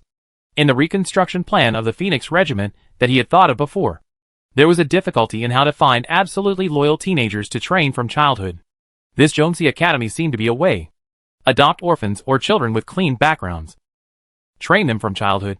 Spend some grace to turn them into political commissars. And comprehensively transform them in ideological education. And then upgrade them all the way to T1 level, making them elite. And then exchange gene seeds for surgical implantation. The plan worked. Now all that's left is a way to buy or even make power armor. For the former, we need to find a forge world with manufacturing capabilities. Generally, such forge worlds are closely related to the Mechanicus. Gu Heng doesn't have any connections in this area, and there's no way to hide the purchase of power armor. But for the latter, we don't know what level of technology the Space Marine's power armor is, and we don't know when it can be produced. However, problems are always solved one by one. Isn't there a solution to the personnel problem now? There must be a way to get there. As for the 2 buildings behind, the civilian factory and the military factory, they are similar. Civilian Factory 1. After you build a civilian factory and put it into operation, you can redeem this item, and the designated factory will get a moderate increase in production efficiency. The redemption price is 100 gifts. It is the same as the military factory, the price is the same, but it means that it has become exclusively for military use. The mechanism of the building system, looking at these options with different functions, but similar descriptions, you can roughly understand it. The system does not build a building out of thin air.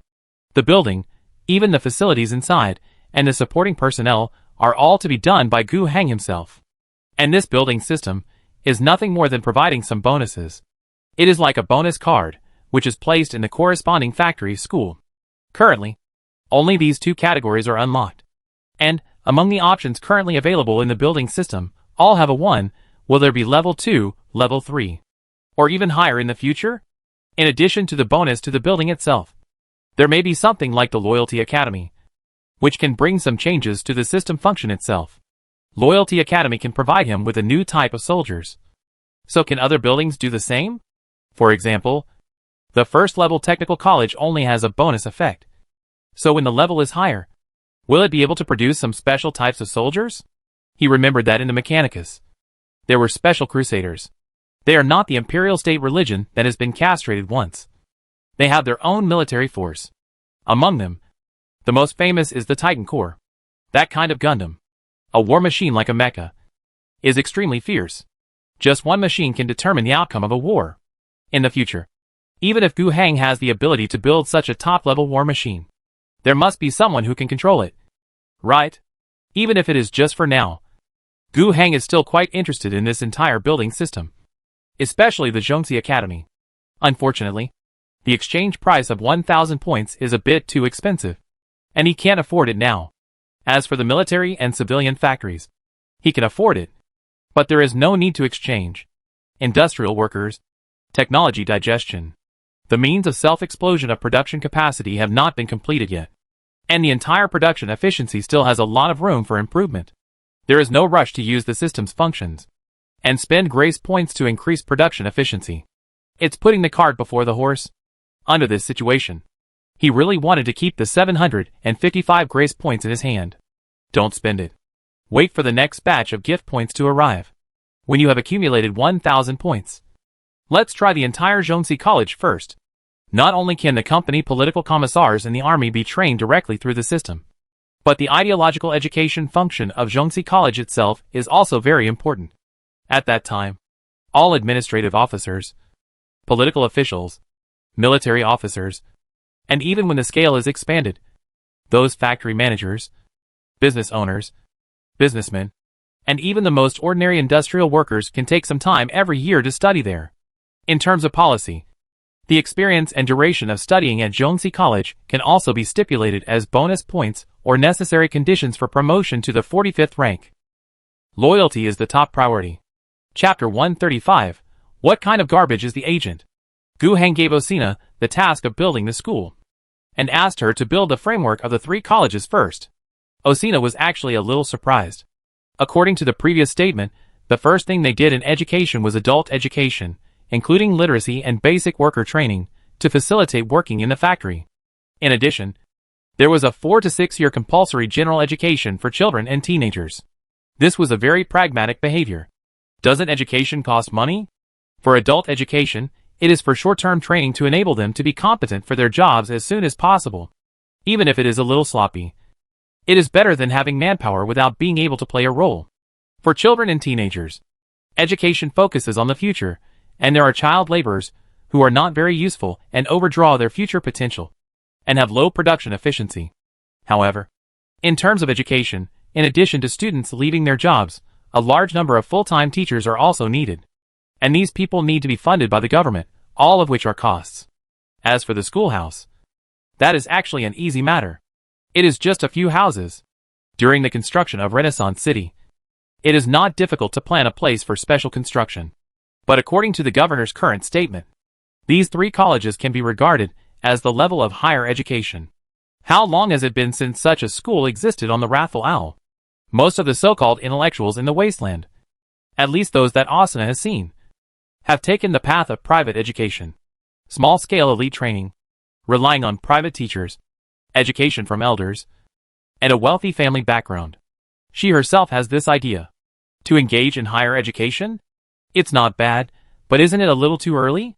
Let alone anything else, it's hard to find teachers of sufficient quality. That comprehensive college is fine. Zhongxi College can also rely on drawing personnel from the army, or even shamelessly invite Phoenix, or even send people to Phoenix Monastery for further study. But what about the technical college? Among the forces under the governor, there is only Wu Jiarong who is a relatively outstanding technical personnel, and the rest, her students, are nothing more than ordinary junior specialists, who cannot bear the responsibility of teachers. The same is true for the comprehensive college. Should we let the local intellectuals, who originally received the so-called elite education and grew up in the inner city to teach? It's not impossible, but we have to wait until the suitable ones are selected from them, and then they have to undergo the transformation of Zhongxi College. She raised these questions to the governor, but Gu Heng did not force her to execute them, but gave an explanation. Of course, the so-called explanation does not mean to explain any system or something like that. It's not necessary to use it right now. I know everything you said. It's just that we need to build the framework first. Even if the content of the teaching is not good enough, it can always provide a place for teenagers who have completed compulsory education and those who have the potential to learn further.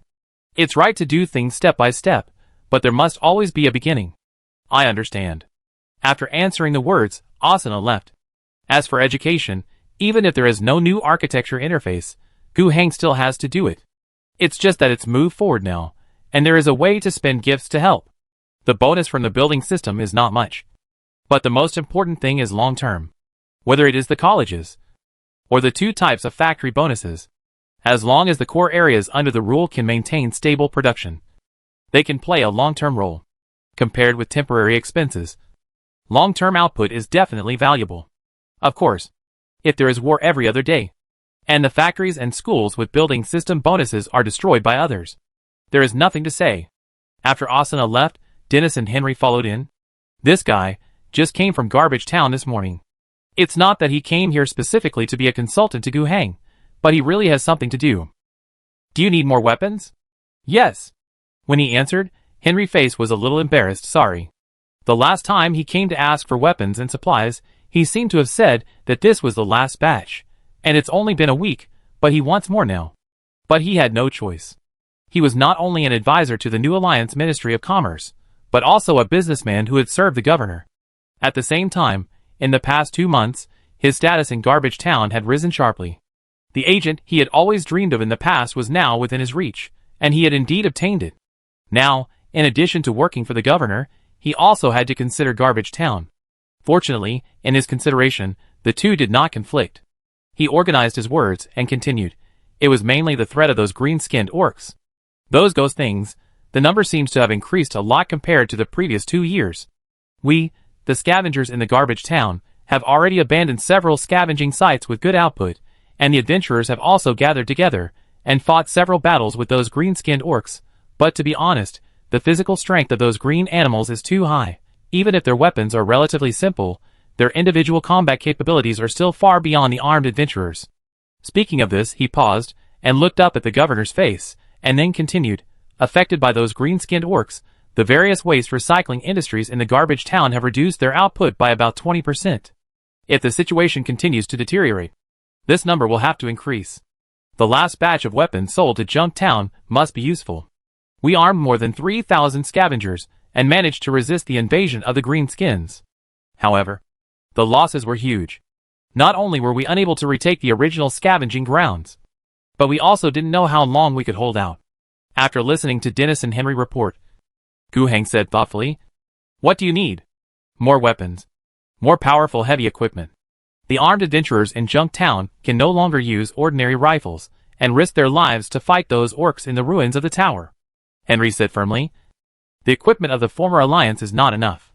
We need the G9 series rifles from your regular army. And artillery. It would be great if we have armored vehicles. Garbage Town can exchange everything. Our future output can all be supplied to Fuxing City, which will be sold on behalf of Fuxing City, whether it is metal raw materials or hot limestone. The price can be further discounted." Gu Heng showed a bright smile on his face. "How about this? I will give you 20 infantry fighting vehicles, more than a dozen tanks, hundreds of heavy artillery, and 8,000 full sets of individual equipment. What do you think?" Henry was stunned. He was trying to bargain with the governor. He knew that the new Alliance Corps was still in the process of reorganizing the army, whether it was infantry fighting vehicles or cannons, and the troops were not enough. Officers at all levels urged the General Logistics Department to quickly distribute the corresponding equipment. He didn't expect those two things. He just wanted to use this way of asking for a sky-high price to get the G9 series rifles that were more reliable than the domestically produced firearms.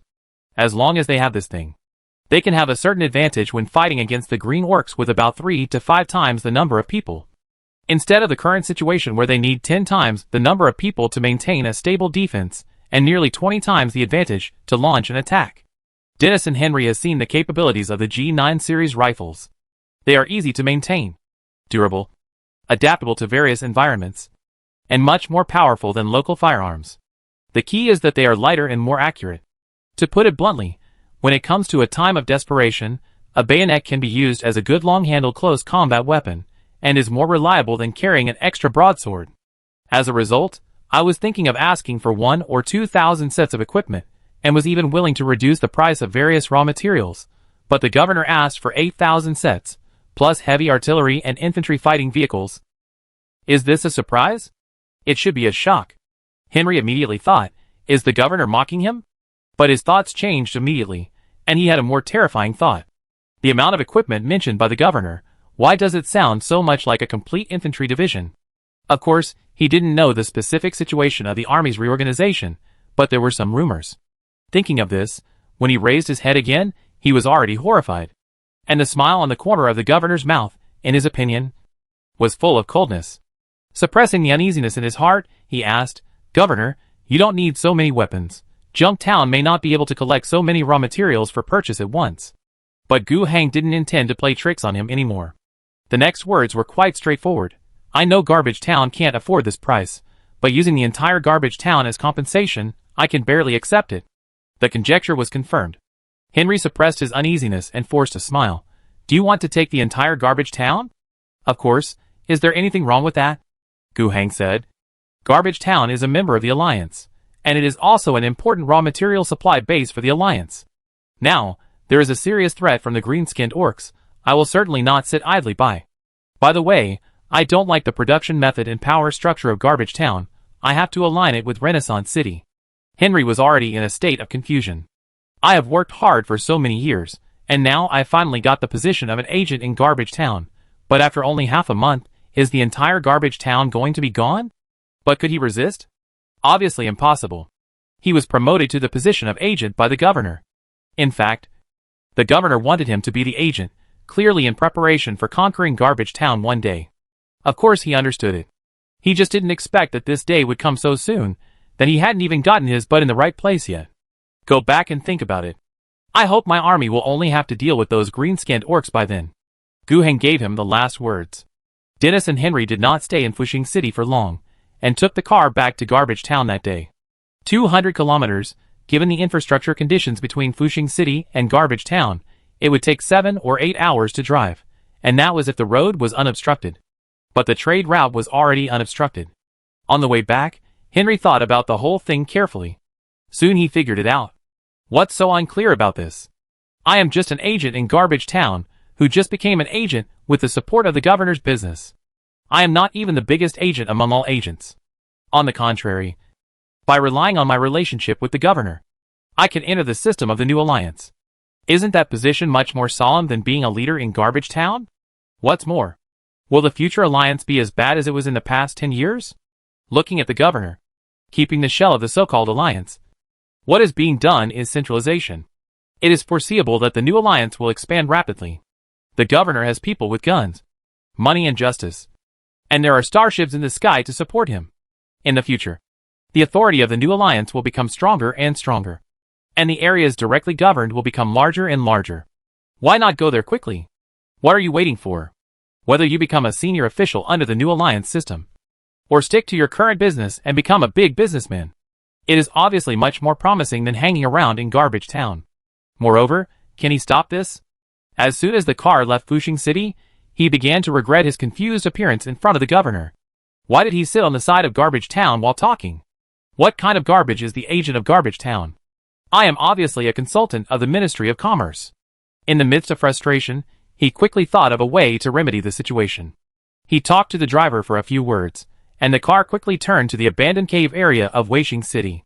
Henry met Patel there, and through their old friendship, he contacted Prabhav and learned the location of his battalion, and then hurried over. In Sanchi Town, Henry saw Prabhav, who had completed the task of suppressing bandits. He didn't know that Sanchi Town was a den of bandits before. He only knew that it was closely related to the robbers, and was an important place for selling and hiding stolen goods. But he didn't know that the whole town was a den of bandits. He first praised it, saying that Prabhav had wiped out the gang, which was a great thing. At least 5,000 or 6,000 bandits were killed in one battle, and the 200 kilometers from Fushing City to Garbage Town were now clear.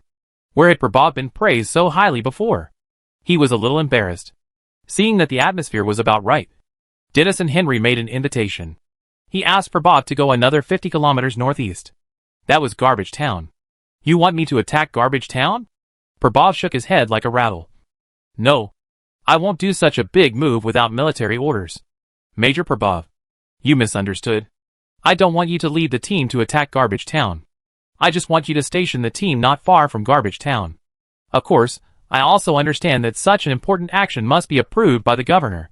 I came to you, and I originally wanted to contact the governor through your military hotline. Prabhav thought for a while. Do you want to borrow my soldiers, and take advantage of the power of others? Henry clapped his hands and smiled. Yes.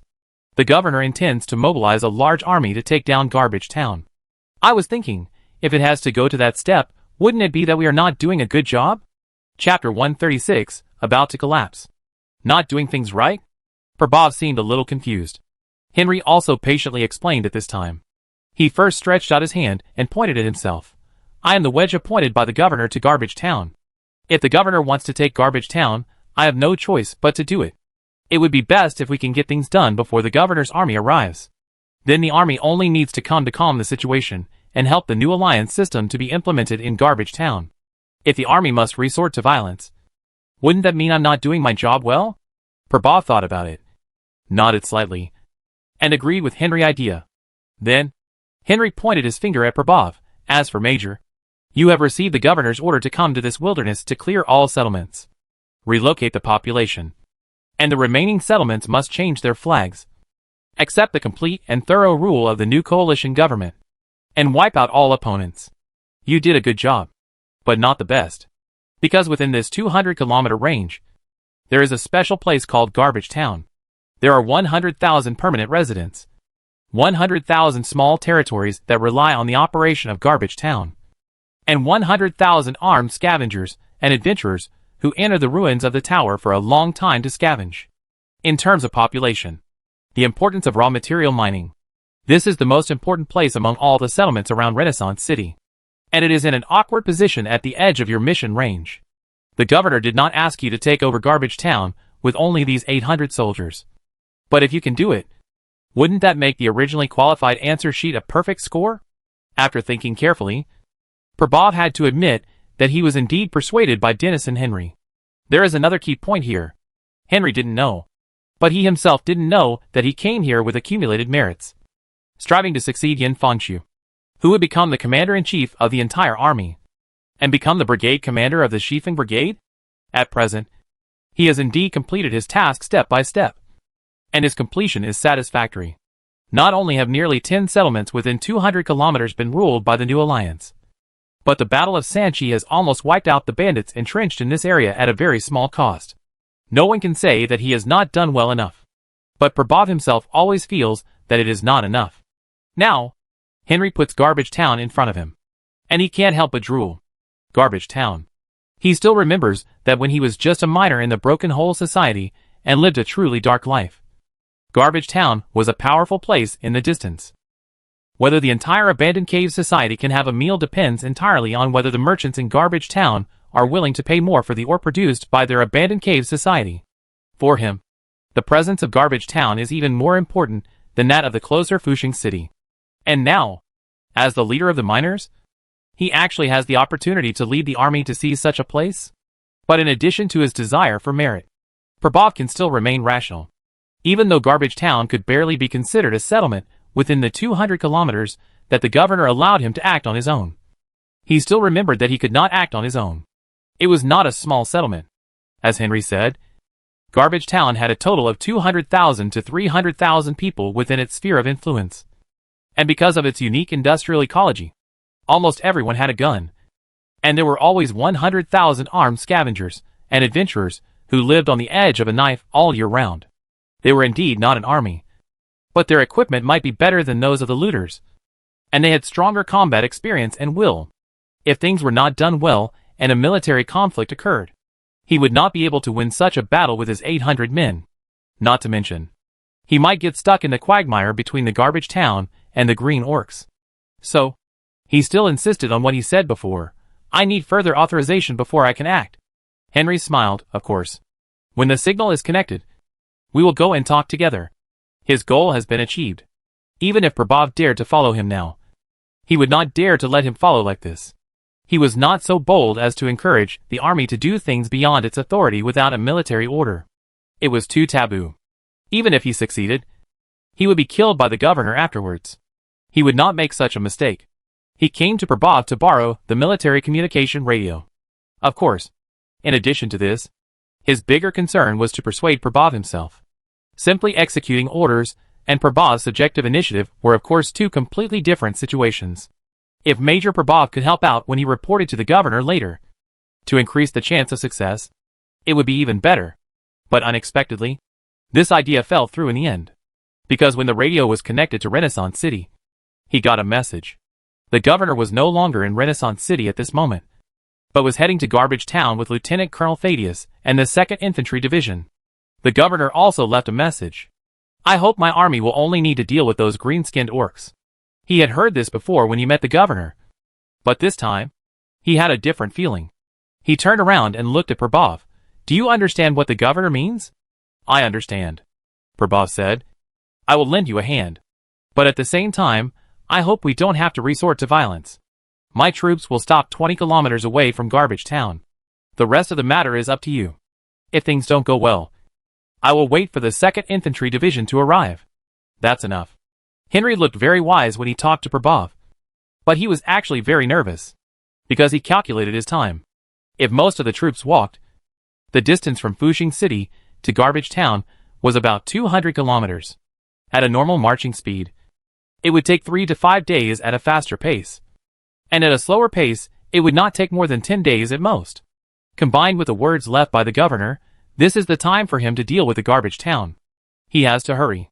Fortunately, following Prabhav's combined battalion, the speed is still guaranteed. This combined battalion is almost completely motorized.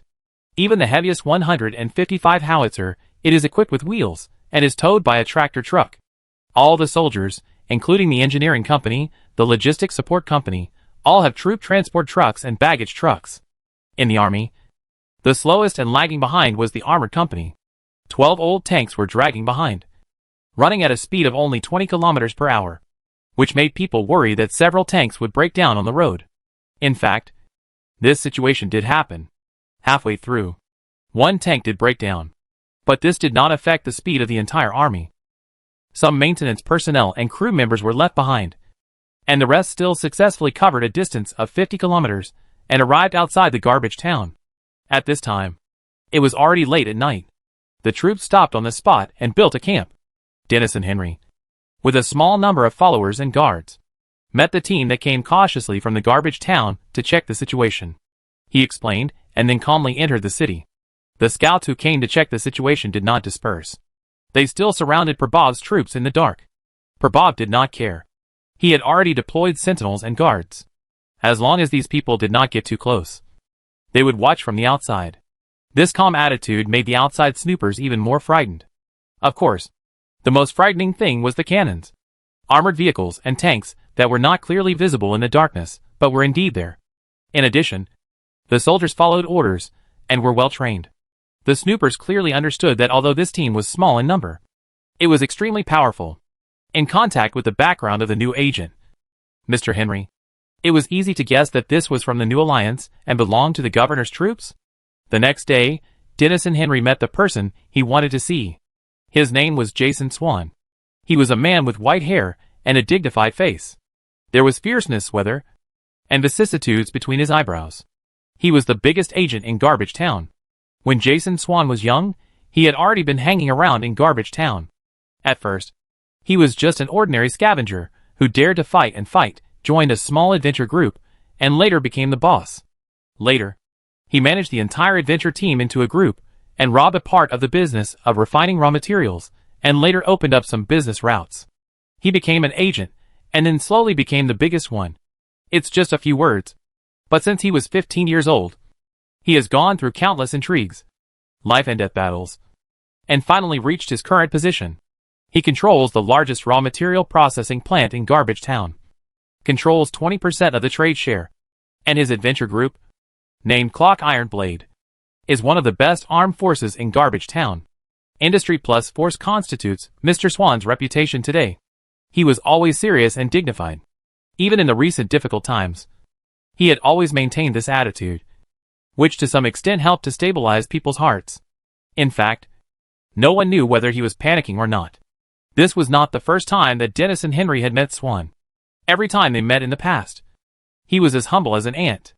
Even after he was nominated as the agent, the relationship between the two parties remained unchanged.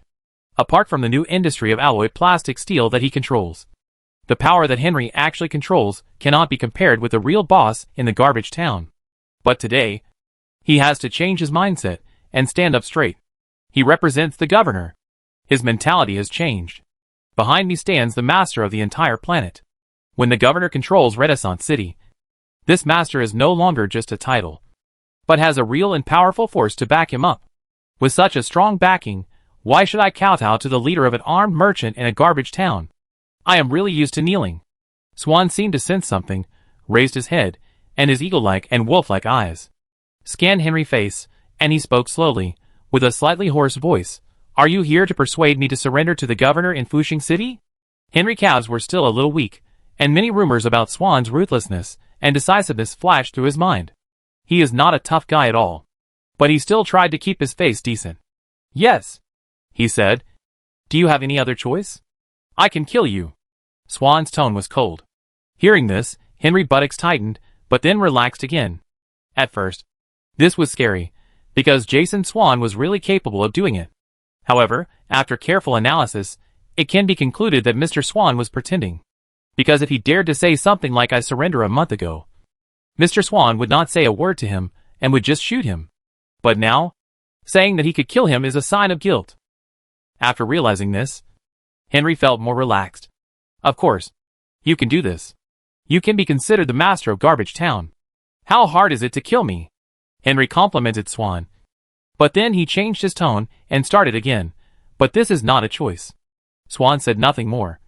Just stared at Henry. But Henry became more and more excited. Isn't the current Garbage Town the most worried about external and internal troubles? The increase of those green-skinned orcs leading to a reduction in production is still the smallest impact. When those scavengers and adventurers find that the danger of entering the ruins of the tower is greatly increased, and the harvest is greatly reduced, will they still gather here? Especially now that Renaissance City has increased its attraction to refugees. The policies there are too tempting. Without these scavengers and adventurers, what will happen to the industries that rely on them? Those taverns, brothels, and clothing stores will all be closed, and all the primary processing industries of garbage will go bankrupt. The developed commercial industries will also be unable to continue. In the end, Garbage Town will become a real garbage that no one cares about. To destroy Garbage Town, there is no need for those green-skinned orcs to break through our defenses and slaughter all our people. They only need to maintain the current pressure, making scavenging a high-risk, low-return business, which will be enough to destroy our town built on scavenging. Henry described the crisis from the perspective of economic foundation. Swan just listened in silence. This is not a brilliant idea. This danger has been seen by some people, and is even happening. Most of the adventurers, scavengers, in the Garbage Town do not have much personal dependence on the agents. A small number of them are hired, and quite a few are even independent adventure groups. They enter the city ruins, pick up garbage and sell it, and get basic income. If they can pick up technological products that can be used in the pre-war era, artworks, and relatively well-preserved psychic crystals, they can make a lot of money.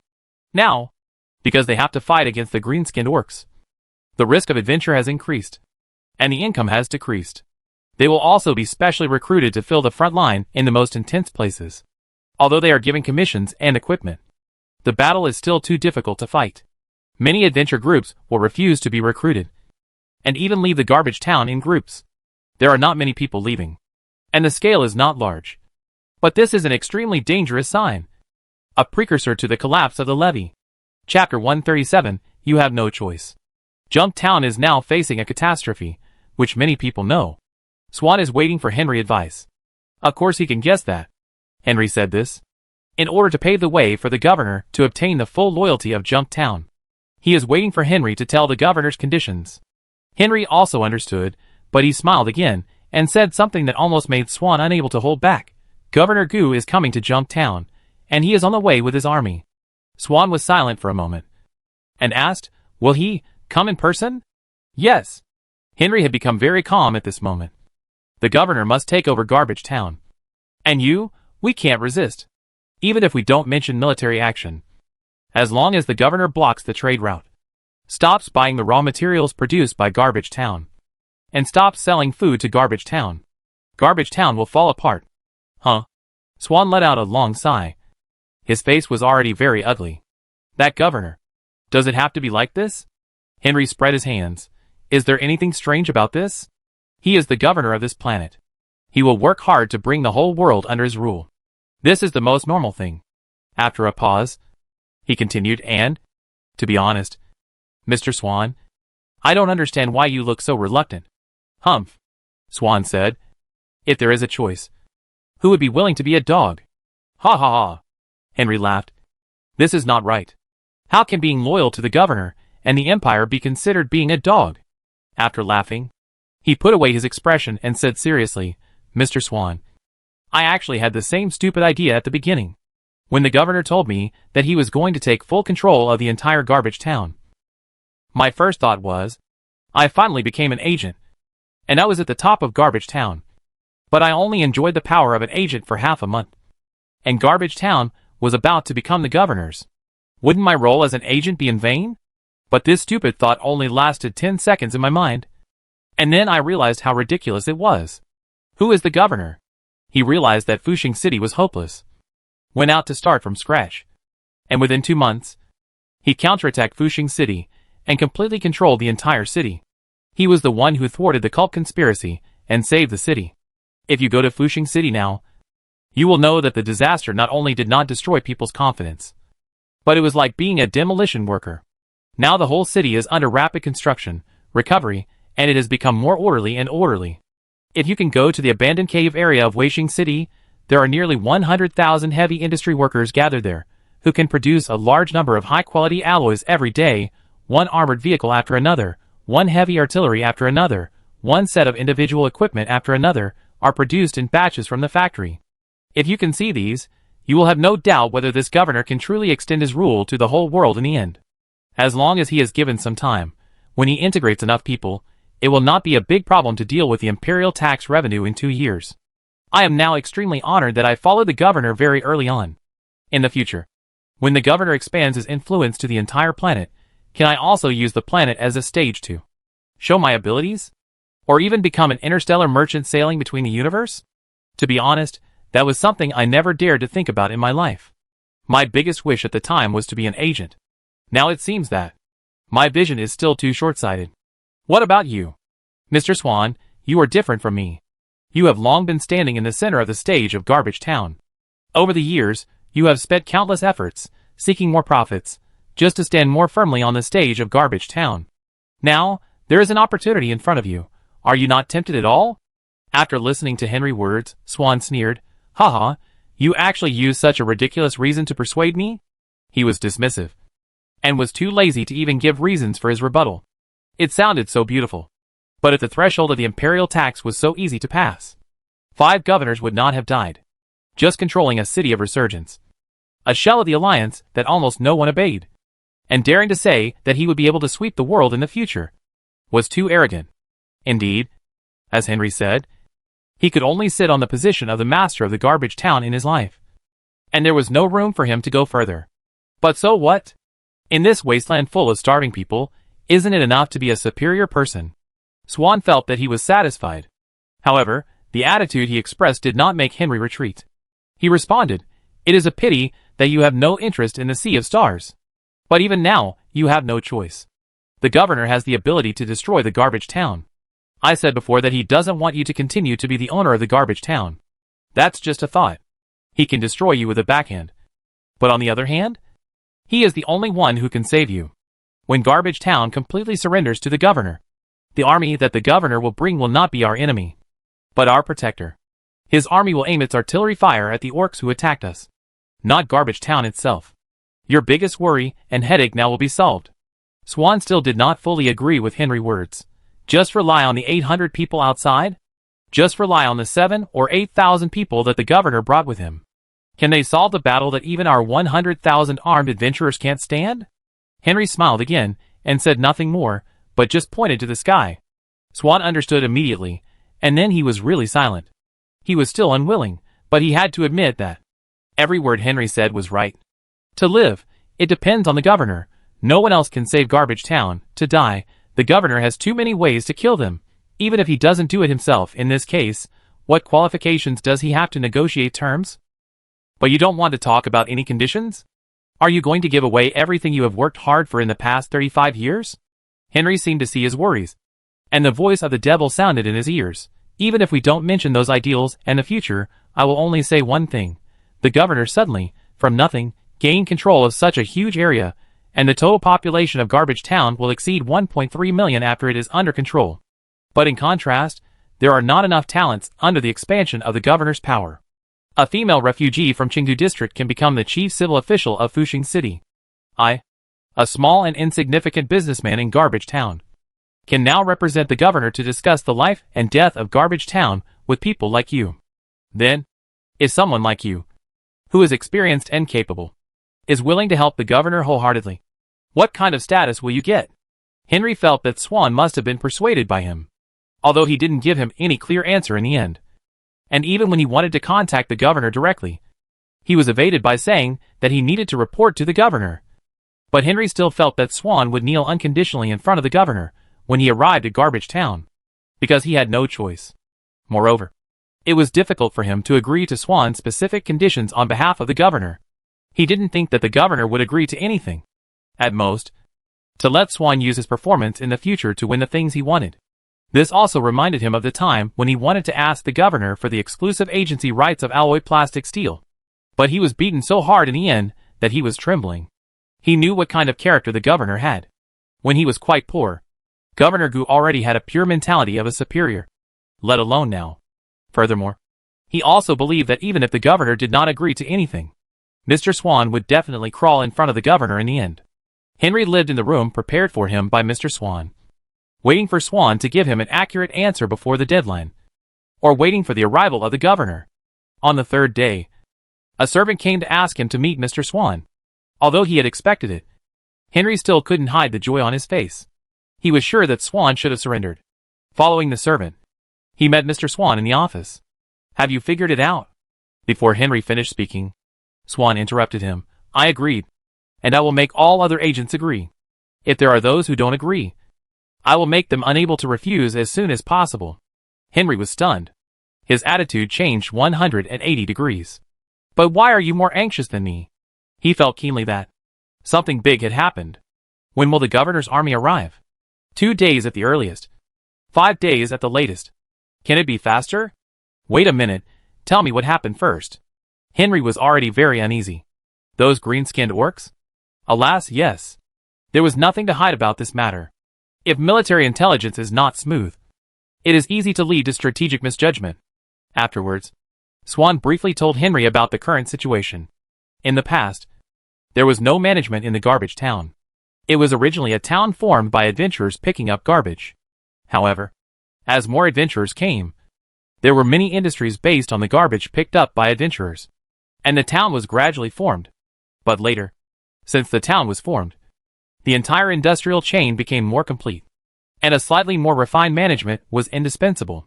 The agents divided the pre-war super city ruins in Garbage Town, which is also known as the Tower Ruins, into 4 levels: worthless safety area, valuable safety area, high-value dangerous area, and unknown area. The worthless safety area is just as its name suggests. After many years of exploration, the number of mutant monsters in it has become very small, but it has also become a place with almost no output due to years of plundering. The output here is only the hot ash stone produced after the waste energy storm. The valuable safe area refers to the area that has been swept many times, with few monsters and little danger, but has only become safer in the past 1 or 2 years. The search time is not long, and there are still many places with output. This is the area with the most metal scrap output, and some precious pre-war items can be seen occasionally. The high-value dangerous area is a place with many monsters, but also a big harvest. The unknown area is a place where almost no one has set foot, or very few people can come out alive after entering. These 4 types of areas, in terms of their distance from the garbage town, are getting farther and farther. In the battle against the orcs, the relevant defense zones are also divided in this way. Or simply put, in recent years, when the green-skinned orcs began to move around in the ruins of the tower, and even more, and gradually became the main enemy of the adventurers, the division of the 4 types of areas is largely related to the frequency of the orcs' activities. When the green-skinned orcs began to emerge in large numbers a month ago, the high-risk areas were basically not dared to go, only the big adventure groups with many people could go, and after this month's green-skin disaster, a large area of low-risk areas became high-risk. The adventurers gradually could not easily go out to scavenge, but had to form corresponding groups, lines, and fight against the green-skinned orcs. This almost evolved into a war, rather than a battle between a small group of adventurers and entrenched or wandering monsters. Because of this, the adventurers were almost unable to hold on, and were unwilling to hold on. We are here to take risks and make money, not to fight. The latest news is that in the 18th district, which is a very important place where adventurers formed a formation and built fortifications to fight against the invading green-skinned orcs on a large scale, it collapsed. There were nearly 20,000 adventurers gathered there, fighting against more than 3,000 orcs. They had been fighting for a week, and were under great pressure. And just this morning, 3 adventure groups withdrew from their positions without saying hello to anyone, with a total of 6,000 people leaving. So, in the attack on the defense line launched by the orcs as usual, with nearly 1/3 of the manpower missing, the defense position collapsed across the board. and the remaining adventurers could only retreat or even flee. In the morning, the greenskins advanced 3 zones, and were barely stopped in the 5th zone. This was already a traditional worthless safe zone. Swan even sent his most precious adventurer group, the Clock Iron Blade, to the front line. They were well equipped, well trained, and a rare elite. It was their presence that blocked the gap. However, there were heavy casualties. The most important thing was that greenskin monsters kept emerging from the depths of the ruins through the gap, and they were under great pressure. If the 5th zone was breached again, the defense lines of the other parallel zones would definitely not be able to hold up. By then, I'm afraid that Garbage Town would really be under the siege of those greenskins. That's why Swan was so anxious. Chapter 138, Beast Slaughter Group. Fuck. Henry couldn't hold it in and swore. Swan surrendered. That's right. From this point of view, the retreat of those deserters and the sudden attack of the green-skinned orcs helped a little. However, Henry couldn't just hand over a garbage town that had become a ruin to the governor, and then say that he had fulfilled his mission. Right? With a dark face, Henry said, "What is the situation in District 5 now?" "It's terrible. There's no time to build new fortifications there. Our people can only fight those greenskins in the ruins. No one knows whether those adventurers can hold on. I can only guarantee that my people can hold on to the end. I will inform the governor of this news as soon as possible. Mr. Swan, if you don't want to hand over a ruined garbage town to the governor and disappoint him completely, please do everything you can to hold the front line in the next few days, at least until the governor's troops arrive." Swan said in a deep voice, "I would do the same without you telling me. But please urge me. No one in Garbage Town wants Garbage Town to become a ruin. But sometimes it is not a question of whether or not to want to." After that, he paused, and hesitantly made another request. "In addition, can the troops stationed outside Garbage Town help?" Henry hesitated. He paced back and forth, struggling in his heart. Without Swan's request, he had thought of such a strong army outside Garbage Town as external aid. But this is risky. Convincing Prabhav, asking the governor for authorization to act, these should be easy. Prabhav is willing to fight, and the governor, knowing that Swan bowed his head and Garbage Town surrendered, should also be willing to let Prabhav join the war first. But that means letting this combined battalion fight against the terrifying greenskin group. Is that an easy target? Prabhav's combined battalion is indeed powerful. Fighting the group of raiders is like killing pigs, but the greenskins are another matter. If there are heavy casualties, does he have to bear the responsibility? But in the end, he gritted his teeth and told Swan that he was willing to give it a try. On the premise that Garbage Town is willing to completely submit to the governor, he still has to protect it. Taking Garbage Town is of great significance to the governor's expansion of power. This is the most important raw material production site around Renaissance City. It is also the most powerful military force among the surrounding uncontrolled forces. This is also the biggest step for his advancement. Just as Henry had thought before, it was not difficult to persuade Prabhav to fight. After the governor learned the whole situation here, especially knowing that Garbage Town might really let those green-skinned orcs break through the defense line in one battle, it was directly destroyed. Gu Heng certainly did not want this to happen. He granted Prabhav the corresponding authority, allowing him to decide what to do based on the situation. At the same time, the team led by Gu Heng himself also accelerated its marching speed. As for Prabhav, after receiving the authorization, he did not hesitate and quickly launched the whole army. The fully mechanized troops quickly bypassed the Garbage Town and headed for the so-called 5th District. Along the way, Prabhav saw chaos. There were many adventurer groups that were temporarily summoned with a lot of money, and they gathered into a team and rushed to the 5th District. But at the same time, Prabhav saw more adventurers retreating from the front line. Among those who retreated, a considerable number of them looked very embarrassed and terrified. These were obviously the defeated soldiers who had fled back from the front line. In addition, there were also some adventurers who retreated without any signs of fighting. This kind of people was a bit strange. Prabhav arranged people to stop several groups of adventurers, brought them over, and asked about the situation at the front line. From the defeated soldiers, he got a piece of news that he didn't know whether it was good or bad. The battle in front was still going on. But in the absence of fortifications, it was easy for the orcs to break into close combat, and the casualties were very heavy.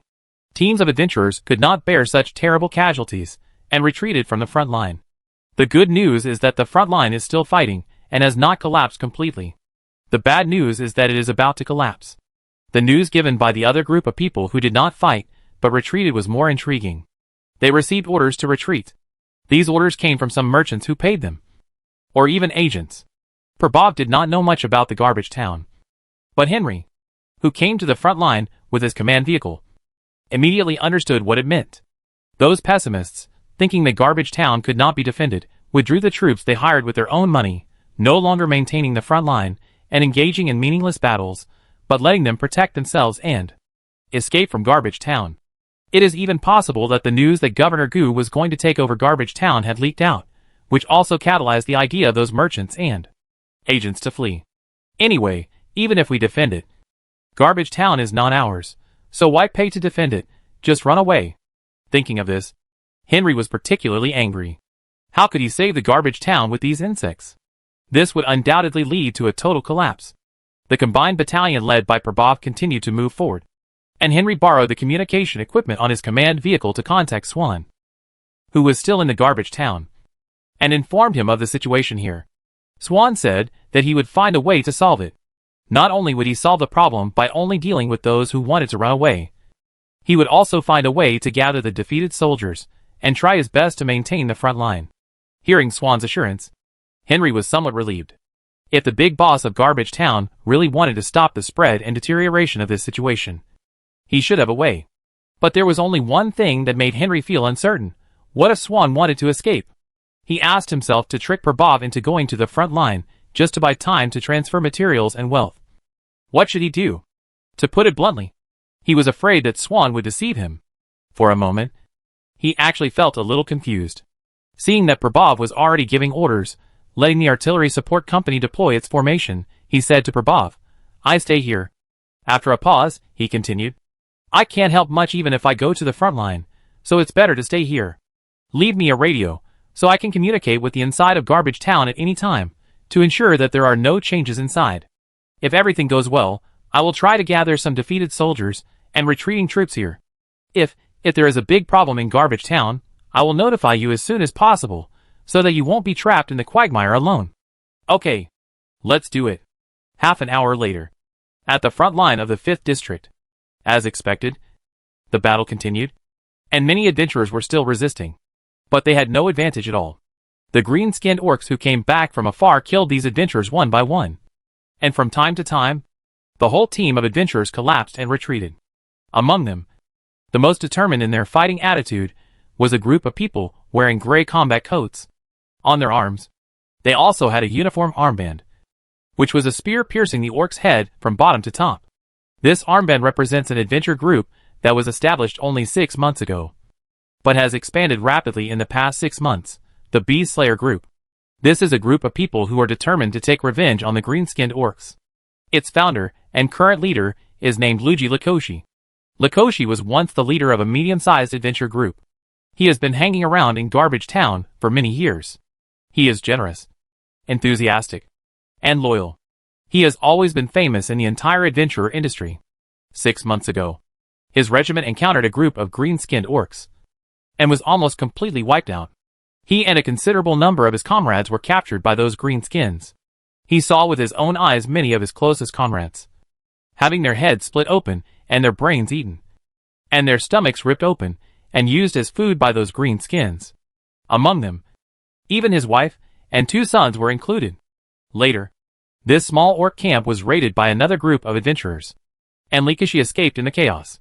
Since then, he disbanded the previous team and established a new adventure group, named the Beast Slayer Group, with the intention of revenge. Anyone who has a grudge against the green-skinned orcs and is determined to destroy them can join the adventure group. In fact, this is no longer an adventure group. Their main goal is no longer to explore the ruins, scavenge, and collect high-value items, but to hunt the green-skinned orcs. In the past few years, there are many people who have a grudge against the green-skinned orcs. Some people will be frightened by the strength, brutality, and belligerence of the green-skinned orcs. But of course some people will be aroused by anger and hatred. They gathered in the slaughter group and started the war with the green-skinned orcs. Such a team is of course a good thing for the Garbage Town, which is facing an increasingly serious threat from the greenskins. Although they do not produce, no longer scavenge, and rarely accept employment, The merchants and agents of each garbage town are still willing to donate generously to provide them with weapons and equipment, logistical supplies, and even additional financial support. With the support of hatred within and funding from outside, the size of the Beast Slayer group expanded rapidly in 6 months. At the same time, they were indeed the most determined and best performing team in all the adventure groups in Garbage Town to fight against the green-skinned orcs.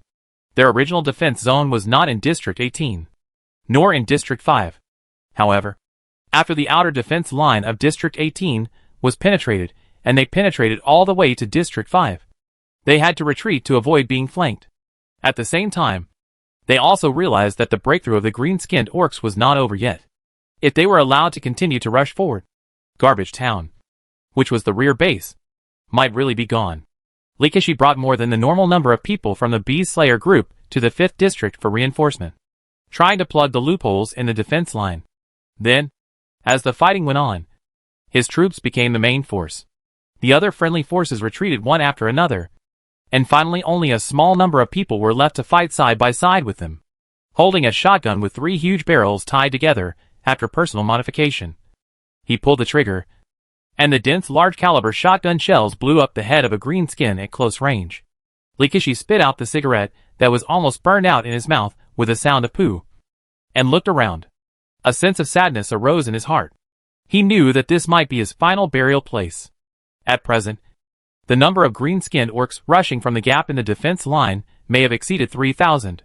In contrast, the number of adventurers who are still fighting at this moment, except for his 3,000 beast-killing group, may only be about 1 or 2,000. According to past experience, in order to defend against the attack of the green-skinned orcs, especially in such a close distance, at least 10 times the number is needed to win, and 5 times the number is needed to hold on. Although his Beast Slayer group had mastered some special skills in the long-term battle with the greenskins, and had specially targeted weapon modifications, they could only do 3 against 1 at best. Now, the difference in the number of both sides was not even twice, and according to experience, they could not hold on. But beyond the 5th zone, there was no more defense line. His adjutant had come to ask more than once what to do, and the answer he gave never changed. The only way is to fight to the death. He had a strong will to fight, and he also understood that if he let the green-skinned orcs overwhelm the garbage town, there would be no chance for revenge. The greenskins would gain a larger living space, and humans would be completely defeated in this area. He was determined to die. But the Beast Slayer group was on the verge of collapse. Although the Beast Slayer group had performed better than any other adventure group, they were also human. Hatred and anger could support them to fight more fiercely than others, but they would still be afraid when facing a battle in which they were bound to die. Not everyone could really die bravely. He had sensed that many of his brothers were already wavering. He was a little anxious at first, but soon calmed down. Let's go. Let's go. It's good to have more people alive. In such a desperate situation, I just want to die in the battle with these greenskins, and I don't necessarily want others to do the same. After struggling to load the bullets, he strode forward. Another greenskin orc howled and rushed towards him. The 3 brothers next to him opened fire. The greenskin was shot several times but stood firm. He raised his crudely constructed gun and pulled the trigger to quickly kill 2 people. The 3rd person rushed forward, holding a long-handled broadsword, and chopped at the greenskin's head. The flesh was torn. Blood was flowing. But he failed to split the head, and was stuck in the skull. The greenskin took out a hand axe, and split the head of the brave beast-killing group soldier in one go. The greenskin pulled out the long sword from his head, and roared to the sky with blood all over his face, like a madman. Bang! Taking this opportunity, he came to the greenskin only 5 or 6 meters away, and fired a shot at its head with an exaggerated 3-barrel shotgun. The greenskin, with a face full of wounds from the beating, fell backwards, rubbing his shoulders that were in pain from the recoil. He saw 2 more orcs coming. At this moment, he had no brothers around him, and the 3-barreled shotgun in his hand was obviously too late to reload. He threw away the gun and took out the long-handled broadsword that was the symbol of the orc slaughter group. This should be the last battle before death. I don't know if I can replace an orc before I die. I can't chop off the head, limbs or torso, because it won't be a fatal blow. I can only chop the neck. And you have to exert full force. And you have to master the angle of the blade entering the flesh. so that you have a chance to cut off the cervical vertebrae. He only has one chance. If he fails to kill, the greenskin's physical strength far exceeds that of humans will tear him to pieces immediately. He took a deep breath, waiting for the final moment to come. The two orcs, one in front and one behind, were getting closer and closer. They seemed to be rushing forward, fearing that if they were slow, they would lose the chance to kill. At this moment, a loud noise came from behind, and at the same time, there was also a rocket with a tail flame. The rocket exploded right in front of him, hitting the two monsters in front and behind, and knocking them over. The one in the back had been blown to death, but the one in front landed not far from Rikishi. Not caring about his hair being burned by the tail flame, Rikishi walked forward quickly, and chopped off the monster's head with 3 knives. At this time, he finally had time to turn his head, and saw a group of unfamiliar soldiers coming from behind him. It was just a 3-man combat team. 2 of them were holding guns, and the other was carrying a rocket launcher. The rockets just now were naturally fired from their hands. At this moment, the rocket launcher was taking out new rockets from the large tactical backpack behind him, and stuffing them into the rocket launcher, while the other 2 were firing continuously at a green-skinned orc, who was still far away, and trying to approach. The guns in their hands also made Rikishi feel unfamiliar. He had never seen such a gun, black, completely different from the iron barrel rifles held by many adventurers, and it was very well made at first glance. Looking in the direction of the shooting, the orc who was being targeted was obviously hit by bullets one after another. There was a distance of about 100 meters between the two sides. What does a 100-meter distance mean? From a distance, the orc was not much bigger than a small black dot. At this distance, being able to hit accurately not only means that these unfamiliar soldiers have accurate shooting skills, but also means that the rifles in their hands have very reliable accuracy. If it is replaced with the rifles commonly used by adventurers, no matter how accurate the aim is, the trajectory will fly out of 100 meters, and no one knows where it will go. In fact, the firearms used by the green-skinned orcs are similar, or even weaker. The guns in the hands of the green-skinned orcs are incredibly powerful. Within the effective range, one shot can often smash a person's entire upper body. However, their effective range is only within 50 meters, which is considered reliable. Beyond this distance, they will also deviate greatly, which is worse than the iron barrel rifles in the hands of the adventurers. Because of this, the regular combat distance between the adventurers and the green-skinned orcs in the past was within 100 meters. Between 50 and 100 meters, the adventurers have some firepower advantages, but the greenskins can rely on their thick skin and flesh to rush within 50 meters. And then, they are completely no match for the exchange of fire. One shot from them can kill one person, while the small water pipe on our side needs to pour 100 bullets to kill one greenskin. How can we fight this kind of battle? Moreover, after the greenskins reach 50 meters, in addition to the exchange of fire, they will not stop and will rush to a closer distance, so as to play the advantages of the firearm's high power but low accuracy. Or more directly, rush to close combat distance and resolve the battle with cold weapons. And often at this time, the morale of human adventurers completely collapses. Except for the Beast Slayer group who dare to use big swords and fight the greenskins with an exchange ratio of more than 5 to 1. No one dares to fight these monsters in close combat. But these new strange infantrymen seem to be different. Not only do they have extremely valuable rocket launchers, but the rifles in their hands can still be effective from 100 meters away. This is very significant. The orc that rushed towards here, when it rushed to 50 meters away, was hit by at least 30 bullets. And it fired 2 shots, but both missed. Then, it continued to rush forward. When it was within 50 meters, it finally couldn't bear such frequent attacks, and fell to the ground and died. It was not just this infantry group that shot them. There were 2 other infantry groups, who had obviously discovered its trace, and 6 guns were shooting at it. Rikishi couldn't help but feel envious. Envy of the rocket launcher, and envy of the gun. At the same time, he couldn't help but feel a little confused. Where did these strangers come from? He had a wide network of contacts, and he knew most of the adventure groups that were around Garbage Town, and the slightly famous ones. He had never seen any group that had such good equipment. He saw someone waving at him. Rikishi hesitated, but still walked over. He asked, "Which group are you from?" The person waving at him was also confused for a moment, but then quickly realized, "We are not from the adventure group. We are warriors of the New Alliance. I am Sergeant Luke Duffy." The amount of information was a bit overwhelming, and Linkashi didn't even know what to say for a moment. Sergeant Duffy saw the armband on his arm and asked, "Are you also from the Beast Slayer group?" "Yes." "Then go to the rear as soon as possible. Many of your comrades are regrouping. We still need your help. We need to work together to clear out these dirty green monsters." Linkashi was stunned again. His will to die faded. If there is still hope of winning, then he really shouldn't die. If possible, he still hopes to see more green monsters die in front of him. "Sergeant Luke Duffy, I remember you. I am Linkashi, the leader of the Beast Slayer group. We will meet again if we are lucky." "Are you the leader?" Duffy was startled, and said quickly, "That's perfect. You should go to the rear. Your brothers still need you to lead them." "You're right." Linkashi picked up his gun and went in the direction Luke Duffy pointed. After walking a little further, there was a fierce sound of gunfire and rocket launchers behind him. He couldn't help but look back and saw the 10 soldiers, who formed 3 combat teams and did not continue to move forward, but held their current position.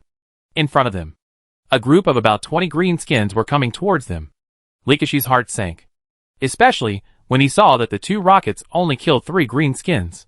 10 soldiers fired bullets from a distance, and even with concentrated fire, they only killed 2 at a long distance. There were still 15 left. They had already rushed to a very close distance. At this distance, it would take at most a few seconds for these monsters to rush into the soldiers' faces. In the meantime, they didn't even have time to change magazines, nor did they have time to reload their rocket launchers with new ammunition. Linkashi was not optimistic about their fate, and hesitated whether he should turn around and fight alongside them. That was certainly not a wise move. But they had just saved his life, and he was going to turn his back on them and live a miserable life? Just as he was struggling and hesitating, he heard 2 more rumbling sounds coming from behind him. Turning his head, he saw 2 steel behemoths driving out from behind a building. One of them was a tank, a Challenger tank that he had seen once before. The other one was a wheeled infantry fighting vehicle that looked a little thinner, but more powerful. They fired at the green-skinned orcs at the same time. Chapter 139, The Limit of Perseverance. Seeing the Challenger tank and another war machine that he didn't recognize, Linkashi was shocked at first. He really didn't expect to see such a thing here. He had thought about buying a Challenger tank, especially after he joined the Beast Slayer group. He wanted to buy one even more. If there was such a tank as the core of the battle, with a large number of infantry troops beside it, and a cannon that could provide support at any time, the battle would be much easier. Unfortunately, whether you can afford it is one thing, but the key is that there is no channel to buy it. Not to mention the tank next to it. Although there is no cannon on it, the double-barreled machine gun is not something to be underestimated. When these 2 fired together, the effect was amazing. A tank gun exploded among the green-skinned orcs, causing at least 3 casualties. And what was even more terrifying was the machine gun on the infantry fighting vehicle, and the attack of the parallel machine gun that did not look like a machine gun at all. The 40mm machine gun, which can cause fatal damage to the greenskins, and the strange, coaxial machine gun that explodes when fired, can still explode from the enemy body after hitting it, ensuring that a greenskin can be killed. Under the crazy strafing, 6 or 7 greenskins were killed directly on the road in one round. This round of firepower projection, plus the ones killed by the infantry squad in front, a total of 15 greenskins were killed. It turns out that the orcs are not really brainless. They know to charge forward when they encounter a battle. On the contrary, their intelligence or instinct in fighting is extremely outstanding. They know that if they continue to charge forward under this level of firepower, even if they all die on the road, they will never be able to rush through the last 20 or 30 meters. They each dispersed to the surroundings and urgently found shelter. One guy even popped his head out and fired a shot at the infantry squad, which actually hit the target and broke the left arm of a soldier. Someone helped to bandage the wound with medical gauze, mainly pressing to block the wound, trying to reduce blood loss. Then the other 2 people took the wounded and tried to retreat. The remaining 7 people, but they were not in a hurry to attack, just waiting for the tanks and armored vehicles behind to come up. After clearing this wave of enemies, they will continue to move forward, and if they encounter the enemy again, they will stop, fight, try to eliminate the enemy. If they cannot eliminate the enemy, they will preserve their manpower, and the tanks and armored vehicles will come up again. Infantry tank coordination is not simply the armored team in the front, and the infantry following behind using tanks or armored vehicles as cover. That is a very low-level approach. In fact, when assaulting in areas with wide terrain and few obstacles, the armored troops can still be in the front, and the infantry can follow up and attack within a few dozen meters behind. But at this moment, here, in the battle in the ruins of the city, it is usually necessary for the infantry to fight in the front, and the armored troops to cover the infantry's advance with firepower behind them, and use the infantry's close combat advantage to eliminate the enemy one by one. If the armored forces were in the front, the terrain and the enemy situation were complex. Who knew what kind of enemy would appear from where, and what weapons would be used to threaten the armored vehicles? For example, there were ambushes, hidden enemy infantry, explosive packs, anti-tank rocket launchers and other weapons to give tanks and infantry fighting vehicles a hard blow. Of course, Rikishi did not quite understand these so-called infantry tank coordinated tactics. He only knew that the seemingly large number of green-skinned orcs had no chance of turning the tables, and would inevitably be annihilated. Compared to this tank, infantry fighting vehicle, infantry coordinated combat tactical system, Rikishi actually envied the tanks and armored vehicles themselves. His entire slaughter group, 6,000 or 7,000 people, cannot gather a tank, while the offensive tactics of an infantry squad have tanks and armored vehicles coordinated. We are all human beings, how can the gap be so outrageous? Tactics and the like can be practiced, but equipment, if you say you don't have it, then you really don't have it, there is no way. Prabhav was not in a good mood. He had received several reports of casualties. According to the previous plan, there were about 20 assault teams coordinated by infantry and tanks, attacking in waves, and only controlling an area of about 3 or 4 kilometers wide. He asked the frontline combat troops to advance 2 kilometers to the front, to give a head-on blow to the green-skinned orcs, who were still rushing in. The troops under Prabhav did successfully achieve the predetermined goal. Moreover, during the 2-kilometer advance, at least 300 green-skinned orcs were destroyed by the firepower of infantry and armored forces. However, in this process, his troops were not without damage. 2 tanks were blown up, 3 armored vehicles were scrapped, and more than 50 soldiers were killed or injured. This was enough to make him heartbroken. Moreover, this level of casualties would indeed affect the combat effectiveness of the entire battalion. The biggest loss was that a commando team was almost wiped out. Prabhav saw the oral summary of the wounded soldiers after they retreated. It was said that they were ambushed by green-skinned orcs while they were marching. Those greenskins hid in the ruins of the building very cunningly, and avoided the range of infantry search.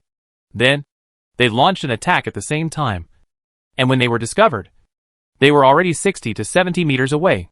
These orcs were tactically divided into 4 formations, and attacked the infantry in front, and the armored forces in the rear from both sides at the same time.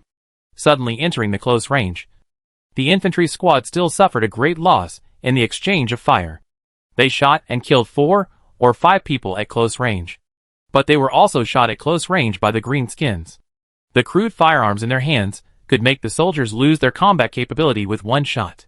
Even if they were hit on the bulletproof vest, they would not necessarily die, but breaking ribs and causing internal organ damage, which would reduce their combat capability, would not be a problem. What was even more terrifying was that the greenskins liked to use shotguns very much, and the flying pellets would sometimes break their limbs. In close combat, the soldiers suffered heavy casualties. Then the greenskins brought them close to the cold weapon battle. Although the G9 rifle with a bayonet can be regarded as a useful long-handled weapon, it is still no match for the greenskins. More importantly, they could not get fire support from the armored forces for a while. The armored forces, themselves, could not protect themselves. 20 or so greenskin orcs, with the protection of obstacles and bunkers, approached the vehicle from the side, and kept moving when the muzzle and machine guns were turned, forcing the vehicle to be unable to fully exert its firepower advantage. Although a considerable number of greenskins died on the way of charging, and 2 of them were killed by the protective infantry accompanying the armored troops, there were still 7 or 8 of them approaching. With their shotguns, they eliminated the accompanying infantry, and also installed explosive packs on the side of the tank's track and the armor on the side and rear. And the same treatment was given to the armored vehicles. These explosive packs destroyed a tank and an armored vehicle. If the squad leader, who was ambushed, had not sent out a distress signal as soon as possible, and there was a team a few hundred meters away, and they immediately came to support them, they might have been wiped out. But despite this, they still suffered heavy losses. Only 6 of the more than 20 infantrymen survived. The tank was destroyed, and only one of the 2 infantry fighting vehicles remained. A warning bell rang in Prabhav's head. The enemy they faced this time was definitely not as easy to deal with as the looters. Although these green-skinned orcs only had light weapons, or even cold weapons, they could only destroy the armored forces by using human flesh to install explosive packs, which was a rather backward and primitive method. It also seemed that these greenskins were seriously lacking in long-range fire, but with their beast-like physical fitness, their surprisingly strong fighting ability at close range, and their fearlessness, even though his troops had a firepower advantage far exceeding that of the enemy, they still suffered losses in battle. In total, since the Wasteland expedition, Prabhav's 1st Battalion had lost 2 tanks, 2 armored vehicles, and nearly 100 casualties. This meant that his troops had lost more than 10%. The battle against the greenskins must be extremely difficult. But there have been so many casualties at the beginning. What will happen in the future? I dare not think about it. But soon, he suppressed this uneasy thought. The battle must continue. The troops that set out in front, as planned, have pushed the front line 2 kilometers and eliminated a large number of greenskins. At the same time, due to their decisive forward pressure, a large number of greenskins, who were in an offensive position, had to retreat. I have to say it again. These greenskins are wild, warlike, bloodthirsty, and easily get carried away. But they are not without wisdom. On the contrary, they are quite cunning and pragmatic in fighting. After realizing that facing the impact of armor, fighting on flat ground is very disadvantageous, and the losses are huge, the greenskins did not continue to fight with their flesh and blood. This also made Prabhav a little regretful. Otherwise, the number of greenskin heads he captured might not be just over 300. The retreating greenskins began to build simple fortifications, or simply relied on the ruins to defend on the spot. The difficulty of the armored combined forces to continue advancing would become very great later. It is foreseeable that if they push back further, not only will the results of the battle drop sharply, but their own losses will also be great. It is possible that they will be beaten to a ratio of 1 to 2 or 1 to 1. Prabhav does not have so many people to fight against these greenskins. After completing the predetermined goal, there is no need to continue to push forward. The frontline combat troops began to defend on the spot, also relying on the ruins, and built firepower points and defensive fortifications at key locations. The advantage over the greenskins was that the defensive positions established by his troops had armored vehicles and tanks in the rear for mobile support. If those greenskins dared to come out and attack the positions, tank guns, machine guns, explosive machine guns would teach them a lesson.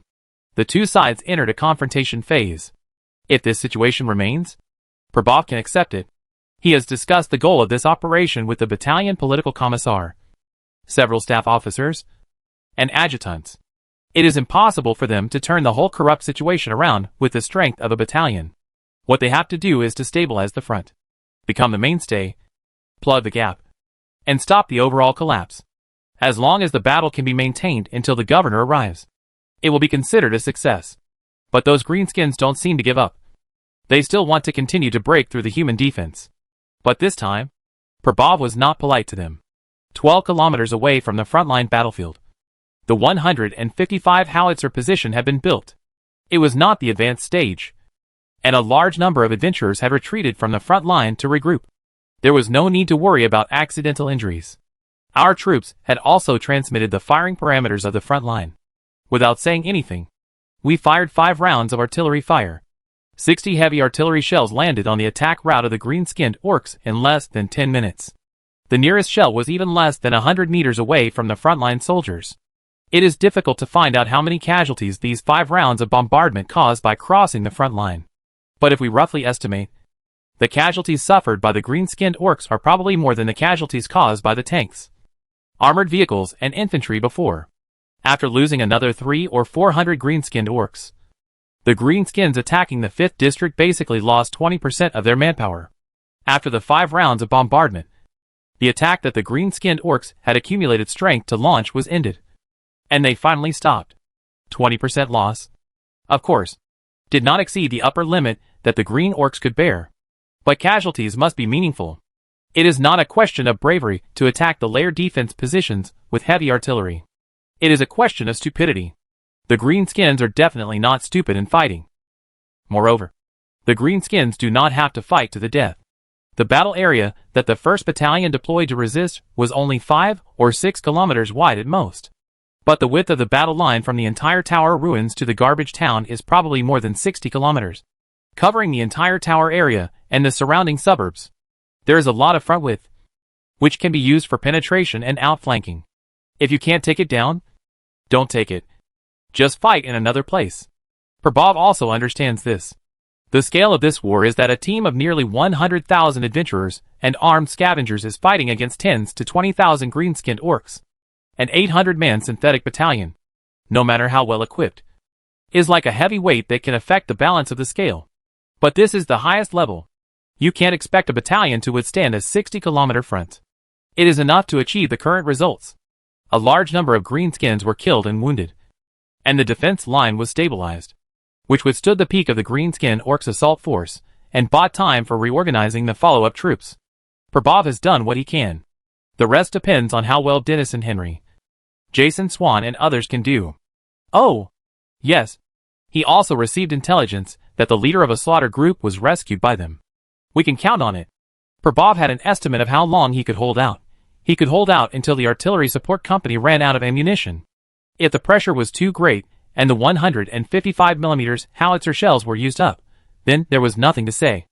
And he had to withdraw immediately. If he didn't withdraw, it would be like trapping the troops here in vain. A 155mm howitzer weighed 60 kilograms. There were 12 artillery pieces. They had just fired 5 rounds. And 3.5 tons of shells had been fired. The logistics support company had 3 trucks, which were specially used to transport shells. Excluding the ones used in Sanchi town, the remaining shells could fire 30 rounds at most. This was the limit of holding out. Chapter 140, just because he is the governor? Dennis and Henry was also anxious. He didn't know much about military affairs, but he always understood the simplest numerical comparison. No matter how powerful Prabhav's army was, it couldn't replace the role of 100,000 people. He was here at the artillery position, collecting the fleeing soldiers, and the effect was actually quite good. The main reason was that the 12 cannons lined up in a row were too intimidating. When the fleeing soldiers retreated here, seeing these cannons, they couldn't help but slow down. Then, Henry came out again, using carrots and sticks to keep them in. The so-called carrot is money. Henry has money, but he is not that rich. He has only been rich for 2 months, and has made a lot of money, but lacks some accumulation. But the key is that he is willing to spend money now. Even all his money, and even go into debt, which is fine. Anyway, as long as he wins and holds on, Garbage Town will eventually be included in the rule of the governor and implement the system and policies of the new alliance.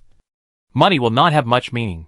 This information, which ordinary adventurers do not know, is still useful if he is willing to spend a lot of money now. The other big stick is the deserter policy issued by Garbage Town. For the adventurers who keep running away, Garbage Town must of course come up with some solutions.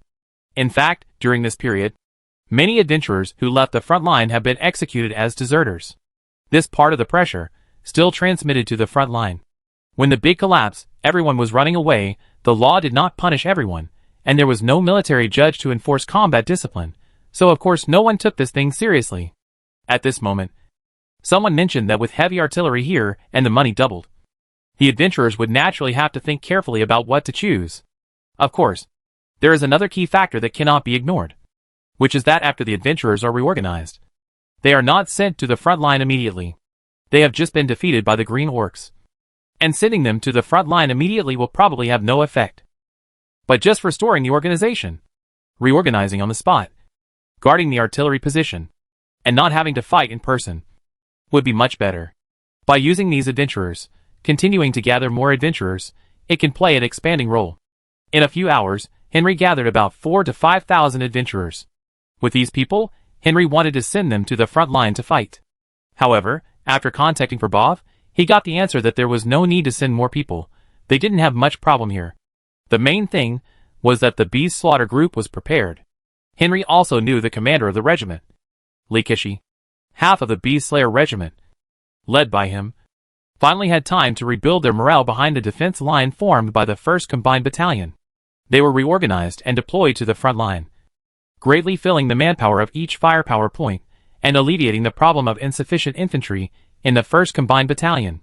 In this way, The defense line of about 6 kilometers in the 5th area can be regarded as impregnable. The difficult part is the other battle line of about 50 kilometers. Those green skins stopped in front of the 1st Battalion. But they might attack other positions at any time. In fact, this situation may have already happened. But what's worse is that neither Henry nor Prabov has a grasp of the overall situation. These armies composed of free adventure groups, even their respective defense lines, are chosen by themselves. They don't even have a unified centralized command. Although there are 100,000 people, many people are still thinking about taking risks, picking up trash, and making money. The team that did not receive the hired mission had no intention of fighting with those green skins, so their huge numbers could not bring out their strength. But at least, Swan should have the overall situation. He contacted the boss of Garbage Town again. On the one hand, he wanted to know the current situation of the war, and if there was any place that needed support. The 3,000 to 5,000 people he had just gathered could temporarily fill in, but he could not trust their combat effectiveness too much.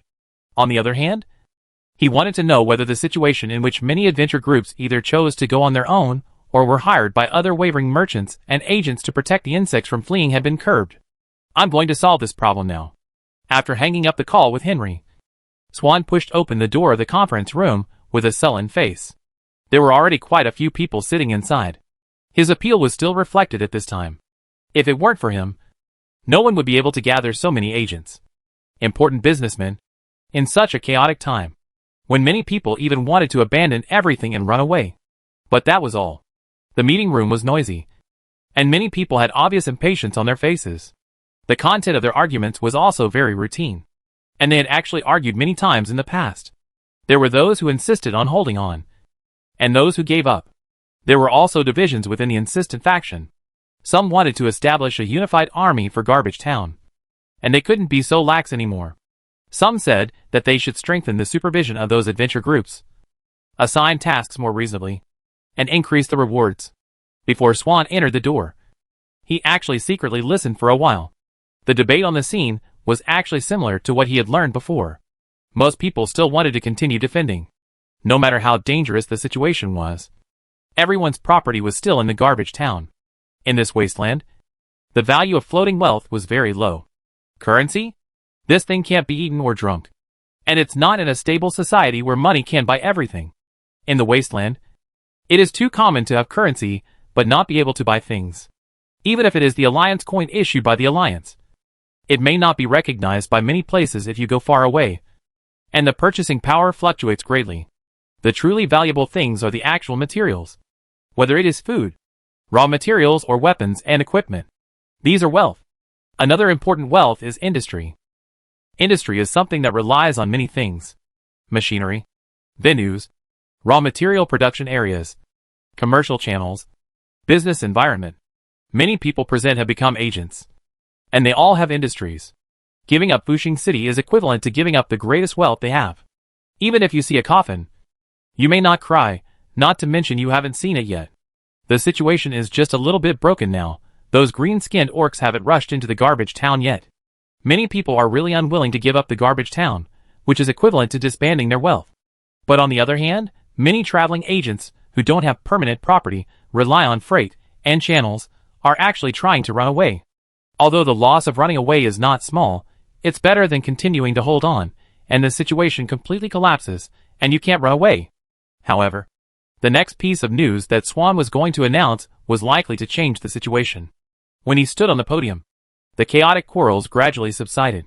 People began to wait for him, the big boss, to speak, preferably with some good news. And Swan did not disappoint them. The retreat from the 18th district to the 5th district has stopped. An alliance army from Renaissance City accepted my request. They not only blocked the loopholes in the defense line, but also pushed back 2 kilometers. At the same time, the teams on other positions retreated in an orderly manner and established a new defense line with the 5th district as the core. The situation has temporarily stabilized. This news is exciting. The army belonging to Governor Gu came to the Garbage Town, which is known to everyone. People who are not well informed cannot sit in this meeting room. Someone couldn't help but ask, is the governor coming to help us? Will he help us completely solve the problem of those green beasts? Yes. Swan gave a confirming answer. In fact, he had not had the opportunity to communicate with Governor Gu, and only talked to Henry. But it did not stop him from talking nonsense now. And this news is really exciting. Anyone with a discerning eye knows that the greenskin crisis has spread to the present. And it is no longer something that can be solved by the power of Garbage Town itself. By introducing the power of the governor, who has completely mastered the city of Renaissance. There is hope that this problem will be solved. However, some smarter people thought of another key point. A man with dirty, tangled golden hair stood up and asked Swan, "What's the price?" "What's the price?" Swan looked at him. That was his rival, Nasser, the second-ranked agent in the entire Garbage Town. Unlike him, Nasser did not have many physical industries. His largest industry was the adventure group. There are at least 30 large and small adventure groups active around Garbage Town. They are the teams he has formed through various means such as funding, sponsorship, and direct organization. He controls the harvest and sales channels of these adventure groups, and can directly issue tasks to those adventure groups.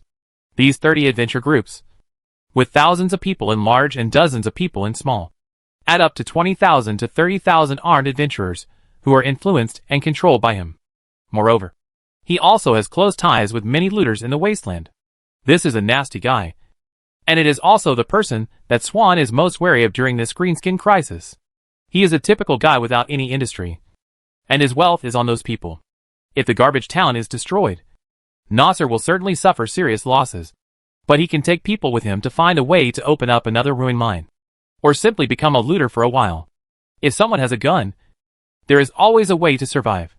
Facing Swan's intimidating eyes looking at him, Nasser didn't care at all. He opened his mouth, revealing a mouthful of yellow teeth, and said, "Will the governor be so kind as to help us fight this war for free?" "Our Mr. Swan, what did you promise the governor?" His question made the scene fall silent again. It is of course a good thing that the governor is willing to help, but the price must be clearly asked. Other agents, big and small, waited for Swan's answer. Swan smiled and said, "The price is the entire Garbage Town." After this was said, the whole place was silent. Even his old rival Nasser was not able to deal with him. He tried to make things difficult for Swan, but why did you just tell him everything? He was still thinking about how to interrogate him later, and clarify the statement that Swan had sold out some specific rights of Garbage Town, in order to embarrass Swan more. Unexpectedly, he heard a piece of news that made him dumbfounded. It wasn't just selling out some rights, it was selling out everything. There was nothing left. Nasser, who had recovered from his shock, laughed. His hoarse and unpleasant laughter sounded very sharp. "You sold the entire Garbage Town to the governor? What right do you have to do this? Garbage Town, does it belong to you alone?" Facing the question, Swan showed a cold smile. "Let me correct you. It's not selling, but price. Whether the governor wants to save Garbage Town, and what price he wants to charge. Is it up to me to decide?" "What do you mean?" "Let me make it clearer," Swan said. "The governor believes that Junktown is a member of the Alliance, and he is the ruler of the entire planet. Junktown should be ruled by him, and should be included in the system of the new Alliance. It just so happens that Junktown has encountered a huge difficulty, and is in the greenskin crisis. He wants to help his people." Swan emphasized the word help people. Many people understood what he meant, and fell into deep thought. Some people did not understand, or understood but did not want to. Nasser was still making noises. Why does he do this? When there are 100,000 of us, are 100,000 guns free? Those factories, those industries, are all our property. Why does he take them away? Is it because he is the governor? Some people who did not understand joined in the noise. Swan looked at them, snorted coldly, and did not say much. Slowly, some people came to their senses, and gradually shut up. Nasser's face finally turned ugly. He no longer had enough supporters. Biting his rotten teeth, he said to Swan, "Do you want to kill us all?" "I never said that. I want to take my people away. I'm leaving right now." Swan finally smiled. And it was a bright smile. "That won't work. It's a state of emergency now. The battle outside the city has not ended yet. The threat of the Greenskins is still serious. In addition, the governor is about to arrive. I propose that Garbage Town enter a state of emergency from now on. The entire town is under martial law. No one is allowed to enter or leave. According to the process, his proposal must go to the voting stage. But today, he did not ask those who agreed to raise their hands, but asked those who opposed to raise their hands. Nasser shouted in opposition, and a few people followed him in indignation and roared. But it was useless. Most people remained strangely silent. With a smile, Swan announced, "From this moment on, Junktown is officially under martial law." Chapter 141, Want to be the Boss. Henry has learned what happened in Garbage Town. He is also an agent, and he should be given a seat in the meeting. If he is busy outside, his subordinates should attend on his behalf. His subordinates have told him about the matter, and they were also among those who kept quiet at the time. Martial law is of course a good thing, to prevent the situation from getting worse, to prevent those agents and merchants from escaping with supplies, and a large number of adventurers. It will definitely be out of control over time. Garbage Town lacks a centralized power system, and does not support the long-term continuation of such a strong control policy. But despite this, he still felt a little magical. When he reconnected with Swan, he couldn't wait to ask. The martial law order was passed so easily. "Oh, do you think it was easy?" Although he said this, Swan's voice was calm, but slightly proud. "I contacted many agents who are close to me and have industries in Garbage Town in advance. And we got through them, so that we could have such an effect." Henry noticed that Mr. Swan's attitude towards him had changed subtly. The big man, who was supposedly far superior to him, seemed to be trying to make friends with him. And his attitude was trying to be intimate. It was not flattering, but at least it was friendly. That was because he had surrendered to the governor earlier, and Mr. Swan had to befriend him, so that he could talk to him more easily in the future. Thinking of the twists and turns in the middle, Henry couldn't help but feel a little proud of it. Putting aside his thoughts, Henry continued the previous topic. "So, if we do this, won't Nasser be pushed to the edge of desperation?" "It's not impossible," Swan said, "but the situation should be controllable." "Why?" "Those agents with property, after hearing that the governor wants to retake the entire Garbage Town and implement a new alliance system here, should oppose it. Their property will be taken back. Right? On the contrary, those who don't have fixed property should be relatively less opposed to the governor." Swan, who was rare, patiently described the situation in Garbage Town. "On the surface, it is like this, but with your intelligence, you should think more deeply. Those of us who have property are the ones who really cannot run away. If we run away, what else will we have? Nothing. We don't have enough supplies, and we don't even have enough people to obey our orders. We are a small force if we want to be looters, even if the governor comes and wants to confiscate all the property.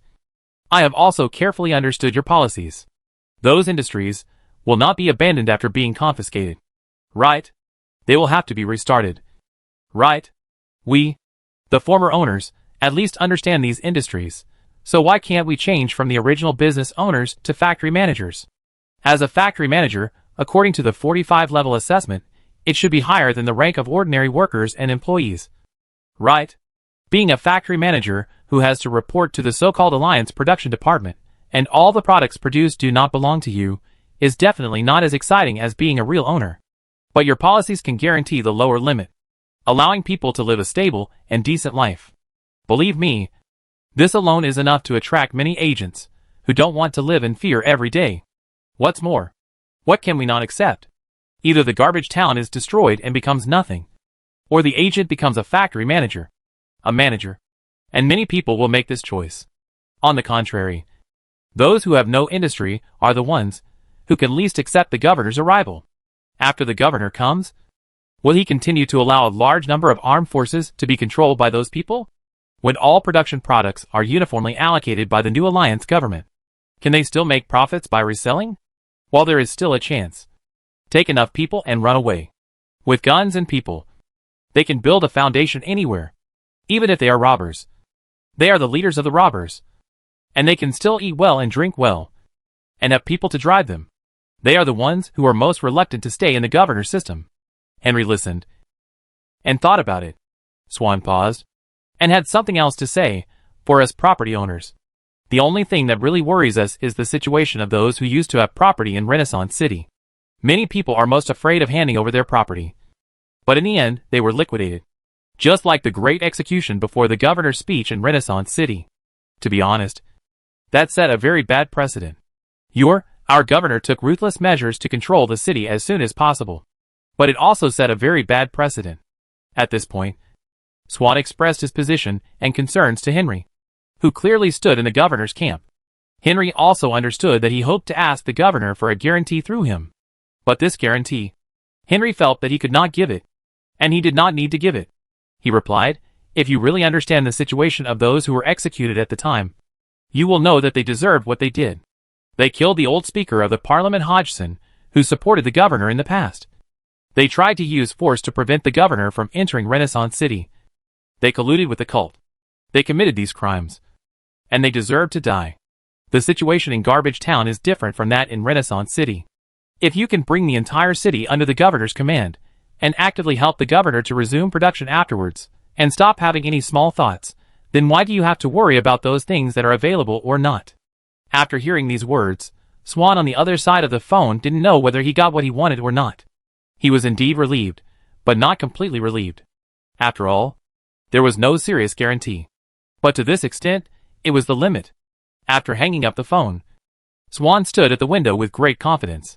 His office was located at the highest point of Garbage Town. Looking down, he had mixed feelings. In the past, he had been trying to climb higher and higher. After reaching the top, he reached out his hand again, wanting to hold more and more. He wanted to be the master of the entire Garbage Town. Some time ago, those green-skinned orcs brought serious harm to Garbage Town. When he heard Henry say that the governor wanted to completely recapture Garbage Town, he thought his dream was going to be shattered. But now it seems that he can achieve this goal from another angle. After all, Garbage Town is 200 kilometers away from Fushing City. If he does a good job, can he become the mayor of Garbage Town? As the highest administrative chief.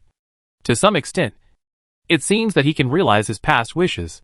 In the past, if he wanted to be the master of Garbage Town, he had to fight against heaven and earth and find ways to fight those guys who were not on the same side as him.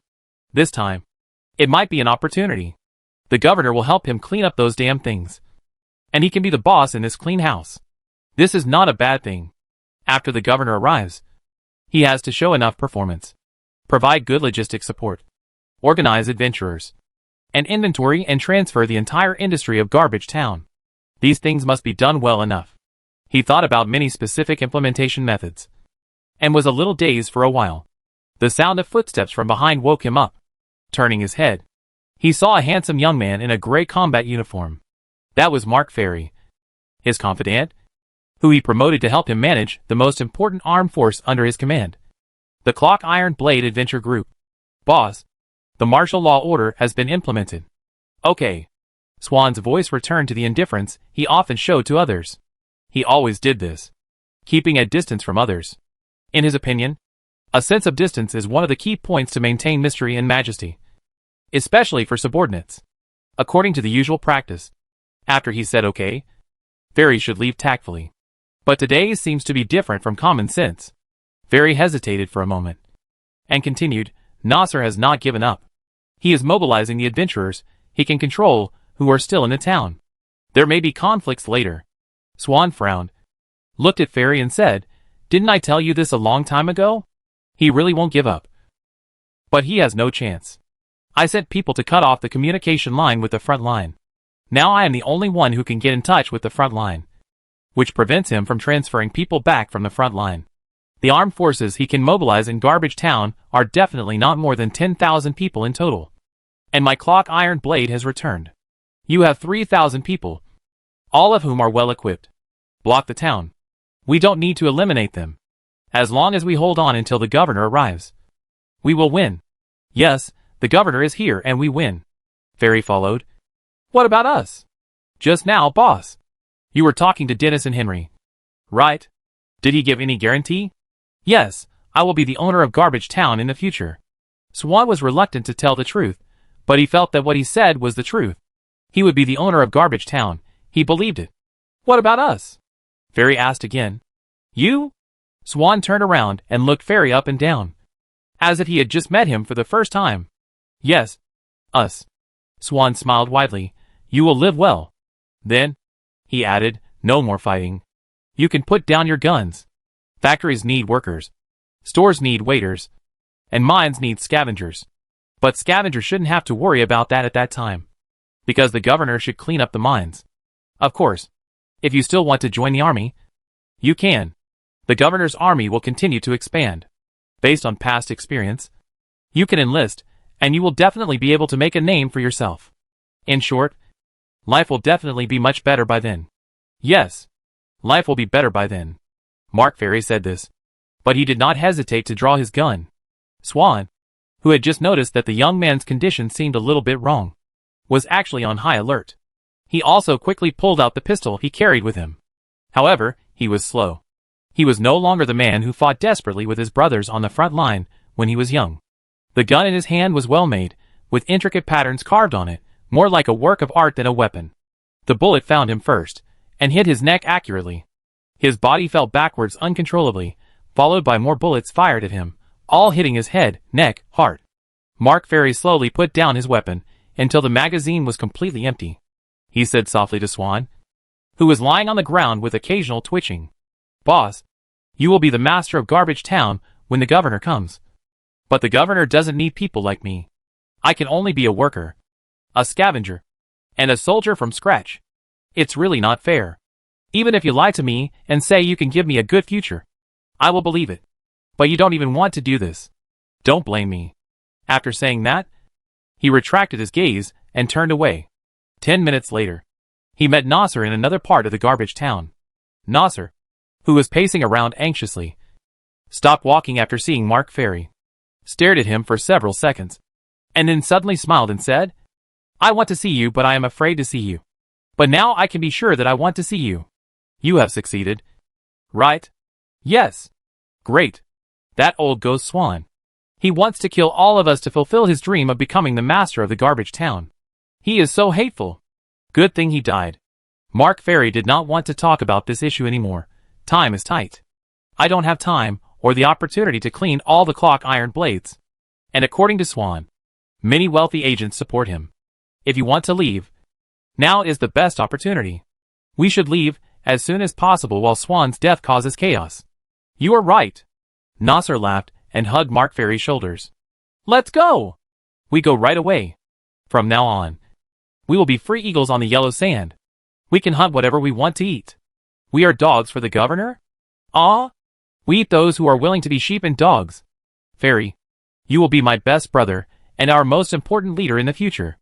Even if there is only one piece of meat in the future, I would rather starve myself and give it to you first. The Garbage Town was in chaos. The news of Swan's death had spread to a small extent.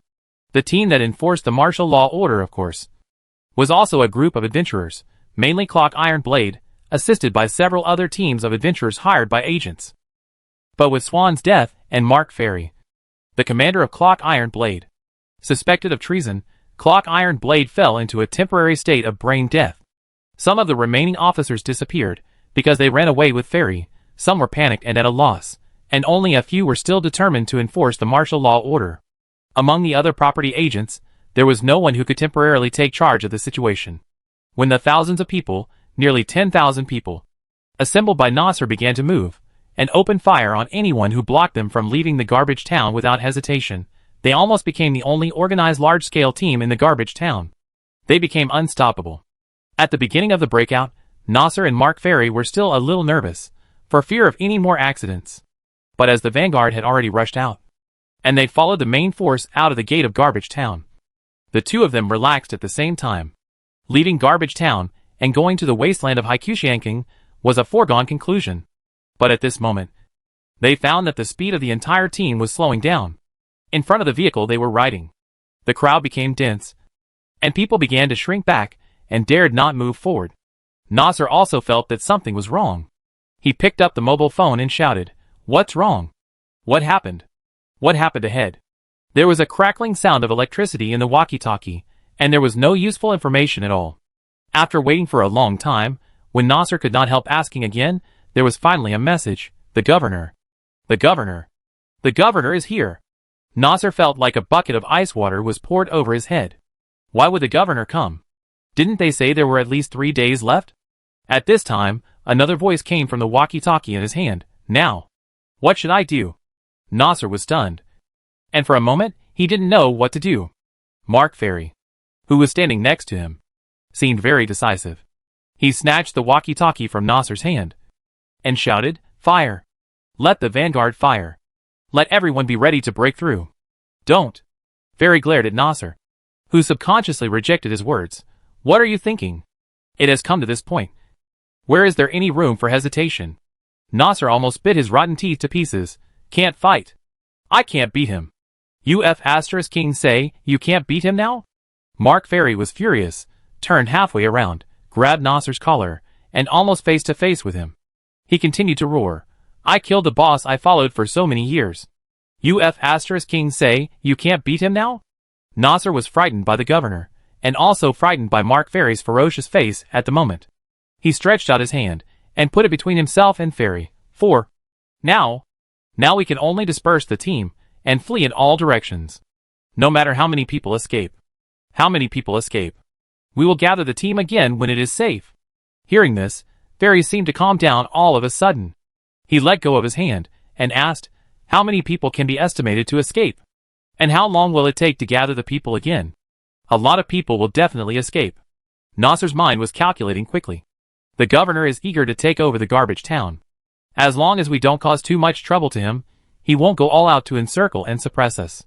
Some people will die, but not many.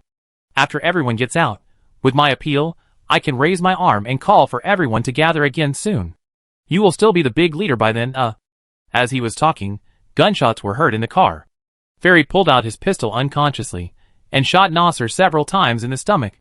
With his other hand, he tightly grasped Nasser's neck. He stared at Nasser's rather ugly face, and said, you still want to lie to me at this time? If they really want to flee, you can gather everyone together with just a wave of your hand.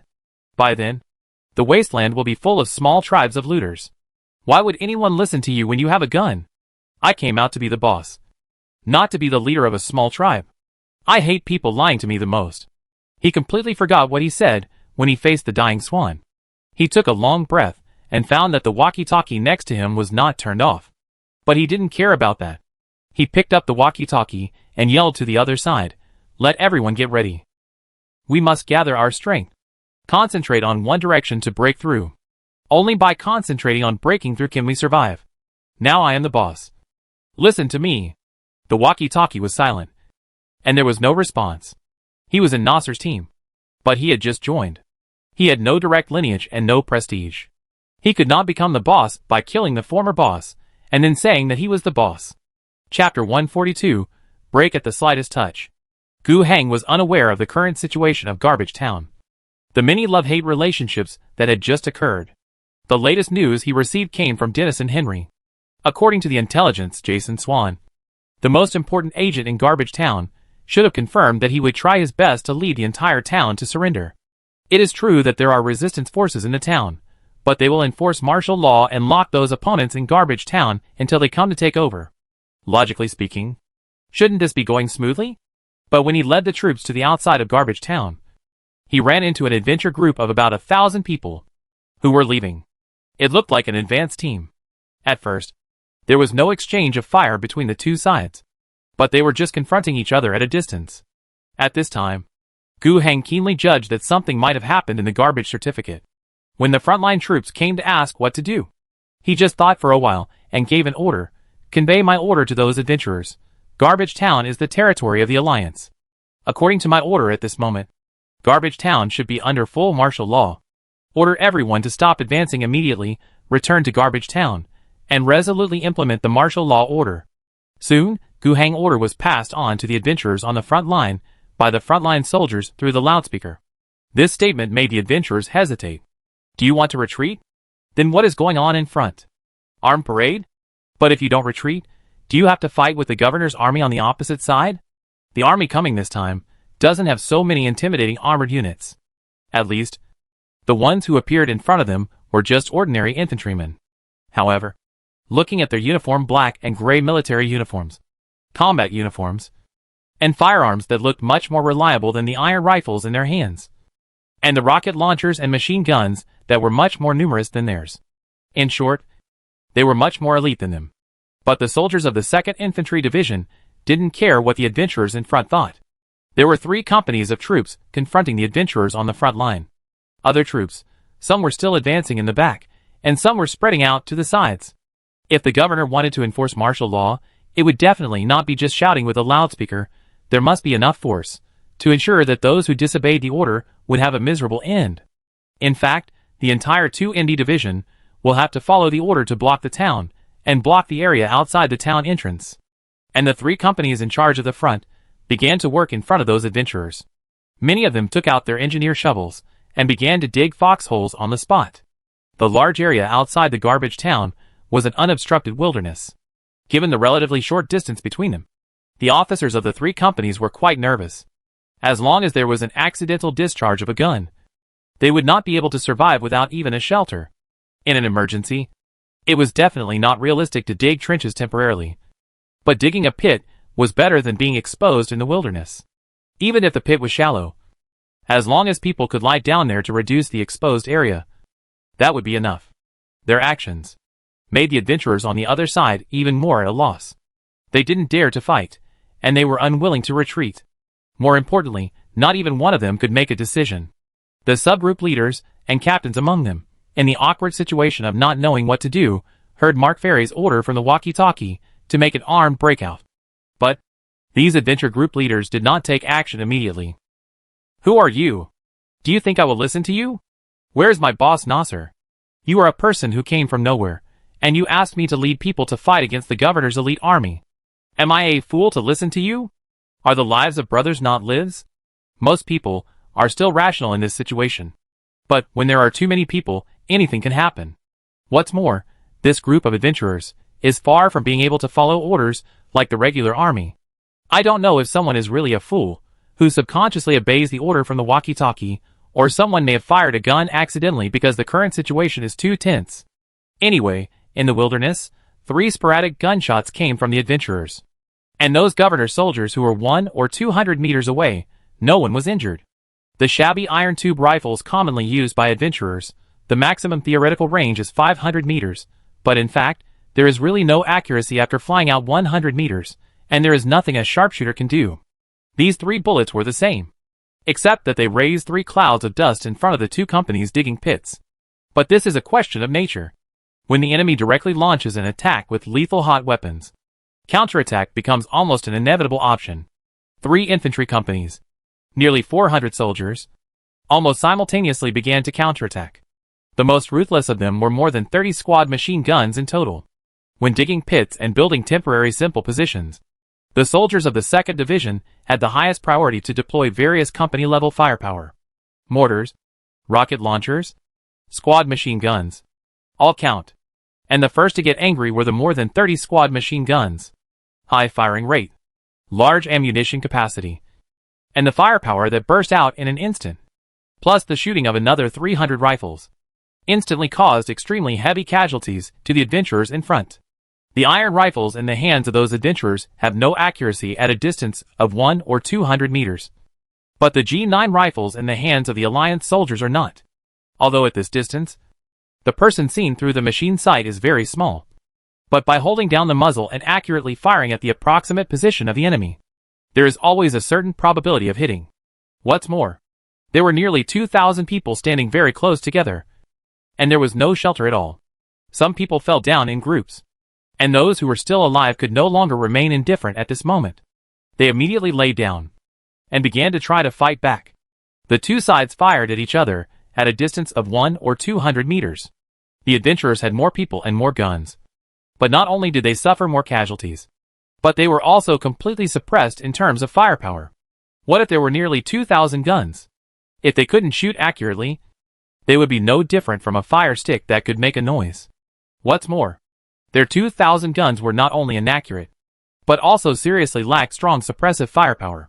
From the perspective of firepower density alone, a G9C general-purpose machine gun could match 100 iron-barreled rifles. The 3 infantry companies on the front were not without casualties. They did not dig enough foxholes, and those who had nowhere to hide could only lie down and shoot back. But relatively speaking, the number of deaths was much less than that of the opposite side. What's more, they then took out more powerful weapons, rocket launchers and mortars. The 3 infantry companies had nearly a dozen mortars in total, plus 20 or 30 cannons, and a concentrated round of firepower bombed them, which brought heavy casualties to the adventurers. The bigger blow was to morale. Morale was low to begin with, and they didn't know whether to fight or not. When they fought, It was because a few people were not clear-headed, or it was an accidental discharge, and most people knew they couldn't fight. As a result, after being forced to fight, they were unilaterally suppressed by firepower and were slaughtered. As expected, they couldn't win at all. After another round of bombing, it collapsed. Some people started to run, but they were afraid of being shot from behind. So most people lay down and didn't dare to move. Then they found that those who turned around and ran were fine. On the contrary, those who didn't run were often attacked by machine guns, and mortars and rocket launchers would occasionally fire at them. Then, the adventurers all ran back in a swarm. From the start of the fight to the collapse of the whole line, the whole process probably took no more than 10 minutes. About 200 adventurers died on the front line. 2 people died in the 3 infantry companies of the 2nd Division, and about 7 or 8 were injured. While the fighting was going on here, the troops that were setting up a blockade in other directions also clashed with the adventurers. However, the results were similar. Gu Hang saw the situation on the front line and even felt a little disappointed. 10 kilometers away, the 3 artillery battalions of the 2nd Division and the artillery support company directly under the division headquarters had all set up their artillery positions. The original plan was to fire 3 or 5 rounds of 155mm howitzers, totaling more than 80 pieces, in case of any disadvantage in the frontline battle, to give these adventurers in the garbage town a little firepower shock. It seems that it is not necessary at all. Even the heavy artillery was not used, and the firepower of the infantry company was enough to get the job done. The armed adventurers, numbering more than 10,000, vividly demonstrated what it means to be broken at the slightest touch. It was too weak. No wonder the entire garbage town, with a population of 100,000, was beaten to pieces by the green skins in the ruins of the tower. Of course, from the perspective of Gu Hang taking over the garbage town, this is a good thing. After that, Gu Hang thought about it for a while, and called Thaddeus, the division commander, who was quickly promoted, to come over and issue a new order. The infantry division that completed the blockade of the garbage town began to gradually move inward and narrow the encirclement. At the same time, their loudspeakers were constantly conveying the governor's order to the adventurers: "Put down your weapons. Those who resist will be regarded as rebellion. Put down your weapons. Resistance will be considered as rebellion." Under the continuous looping, those adventurers who had seen the governor's army's strength and lacked organization and unified command put down their weapons and surrendered on a large scale. And the few who did not surrender could only run back to the garbage town with their weapons and hide. They simply did not have the courage to fight the governor's army again. However, even if they wanted to hide, it was difficult. The garbage town was not their territory. The part of the Clock Iron Blade adventure group that was still loyal to Swan was the armed force that enforced the martial law in Garbage Town. At this moment, they transformed themselves into a line of defense to block the adventurers from returning. With the death of their boss and betrayal by the leader, they, the few elite adventurers in Garbage Town, did fall into chaos for a while. But now they have reorganized. The middle-level leaders, who are still loyal to Swan, have united and continue to enforce the martial law, blocking the entrance to Garbage Town. Revenge? Maybe a little bit of this, but the main point is, after figuring out the current situation, they chose to stand on the side of the winner. Following the governor, it is obviously more promising.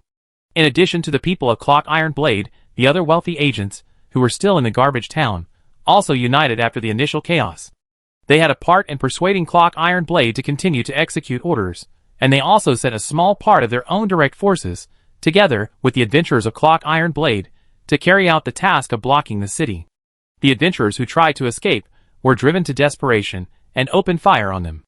If I can't beat the governor's army, I can't beat you? In the end, they really can't beat him. Although Clock Iron Blade is also an adventure group, it is indeed Swan's most loyal team. He spent a lot of money to raise this army. In terms of weapons and equipment and training level, they are stronger than ordinary adventurers. It's not that easy to quickly break through the defense line they formed. With the advantage of numbers, there may be a chance if they have more time, but these adventurers obviously don't have enough time. As more and more people surrendered, several companies in the 2nd Division began to move forward quickly, and came to the rear of those adventurers who were unwilling to surrender and unwilling to lay down their weapons, and launched an attack on them. Under the double attack, these adventurers also collapsed at a very fast speed.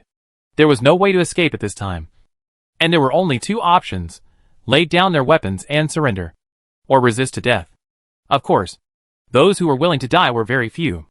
If there really is such a person, then the Alliance soldiers would not even need to take action, they would find a way to solve the problem themselves. Among those who were solved, some were the leaders of the adventure groups who planned to continue to resist, the followers of Nasser, people who had experience as plunderers, and a somewhat special guy, Mark Ferry. He was shot 3 times in the back of the head, 6 times in the back of the heart, and was offered up by several adventure group leaders when they surrendered, saying that he committed suicide out of fear of punishment. The problem outside the city was basically solved. An infantry regiment under the 2ND division stayed behind to guard the disarmed prisoners. They will be detained in the adventurer camp in the garbage town. Gu Heng, with the other 2 regiments, entered the town. He was greeted by the Zhongche Tyran, who had put away his weapons, and many property agents. After entering the largest council hall in garbage town, Gu Heng had just sat down, and the agents couldn't wait, and rushed up one after another, to offer their loyalty to the governor.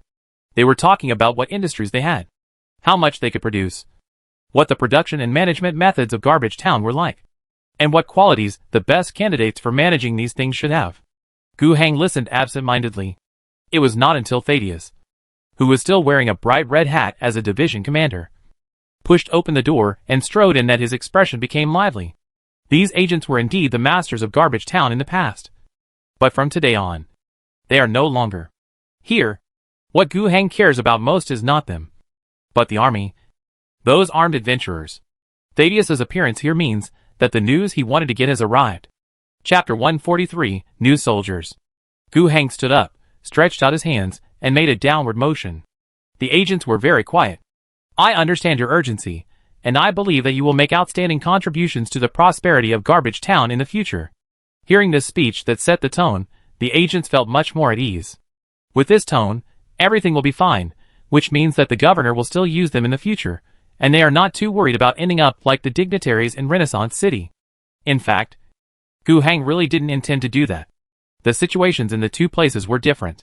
Moreover, the property agents in Garbage Town did not resist him. On the contrary, they quickly stood up and acted quickly, and helped. In this case, Gu Heng certainly didn't need to do any big cleansing in Garbage Town. He just needed to deal with the opponents. He killed a lot of people in Fuxing City, although it was necessary, and it immediately cleared the stubborn problems in the city that were not conducive to governance. When the news spread to the Wasteland, it would indeed cause some changes in some places that would have surrendered smoothly. But Gu Heng himself didn't really care about that. There was nothing wrong with facing some resistance. If he really took over completely, there would be so many evil and vicious tumors in the survivor settlements on the Wasteland, and the vampires lying in the settlements. After being incorporated into the Alliance system, he would have to find a way to deal with them afterwards. After all, anti-corruption still requires some evidence.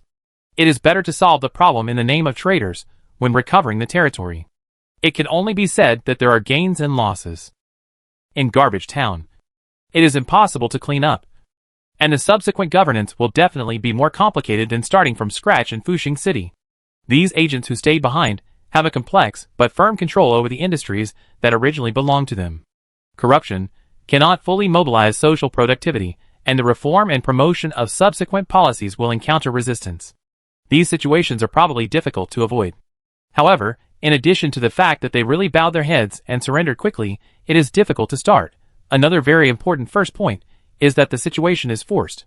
Here in Garbage Town, the most important problem facing now is definitely not governance, but war. The threat of the green-skinned orcs is far from being resolved. Now, Gu Heng really has no time to mess around with these agents. In a word, after setting the tone and calming these people's minds, Gu Heng then took the opportunity to talk about the strategy he would implement in Garbage Town. Garbage Town is now undoubtedly in a state of war. The past lack of control system cannot win the war. Now, I declare that Garbage Town has completely entered a wartime system and implemented military management. Except for the production of daily necessities and military production, all other production and business activities will be stopped. All Garbage Town residents stay at home. The city is under full martial law. All residents' daily necessities will be distributed by the Military Logistics Department under the command of Lieutenant Colonel Thaddeus. The agents who heard Gu Heng's announcement looked at each other. This strict management state has never appeared in Garbage Town before. and they seem at a loss. Some people instinctively felt that this was not right. But no one dared to speak. Gu Hang paused and continued, "Just now, I had someone write down everything you said. You should help manage the industries controlled by each of you and the people who depend on those industries. You will temporarily work in the military logistics department to help Lieutenant Colonel Thaddeus and maintain order in the town. Your performance during this period will determine what kind of treatment you will get after Garbage Town calms down in the future. I promise. If your job grade is rated to C5, or even B or above, your personal income and living standard will be better than before, and the power you hold will be greater than before." This seemed to give them a reassurance. They, who had planned to join the governor before, also knew more or less about the policies implemented by the new alliance in Renaissance City. They knew that there was no one in Renaissance City who could get A-level treatment, and there were very few people who could get B-level treatment. If E-level treatment is the living standard, D-level treatment is the good life that many Wastelanders dream of. Only skilled workers, professionals, low and middle-level managers can get this level of treatment. C-level treatment, only senior government officials with meritorious service, the top managers of factories, senior technical experts in various fields can get it. According to the governor, if they work hard, they may even have the opportunity to get a B-level rating. It is said that the female city lord of Renaissance City is actually just a minister, Ms. Asana, and her current rank is only B3. Of course, they also clearly realized that the governor's words were not only a reassurance, but also a rosy dream. The cake smelled good, but it might not be easy to get it. But there was always a goal. Seeing that these agents were interested, Gu Hang also smiled. With the help of these local tyrants, things would indeed be much easier. Wartime system, military control, material rationing. After throwing down the 3 magic weapons, Gu Hang was not too worried about the order problem in Garbage Town. He almost completely left this work to Thaddeus, the commander of the 2nd Infantry Division. From the beginning of the battle to now, and in the subsequent battles, probably had no chance to directly participate in military command. But his duties were obviously much more important than a simple military commander, and Gu Hang also believed that he could do a good job. After all, this was the only SR-level talent under his command. After confirming that there would be no major problems with the city order, Gu Hang immediately shifted his attention to the military. The threat of the Greenskins is far from being quelled. The 2 regiments of the 2nd Infantry Division, after only 1 night of rest in the town, are about to set out again. To be honest, they are very tired. From Fushing City to Garbage Town, the original marching distance is 6 to 7 days. But Gu Hang led the troops to arrive in less than 4 days. They traveled hundreds of miles a day, and most of the troops came on foot. In fact, when they arrived outside Garbage Town, many troops had reached the limit of their physical strength, and they had to fight another battle before they could enter. Fortunately, this battle was easy to fight. The adventurers' fighting spirit was very weak and would break at the slightest touch. Otherwise, it would be a bit troublesome. Although we only had 1 night to rest, we had to go to the front line to fight, but there was no other way. In just 1 night, Pabov at the front had received bad news many times. After those green-skinned orcs knew that the defense line built by the 1st Battalion of the 1st Brigade was difficult to fight, they quickly changed the direction of attack and began to attack in other directions. At this moment, there are only about 50,000 adventurers who are still fighting on the front line. A large number of the troops that were defeated and retreated before are still reorganizing and have not had time to go up. The defense line they formed was hit so hard that Pabov had to dispatch 2 mechanized infantry companies to continuously put out fires on the entire front line of more than 60 kilometers. In the ruins of the tower, unlike in the wilderness, the road conditions are very complicated. Even if the engineering troops have tried their best to clear a road for convenient support, there are often times when rescue is not in time. There was even a case where the enemy defense line had been penetrated, and a large number of greenskins infiltrated and ambushed the team that came to support. If it weren't for the powerful Wanderer V infantry fighting vehicle in the company, it would have been a big deal. In general, Pabov had too few troops, and he couldn't directly command all the adventurer teams, which made his manpower seem helpless on this tens of kilometers of front.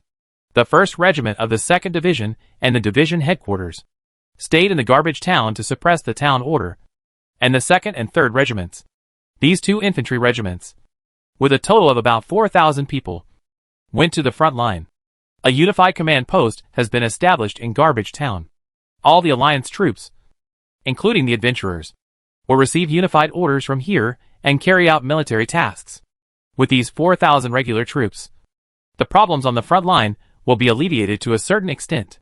Moreover, more importantly, there are 3 artillery battalions, plus the firepower directly under the division headquarters, and the artillery of the Prabhav battalion. There are a total of hundreds of artillery pieces. The artillery is dispersed in many artillery positions, with a range of about 20 kilometers, and tries to cover the 60-kilometer long position as much as possible, so that the artillery can immediately launch an attack when there is a demand on the front line. Moreover, the logistics support this time was also very reliable. 30 baggage trucks that came with the 2nd Division were specially carrying artillery shells. A total of 4,500 heavy artillery shells. This was almost all the artillery shells in Fishing City, plus all the production capacity of Washing City in the past half-month. But in fact, it still had to be used sparingly. It was only enough for 100 artillery pieces to fire dozens of rounds. If these heavy artillery pieces were really fired at high speed as if they were free, and if they were used for real firepower coverage, they would be used up in 2 hours. However, the logistics department's car was already driving back, and the military industry system in Washing City had also received orders to start working at full capacity. The production of various types of shells and bullets would be the top priority in the future. In addition, new military production lines were already under construction. With enough population and raw materials, it would not be a big problem to increase production capacity. But even so, it could only alleviate the situation on the front line. 4,000 people were not enough to fill the 60-kilometer front line. 2 regiments, with the assistance of some armed adventurers still on the front line, can actually only be responsible for a front line of about 10 kilometers each. There are still a lot of gaps. Not to mention, this is just defense. What if you want to attack? Artillery can cause terrible damage to green orcs who dare to attack. But when you attack and the enemy has fortifications to resist, bombing alone will not work. Especially in the environment of urban ruins. Those greenskins hide in the ruins. Bunkers, fortifications are everywhere, and the lethality of artillery shells will be greatly reduced. Even under the ruins, tanks and armored vehicles may not be easy to drive up. Although Prabhav reported in the previous battle, 2 armored vehicles, 1 tank, 2 infantry squads, killed 30 to 50 greenskins at the cost of 5 to 10 casualties, but that was a defensive battle. Try to attack? The whole battle situation is more like a city street battle. In the end, after the bombing, you still have to rely on people. Can you handle it by relying solely on the 2nd Infantry Division? It's a bit difficult. The battle environment in the city ruins can easily be pulled within dozens of meters, or even face to face. Even T5 regular soldiers are completely at a disadvantage against the green-skinned orcs. The total number of greenskins on the opposite side may be nearly 10,000. If it is an offensive operation, even if the 2nd Division is used up, it may not be enough. In this situation, Gu Heng has 2 plans. Isn't the problem with firepower and number of people? Then start with these 2 problems and solve them. In terms of firepower, the firepower of the 155 howitzer is indeed the strongest firepower that Gu Heng can bring out under conventional forces. It is more than enough for defensive operations, but it is indeed not able to completely annihilate the greenskins hiding in the ruins when attacking. But in addition to the firepower he has, Gu Heng can also ask for external assistance. The 155 howitzer is not good, then how to describe the macro cannon that cannot be described by caliber? Orbital strikes from space can provide huge firepower support. The second problem is the issue of manpower. The regular army in Gu Heng hands is indeed not enough to deal with this war. At most, it can maintain the front line, but it is unable to advance. However, the adventurers active on the battlefield are a good pool of manpower. They look very bad now, with simple equipment, poor discipline, poor organization, uneven training level, and low morale. But under the baptism of the soldier card system, the problems of discipline, organization, and training level can be solved. Morale problem. This is a bit troublesome. But fortunately, we were prepared before coming. Thaddeus trained some company political commissars to prepare for the explosion of troops. Before the Zhongxi Academy was established, the temporary political commissars were not very reliable.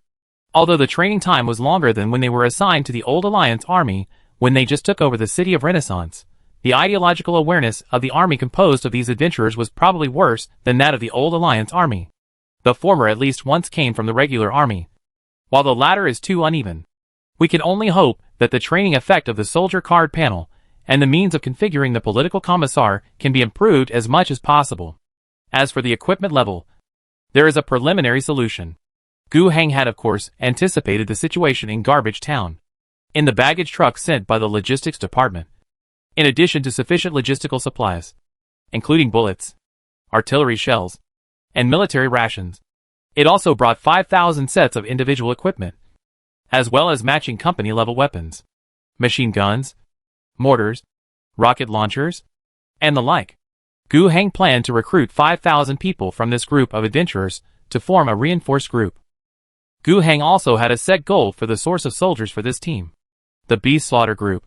There were two reasons. One was that among the adventurer teams in Garbage Town, if he had to say which team he could look up to, it would only be the team called the Beast Slaughter group. This statement came from Prabhav's report.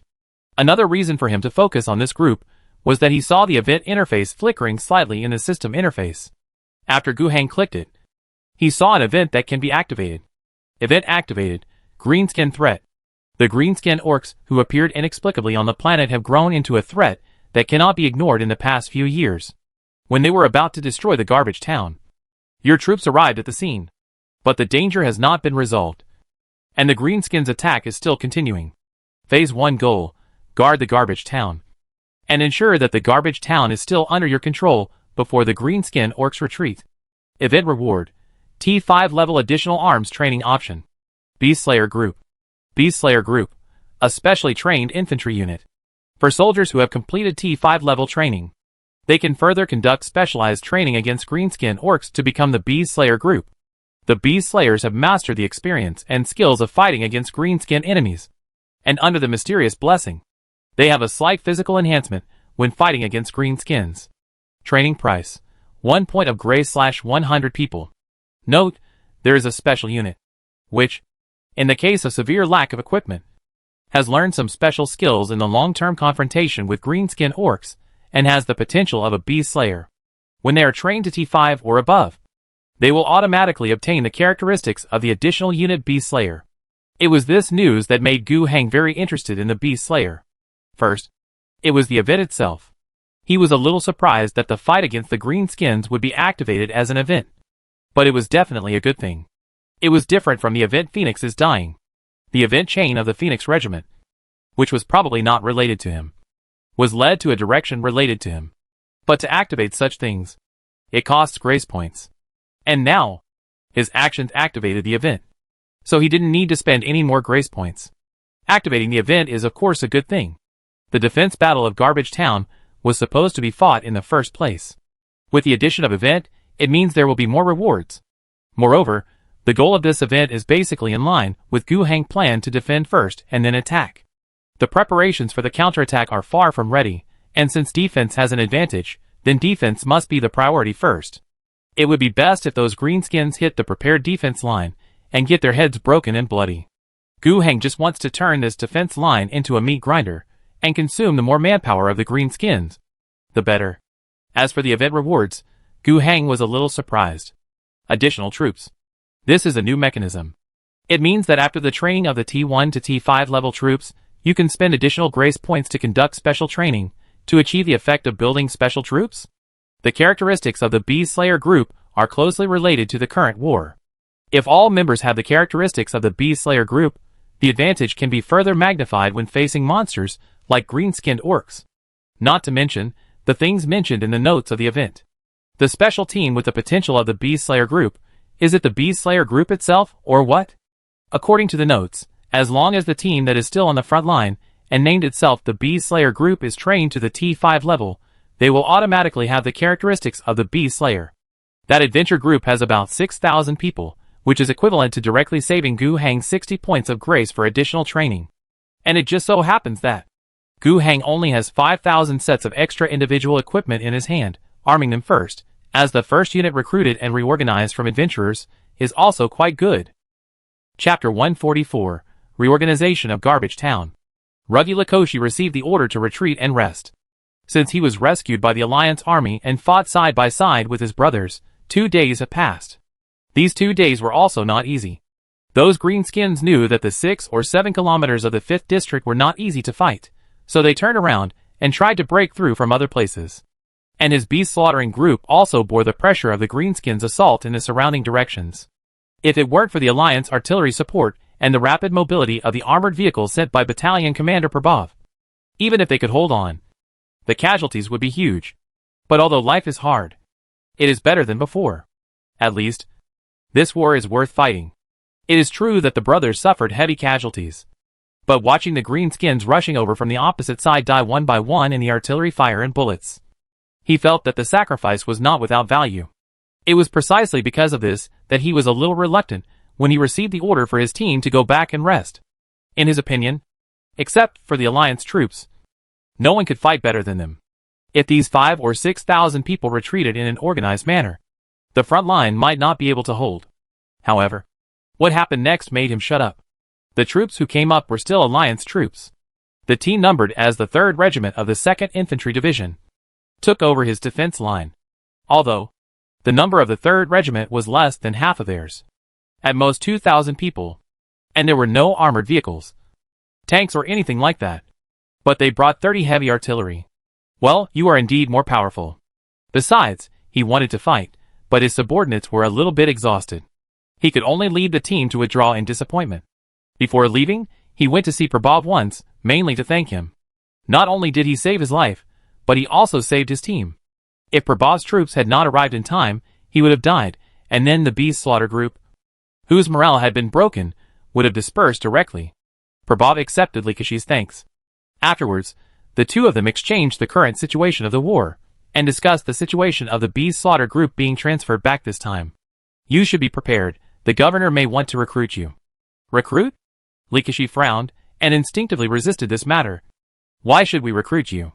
Isn't it good now?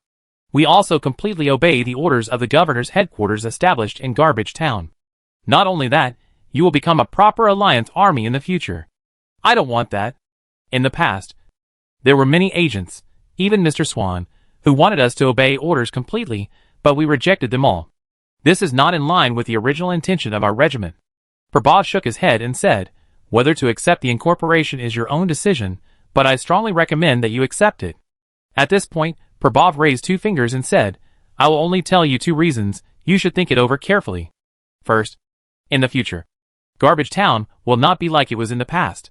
There will be room for adventure groups to survive. Everything will definitely be regularized. You have to think about the future for your brothers. Do you all plan to die here for revenge? Even after the revenge is over. After killing all those greenskins, will you all die? It is best to accept reorganization. You will eat military rations. Have allowances. Just train well. Follow orders. And don't have to worry about anything else. If you die, you will get a generous pension. In the future, you will be arranged to transfer to civilian jobs when you retire. You will have a place to stay for the rest of your life. Second, even if we only talk about the present, and only consider how to fight the greenskins, it is better to accept reorganization. You are the best adventurers at fighting greenskins. But if you really encounter them, 3 or 5 people will die before one can be replaced. After accepting reorganization, you will get direct support of weapons and equipment, which will be more helpful for you to kill those greenskins. After saying this, Prabhav put down 2 fingers, and really didn't say anything else. Likashi, who was somewhat resistant, couldn't refute Prabhav's 2 reasons. After saying goodbye to Prabhav, Likashi led his team and retreat to the rear. After walking for about half a day, they arrived at the joint military camp. This is the newly established rear military camp, which now houses nearly 40,000 people. The 100,000 adventurers in Garbage Town, the current personnel distribution is roughly like this. 10,000 people are locked up in the prisoner of war camp in the west of Garbage Town. As long as they don't starve to death, these people are the ones who are going to run away with Nasser and Mark Ferry. 40,000 people are in the joint military camp. They are basically the adventurers who fought on the front line a few days ago. After being defeated, they were reorganized, issued ammunition, and rested on the spot. 50,000 people are in the front line to maintain the battle line. After the troops in the joint military camp rested for 2 days, the command center began to replace the troops. It is difficult to expect these adventurers of varying quality to continue to fight on the front line and bear casualties. Rotating the troops may be more reliable than filling all these 100,000 people into the battle line at once. Of course, the most important thing to maintain their morale is money. They are adventurers, mercenaries, and they fight for money. Gu Heng also gave them alliance coins without any doubt, and promised that these alliance coins could be spent in Garbage Town during the war. He did get a lot of supplies from Garbage Town for supply. Moreover, he further promised that after the war, if the reform was carried out, those who continued to stay in the alliance and became members of the alliance could also exchange the alliance coins issued now for work points. It looks like a huge expense, but in fact, the cost is not as big as imagined. It's just alliance coins, and many of them are empty checks. What's the point of issuing alliance coins? Adventurers spend them immediately, which means they are spending the savings that Gu Heng pulled out from various places in the Garbage Town. If they don't spend them, they will be redeemed in the future. If you really want to do something disgusting, it will be fine if you join the alliance system in the future and exchange them for work points. If you want to leave, you have to redeem alliance coins. You don't have the final say on the price of things. Of course, unless it reaches a certain level, Gu Heng will not do this, as it will hurt his reputation. Gu Heng still hopes that these people will be able to stay in the future. Even if they do not serve as soldiers, they will be transformed into workers, which will be a population of 100,000. Among these people, the one that Gu Heng values the most is naturally the Beast Slaughter Group. After they withdrew to rest, Gu Heng summoned the leader of the Beast Slaughter Group, Luji Likashi. Likashi finally chose to accept Gu Heng's proposal to recruit them. On the way back, he had a good chat with his brothers. He asked for the opinions of many people, including captains, middle-level commanders, and lower-level soldiers. They said different things, but the meaning was similar. They were willing to be incorporated. What else was there to say? Since the formation of the Beast Slaughter Group, they have been fighting for half a year. There have been constant deaths, constant sacrifices, and difficult living conditions. Hatred is the driving force that supports them. But another point cannot be ignored. They were originally a group of adventurers. Apart from doing this, they didn't know what else to do. Revenge was their motivation. They could only survive by this, which might be a greater motivation. What's wrong with being recruited? Life would be better, the future would be secure, and they wouldn't be delayed from fighting the greenskins. As for the so-called maintaining independence, that was indeed one of the purposes of the Beast Slayer group when it was first established. They only accepted sponsorship and not orders, but that was so that they could concentrate on fighting the greenskins and avoid being assigned by the agents in Garbage Town to do private work. Now, Garbage Town has changed. The situation is completely different, and there is no need to stick to that set of things, since the brothers all think so. And Likashi himself was almost convinced in the previous conversation with Prabhav. He accepted the governor's personal recruitment and had no resistance. However, he still made an additional request in the end. I hope to keep the name of our Beast Slaughter group as a separate number. I heard from Prabhav that the Alliance army is allowed to do this. Ha ha ha. Gu Heng laughed and said, "Of course I can agree to your request, but not now." Then, seeing Likashi's puzzled expression, Gu Heng also restrained his smile and said seriously, "You want to keep the name of the Beast Slayer group as the number of your troops? Then you must show corresponding performance. Go and kill those green-skinned orcs. Kill enough, and the title of Beast Slayer will be worthy of its name, and I will give you this number." Likashi took a deep breath and said with a firm look, "Then it's a deal." The adventure group named the Beast Slayer group completed the reorganization in the following few days. 5,000 sets of G9 individual weapons were equipped to them, and they also got a new number, the 3rd Independent Regiment. Gu Heng spent 50 points of grace on them after they completed the training and became T5 level troops. They also activated their accumulated combat experience and became infantry with the characteristics of Beast Slayer. The reborn 3rd Independent Regiment returned to the battlefield afterwards. Although, they only brought a lot of individual weapons, no regimental artillery, and not many mortars. At most, they had a lot of rocket launchers. But at least the G9 rifles were much better than their original equipment. And the training under the eyes of the governor in those few days made them feel that they had changed a lot. These changes were directly reflected on the battlefield. With the support of the concentrated artillery firepower in the rear, the independent regiment can hold a defense line of more than 10 kilometers without any problem. And at most with the help of some militia regiments. Those so-called militia regiments are the original other adventure regiments. In the past few days, it is not only the 3rd Independent Regiment that has been reorganized. Other troops also accepted the reorganization while they came to the joint military camp for rest. They were also asked about their willingness. Those who wanted to stay and serve in the army were reorganized into the garrison division. Although Gu Heng did not have enough individual equipment for them at the moment, he did not intend to train them all to the T5 level at once. Without enough equipment, the combat effectiveness would not be enough after training, and it would not be a waste of effort. But the reorganization still had to be done. Otherwise the command would be too chaotic.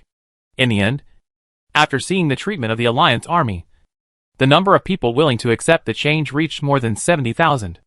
A comparison will tell you that Alliance soldiers, even if they only start as privates, are treated better than they used to be garbage collectors. And of these 70,000 people, except for the Beast Slaughter group, which was reorganized into an independent group of 6,000 people, the other 63,000 people were reorganized into 6 garrison divisions, and were given numbers 4 to 9.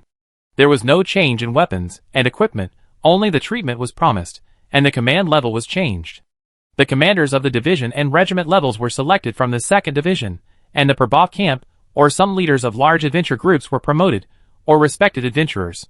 In addition, the political commissars cannot be delegated to the company level. The scale of the reorganization is too large. Currently, we can only insert political commissars into the division and regiment levels, and let them develop from within the organization of soldiers who are loyal to the Empire and the governor, and train instructors at the company and battalion levels. In addition, there are more than 20,000 people who are unwilling to be transferred to soldiers in the future, but prefer to be ordinary civilians, or leave the Alliance system. Gu Heng did not let them go, but temporarily hired them to fight with the treatment of privates. They were organized into 10 militia regiments, without numbers, only serial numbers, and the internal structure and command level were also based on the structure of each adventure group.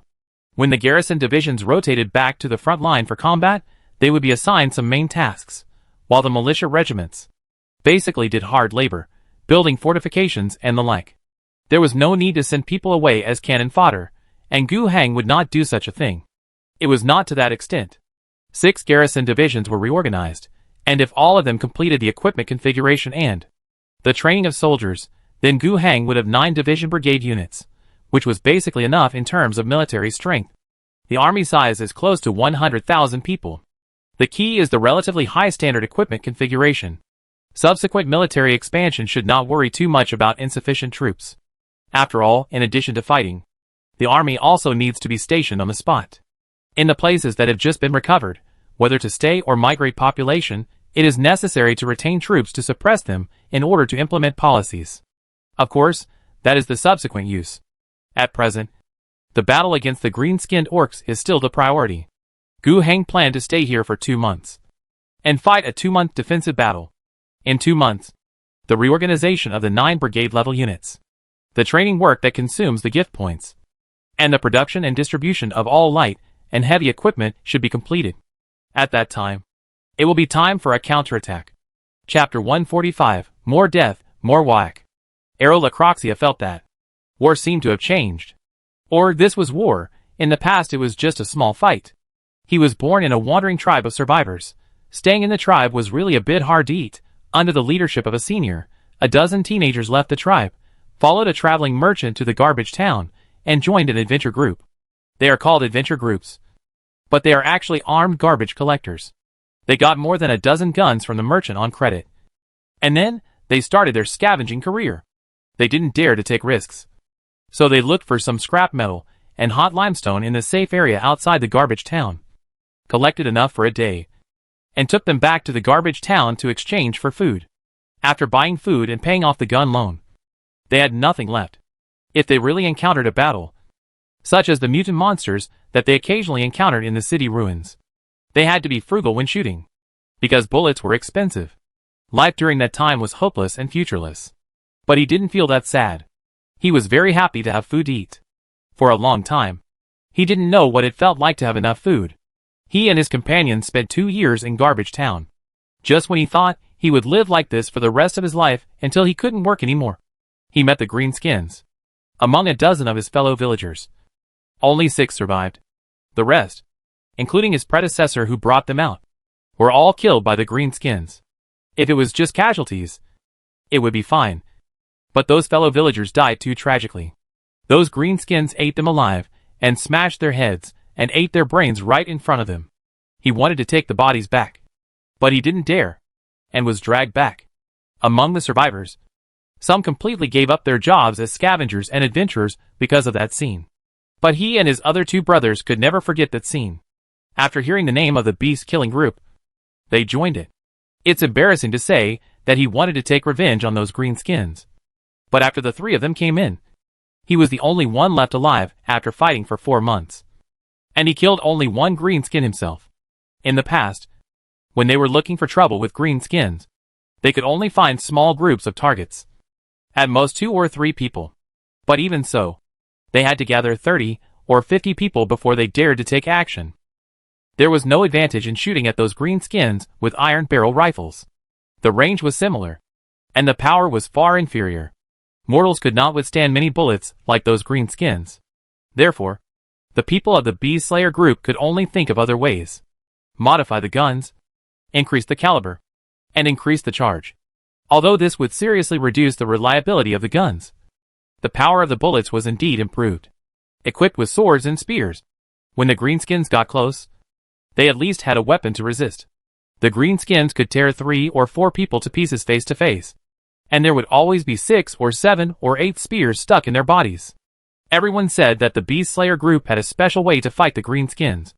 But in Lacrose's opinion, how could this be a special way? Stronger courage, full of hatred in the heart, fearless of death in many to one battles.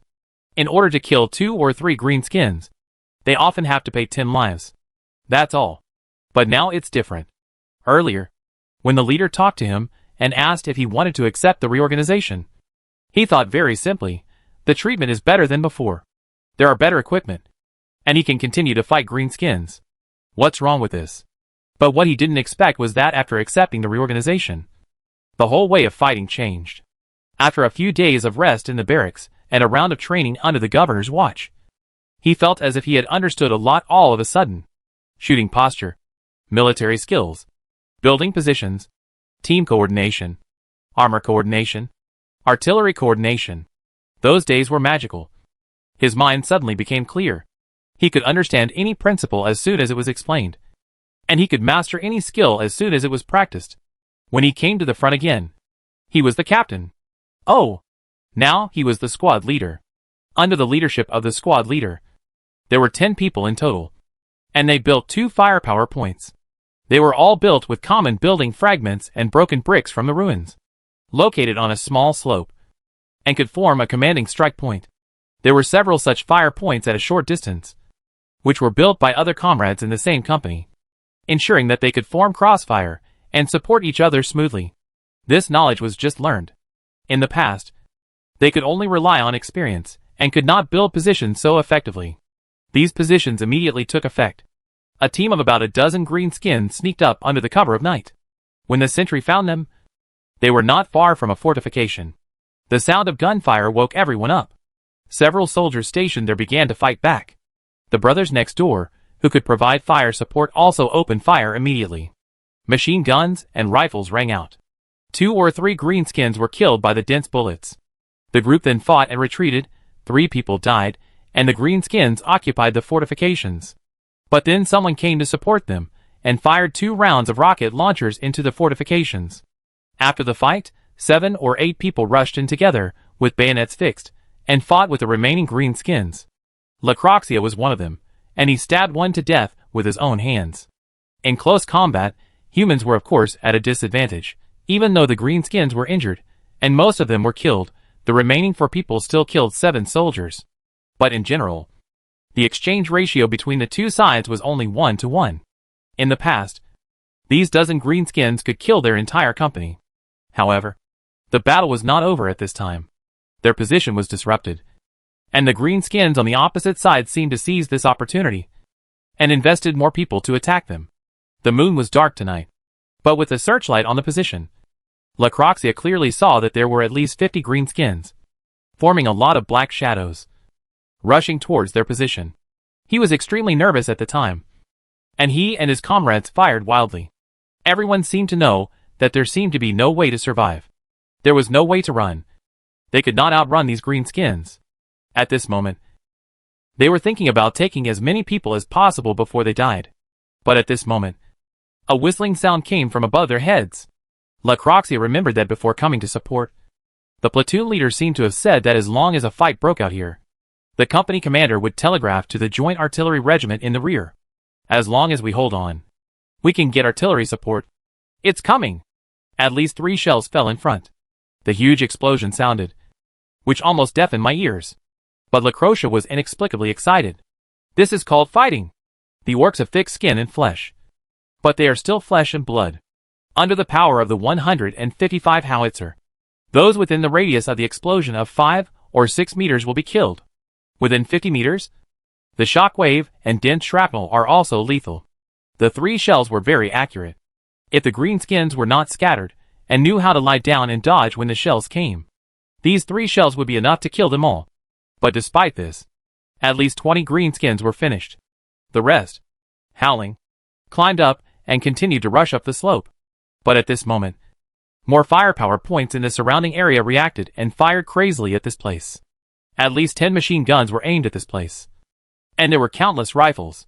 The firepower network formed by the G9M light machine gun and the G9A automatic rifle was many times more powerful than the iron rifles they had used in the past. Under the dense shooting of the firepower network, all the greenskins finally fell on the way of charging. From then on, the whole night, the whole defense line seemed to be lively, as if there were wars everywhere. The sound of gunfire could be heard faintly from as far as 10 kilometers away, and the rumbling of artillery was constant. Lacroixia and his men were also attacked several times afterwards, and they also suffered a lot of casualties, especially when the greenskins approached them to a distance of 30 or 50 meters. The opponent's rough guns could kill one of their own people as long as they hit. But where is there no death in war? Tonight, Lacroixia can guarantee that, at least in the position where he is, the greenskins have died more than them. After daybreak, the greenskins' offensive stopped. Counting the losses and results, the greenskins in front lost more than 50 bodies, among which 30 or 40 were killed by artillery and rocket launchers, 10 were shot, and 5 or 6 were killed by them when they rushed up to fight with bayonets. Lacroixia and his men also lost 30 soldiers. A new company, with their breakfast, took over their positions at 10 o'clock in the morning. After fighting all night and losing 30% of their manpower, Lacroixia and his comrades were able to retreat and rest. He himself did not feel tired, and was even excited and wanted to fight again. Roast Axe felt very tired and very depressed, but he still wanted to fight again. Fighting, killing, watching blood splatter.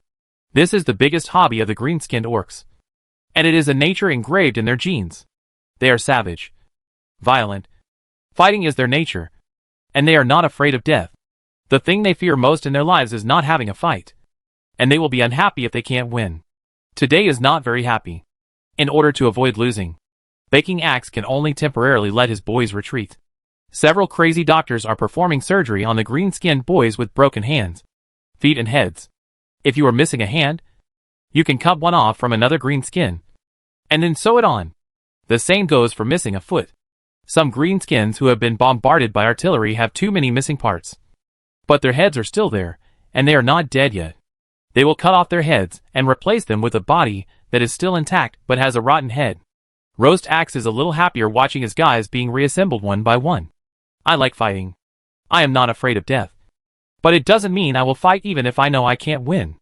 Living for the next fight, if too many green guys die, it will be hard to fight later. He returned to the barracks built from the ruins, grabbed a red, rough-looking communicator, ran a few random operations on it, trying to contact the boss in the back. However, the communicator made a crackling sound, and it was not connected. Roasted Axe became even angrier. He shouted to the outside, "Stuck! Kacha! Come in!" A guy who looked much thinner than him, but was actually stronger than the average green-skinned orc, walked in with a wrench. "Boss Toast Axe, what do you want me to do? Fix this thing for me. I need to contact Boss Meat Tearer. Is this thing broken again?"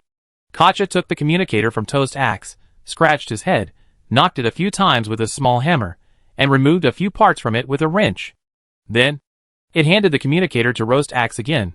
"I think this should be fine." Roast Axe didn't care.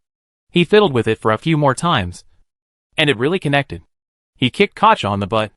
kicked the wrench guy away. And when he heard the familiar panting sound, Roast Axe couldn't wait to shout, "Meet tier boss. I listened to you," and took the opportunity to lead a charge while those shrimps were changing guards. Many guys died, and they didn't rush down. Those shrimps' cannons are too powerful. I want a big bomb too. I want a truck. I want a motorcycle. No! The meat-tearing boss refused. You stay there first. If you want to fight, go and fight. I heard from the elders that after a while, you can have a big thing, a big bomb. We can't expose it first. When new guys, new fart spirits grow up, then bring these big bombs. We will kill all those shrimps in one wave. Okay. You are the boss. So I will listen to you. Roasted Axe said sullenly. But you have to promise me that big bomb must give me more when the time comes. I give it to you. I give it to you. Pa, hang up the call. The big boss of the Iron Tooth clan, Terror Meat, walked with heavy steps, found the elder. That was an old orc, whose teeth were almost all gone. Among the green skins, old orcs are not common.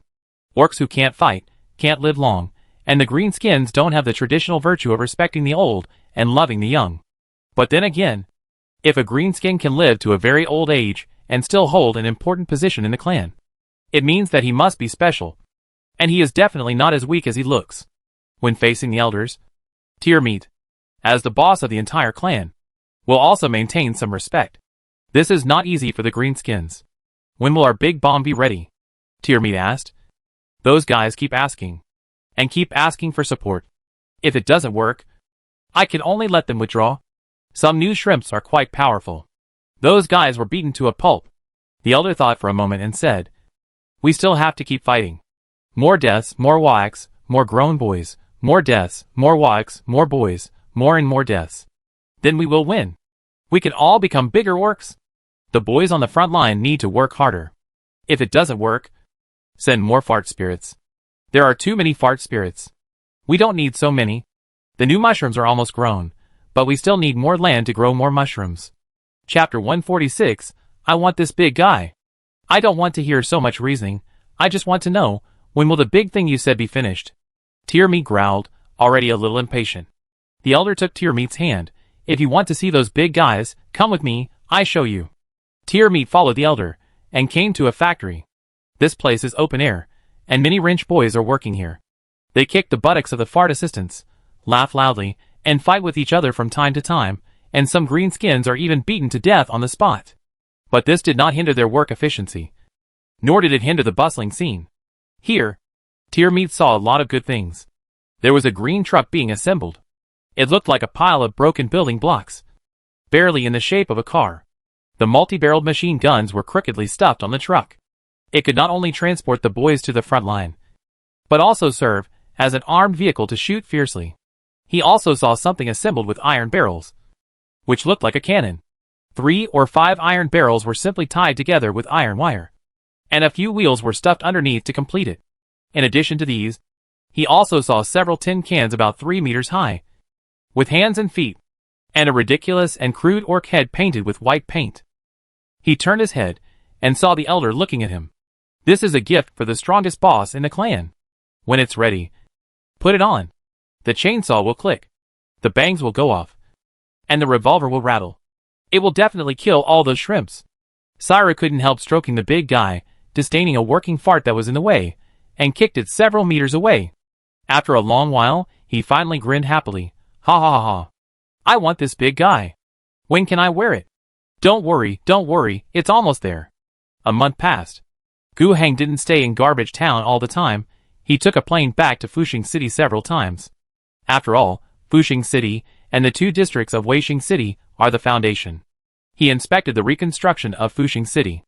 The outer city area, which had been a wasteland, was now somewhat presentable, although it was still a large construction site.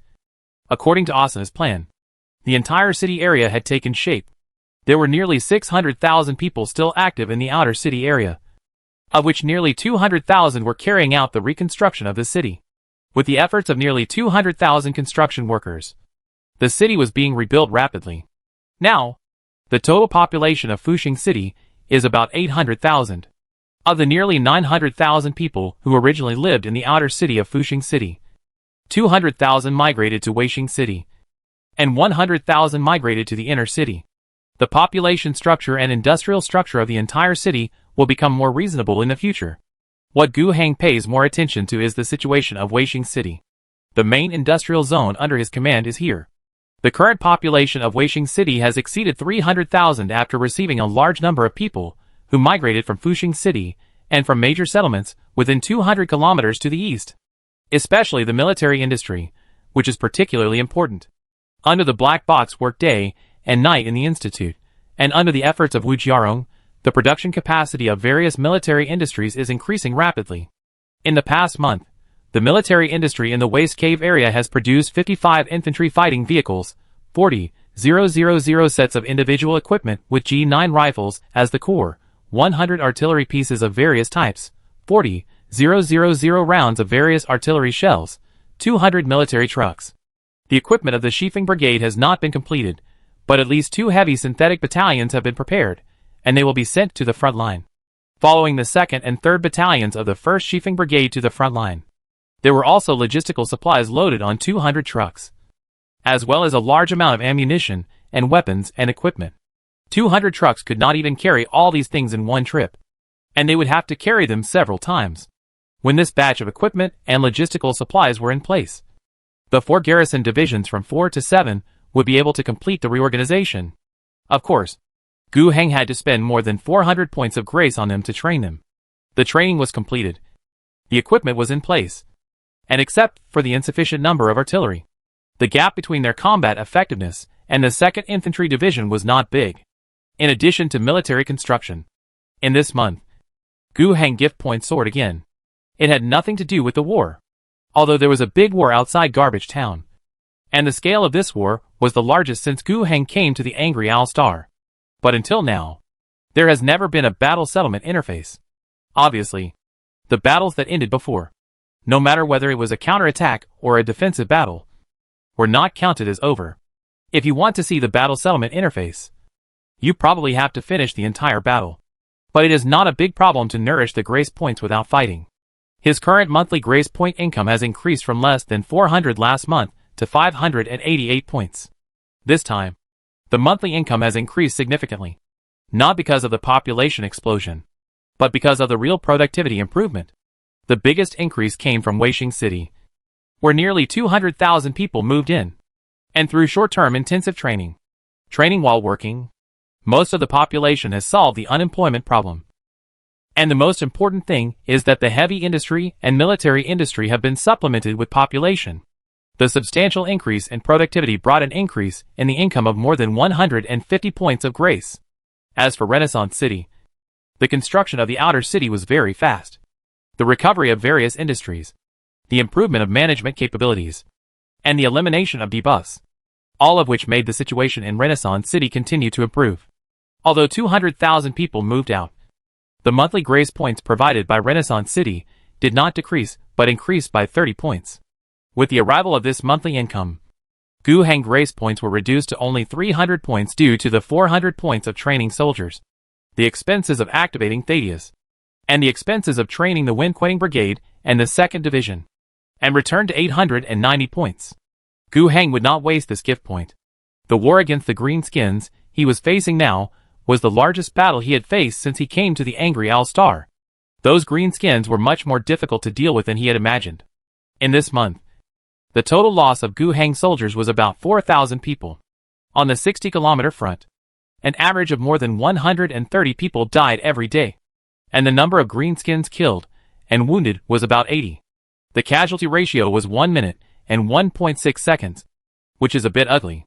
The main reason is that the Greenskins have some new things recently, artillery and armed pickup trucks. These two things bring great pressure to the front line. The former is a direct fire attack.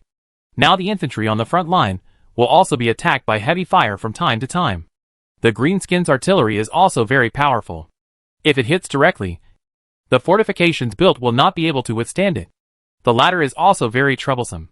The armor plates of those armed pickup trucks are very rough, but they are indeed very hard. Moreover, the speed of the vehicles is not slow. Black smoke comes out from the rear of the vehicles. The multi-barreled machine guns on them fire fiercely. Let's not talk about whether they are accurate or not. Anyway, they can bring 4 or 5 greenskins to a place very close to the position. Often 2 rocket launchers can damage the vehicle. But the greenskins in the vehicle may not be killed. Anyway, it is enough to bring soldiers to the face. Then, the greenskins who came close to the soldiers on the defense line would cause considerable casualties. But if that was all, it wouldn't be a big problem. The front line maintained by the soldiers under the governor did not retreat at all. The greenskins' artillery was powerful, but its range was obviously not as far as that of human artillery. After determining the location of the enemy artillery position from the trajectory, the 155 howitzer position would often fire 3 or 4 rounds of artillery to cover the enemy. After the attack, although it was difficult to confirm the results of the battle, the greenskins' artillery usually misfired, and it was probably destroyed.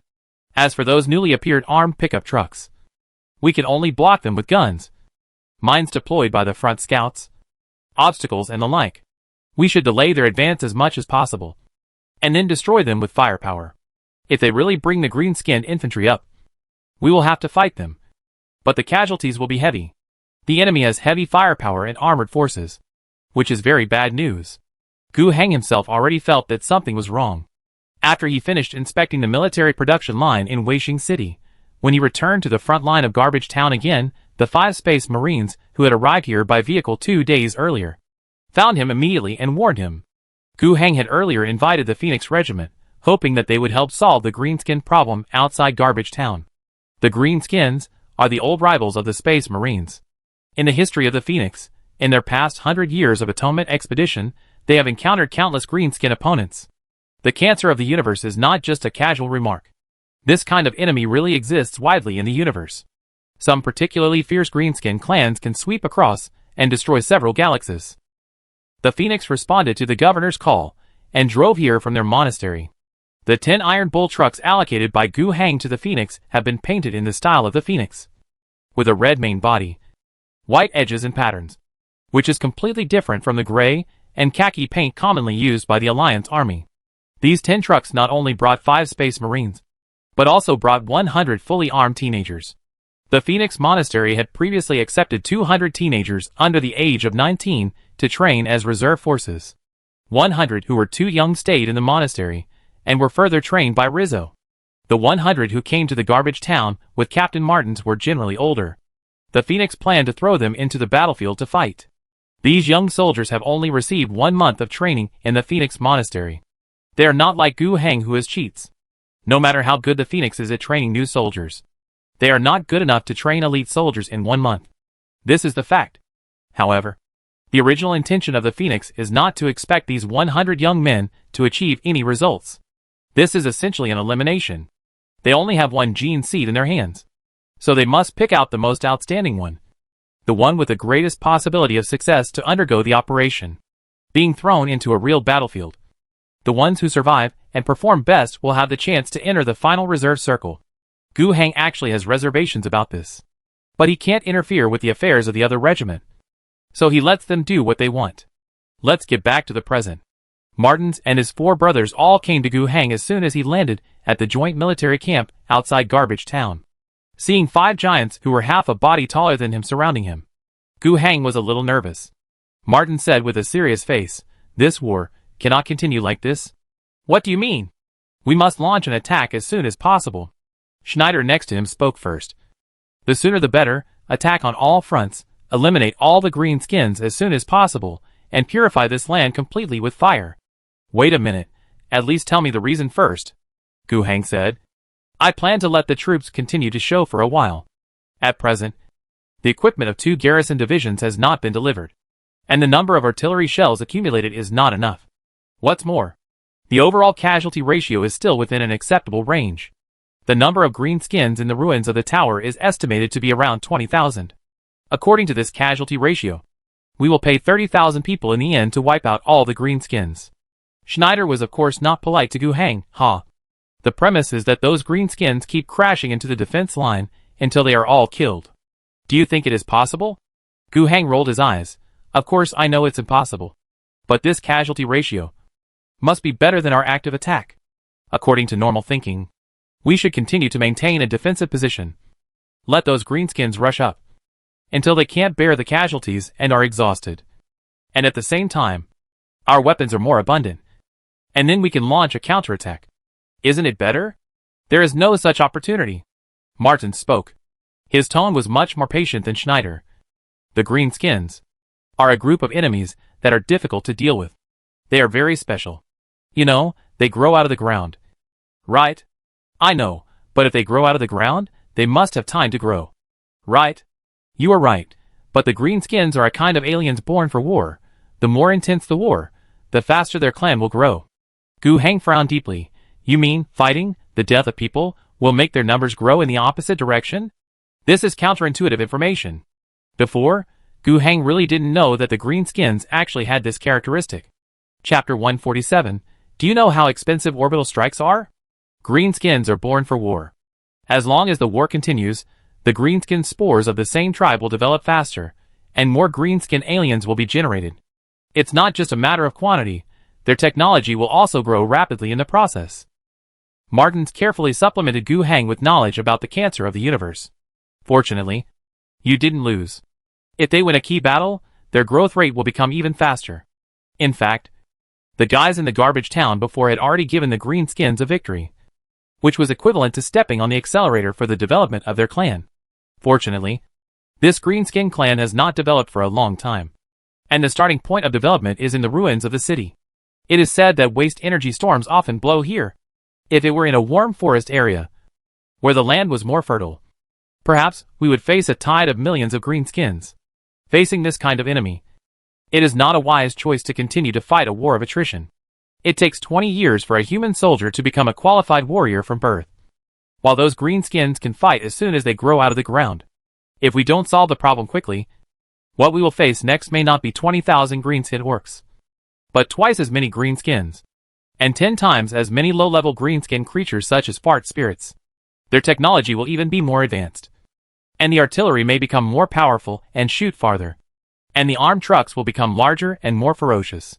Even if something as monstrous as ghosts and monsters appear again, it would not be surprising. Among the greenskin race, sometimes there are beings who can fight a space marine to a draw by relying only on physical strength. After listening to the information about the greenskins told by Martins, Gu Heng's face has completely darkened. Some of the previous plans have to be overturned. Just like the characteristics of the greenskins mentioned by Martins, the best way to deal with this kind of enemy is to flatten them in one wave. Don't fight a war of attrition. Don't expect to reduce the number of enemies.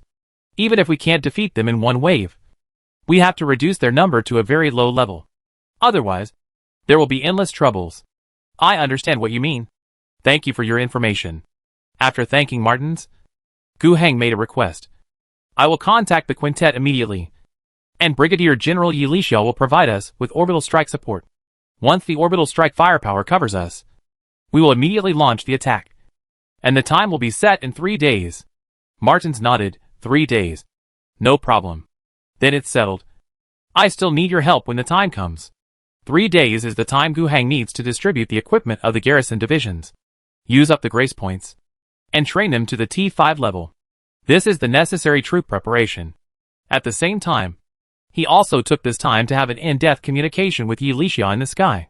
When Yi Lixiao's holographic image appeared in front of him, he saw the blonde female captain, elegantly cutting a steak, with a glass of red wine at hand. Gu Heng's mouth twitched slightly. These things were all the supplies he sent to the quintet. The quintet had its own synthetic starch production capacity, and also had military logistics supplies replenished before setting off to the Wrathful Owl Star to perform the mission.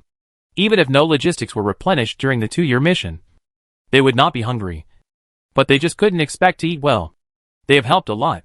So Gu Heng should also show some appreciation. When he was very poor before, he would always remember to replenish some consumer goods on the return transport ship after getting some money from Yi Lixiao. He would do so even more now. Of course, the quintet will not send out a ship specifically to transport logistical supplies. Otherwise, if they only transported some food, that little bit of food would not even cover the cost of a transport ship's takeoff and landing. The last time the transport ship came, it had a serious business. A team of combat nuns from the Holy Lily of Mercy came down from the spaceship. They were the support called by Sister Grit.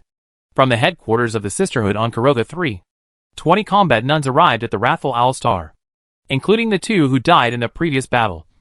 There were 29 of them in total. Grid was fighting with the original Wrathful Owl sect. They had completed the investigation in Renaissance City some time ago, and caught some cultists, who were hiding deeper. Some time ago, all 29 combat nuns had left Renaissance City, following the clues they had obtained and heading north. Gu Heng wished them good luck. If they could solve the cult problem on the Angry Owl Star by themselves, that would be the best thing. And if they needed any help, Gu Heng would not be stingy. To put it bluntly, they were helping him. And the ship that brought down the 20 combat nuns also brought something that Brigadier General Yi Lixia valued most on the return trip, a letter of commendation.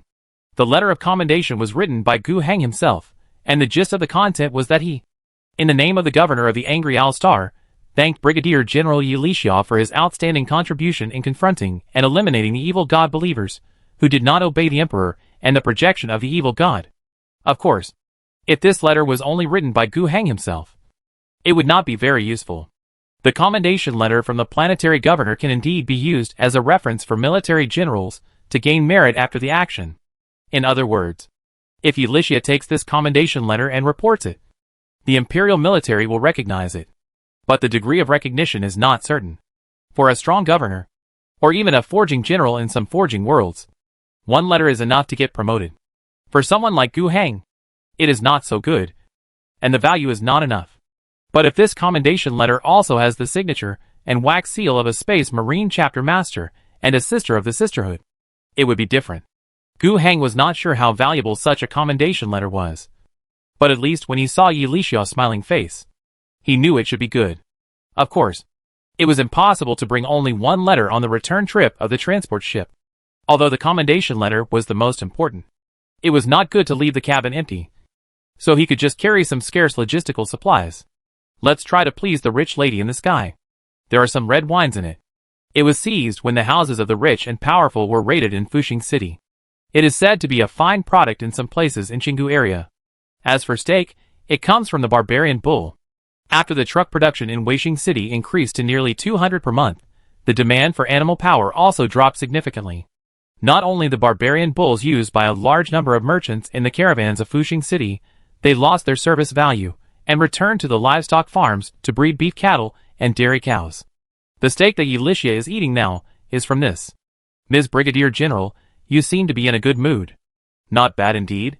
Yi Lixia swallowed the beef slowly, took a sip of red wine, and commented, however, the quality of your beef is not very good, the texture is too rough, and the taste of the red wine is also slightly inferior. You are still picky. Just a sigh. The waiter next to her took away the tableware. Yi Lixia continued. This is the most difficult period of my life.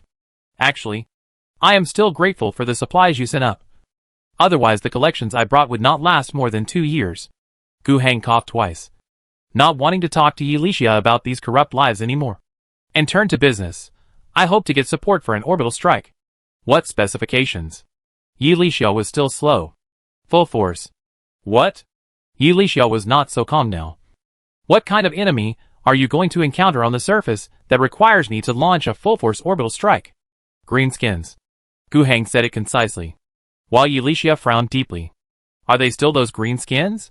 Has something particularly serious happened? Yi Lixia asked this because she had paid attention to the greenskin threat on the Angry Owl Star before.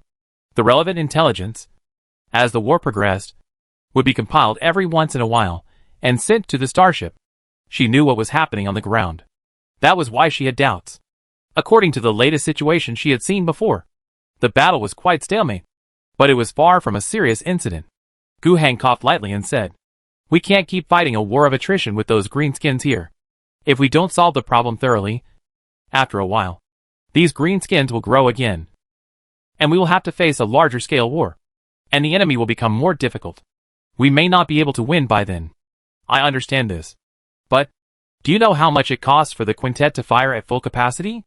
Gu Heng didn't expect Yi Lixia to ask this question. He waited in silence for Yi Lixia to continue speaking. Obviously, this was not really asking him, but a self-questioning sentence. Yi Lixia continued, last time you asked me to help with a precision strike, it was the least powerful and lowest cost strike method on the quintet, the scalpel shipborne missile. The price of such a missile is 300 tax coins, and a full-scale bombardment is hundreds of scalpels.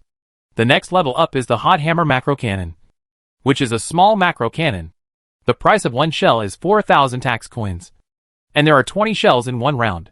The highest level is the Wrath of the Loyal Air Macro Cannon, which costs 50,000 tax coins. There are only 2 on my ship. Do you know how expensive it is now? The more he listened, the uglier Gu Heng's face looked.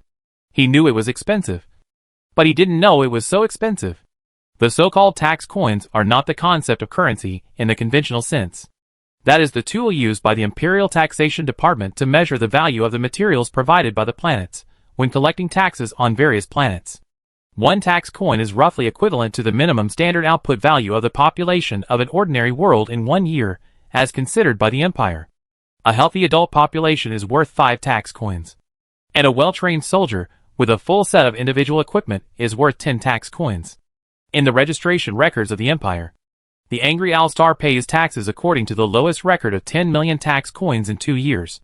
Moreover, Gu Heng received preferential treatment, so he only had to pay a quarter of the tax for the first time, which was 2.5 million tax coins. According to Yilixia, the total cost of such a round of bombardment was 210,000 tax coins. After 50 rounds, the ammunition money alone was enough for Angry Owl Star to pay the full amount of imperial tax. After 12 rounds, it was enough for Gu Heng to pay the tax for the first time. After 4 rounds, it was enough to save the lives of all the soldiers in the 9 brigade level units under Gu Heng. He understood what Brigadier General Yilixia meant. Orbital strikes can be carried out. But after the strike, are the soldiers you saved worth the money for my shells? This is the spirit of the top Navy people. They calculate the price of shells in terms of human lives.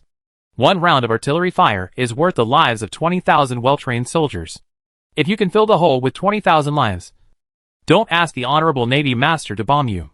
But Gu Heng suddenly smiled, and he deeply understood a truth in his heart. The Navy money is not my money, and the dead soldiers are really my soldiers. So he said, we still have to bomb it. Yilixia shook her head helplessly. I knew you would say that. If you insist, I will help you. Anyway, the Navy money is not my money. Of course, it can't be too much. So Yilixia added, but you have to do 2 things. First, determine the target. I read your original plan. I can't let the expensive artillery fire aimlessly attack the entire city ruins. That would be too costly. You need to give me an accurate target to hit, improve the efficiency of the strike. This is for your own good. Facing a target of this level, a full-scale strike can only be carried out once at most. You must cherish this opportunity and strive to achieve the best results.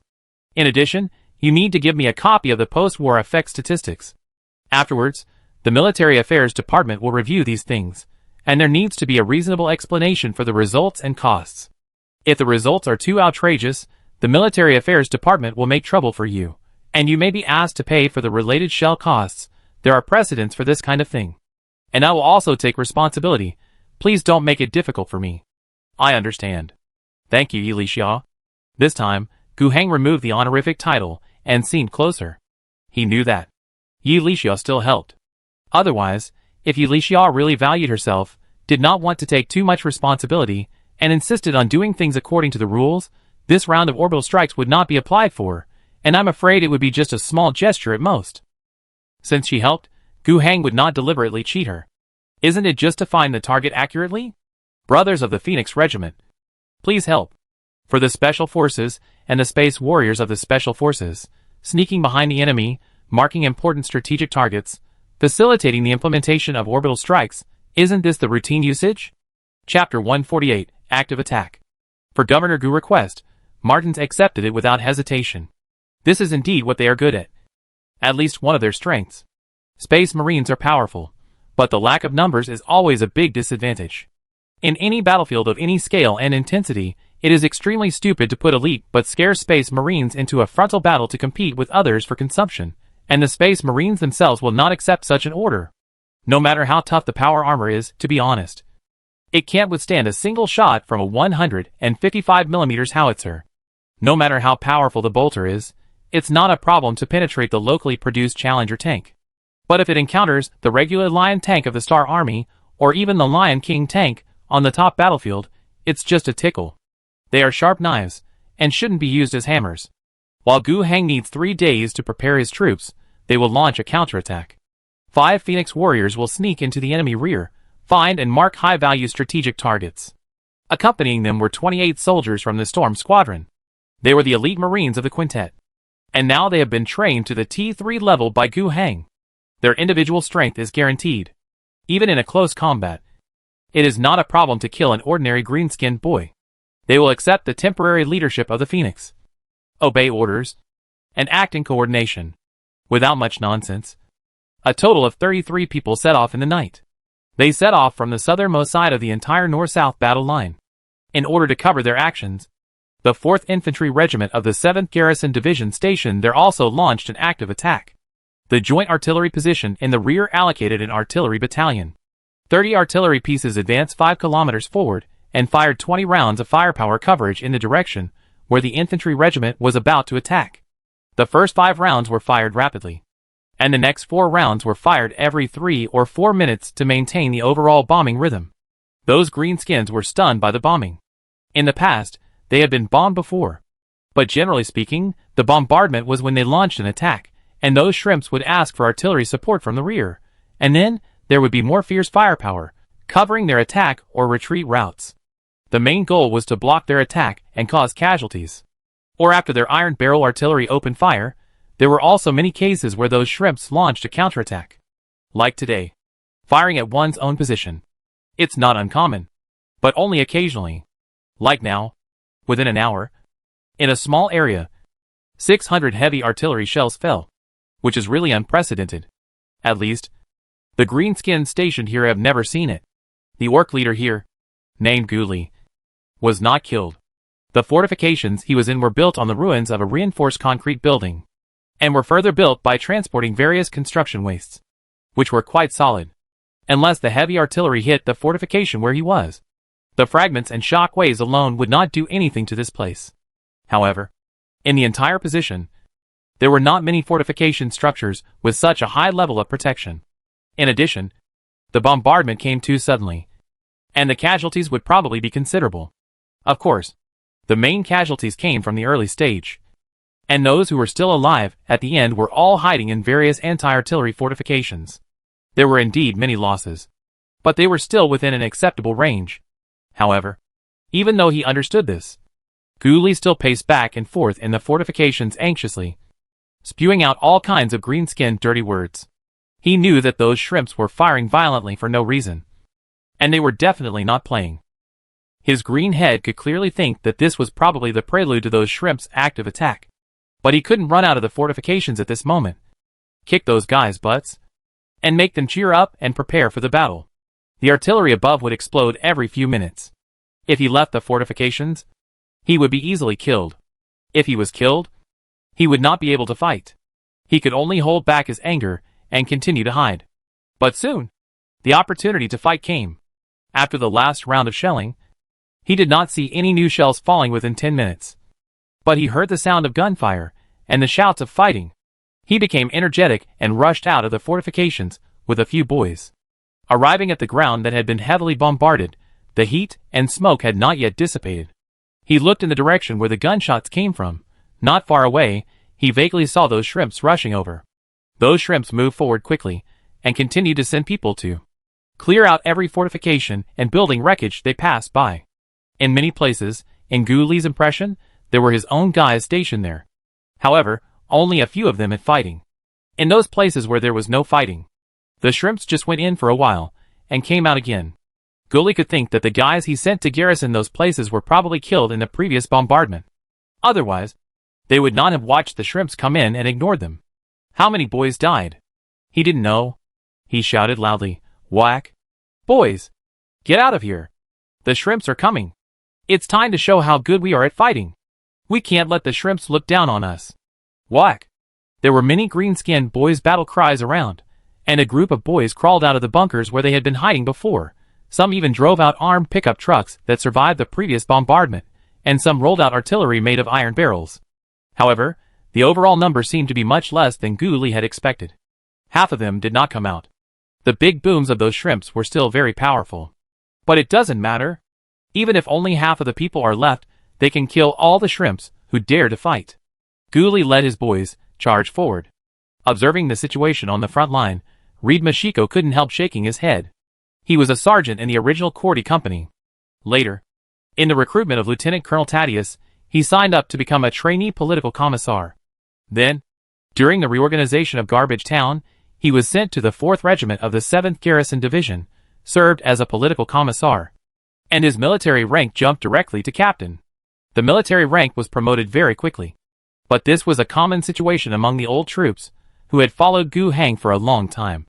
The army was expanding very quickly, and as long as the veterans were loyal and willing to make progress, they would be promoted very quickly. When the rear headquarters asked them to fully cooperate with the actions of the Phoenix Regiment, and when the commander of the Martins Regiment asked them to launch a frontal attack to cover the enemy, Mashiko was very determined to carry out the task. He knew that their commander was not happy to do so. Even when the adventurers were reorganized into regular troops, they tried to disrupt the organization as much as possible and stripped away the personal attributes of the adventure commanders who became officers to the troops. However, the nature of these former adventurers is still not so easy to erase. They will instinctively fear such tasks that require a lot of sacrifice, especially to cover the actions of others.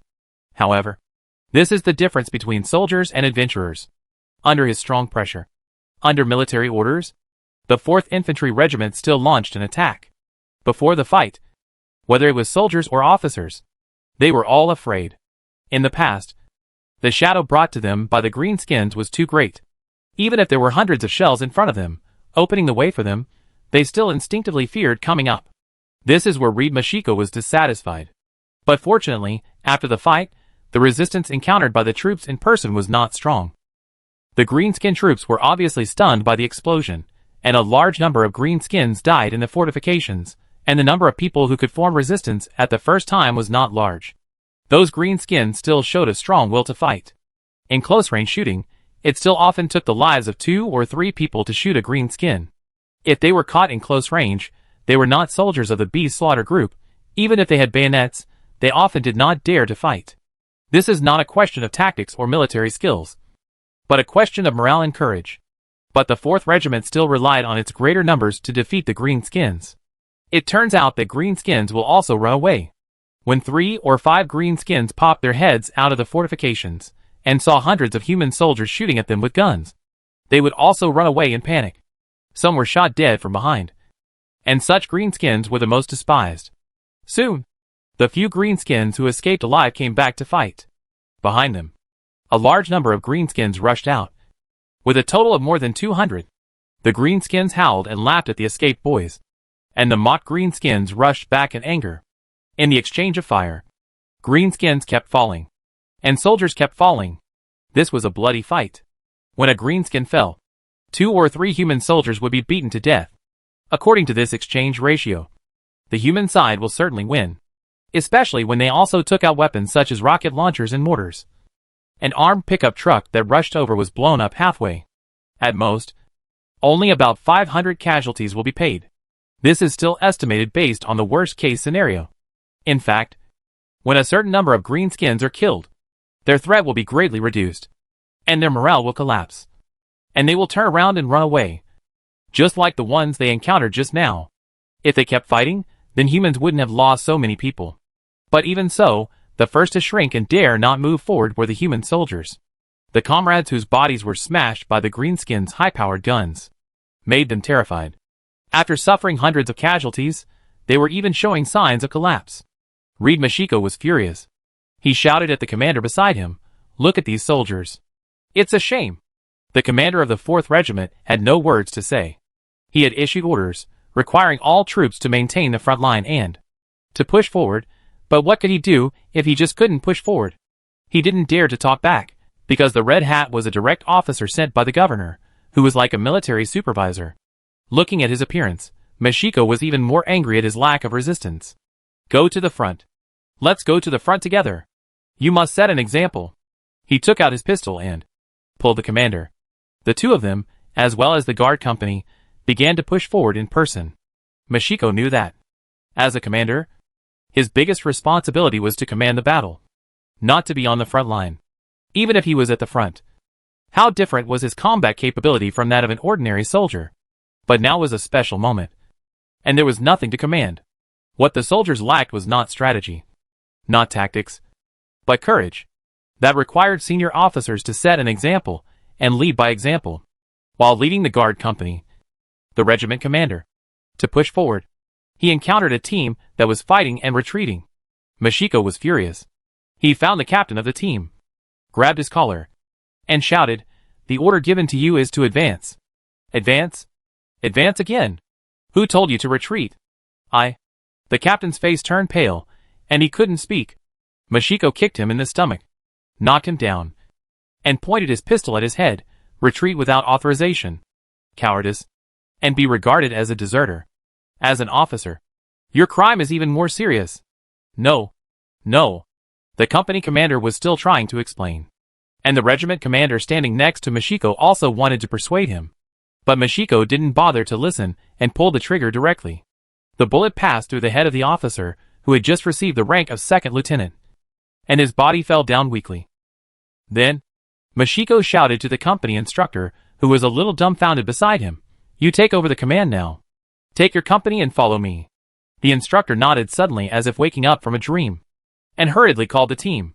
Mashiko waved his hand again, signaling the guard company to follow, and said to the regiment commander next to him, "For the governor. We must win. You can't be like before. We are soldiers, not scavengers looking for food in the garbage dump." I understand. Pick up your gun. Fight like a soldier."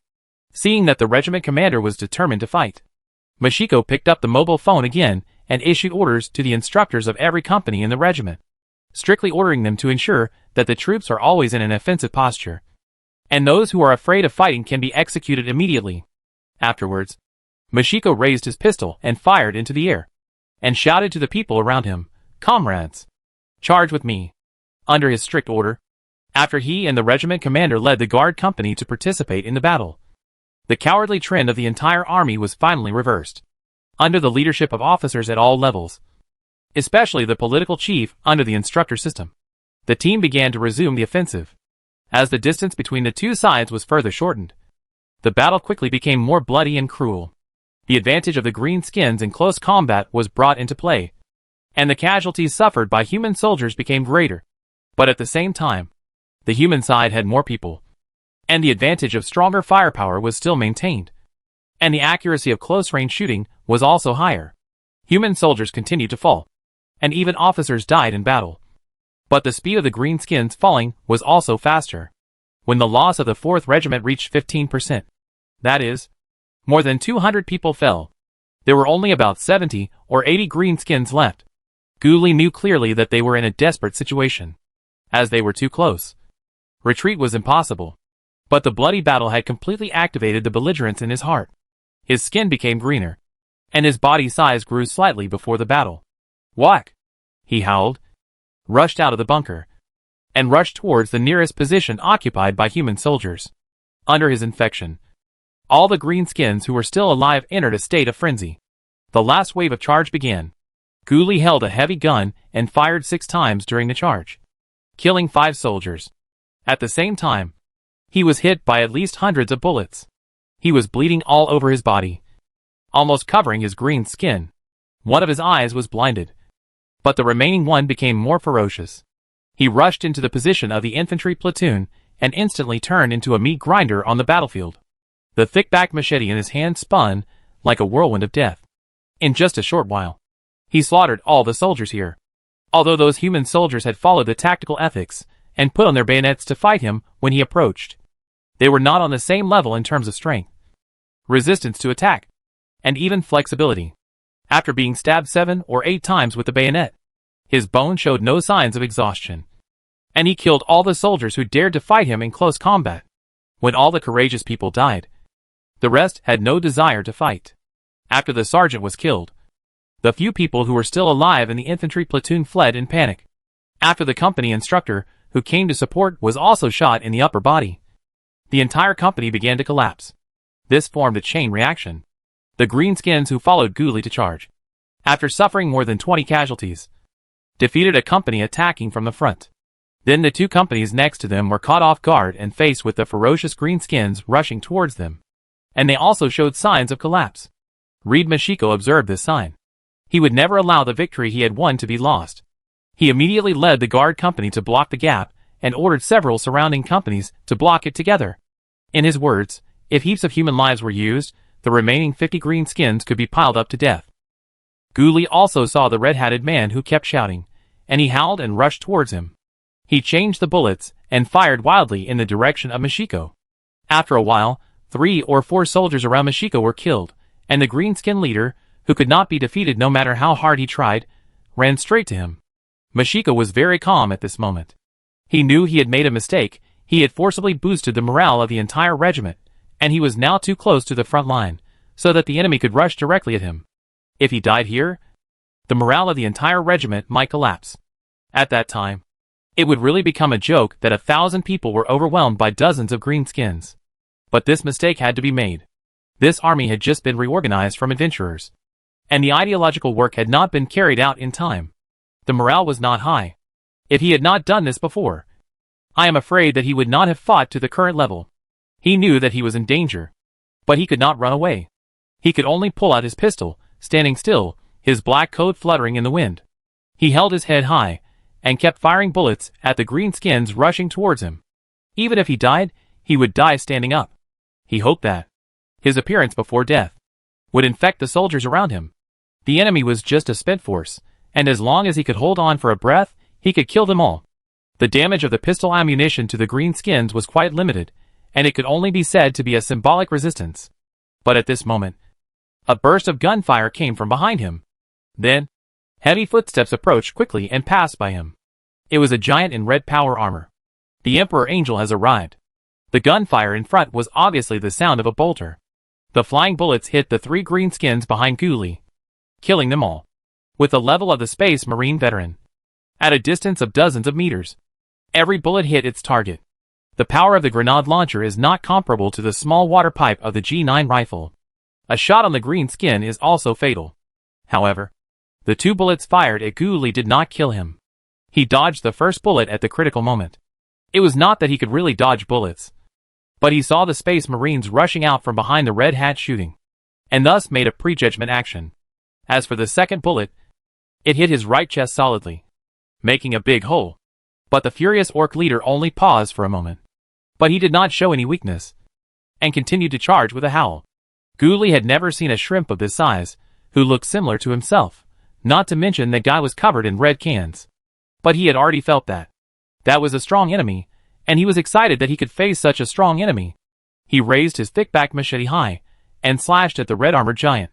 The charging Phoenix warrior twisted his waist, avoided the slash, and took advantage of the situation to show a combat blade, and stabbed it into the waist and abdomen of the green skin. Following the force of the charge, another slash, a large amount of blood mixed with internal organs sprayed out. But Ghoulie was not dead yet. He even had enough strength to fight back. He grabbed the Space Marine's arm with one hand, pulled it hard, and tripped again. And he actually fell to the ground. Ghoulie turned over and pressed on him, grinning, as if he could not feel the pain in his waist and abdomen. He pressed the lower edge of the Space Marine's helmet with one hand, and raised the thick-back machete with the other hand, as if he wanted to cut off the head of the Phoenix. However, this knife could not cut it down. In the process, the Phoenix that fell to the ground and was pressed down had quickly stabbed Ghoulie's heart and neck several times with a combat dagger, completely ending his life. Pushing the body away, the red-armored warrior stood up and looked around. The battle was almost over. Chapter 149. Killing Tank after Schneider killed the largest and greenest orc leader. The battle was almost over. His other 4 battle brothers, along with 28 stormtroopers, who were considered quite powerful in the eyes of the Space Marines, and the firepower cover of the infantry regiment, killed all the 40 orcs that charged with the greenskin leader. There is no need to say much about the abilities of the Space Marines, except for the fact that he encountered a greenskin leader who was somewhat capable after being strengthened, which gave him a little exercise. His battle brothers basically did not encounter any decent opponents. When those ordinary greenskin guys encountered the electromagnetic rifles in the hands of the Special Forces soldiers of the Storm Squadron, they could not withstand the G9 rifles as hard as they could. They would often die after being hit by more than a dozen bullets. After making sure that all the greenskins were killed, and there were no survivors who could leak the information of his group, he could finally rest assured. They had not originally planned to take action. The 4th Infantry Regiment's proactive attack was originally to cover their actions. If they can successfully eliminate all the greenskins in this area, that would be the best. After all, as long as all the enemies are killed, it would be the most perfect infiltration. Even if the attack fails, it doesn't matter. After attracting enough attention, the 33 task forces can completely bypass the battlefield from the side, while the frontal battle is in full swing. And they can also do it without anyone noticing. In fact, this is what they originally planned. However, their captain, after observing the situation on the front battlefield, changed his mind and decided to implement the first strategy: kill all the enemies. Schneider knew that their Captain Martins felt bad watching those mortal soldiers die to cover their mission. Of course, he did not object. After all, as long as they were killed, there would be no greenskins running back to report. There were only a few dozen left, so it would not be a big deal to kill them all. The key is to satisfy your desire to do something. After the battle, Schneider took off his helmet, revealing his shiny forehead. He felt a special gaze, so he turned his head and saw the red hat staring at him. In the past, Schneider always disdained these mortals and completely ignored them. But at this time, he couldn't help but think of the red hat named Thaddeus, who did what his dead brother couldn't do. And the man in front of him, although he didn't accomplish any great feats, was not afraid of danger, and was able to maintain the dignity of a warrior in the face of death.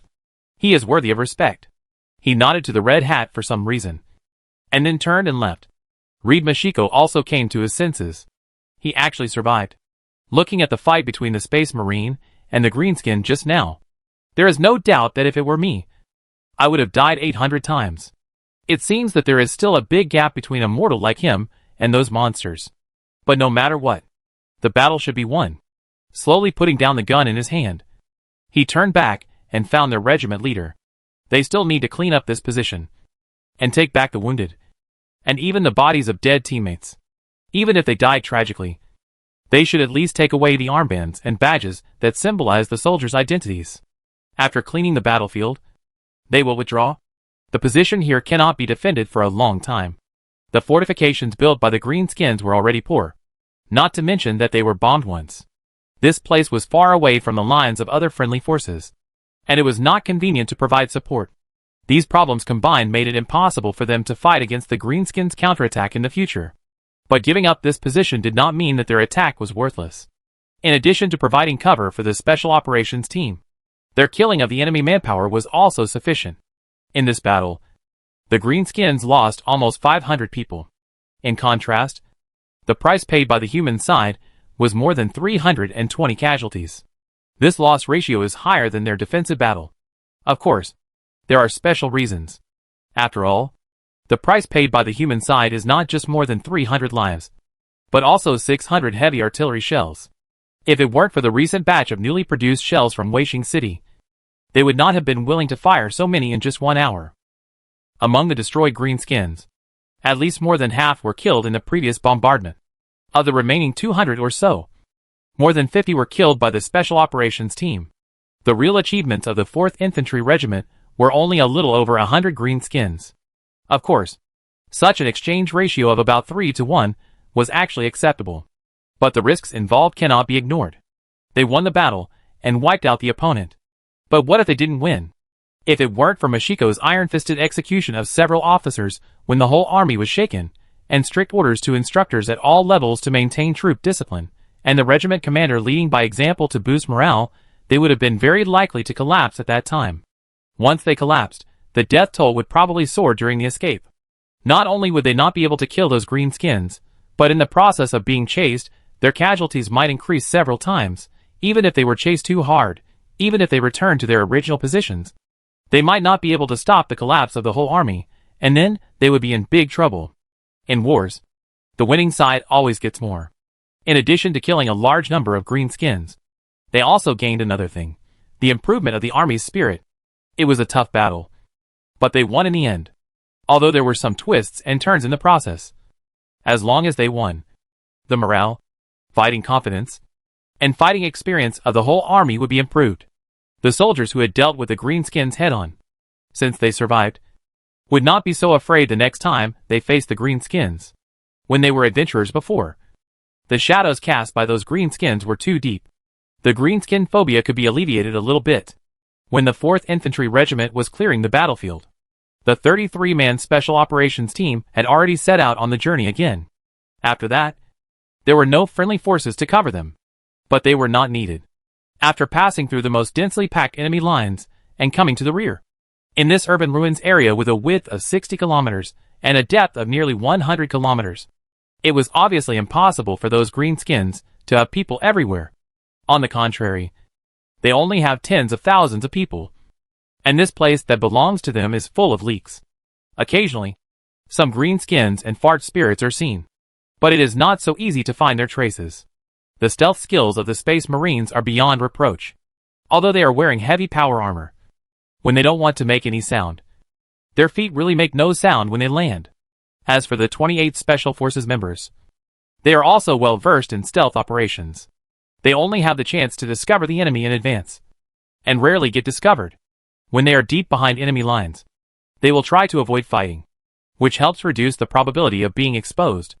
And if they really have to fight, for example, they are discovered, or someone is on their route, and it takes a long time to bypass them, then they will choose to fight. Even if they do fight, they will try not to use guns, approaching quietly, quickly attacking. Fighting daggers, sabers, have become the main weapons. Martin's chainsaw sword didn't even make a roaring sound. It just relied on the teeth to tear people apart. There was indeed no target worth twisting the chainsaw. In this way, they moved in the ruins for about a day and a night. In the middle, they only had a few hours of rest. They tried to go as deep as possible, and then expanded the scope of investigation as much as possible. Unfortunately, the greenskins were very difficult to communicate with, and they didn't speak the same language, so they couldn't catch their tongues to get the information they wanted through interrogation. But they still made a major discovery the next afternoon. They found a greenskin starting point, located 60 kilometers deep from the front line. A Storm Squadron action team found a group of farts driving trucks and pushing carts, gathering somewhere. After they passed the information back, the whole team began to explore in that direction. And then, they found this starting point. The greenskins cleared a large open space here, where more than 10,000 greenskin creatures gathered in a noisy manner. 1/3 of them are greenskin boys. And there are almost twice as many fart spirits. Fart spirits are also a kind of greenskin. And they are also monsters that grow from greenskin spores. They are shorter and thinner than those orc boys. And they are timid and cowardly. But their cruelty is no less than that of other orc boys. They bully the weak and fear the strong. When they encounter strong enemies, if there is no orc to suppress them, their morale will easily collapse and they will scatter. However, when the enemy is weaker than them, or there are far fewer of them, they will become the most cruel executioners once they have a psychological advantage. And they love to kill. In the greenskin society, fart spirits usually exist as slaves, servants of the orcs, and even as food. In this starting position, the number of enemies alone is already very large. Putting aside the fart spirits, there are more than 3,000 orc boys alone. This is almost more than any other greenskin orcs faced on the front line. Moreover, there are continuous reinforcements, gathering here from all over. No one knows how many they can finally gather. What's more, the greenskins gathered here are not only numerous, but also well equipped. Armed pickup trucks, iron barrel cannons. These guys that have already appeared are not mentioned. Martins and his team also saw 2 other big guys. One is an armed truck. Although it is called a truck, the rear compartment is actually sealed with armor plates, and it provides a shooting position extending outward, so that the entire truck compartment has a rather awkward shape. On the top of the car, there is also a machine gun, and a bulldozer is installed on the front of the car. The whole appearance looks chaotic, wild, and unreasonable. However, this is the true nature of greenskin technology. No matter how unreasonable it looks, the greenskins think it is reasonable. And this thing can move. And it works well. The other thing, which has the same style, makes everyone present feel a little heavy, that is, power armor. War mecha. Whatever it is.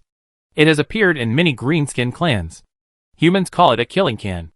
A fart spirit or a disabled greenskin is stuffed into a tin can. Due to the greenskin shocking technology, this is obviously not a wearable or uninstallable gadget. But immortality is integrated with this machine. From the upper and lower sides of the can, the mechanical structure that extends out is the limbs. The arms of the upper limbs are equipped with close combat or long-range weapons. And there are also large-caliber machine guns on both sides of the can. This thing, has appeared on many battlefields where greenskins are rampant. They are not the greenskins' main armored units, they have bigger ones. However, when such a thing that stands 3 meters tall appears on the battlefield, and can move flexibly on battlefields where many armored vehicles cannot move, its armor level and firepower will make human infantry feel desperate. Even Space Marines cannot ignore such opponents. The machine guns on both sides of the water tank fired a few more shots, which were enough to break the power armor. The double-fired rocket launcher held in one hand, and the automatic loading rocket launcher also had good lethality. If hit by the big axe, it would be fatal. Of course, generally speaking, the Space Marines would win more in a duel. Each of the 5 veterans present had at least blown up 5 killing tanks. But that was a career achievement, not a one-time victory. If they were really besieged, they would not even need 5. 2 or 3 would be too much. At the moment, in this greenskin army that is still gathering, they saw 10 such killing tanks. As more greenskins gathered later, it was not known whether there would be more armed trucks that could match the Wanderer armored vehicles. Killing tanks that were equivalent to the beggar version of power armor. More than 3,000 greenskins gathered. And there were many powerful leaders, or tough guys who were much stronger than ordinary greenskins. Such a force, going to the front line, launching a direct attack on any place, would result in devastating consequences. Unprepared humans would almost certainly be crushed. Fortunately, they had already discovered it. Now that they knew the intelligence, it would be easy to deal with it. They did not alert the enemy, and after marking the coordinates, they quietly left and reported the intelligence to the governor. They did not carry any communication equipment, nor was there any need to. The power armor worn by the Space Marines had integrated corresponding communication modules, and was also connected to the wireless communication channel of the frontline command post. The communication tower erected at the frontline command post does this job. When facing the greenskins, there should be no need to worry about the threat of radio being monitored. How the governor will deal with this information later, they have no control over it for the time being. The subsequent instructions they received were to continue the exploration, according to the predetermined goals, to find the base camp of those greenskins, to find their arsenal, to find their farms, and hatchings. It may be a little lacking in clues before, but now it is easy. Leave 2 Space Marines with a few people from the Storm Squadron to keep an eye on the large number of greenskins at the starting position, and the rest will follow the route of the greenskins that are gathering, and explore the source in the opposite direction. Chapter 150, Orbital Bombardment. After receiving the news, Gu Heng even lost his appetite. 10,000 greenskins, including more than 3,000 real orcs, and the number is still increasing. There are differences in individual combat capabilities, and the biggest gap is in the ability to resist attacks. Now, the opponent has added all kinds of crude, ridiculous but powerful heavy firepower, heavy equipment. This is already a huge threat. Good guy, Gu Heng was planning to wait 2 days to call for orbital bombardment, and then launch a full-scale counterattack. But now it is the greenskins who are going to attack with all their strength first. Fortunately, this information was discovered in advance. If we were really caught off guard by such an attack, it would be a big problem. Gu Heng is considering a solution. First of all, the mobilization of troops must be accelerated. The troops that are still resting in the joint military camp must be assembled urgently. The number of soldiers on the front line has actually been reduced to about 50,000. There are still about 50,000 people resting in the rear, reorganizing. Although the front line is half-manned, it is definitely more stable than when the adventurers of Garbage Town were stationed there before. After the reorganization, the soldiers have more reliable equipment, and their military skills have been greatly improved. They can fight much better than adventurers. However, isn't it time to prepare for the impact? Or even a full-scale counterattack? The follow-up troops, of course, must be moved forward as a reserve, ready to put out fires at any time. Of course, if they are not used, then it is definitely the best. Wasn't the orbital strike firepower that I asked Elicia for earlier to solve similar problems? If those greenskins were scattered one by one and hid in the ruins of the city, it would be really difficult to fight them. The orbital strike is powerful, but can it blow a city that is already in ruins into pieces? Those greenskins hiding in the ruins have strong vitality. If they are in the core area of the orbital strike artillery bombardment, they will definitely die. They will be buried to death. But if it was in the marginal areas, I'm afraid there would be quite a few survivors. And now, they gathered together and cleared an open area as the starting position, so it was clear that they were going to attack him. Wasn't it?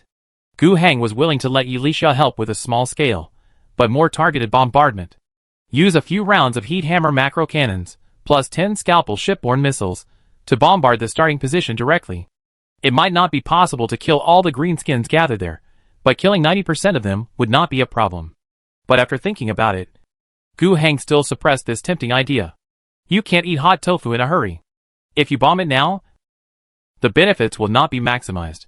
Yi Lixia can get him only one round of bombing opportunity. So he must grasp it well. Be patient. Be more patient. What he needs to do now is to prepare his troops to deal with all challenges and take the initiative to attack. And then wait patiently for the intelligence ahead. And then make a decision. Deep in the ruins of the tower. While marching, Martin suddenly asked Schneider next to him a question. These green skins are not right. Do you feel it? Schneider thought for a moment.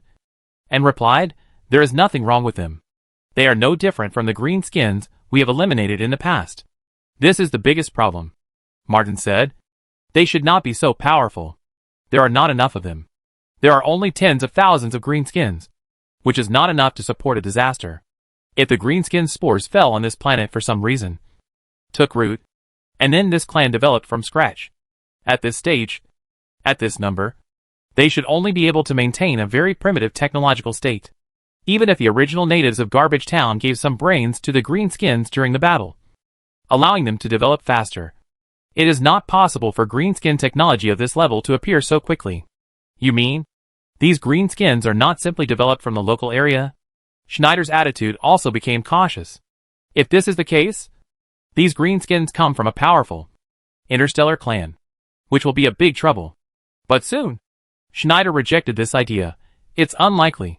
There has never been any report of an attack by alien forces on the Wrath of the Owl. If the greenskin clans with interstellar navigation capabilities really set their sights on this planet, given their characteristics, they would not send only a few teams here. Several large warships, carrying hundreds of thousands, or even millions of greenskins, rapidly multiply after landing and flood the planet. That is their normal method. For what Schneider said, Martins also agreed. So, this is the most contradictory part of the whole thing. We must remind our brothers that this operation cannot simply regard these greenskins as those wild orcs, primitive orcs, and we must be vigilant. I really don't want to see the loss of a fighting brother in the battle at the power plant outside the city of Renaissance again. Hearing the captain say this, the other four also fell silent. They said no more, following the route that the greenskins used to transport supplies and replenish troops. It was not difficult to find the enemy base camp. On the evening of the second day of departure, they had already found the target. Of course, the greenskins were also fully preparing for the war. Their base camp was brightly lit, and their factories were bustling. Space Marines, stormtroopers, did not have the ability to sneak into the base camp. After all, without the conditions for disguised reconnaissance, cross-race investigation can only be done to this extent at most. But it is enough. They marked the greenskin base camp, marked the greenskin military factory, and then found 3 large-scale hatching farms in the surrounding area. Those huge things that look like tropical plants have grown strongly in the ruins of the city. Just as Martins told Gu Heng before, this is definitely not an ideal place for greenskin orcs to reproduce. Even though these greenskins have tried their best to open up a relatively flat area, expose the soil as much as possible, and connect to the water as much as possible, the soil is not suitable, the light is not good, and the water resources are not sufficient. The greenskins are tenacious enough, and they can grow one after another in this environment. Now is the season for harvesting greenskin plants. They saw with their own eyes, under the light, they saw huge fruit pods on the twisted plants, hanging down, and something seemed to be wriggling inside, and then suddenly, the fruit pods opened directly, and a greenskin creature fell out of it. This process repeatedly happened in front of them. Most of the time, what fell out was a beast of different sizes, but similar in shape. This thing is called squig, a kind of orc livestock, which has always existed in the greenskin tribe.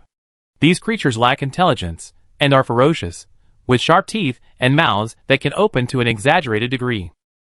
But in fact, they play the role of livestock in the greenskin ecosystem. Some are used for beauty and hairdressing, some are used for food, some are raised by orc boys as pets, and the largest ones can even be ridden into the battlefield. These squigs feed on all kinds of garbage.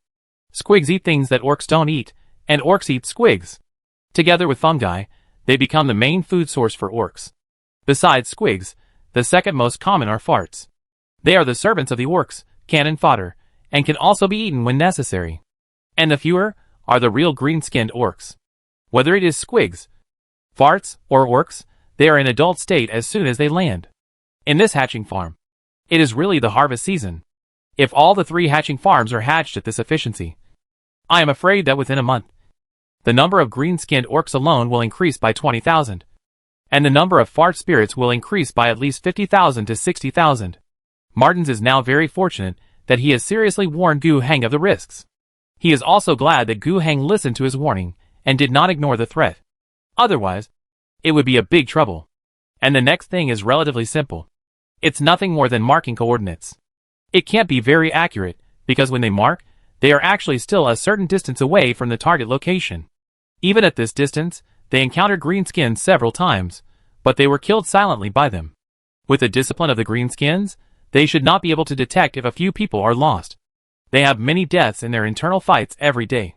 But even if the marking is not very accurate, it doesn't matter much. This is probably the right location. The macro cannons can cover a large area. One scalpel missile can almost destroy a small wind farm. Not to mention the much more powerful macro cannons. And large macro cannons like the Wrath of the Loyal Sun. Of course, in order to improve efficiency, they still set value levels for these places. The 2 points with the highest value are, one is the base camp, and the other is the starting point, where the greenskin army is gathering. Secondly, they mark the arsenal, the hatchery, and the location of the killing tanks in the greenskin army. Then, they marked a bunch of places that could not be explored in depth, but were suspected to be valuable. After completing these tasks, they moved away from the greenskin base camp and informed Governor Gu. Then, they soon received a reply from the governor: leave the area as soon as possible. You have 14 hours to get out of the orbital strike range. Please ensure your own safety. And after the orbital strike is over, confirm the strike effect. Received. You have worked hard. After replying to the task force's message, Gu Heng breathed a sigh of relief. All preparations were finally completed. He contacted Ylisha again, provided the relevant strike coordinates, and told the female brigadier general that all actions were proceeding as planned. Tomorrow, at 11 o'clock Terra Standard Time, the orbital strike will arrive as scheduled. His troops will complete pre-war preparations before then, eat well in advance, and then, after the orbital bombardment ends, attack the enemy in front. The green-skinned orcs facing them will not be bombarded too strongly, at most. There will be a few scalpel missiles, which will hit several key positions accurately, and the macro cannon will not hit here. The main reason is that the macro cannon is too powerful, has a large coverage area, and its accuracy is inferior to that of the scalpel missile. If it tilts a little, it will easily cover its own position. It is better to use a scalpel to blow it up a few times, and then leave the rest to its own army. On the front line, the commander of the 3rd Independent Regiment, Ruggy Lakoshi, who is striving to regain his title of Beast Slayer Regiment, has just finished the combat meeting and sent off the chief of political work of the army, Thaddeus, who came to inspect. Lieutenant Colonel Thaddeus conveyed the governor's order to them. At the meeting were all the military commanders and instructors of all company-level units, and above in the regiment were present. It was announced that the 3rd Independent Regiment will be the fist and the vanguard in the full-scale counterattack at noon tomorrow. Their goal is to tear open the Greenskins' defense from the middle of the entire defense line, completely capture their positions, cut the front line into 2 sections, and create space for the 3 mechanized synthetic battalions to penetrate from the middle. Afterwards, they will dispatch troops, accompany a synthetic battalion, and execute a detour to the north after the follow-up friendly forces take over the position, cut off the retreat space of the Greenskins on the north side, and complete the encirclement with the friendly forces in front, and completely annihilate the Greenskins there. All officers and soldiers, listen to Thaddeus's battle objectives and requirements in silence. The silence continued, but this was by no means fear dread. Lakoshi could see a fire in his subordinate's eyes. And he was the same. They had waited too long. Okay, go back. Lakoshi broke the silence. Go back to your respective companies and get ready. There are still 13 hours until tomorrow noon. The staff will break down tomorrow's offensive mission, and it will be delivered to you tomorrow morning at the latest. This is a battle we have been waiting for a long time. And it is also an opportunity we never dared to think about in the past. I have only one request. We must fight beautifully. We must live up to the people we have lost. Live up to the hatred we are willing to sacrifice our lives to avenge. And live up to the opportunity the governor has given us. Roar! The officers stood up suddenly, and then returned to their respective teams. Andrei Alexei, who was transferred to the independent regiment as the political commissar, was a little confused. He just wanted to boost the morale of the officers as the chief political officer, but found that it seemed unnecessary. The regiment commander Likishi patted his shoulder without explaining anything. It was unknown how many soldiers of the Beast Slaughter Regiment could really sleep well, but they would force themselves to have a good rest, all for the sake of showing their style tomorrow. Tonight, it was particularly long. No matter how long the night was, it would always pass. The sky was bright, and Likishi, who had just woken up, went to the front line of the army to check. He watched the soldiers eat, watched them check their guns, watched the officers talk to the soldiers. All this made his anxious heart inexplicably calm down. They had done everything they could do, and were just waiting for the order to attack. The pocket watch that was issued to them ticked to 11 o'clock in the afternoon. The order to attack had not yet been issued, but he first saw many red spots of light, faintly appearing in the sky. Meteor shower? No, he quickly dismissed this idea. This should be part of the powerful attack that Lieutenant Colonel Thaddeus had mentioned before. At that time, he thought it was the artillery positions in the rear, which would fire without limit and fiercely, but it seemed that it was not just that.